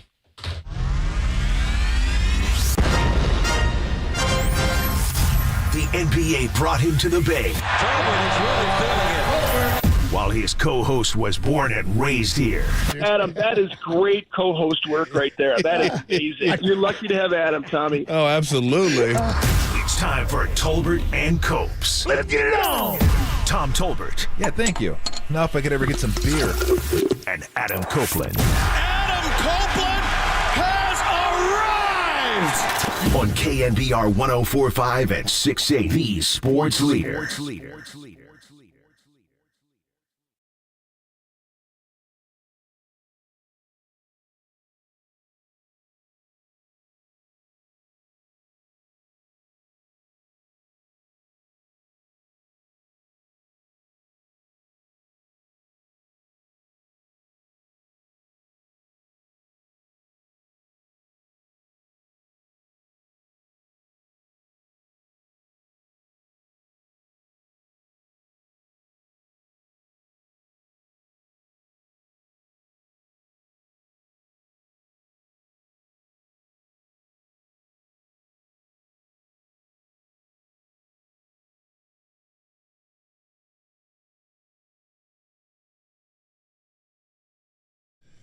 What is shaking? Adam Copeland, Tom Tolbert with you. Today, we're going to have Mark Spears on, 2:30. Kyle Shanahan, 3:30. And Kyle Shanahan at 4:50. Two totally separate interviews. Coming on twice. Yeah, you listen and you figure it out. Like the couscous of coach interviews. Yeah, there's going to be one little spot in it there you go. That was different. I heard that. Tom Koff there. And then 808 KNBR, and we'll give you the last remaining Limp Bizkit tickets, if you can find that out. I think there are more than that. Might still be biscuits out there. You can still, had. You know what? If you're calling number 13 on the dot, you can play in the band. You get to drum. If you can rip, bring your guitar. You get to break some stuff. Bring your axe. You can come out there and face tonight. Let it rip. 808 KNBR the number. All about the he said. If you would like to call. I guess we get back into the Draymond stuff a little bit now that we had time to discuss it a lot yesterday, though. I'm not sure. The only thing that really is kind of interesting. Well, that maybe there's more stuff, but the most interesting thing to me is this indefinite suspension was agreed upon by all parties. Like Draymond was in on it on the decision making. I think Rich Paul, his agent, was as well. Andre, who's like the executive. He's the interim like head of the Players Association. Joe Dumars is probably silver. They just probably thought, hey, let's just make it indefinite. You do what you need to do to get back, and then we will assess the situation. Very Warriors-like, by the way. We'll reevaluate it indefinitely. Because they're the first ones that started that. Yeah, but they would at least give us a time when they'll get back to us in 3 weeks. We'll reevaluate. So no one never. You can guess all you want. 10 games, 15 games, 25 games, 30, 35 games, 40, 45 games. I'm just a Bill, just a little old Bill. 5, 10, 15, 20. What were those? Schoolhouse Rock. And I'm sitting outside of the play-in. Yep. So, yeah, they I don't know. I couldn't tell you that. Don't you dare I couldn't tell you how many games. I have no idea. All I know is it's not good. It's not good. Things are not trending in the right direction, obviously, and I don't know where this thing goes long term. I don't know what the relationship for them is long term. I don't know, what Clay's status is going to be long term. I don't know what this team status is going to be long term. The ironic part is they finally have a bench. They just don't have a starting unit anymore. They finally have a bench that can come in and play and do some stuff. It's like being like, dude, we finally found our fourth starter, but we just don't have a 1, 2, or a 3. Now Well, it's like the fourth starter is now your one starter. Yeah. It's like I said, if you start your bench, can they still be your bench? Right. I don't know. Paradoxical. I don't know the answer to that. But I mentioned it last show. That did jump out to me glaringly that there was no Draymond, no Wiggins, no Clay at the end of last night's game. And I can't remember a game like that in years, unless they were all injured. Now, Draymond was obviously suspended, but the other two, that was by choice. That was by, you're not playing well enough. I'm going to keep the other guys out there and let them play. So they're not in a good way right now. Not in a good way right now at all. You got $40 million playing well below, $30 million close to it playing well below, $25 million suspended. I mean, that's a lot of salary. That's close to $100 million worth of salary that is not helping much. So they are not in a good way. So you're right. We talked a lot about it yesterday. We will talk more about it today. We'll get more thoughts on it, and we'll hear from Mark Spears. We'll talk to him at 2:30. NBA writer, of course, for ESPN and Anscape.com. 250, not 230. Okay, 250. 250 for off what? To a roaring start for Mark Spears. Why does it say 230 right here? That's what I'm saying. He shook his head at the hour. Oh, Tim said he's an idiot, so we'll accept that. Okay, I'll accept it. All right. Apology We'll accepted. accept it. It's like we're on Jeopardy. Yeah, they're going to accept that answer. We'll go to commercial break, then we'll come back. We'll be like, that we actually went to the test. We didn't accept it. We actually had to go back and take the money away. You'll come back and see Tim go from 1,800 to 900. I always get you hosed, I feel like. You're like, that guy went on a run, though, right after that. You're like, he didn't take all the money after that. He gets to start the board. Take all the mo. I was watching some Jeopardy yesterday. Uncle Mo. Anyway, the thing that got to me yesterday, or sort of as it's played out, because this is a huge story. I mean, Draymond's a huge player, is...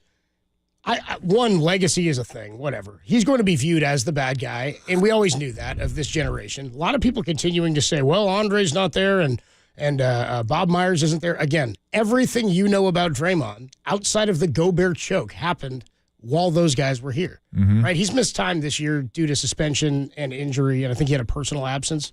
But he's missed, I think, coming into this game, it'll be 8 so far of the 23 or something they've played. Yep. It's a lot of games. If it is a chunk of like 10 to 20, or if it's 10 or more, I don't know how they survive this. And Dunleavy today spoke to the media, talked a lot about the roster construction. We got to take a look at this thing. The contract is looking bad. Like, if the goal here was to get Steph one more, and Steph, you and I both agree, Draymond's as close to the best version of Draymond we're going to have relative to what Steph is to his best version as anybody else on the team. Those two guys you were counting on as the set it and forget it. When we said that Steve was going to go roster by roster starting lineup or game by game starting lineup, those guys were the set it in cement guys. I'm confused a little bit by, and again, I've got to disconnect with this incident leading to this. Because again, I'm not somebody who believes Draymond punched him intentionally. I believe he was physical intentionally. I also know factually he reacted differently after this game than he did to any other. He hadn't apologized for Jordan Poole. He's never apologized for Rudy Gobert. If anything, he's emboldened, and we've talked about that. To me, the greatest mistake that could have been made, probably, and I don't know, this will be more clear as we move on, is probably handing him $96 million and trading away Jordan Poole. If that doesn't embolden the guy into his personality, into what his rights are within an organization, I don't know what does. I don't know that that's true.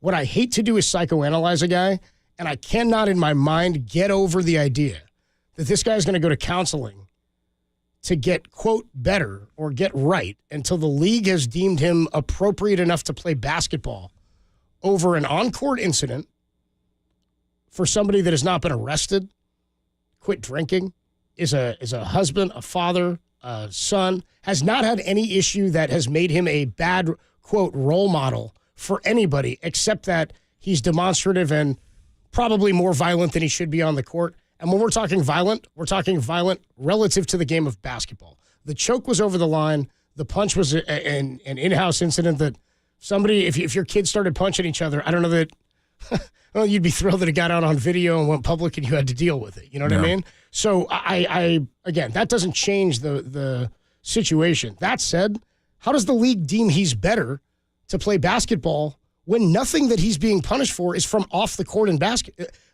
We won't know until he plays basketball. So what are they going to say? You know what? You've proven this. And the league, great track record of proving when guys have figured it out.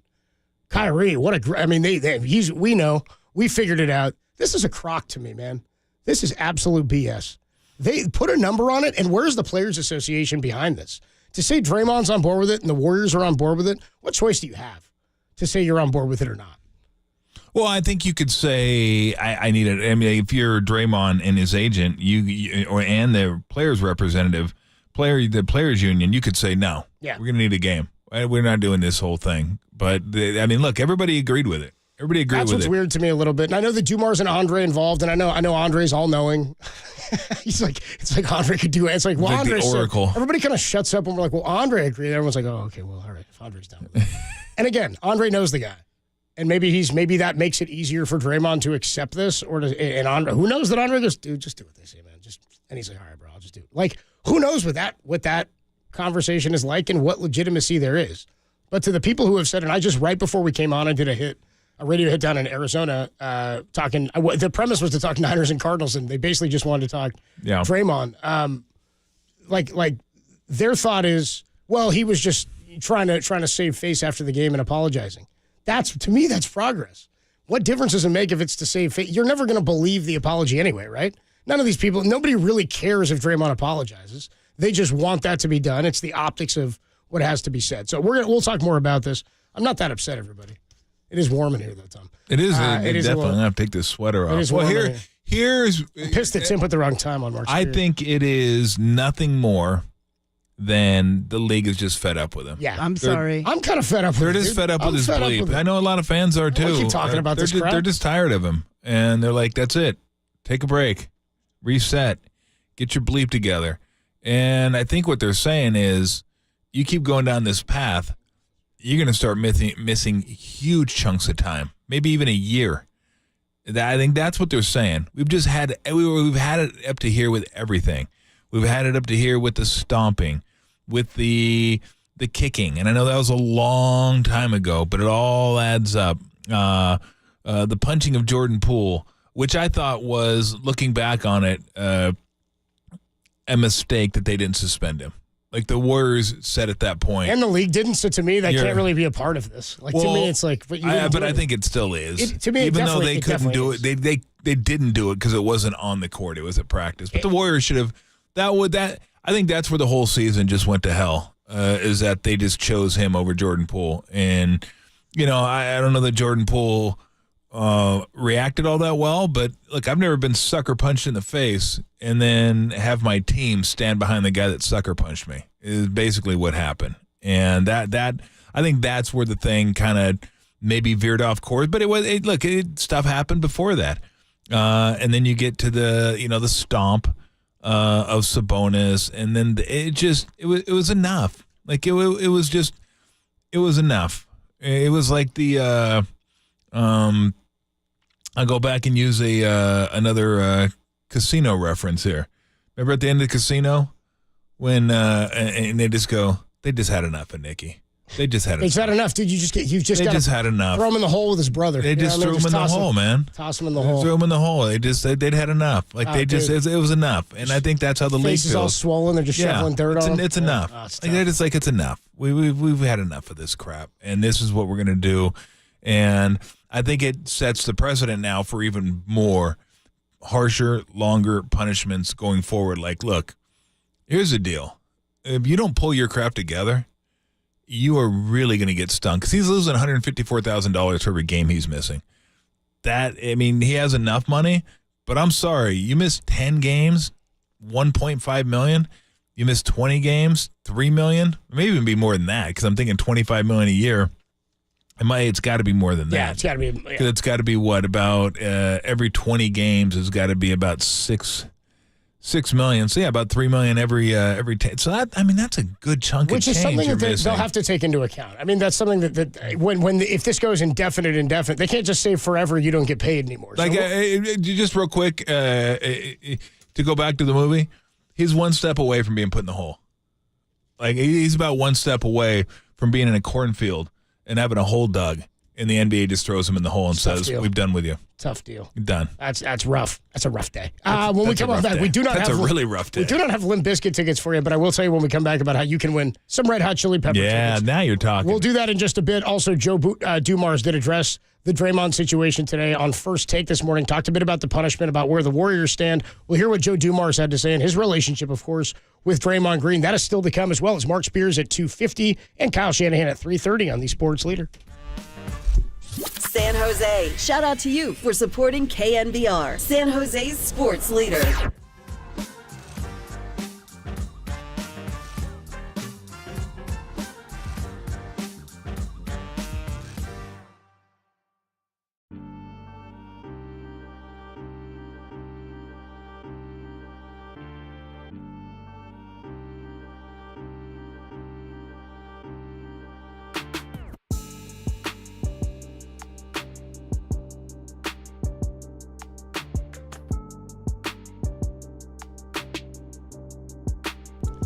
Draymond Green has been suspended by the NBA indefinitely, will seek counseling and have to prove to Adam Silver that he's making a significant change. There's more on that story trending now on KNBR.com and the KNBR app.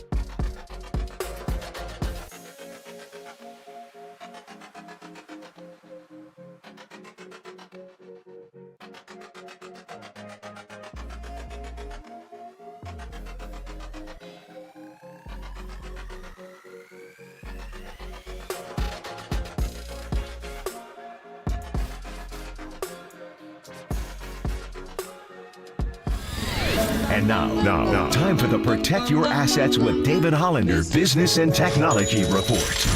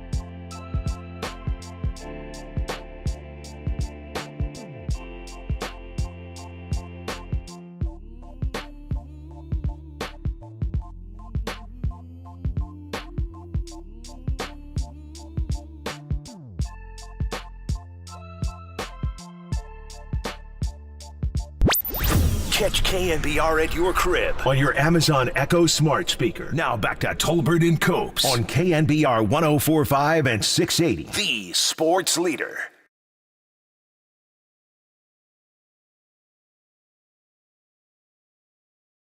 A lot of times people get caught up into like a number, like what's the number? And we didn't want to do that.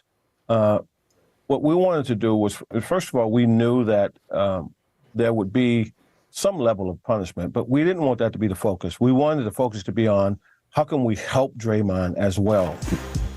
And we thought indefinite was the best way to do that. So people don't get caught up on here, what's the number? Is it too low? Is it too high? Indefinite means get yourself right. We want to see you at your best. And the best way for you to do that is to get yourself mentally and emotionally back to where you need to be. And so that's how we got to indefinite. Tolbert and Copes with you Thursday afternoon.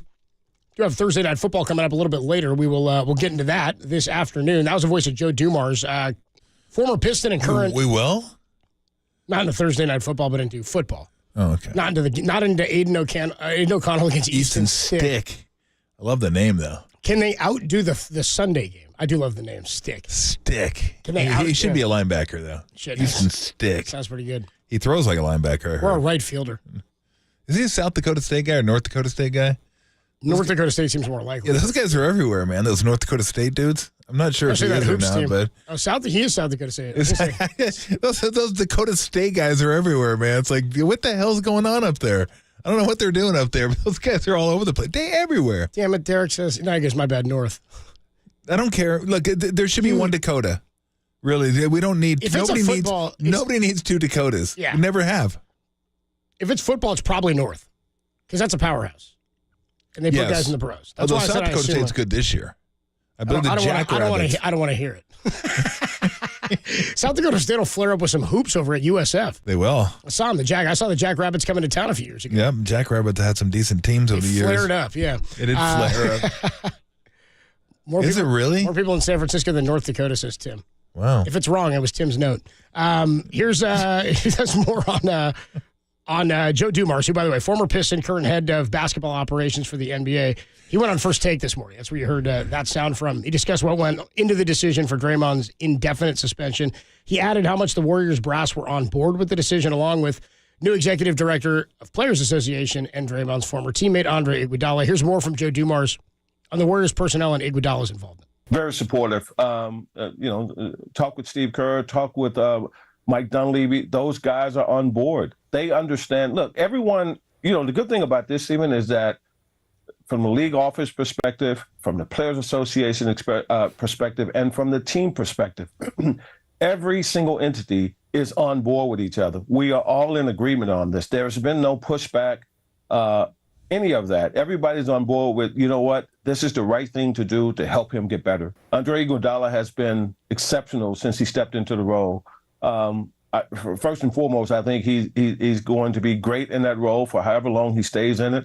And he was on board with us with this because, when I talked to Andre yesterday, it was about Draymond getting better and what we can do together, what we can agree on together, what's best for Draymond at this time, what's best for the Golden State Warriors, what's best for the league office is for him to get better. And with it being indefinite, Stephen, and Andre was on board with that. So he's been exceptional in helping us craft this. I'm glad this is so positive. It's so nice, isn't it? Yeah. It's like a Hallmark story. He's like, that dude's great. It's He's like, this is great. awesome. Draymond's getting him his time. Andre was happy with it. Everybody's happy with it. He's very good with it. Can you imagine he walks into Andre's office? I imagine Dumars is like, hey, Andre, you got a minute? He's like, yeah, what's up, dude? He's like, I'm slammed. He's like, no, dude, you're going to like this news. He goes, what's up? He goes, Draymond? We're thinking indefinite. He's like, are you kidding me? Everybody's on board with it. I'm on board with that. I'm on board with that. He goes, you on board with that? I'm on board with that. I'm on board with that. You kidding me? Everybody's good. How many games? We don't know. I'm on board with that. Cool. That sounds good to me. Static. Made my day, said Andre. What do you think? So I'm good with it. I'm with you. The positive nature around the tone of this is sort of ridiculous. And again, so funny. I hope Draymond has a list of things he knows he has to complete that are tangible things. Let me say this. I don't This know what is that just a means. guess, and I hope I'm wrong on this one. Okay. I don't think this is going to do a damn bit of good. I don't either. That's what I'm saying. I think you are who you are. I think it's just a Well, suspension. I think you have to do it. Yeah, you have to do it. You have to suspend him. And the league is big on, let's help everybody and get him better. Like that's what they wanted for Ja. But that was nothing more than you know what? You screwed us this time. We're going to come down hard on you. Let's walk around with guns. Yeah. Like, This is stop different. It. This Just is different. Stop. Well, I know it's different, but no, I'm just saying in terms I'm agreeing of how they portrayed it. Sure. They portrayed it as, we want to help him get better, and it's just like, you're punishing him. I mean, I don't know if the NBA is afraid to tell its players, hey, you were bad, we're going to punish you. You go to your room. You have to go to your room. It's like no one wants to punish anybody anymore. And so you gotta make it seem like it's a treat. Like, hey, just look at it as a vacation. God, that would have been so much easier for me if my mom would have said, you know what? We're going to give you a vacation in your room for 2 weeks. I would have been like, yo, really? That's dope. And that's about 20 years before that word was ever uttered. Really? You're going to bring me I just get to stay in my room for 2 weeks? I can't watch TV. I can't play games. I can't go outside and shoot hoops. And it's like a little mini vacation. You know what, Mom? I'm on board with that. Just like getting your dad's on board and so is your brother. Yeah, They're on board too. I'm on board with All that. The dog's on board. The whole neighborhood's on board. Yeah, you stay in the room. Let's go. We're taking away your Nerf hoop, though. Oh, hell no. I ain't on board with that. So, you ain't taking away my damn Nerf hoop. I got dunks to throw down. What do you think I'm going to do for 2 weeks? I got a wall. I'm playing Nerf hoops for 2 weeks. I did. I got marks to make on the wall. Dude, I had box scores. I had everything. I got a room to lay out of and catch the 1980 Olympic hockey champion gold medal game on tape to lay. Sneaking out there, yeah. You were grounded. I was on vacation for that. I was unfortunate. I was on vacation for that game. Vacation meaning you were grounded. Yeah, which really sucked. If they had said I was on vacation, it would have worked out better for me. Like, seriously? Yeah, you know what? Yeah, Mom, I'm on board with that. But I just look. Draymond's what? 33 or something? 32, 33. I just think you are who you are at that point. I really, really do. And again, I don't think this is so much about, hey, it sounds good though, doesn't it? It makes you feel good, right? When you hear people say, we just want him to get better. That's what we want. My question is from what? I'm not saying they don't want him to be able to handle his emotions, stuff like that. I'm not saying they don't want that. But in my estimation, this is more of, You're getting close to that hole in the cornfield. You better watch it. You keep going. You're going to be right there. The analogy for this is, I love that our analogy for this Draymond situation is the final scene of Casino, and he's heaving him into the hole, dude. They whoop his ass first too. They just beat him to a pulp with those bats. I just love it when De Niro says, they'd had enough, Nicky. Dude, yeah. They just had enough. He got out of hand, man. They just had enough. Got out of hand, sleep with De Niro's girl. That's what I thought of. Like, I was thinking about that. Like, the league's just like, I could see De Niro going, the league just had enough, Draymond. They just had enough. Like, that's Iguodala up there. He's like, they just had enough. He's got a pinky ring on. And I truly believe that they've had enough. It's like that. This is it. So again, this is like laying the groundwork. I'm not saying they don't want him to get better. I'm not saying that. I just don't think that's the main goal. I think if he does get better, that's great. Awesome. Then they don't have to worry about the next step. But I think this is a step to let you know where that next step is. And if you don't heed this one, then, well, you know what's coming the next time. Hammer's coming down. I mean, that's effectively what they're saying or doing in this incident. So here's what's also interesting. You remember Yusuf Nurkic's quotes after the game, which were funny, the choke. The one I didn't really like was the one about him saying that guy needs to get help. That brother needs to get help. There's something's wrong with him or something like, you know what I mean? Whatever. Here's Kevin Durant. This is Kevin Durant last night. After last night's game, here's what he sounds like is sort of concern for the mental health of Draymond. Here's KD. Yeah, that was insane to see. Glad Nurk is all right. Never seen that before on the basketball court in the NBA game. I hope Draymond gets the help he needs. It's been incident after incident, so I know Draymond, and that's not, he hasn't been that way when I was around him and coming into the league. So hopefully he gets the help he needs and get back on the court and, put all this stuff behind him. You realize he stopped when he was about to say that's not who he is? Yep. That's exactly who he is. And this is coming from a man who got cursed out by him during a Clipper game.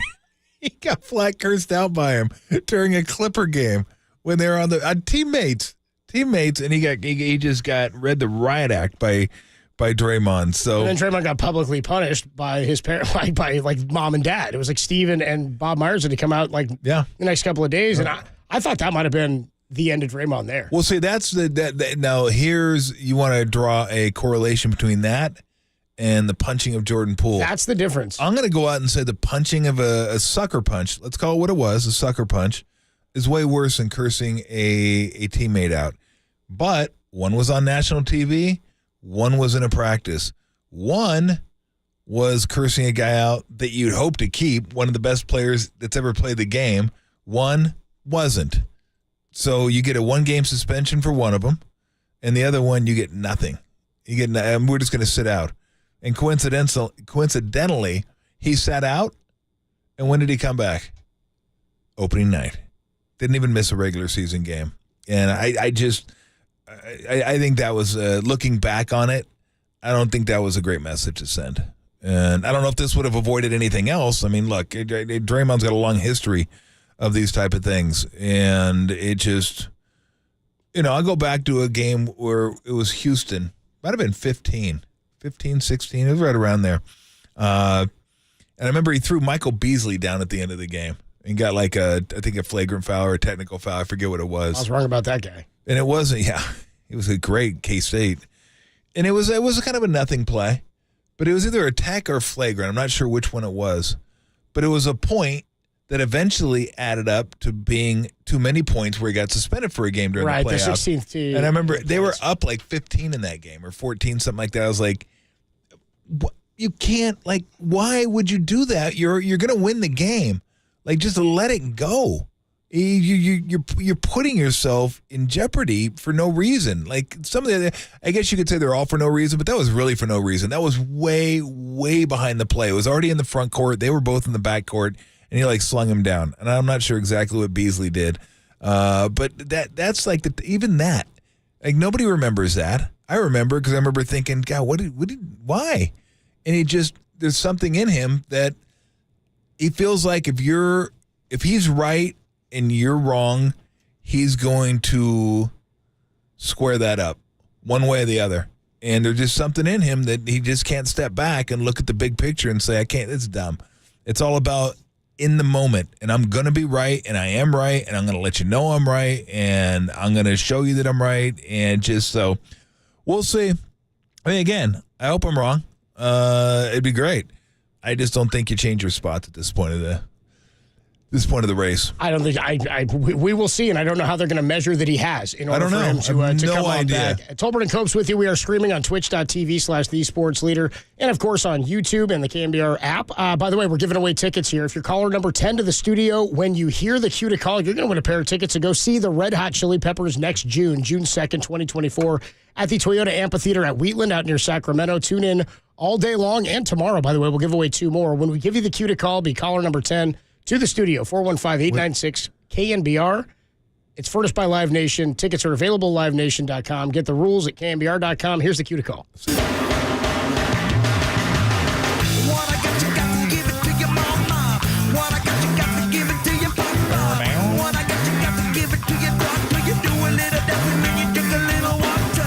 It ain't rich cheese, but I'm in. That's some good stuff right there. When you hear that, 415-896-KNBR. If you're caller 10, you'll win the pair of tickets to go see the Chili Peppers June 2nd, 2024 at the Toyota Amphitheater at Wheatland out near Sacramento. When we come back, Mike Dunleavy, the Warriors general manager, spoke about Draymond's timetable for his return and what this means for the roster and future of the Golden State Warriors. We'll get that to you next. Then Mark Spears at 2:50, Kyle Shanahan 3:30 on the Sports Leader.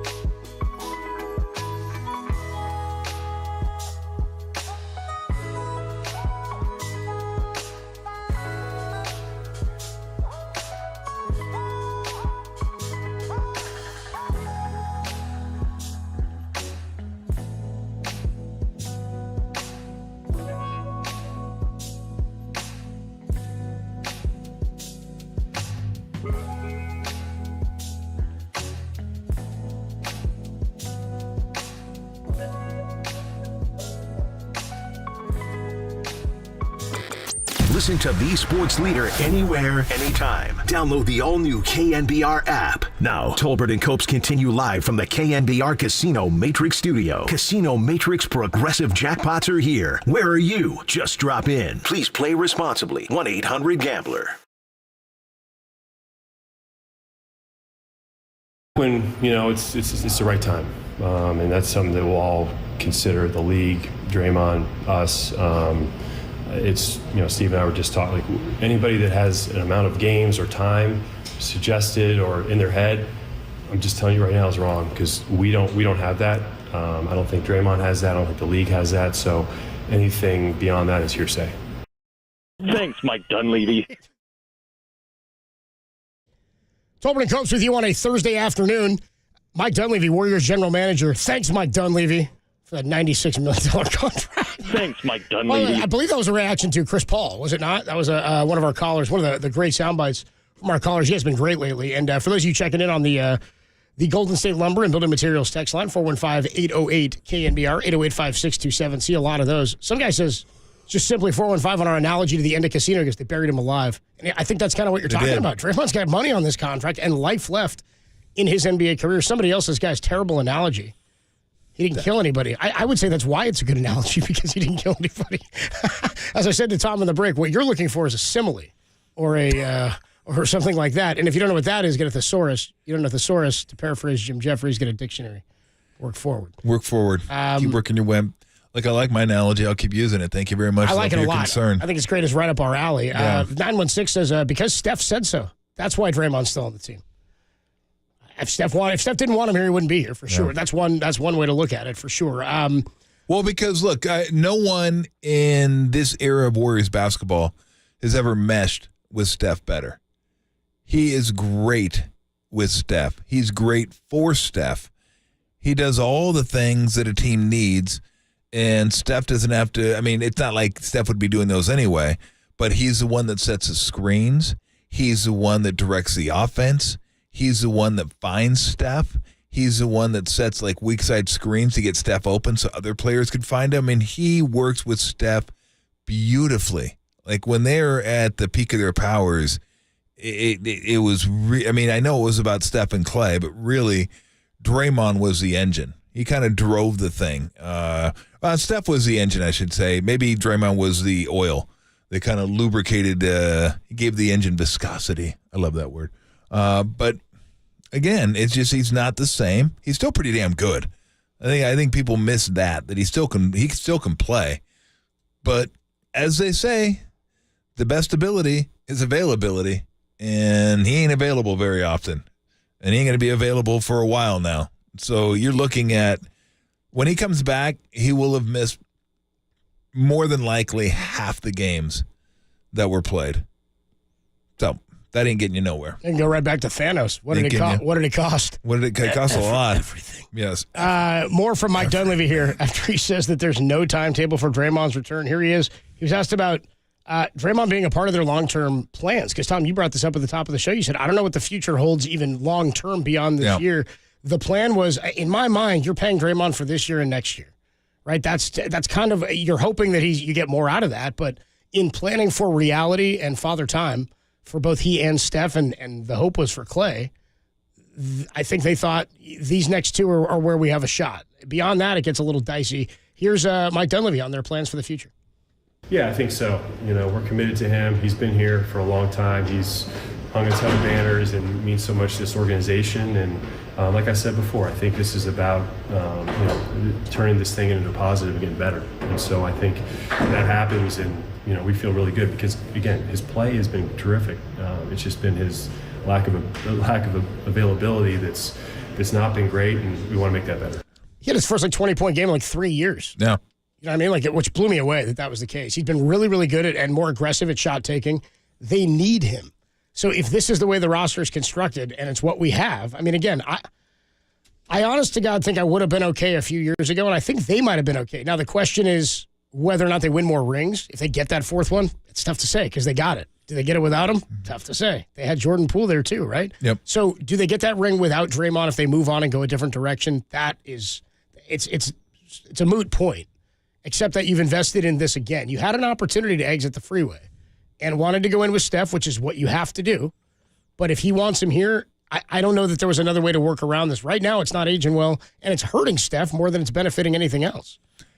Yeah. You don't have anybody to support. Yeah, exactly. And then it's not just that. It's the fact that, I keep bringing up Clay and Wiggs, but they're not playing well either. So Draymond was the second best player you had, and now he's out. So I don't know where this goes from here. Again, I think he's getting close to the Warriors, like having to make a decision that we wouldn't have thought they would have had to have made because of this. I don't think they're there yet. They're gonna wait and let this run its course, and then when he comes back, see what happens. And here's another problem I just kind of thought of, is that even when the Warriors were winning, he acted out occasionally. Right. They're not heading upward. They're heading downward. How's he going to handle that when the Warriors are in this position over and over, fighting for a playoff spot or fighting for a play-in spot, and they're not the top dogs in the league? Is that something he's going to be able to handle? Is that something he's going to be able to deal with? Because don't think for a second there's a lot of players around the league that aren't going to be talking big smack. Like, they'd be like, oh, now it's your turn. It's your turn to suck. It's your turn to try to make the playoffs. You ain't running the league anymore. I don't know how he's going to handle that stuff, because again, he didn't handle it great when they were on top and they were rolling. Like, he got himself into some trouble. But now that they're not, that might present a whole other problem. More from Mike Dunleavy here. He added that Draymond's absence, the team is going to have to be evaluated. I said to you yesterday, if they're out, if he's out for 10 games, we were kind of eyeballing like 7 to 10, 8 to 10. We didn't know what it would look like. We still don't know. But I said, if it's like 10 games, I don't know what we think the record looks like in those 10. It is not an easy stretch of games coming up here. They got a few easy ones, and then they got Boston. They're at Clippers tonight. Yep, right? Clippers tonight. And then Brooklyn at home on Saturday. Yeah, Brooklyn just beat Phoenix. Back-to-back, so you go home Brooklyn, then at Portland on Sunday, which I said, that's all of a sudden looking pretty tough. On Monday, you're off. Tuesday, Boston at home. Off Wednesday, Thursday, then Washington at home, Portland at home, off, then at Denver for Christmas. So then Miami. Like, it's not an easy rest of this month.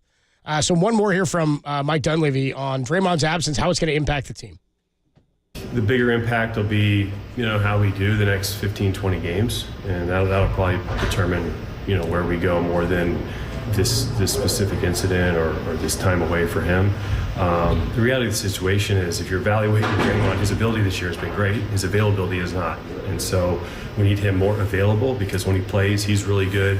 We're really good, and that's the main thing. I don't think I need any more evaluation of Draymond as a player. We need a little bit more evaluation on his team and the chemistry and the lineups and all that. But from a basketball standpoint, honestly, pretty pleased with Draymond. We want to help him be on the court more, though.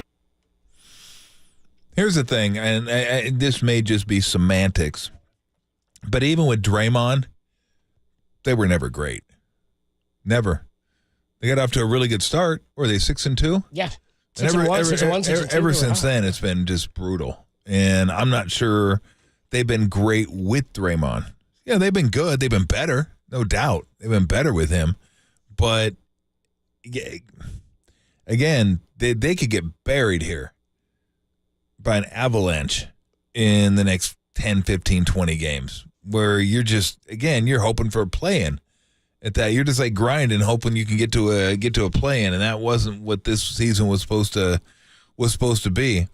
This isn't just about Draymond, though. It isn't. I keep mentioning Clay and Wiggins because, to me, that is as big an issue as this. It just is. And until they figure that out, I won't say this doesn't matter, because it does. This is going to be a big hill to climb without him. But this was a team that had its sights set on championships, not playoffs, not, hey, let's get a top 4 seed, roll the dice, see what happens. We're like, can we get to 6 is what we were talking at a high point last week. Well, and right now that's on the distant horizon, shall we say. Yeah, right. So it's just the whole team has some issues right now. And it starts with the starters. One's not available, two aren't playing up to their capabilities, or maybe they are, which is even scarier. And what do? We already saw what Steve's going to do. He's going to play young guys if they deserve to play at the end of the game.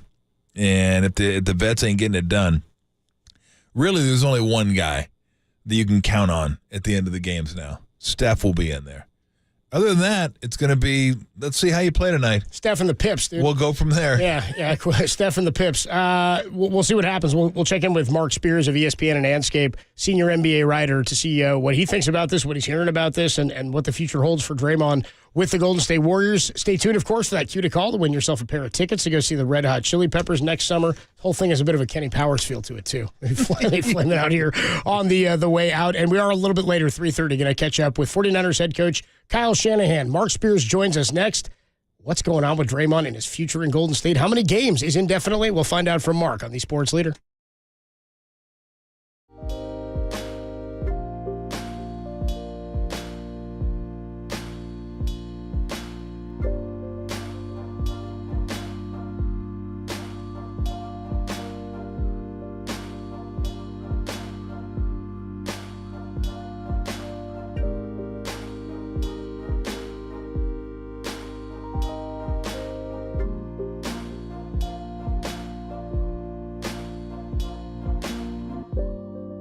Joe Dumars appeared on First Take this morning and said the Warriors personnel are fully on board with Draymond's suspension. There's more on that story trending now on KNBR.com and the KNBR app.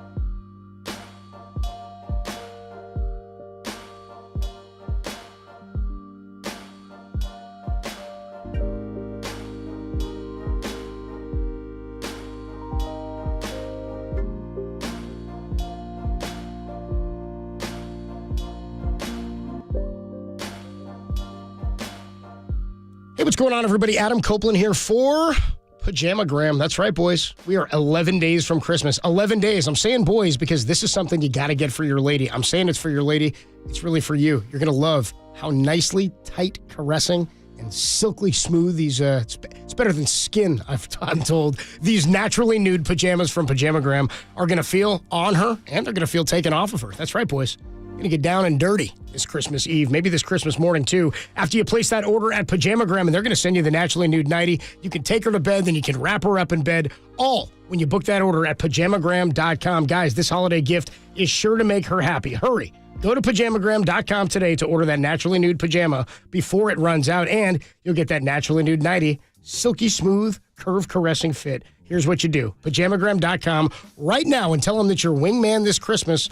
That's right, because I'm hooking you up. Not just with the Naturally Nude nightie, but with the Pajamagrams as well. Plus, that smile you're going to put on her face and that she's going to put on yours simply by going to Pajamagram.com. Your wingman, Adam Copeland, sent you.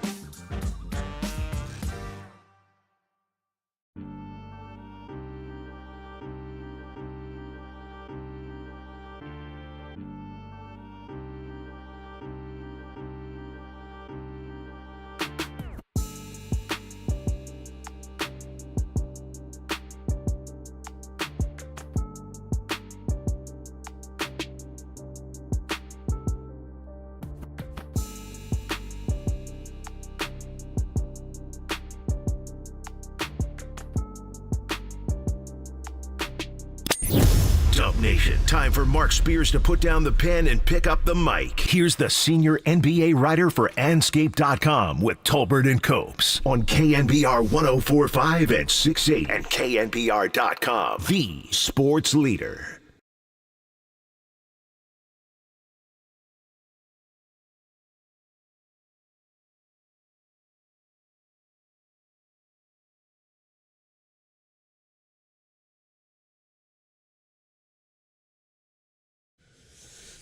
All right, time for our weekly visit with our friend Mark Spears, Anscape.com. Hello, Mark. What's up, man? A lot going on in the basketball world, huh? Oh my gosh, too much. Got to be honest with you. I could use a little less of what's going on. Well, too much going on. Well, let's start off with this before we get to. Wait. I got a question for you. Okay. Ball after you score, do you have that ball? Do I have what ball? Oh, you're talking about the Giannis situation last night? You see this, Tom? Did you see this? First time you scored a point? From when I scored how many points? Your first bucket in the NBA. No, my first bucket? No. Hell no. I don't have any of those. I don't know if there's anything worth. Like, what am I going to do? Hey, I got double digits tonight. Can I have the ball? That seemed kind of weird. Yeah. That's what the Pacers did last night. Sheboy, yeah. Giannis scored 64, and they kept him from getting the ball. He was running up the score. That was weak. They could give it a rookie who scored 1 point the basketball. That's what I was asking if you got the ball. Oh, okay, thank you. I didn't know the 1 point. I knew the Giannis wanted the ball. Did he end up getting the ball? I hope so. Well, they said he's pretty animated about getting it. He didn't get it. They said there were 2 balls. Because I assume there are 2 for every, they're using 2 for every, and I guess he got one of them, but there was like a whole speculative thing. Like, it'll show up in our sound soiree, I think, later. Oh, okay. He's like not even sure if he got the real ball. What? Just Will you ever be sure? Nobody then, bro? knows. Just give him a ball. Just give him any ball. Here it is. Here you go, Giannis. It's this ball. Okay, cool. All right, let's get to Draymond. Let me ask you about the incident.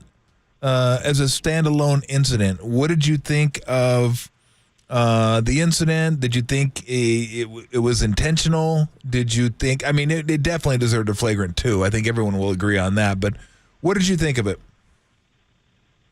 Immediately say, like, oh, man, like, why? Like, why?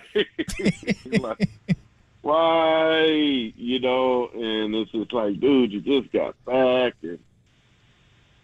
And then when, Draymond turned, it looked like he, like, literally looked Nurkic in the eye before he hit him. It wasn't like his back was turned, right? Like where you hit somebody from behind, like Pat Beverly sneakily tried to do last night. Yes. I didn't see that. It was bad, man. It was bad. And I just knew that, the rope was gone, and I think the NBA had certainly given Draymond a lot of rope over the years. And, you could point fingers at Draymond. You could point fingers at the Warriors. You could point fingers at the NBA. You could point fingers at the referees for why this has continued. And so, to me, it needed to be a pause because it just can't happen anymore.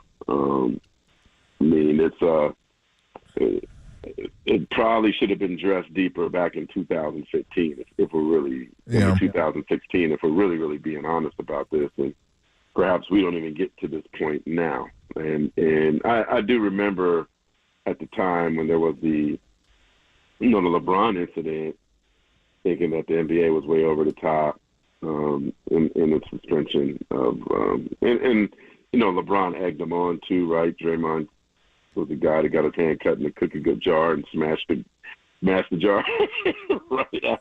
But there were just so many things. I think when it's almost like, Tom, you got kids, man. If you don't discipline them early, right, you can't get mad at them later. And so I think in a lot of ways, I think Draymond probably felt like ain't nobody going to do nothing to me anyway. They haven't really before. And that decision with Nurkic was certainly costly to him and the team and the NBA. No doubt about it.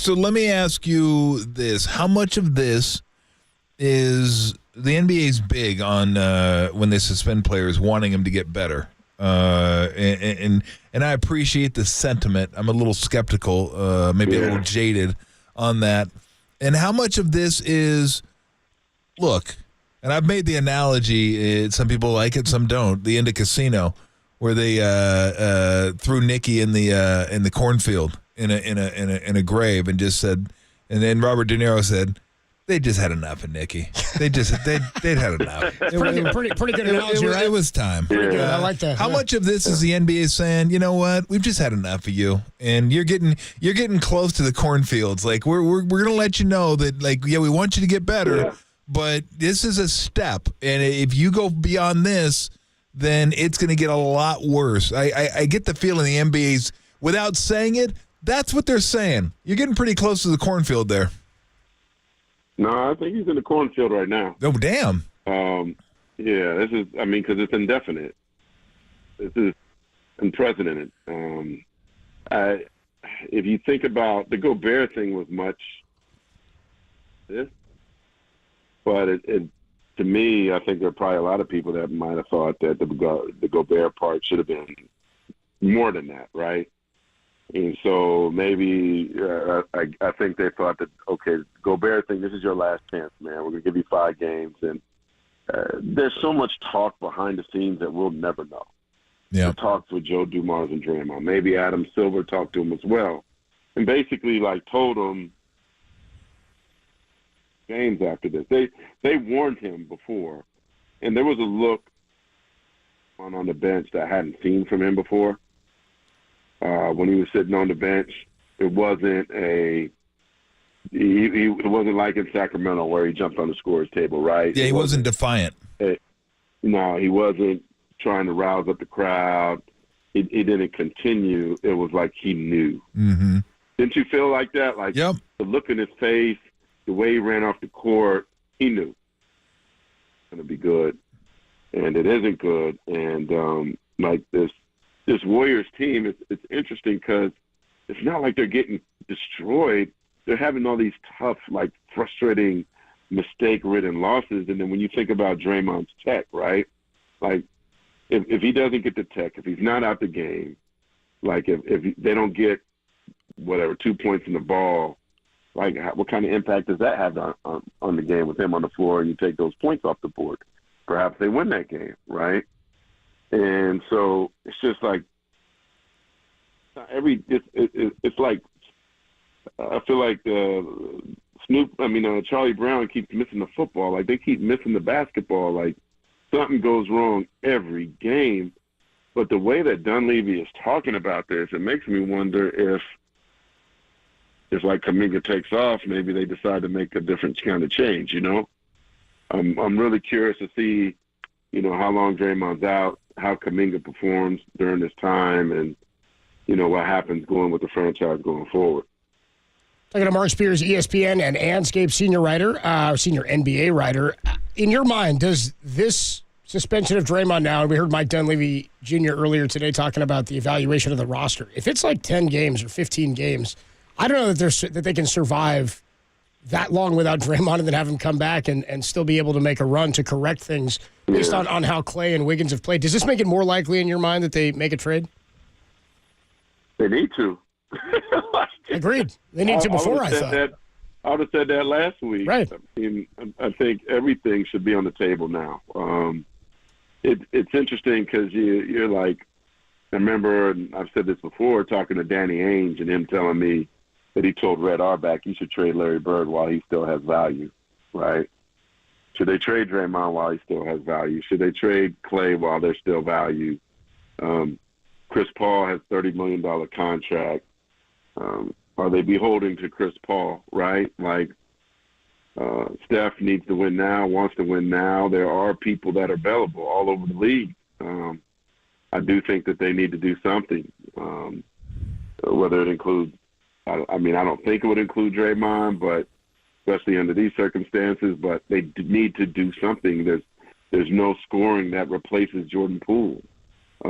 There's no big spark next to Steph. I jokingly call this team Steph and the Miracles. I'm not joking about it no more. They're Steph and the Miracles now.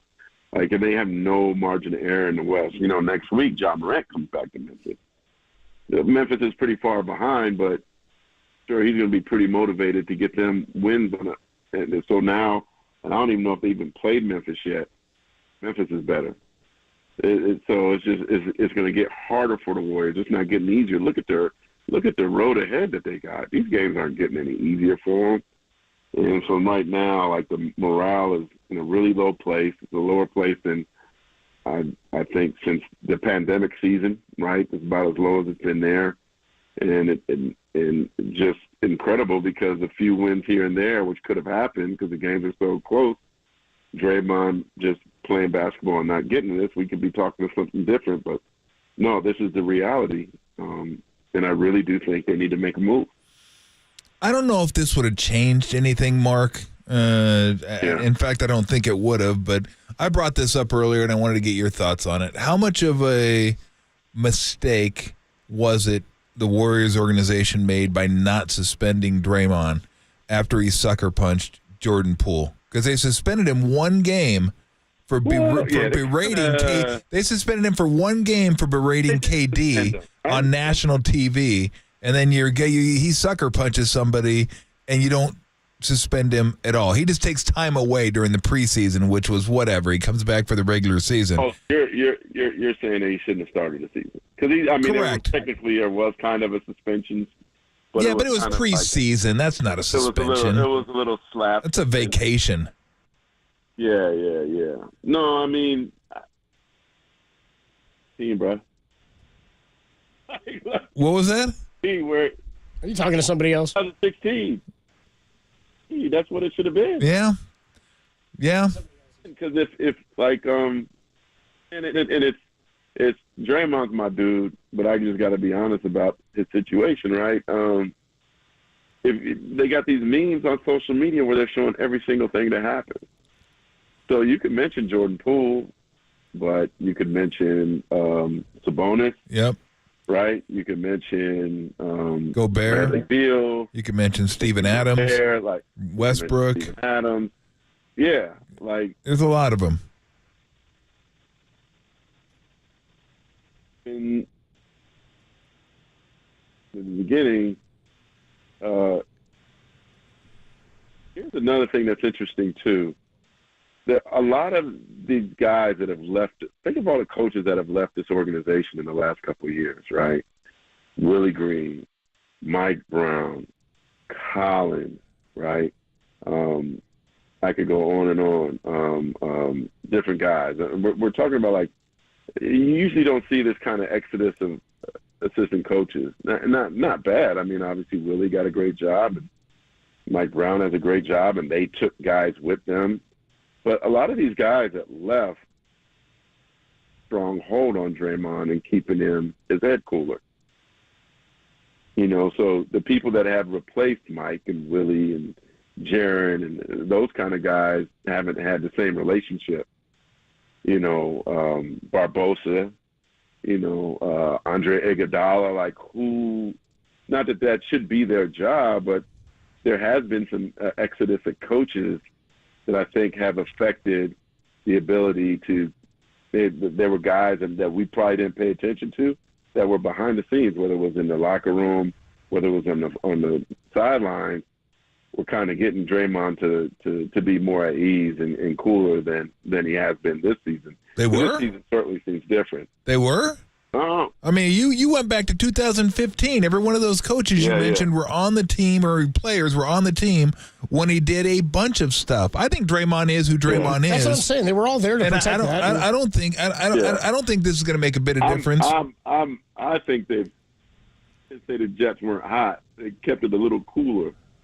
I'll just say I was privy to a conversation where some guys before Gobert were mentioning that all the guys that played a role in helping Draymond kind of cool things down, not that you could ever cool them down, are gone. That's what I'm saying. But they were all there when he punched Poole. They were all in standing on the sideline. Well, Mike wasn't. He wasn't. Mike wasn't. Aaron wasn't. Fair. Yeah, I mean, I think Draymond is who Draymond is, to be honest with you. Yeah, no. He's emboldened in himself. So who can they trade? How do they turn this thing around? Because I don't know. I mean, Chris Paul, I guess, but I mean, the second unit is actually a pretty good aspect of this team. Kuminga and Paul together? we play fantasy basketball, okay? Because we got to preface this, because if I say what I say, then people take this as gospel and they're going to put it on social platforms. Well, Mark Spears said that, right? I mean, one thing I would look at, like fantasy, like I wonder if Toronto would be interested in Wiggins. Had a guy from Toronto that could come home. Yes, McGlure never played there, right? I mean, obviously Jamal Murray hasn't played there. Perhaps they could be attracted on getting a hometown star for the first time, one of their own in a Toronto uniform. And they got two guys that I think are really, really talented in OG Anunoby and Pascal Siakam, who either one I think could certainly help the points Floyd. And the one thing that's intriguing about Pascal is he's going to be a free agent after this year. So, I mean, they lost Fred VanVleet for nothing. The Raptors can't lose another superstar for nothing. So I wonder if Masai Ujiri may be more inclined to do a trade like that. I think Wiggins the Warriors are probably fatigued with Wiggins too. And at least when Draymond plays, he's going to play hard, right? Yeah. He's going to show up every night. I don't know what Wiggins is going to get from one night to the next, but maybe Toronto could be a place, him going home, get a quality player back. I would start there. Yeah. I mean, you hear things about DeRozan, right, and Zach LaVine, and I wonder if the Spurs may be willing to part with Keldon Johnson.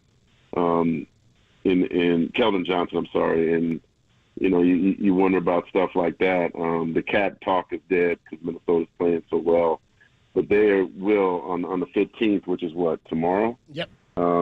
There will be some. I don't know if there'll be much movement. There's typically not a lot of trades. About 80% of trades take place during the trade deadline, I believe.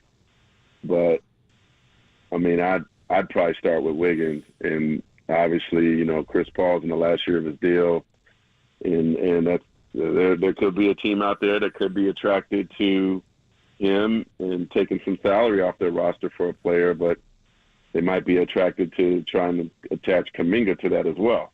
So, but I do think that the Warriors with obviously Kuminga is probably attractive, but with Chris Paul's salary, last year of his deal, I mean, I think there's some things that they could do there if they'd like.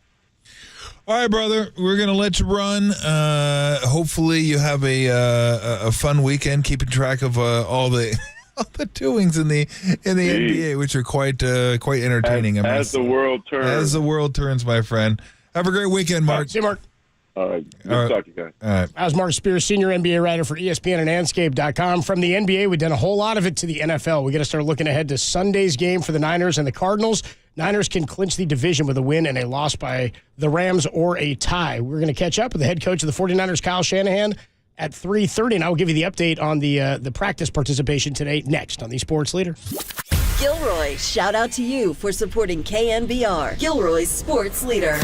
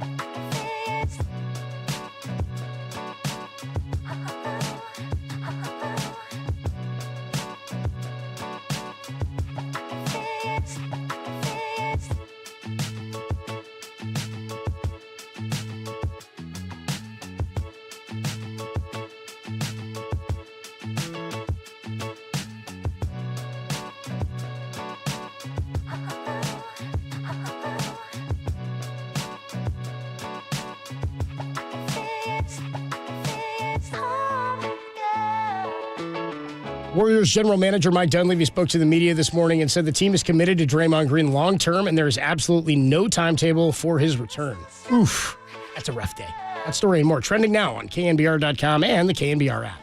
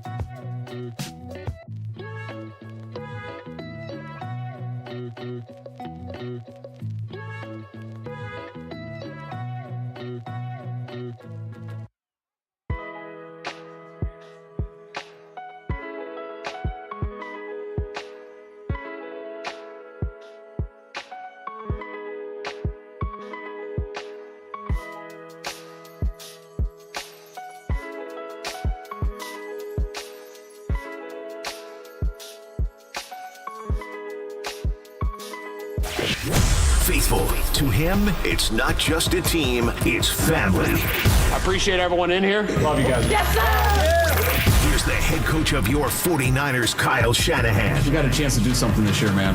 With Tolbert and Copes. Sponsored by Nick the Greek. We welcome you to our house. Come taste the difference of our delicious local Greek flavors and become a fan.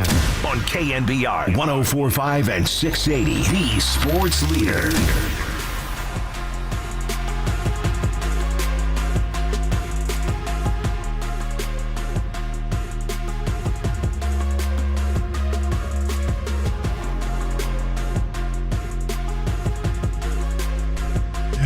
All right, it is time for our weekly conversation with the head coach of the San Francisco 49ers, Kyle Shanahan. What's going on, Kyle? What's up, Coach? What's going on, guys? How's it going? Good, good. Is it getting harder? I know you're going to answer no to this, but I'll ask it anyway. Is it getting harder and harder to find stuff to nitpick at during the course of the game when you go over the film? Not at all. Damn, I knew you were going to say that. I was so ready to say yes, but no, it's not at all, man.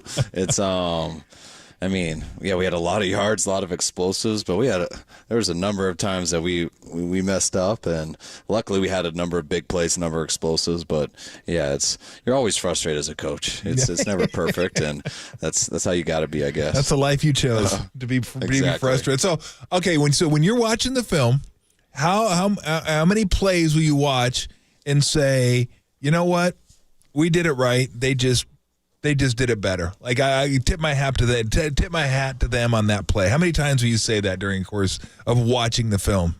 Not much, just because, I mean, if it's like a man-to-man situation and someone just gets guarded real well, you know, those guys, they got people who can play and cover too. And, or if someone gets beat on something in protection, that stuff does happen. But usually it's when something is stopped, it's just, all right, do we have time to just go check it down? Mm-hmm. Or if they stop the guy underneath, it's like, but do we have time to go right to here? And so like you always like to feel there is an answer somewhere, mm-hmm. but it's hard to get to that. They can make that the problem. Like, all right, there is an answer, but man, we got to ask us to block for 3 more hitches here. And all right, well, they did a good job getting to there. So you always are trying to come up with a reason or an answer for the guys, but it's kind of why we can sit there and talk about one play forever, because there's just so many things that go into it. Boy, Brock is so not a check down guy, is he? No, he's not. He's not, which is cool. And you don't want a guy who just, I always say it, but you don't want a guy who decides on Wednesday that he's throwing deep. Yeah, exactly. But you want a guy whose DNA is to always look for the deep throw, and you want a guy who can still see it and react and not do it when it's not there. And that's what I do like with Brock, because he's not just saying, hey, I'm just chucking it deep here.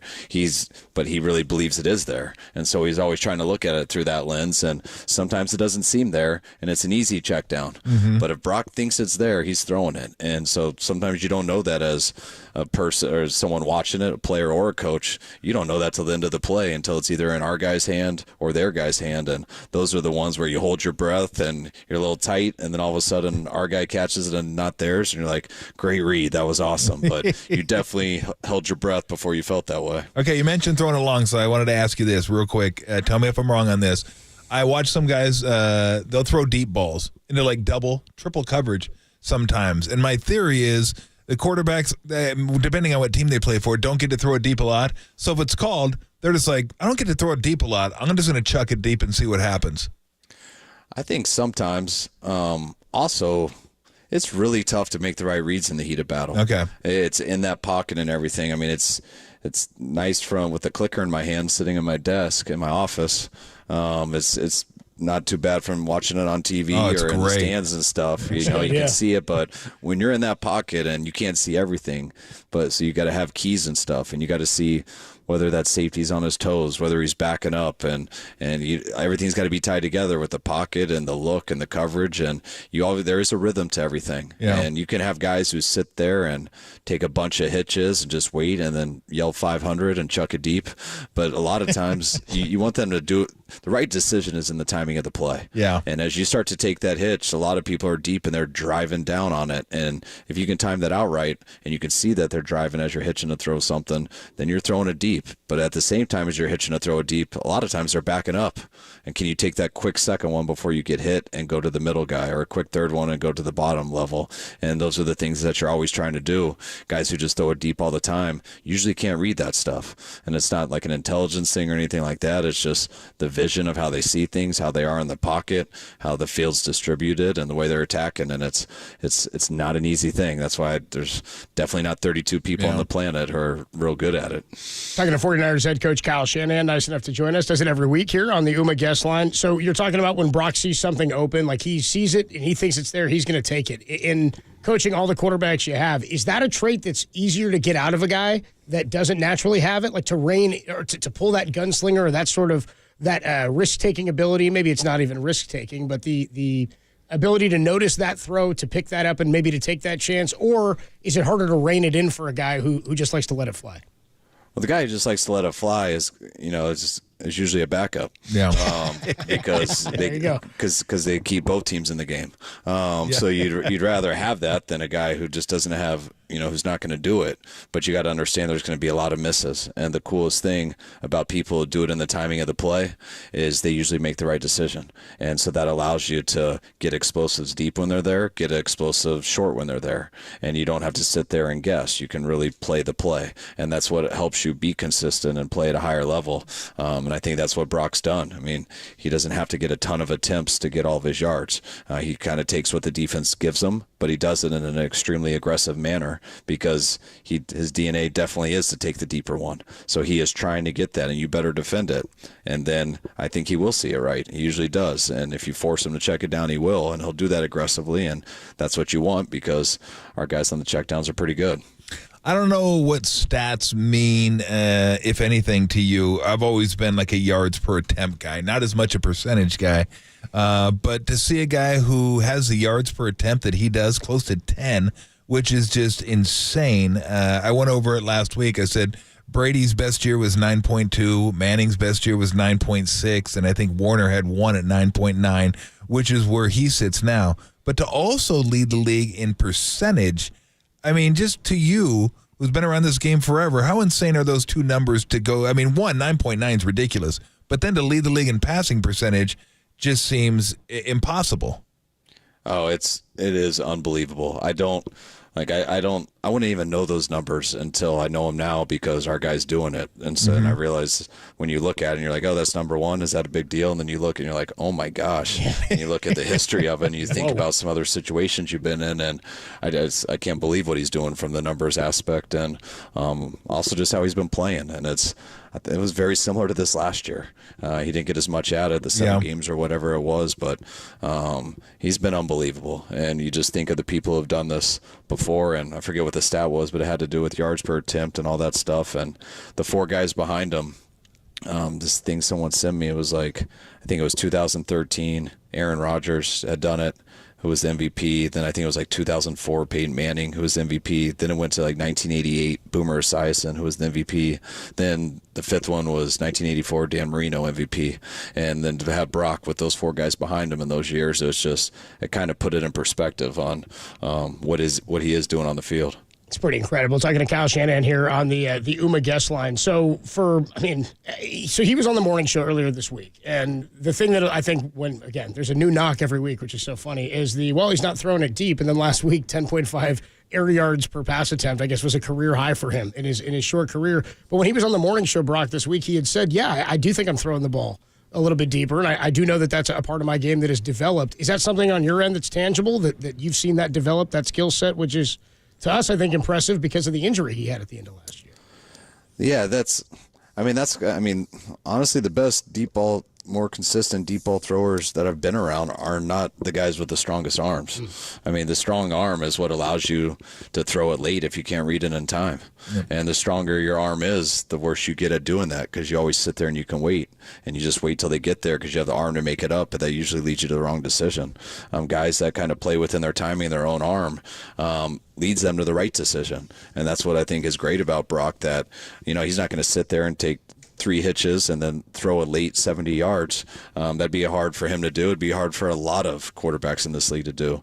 But I also think that's what makes him really good at it. No one wants him to do that, unless we have a Hail Mary. In the Hail Marys, you do that. You buy as much time and just launch it. But it's what allows you to play with, to make the right decisions. And, some guys, when you can make the right decision in the time of the play, he has all the arm that you need, and he always has. And he did last year, and he had to come back from injury, but he's had throughout this year. And I think the more he gets, the more reps he gets in anything, which he is in our offense, he gets better at all of it because he is a real quarterback. He does see it, and he has the ability to do the stuff. So when it comes to the Warriors, we always talk about the gravity of Steph Curry, how he just kind of pulls everything towards him and makes the job easier for everybody else. I'm wondering about the gravity of Christian McCaffrey and how that manifests itself on the football field, because I got to imagine just having him out there. Like I've always said, Steph could not shoot the ball and he'll be an asset because everyone still has to act like he's going to shoot the ball. And again, it makes everybody else's job easier. Even if McCaffrey doesn't touch the ball, he's out there, he's a threat, and people got to be aware of where he is and how he's lined up. How does his gravity kind of manifest itself on the field that makes, everyone else's job a little bit easier? That's why I think Steph's such a good comparison, as much as you can, crossing over sports like that. But, first of all, not even talking Christian, like just when you have a threatening run game, just the run game does that to a defense. Mm-hmm. No matter what they want to do, no matter how good your quarterback or your receivers are, if you have a good running team and you're willing to run the ball, that's a problem for defenses. They have to honor that, which makes everything else better. And then you add in an elite running back like Christian with a good running team. So that's just twice as big of a problem as it could be just in a normal situation. And then on top of it, you go out to what Christian could do to all the guys who cover him, which are usually linebackers and safeties. If he wasn't such a threat in the run game and we didn't run it so much, then go ahead, put some corners in there to play linebacker and safety, because then they're in positions that they could have a better chance covering them. But you got to think, first of all, how to stop the run. So that kind of all ties together and stuff, and that's similar to how Debo is too. Because you got a guy who, if you're handing it off to him or throwing a screen out there to him, he does have a threat to go the distance. So you got to be very careful not to give him a lot of space, because if you give any of those guys space, they can make you pay. Just like if Steph Curry's sitting in the corner all day, you're not going to just give him 5 feet over there. You better have someone on him closed out, because he's going to hit that three every single time. And I feel like that balances out with these type of guys, and especially when you're running the ball, when you're runners, when you're a big time receiver, it's a huge deal too. Which I've had, having guys like Julio Jones and Andre Johnson, and they're rarely alone. There's going to be a safety cheated to that side, because just one guy on them, there's a threat of a go route at all times. So you got to cheat the defense a little bit, which makes you more susceptible in the run game, but it also helps out the receiver on the other side and makes reads a little bit easier for the quarterback. But when you can put that receiver in a running back position or the running back out to a receiver position, then it kind of just multiplies. Is it standard or is it just case by case? Like after the 72-yard run by McCaffrey, where he gets pulled out and then immediately JP Mason steps in for a touchdown there. We were all joking, sitting around, of course, fantasy owners like, what the hell's going on, man? Like you? We're like, yeah, but we're also going. Right, yeah, don't worry, I wasn't going to the playoffs anyway.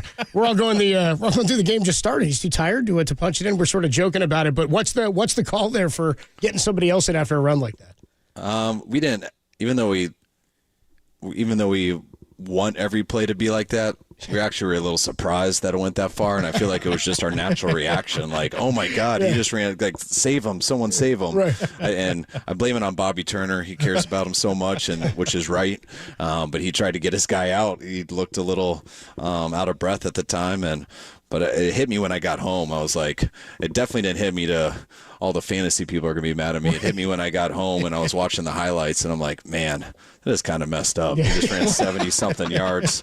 I bet he's not that tired. We probably should have let him in, but we would have got him in if JP didn't score on that, but Sure. JP made a hell of a run, and Christian was pumped about it. But there is no standard. I think if I had it over, we would have left him in for the second play. It was more just an impulsive thing that you get a guy a big run. Usually you take the guy out so he's not dead on the drive. But I did feel kind of like I don't want to say it, but it wasn't that cool of us. But it was definitely an accident. Well, we got to hope he shatters 22. He's got to go way over 22 at this point, right? 21 was like, I better score. Yes, I better score this handoff, or I'm coming out. We were punishing him for not finishing it. Yeah, exactly. Now, let me ask you one thing. I mean, the game. I'm not a coach, so I'm not sitting there nitpicking at everything. I thought you guys played great, and I thought the offense and defense were fantastic. If I was nitpicking, which I'm not, but I'm going to for this question, the end of the first half, I thought that was a chance maybe to use your timeouts and get the ball back and see if you get a field goal. I'm just curious the thought process going through that. No, it definitely was. And honestly, if I would have had to do it over again, I realized that halfway through it, I was kind of pissed at myself. But it also isn't an easy decision. Mm-hmm. Like I thought they did have some momentum. We got some momentum by just scoring. We got them pinned back there. The way they scored was just throwing a go route in the game earlier. And the last thing I want to do is give a go route to one of those guys again, especially with their corners down. Mm-hmm. And so I thought they were going to take their shots, and we were going to see. But then that first play happened, and he got an intentional grounding. And when they got into, and it was an incompletion. So I thought the clock was stopped. Yeah. And then they asked me, so I didn't have to use any timeouts. They asked me, do I still want the 10-second runoff? Which I was like, and I said no, and then I said yes, and then they ran back. I'm like, damn it.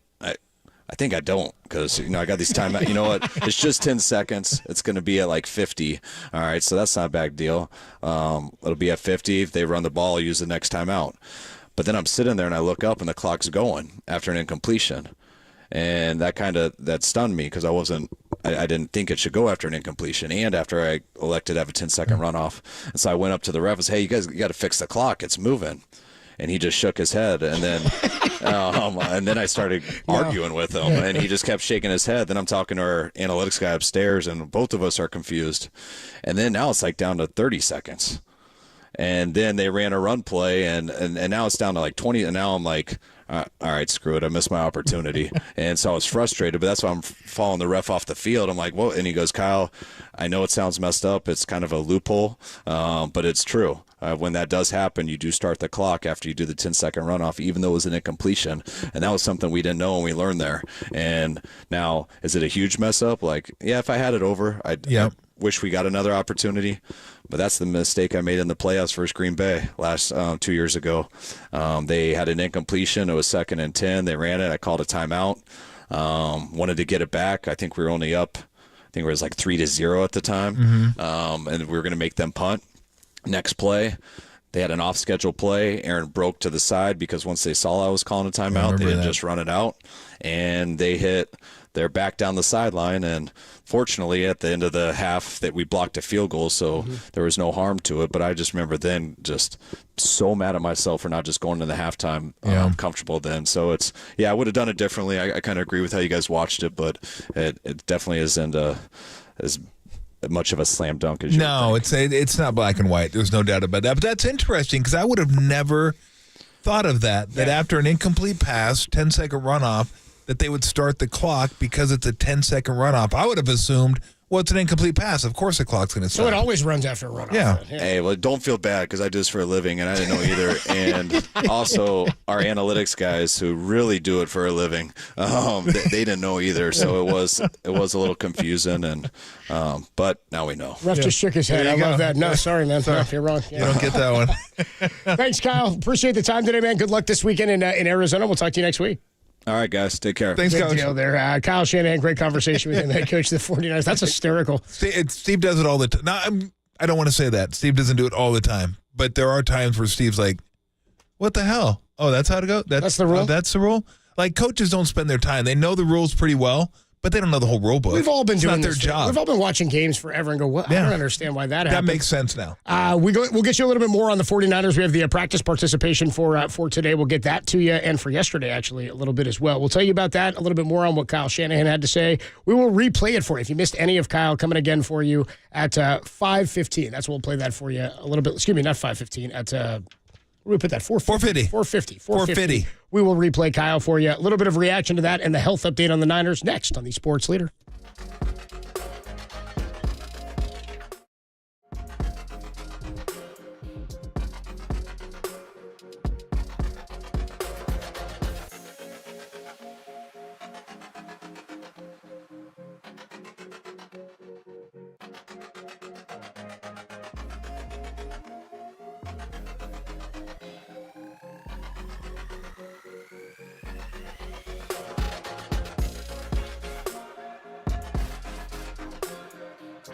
Hey, what's going on, everybody? Adam Copeland here for Furlong Vision Correction. It's been voted the best place for LASIK surgeon in the Silicon Valley. LASIK surgeon for LASIK surgery.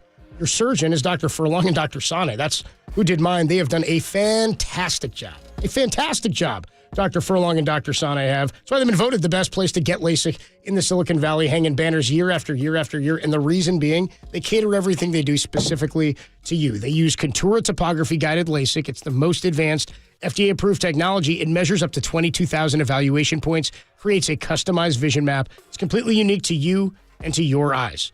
Your eyes deserve the best. Your vision deserves the best. Don't you want to know that you're getting the best from your surgeon and from your vision correction facility? And that place is Furlong Vision.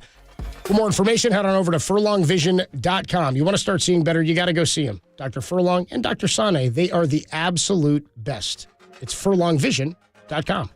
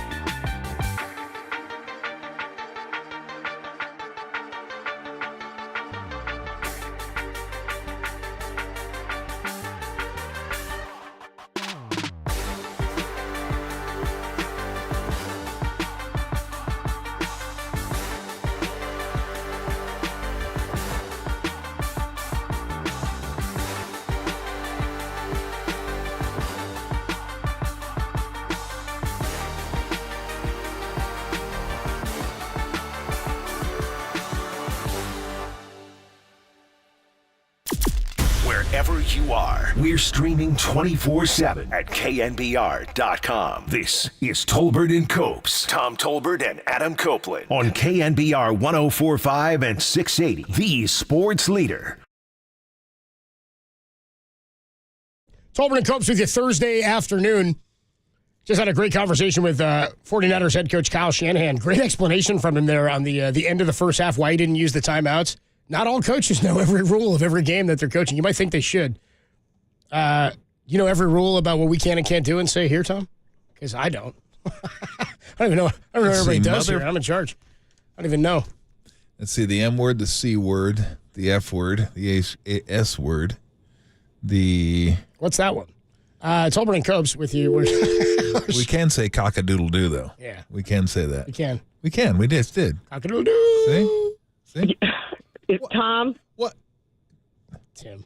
I wasn't the only one that said Tim and his mayonnaise sense of humor. Tim and his mayo sense of humor. Like I can say shiitake mushrooms. Tim and his I white. can say that too. His white bread sense of humor. Shiitake mushrooms, cock-a-doodle-doo. He tried to dump one a couple weeks ago that wasn't even a bad one, dude. Remember that? Let it fly. Let it fly, Tim. I can say Mother Fuddruckers because that was a burger joint. I can say you mother father. Yeah, I can say that all I want. I can say you mother Fuddrucker because that was an actual. No. That was a burger. What do you mean no? That's a burger joint. No. That was an establishment. I can say that. You better pay attention. I absolutely can say it. Pay attention. Get your S together. I'm trying to think one. No, I can't use that one. There's no careful. word that I can tag along to the end of that and make it even passable. I think you made your point. How about the injury and practice participation for the 49ers for today? Actually, yesterday, real quick, Elijah Mitchell practiced in a limited capacity with the knee. This guy just can't get healthy. Practiced limited yesterday, did not practice today. Today, did not practice. Eric Armstead, again, no practice for the foot and the knee. Aaron Banks with a hip. Oren Burks out with a knee. Ross Dwelly did not practice with a knee injury. Dre Greenlaw with a hip and an ankle didn't practice. Javon Hargrave with a hammy. And Charvarius Ward with a groin injury. I love that. He's out with a hammy. He had a hammy when he was in, too, by the way. Hammy. He did have a hammy. It's a strained hammy. He didn't have a moons over my hammy, though. Nice, dude. Great Denny's reference. Oh, I love a moons over my hammy. What a great sandwich. It's good. Great sandwich. It's good. All right, back into a little bit more with the 49ers here. A little reaction to what Kyle had to say. Does Kyle have the best situation of any coach in Bay Area sports? Yeah, no, like without question, they are set up to win not just one, potentially more than one championship. We thought the Warriors were in a pretty good spot. We talked about this at the start of the year. It's not looking so. Are the Giants now number 2? We'll talk about all that next. 49ers and Kyle Shanahan looking to hit the back end of the season here and end it strong. Only here on the Sports Leader.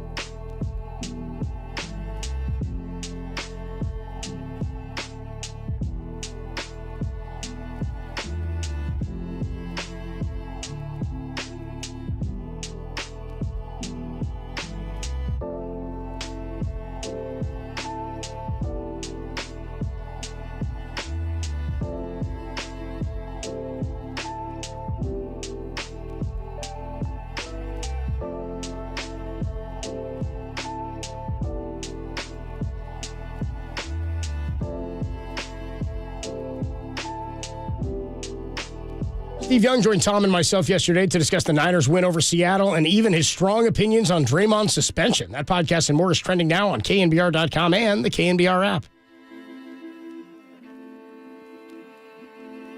Hey, you know the movie American Pie? You get that great scene. He's like, I say we they make the pact to all lose their virginity before they get to graduation. I say we all get laid before we graduate. I say we all get hooked up fat this Christmas from Pajamagram. And from your boy Copes right here. I'm hooking you up, boys. It's for your ladies, but it's a self-serving gift here. Pajamagram.com has the naturally nude 90s, silky smooth, soft, curve-caressing fit. Here's the kicker. When you order now, they're going to give you the naturally nude 90 that she's going to unwrap, she's going to put on, and then you are going to take off of her. But first, you got to order. They sell out every single Christmas. Pajamagram.com, the naturally nude 90, the curve-caressing fit of the pajamas, of course, from Pajamagram, the naturally nude pajamas, and then, of course, the smile that you're going to put on her face. Plus, they're going to send it to you gift wrapped. So it's straight, what do we say, like a farm to table?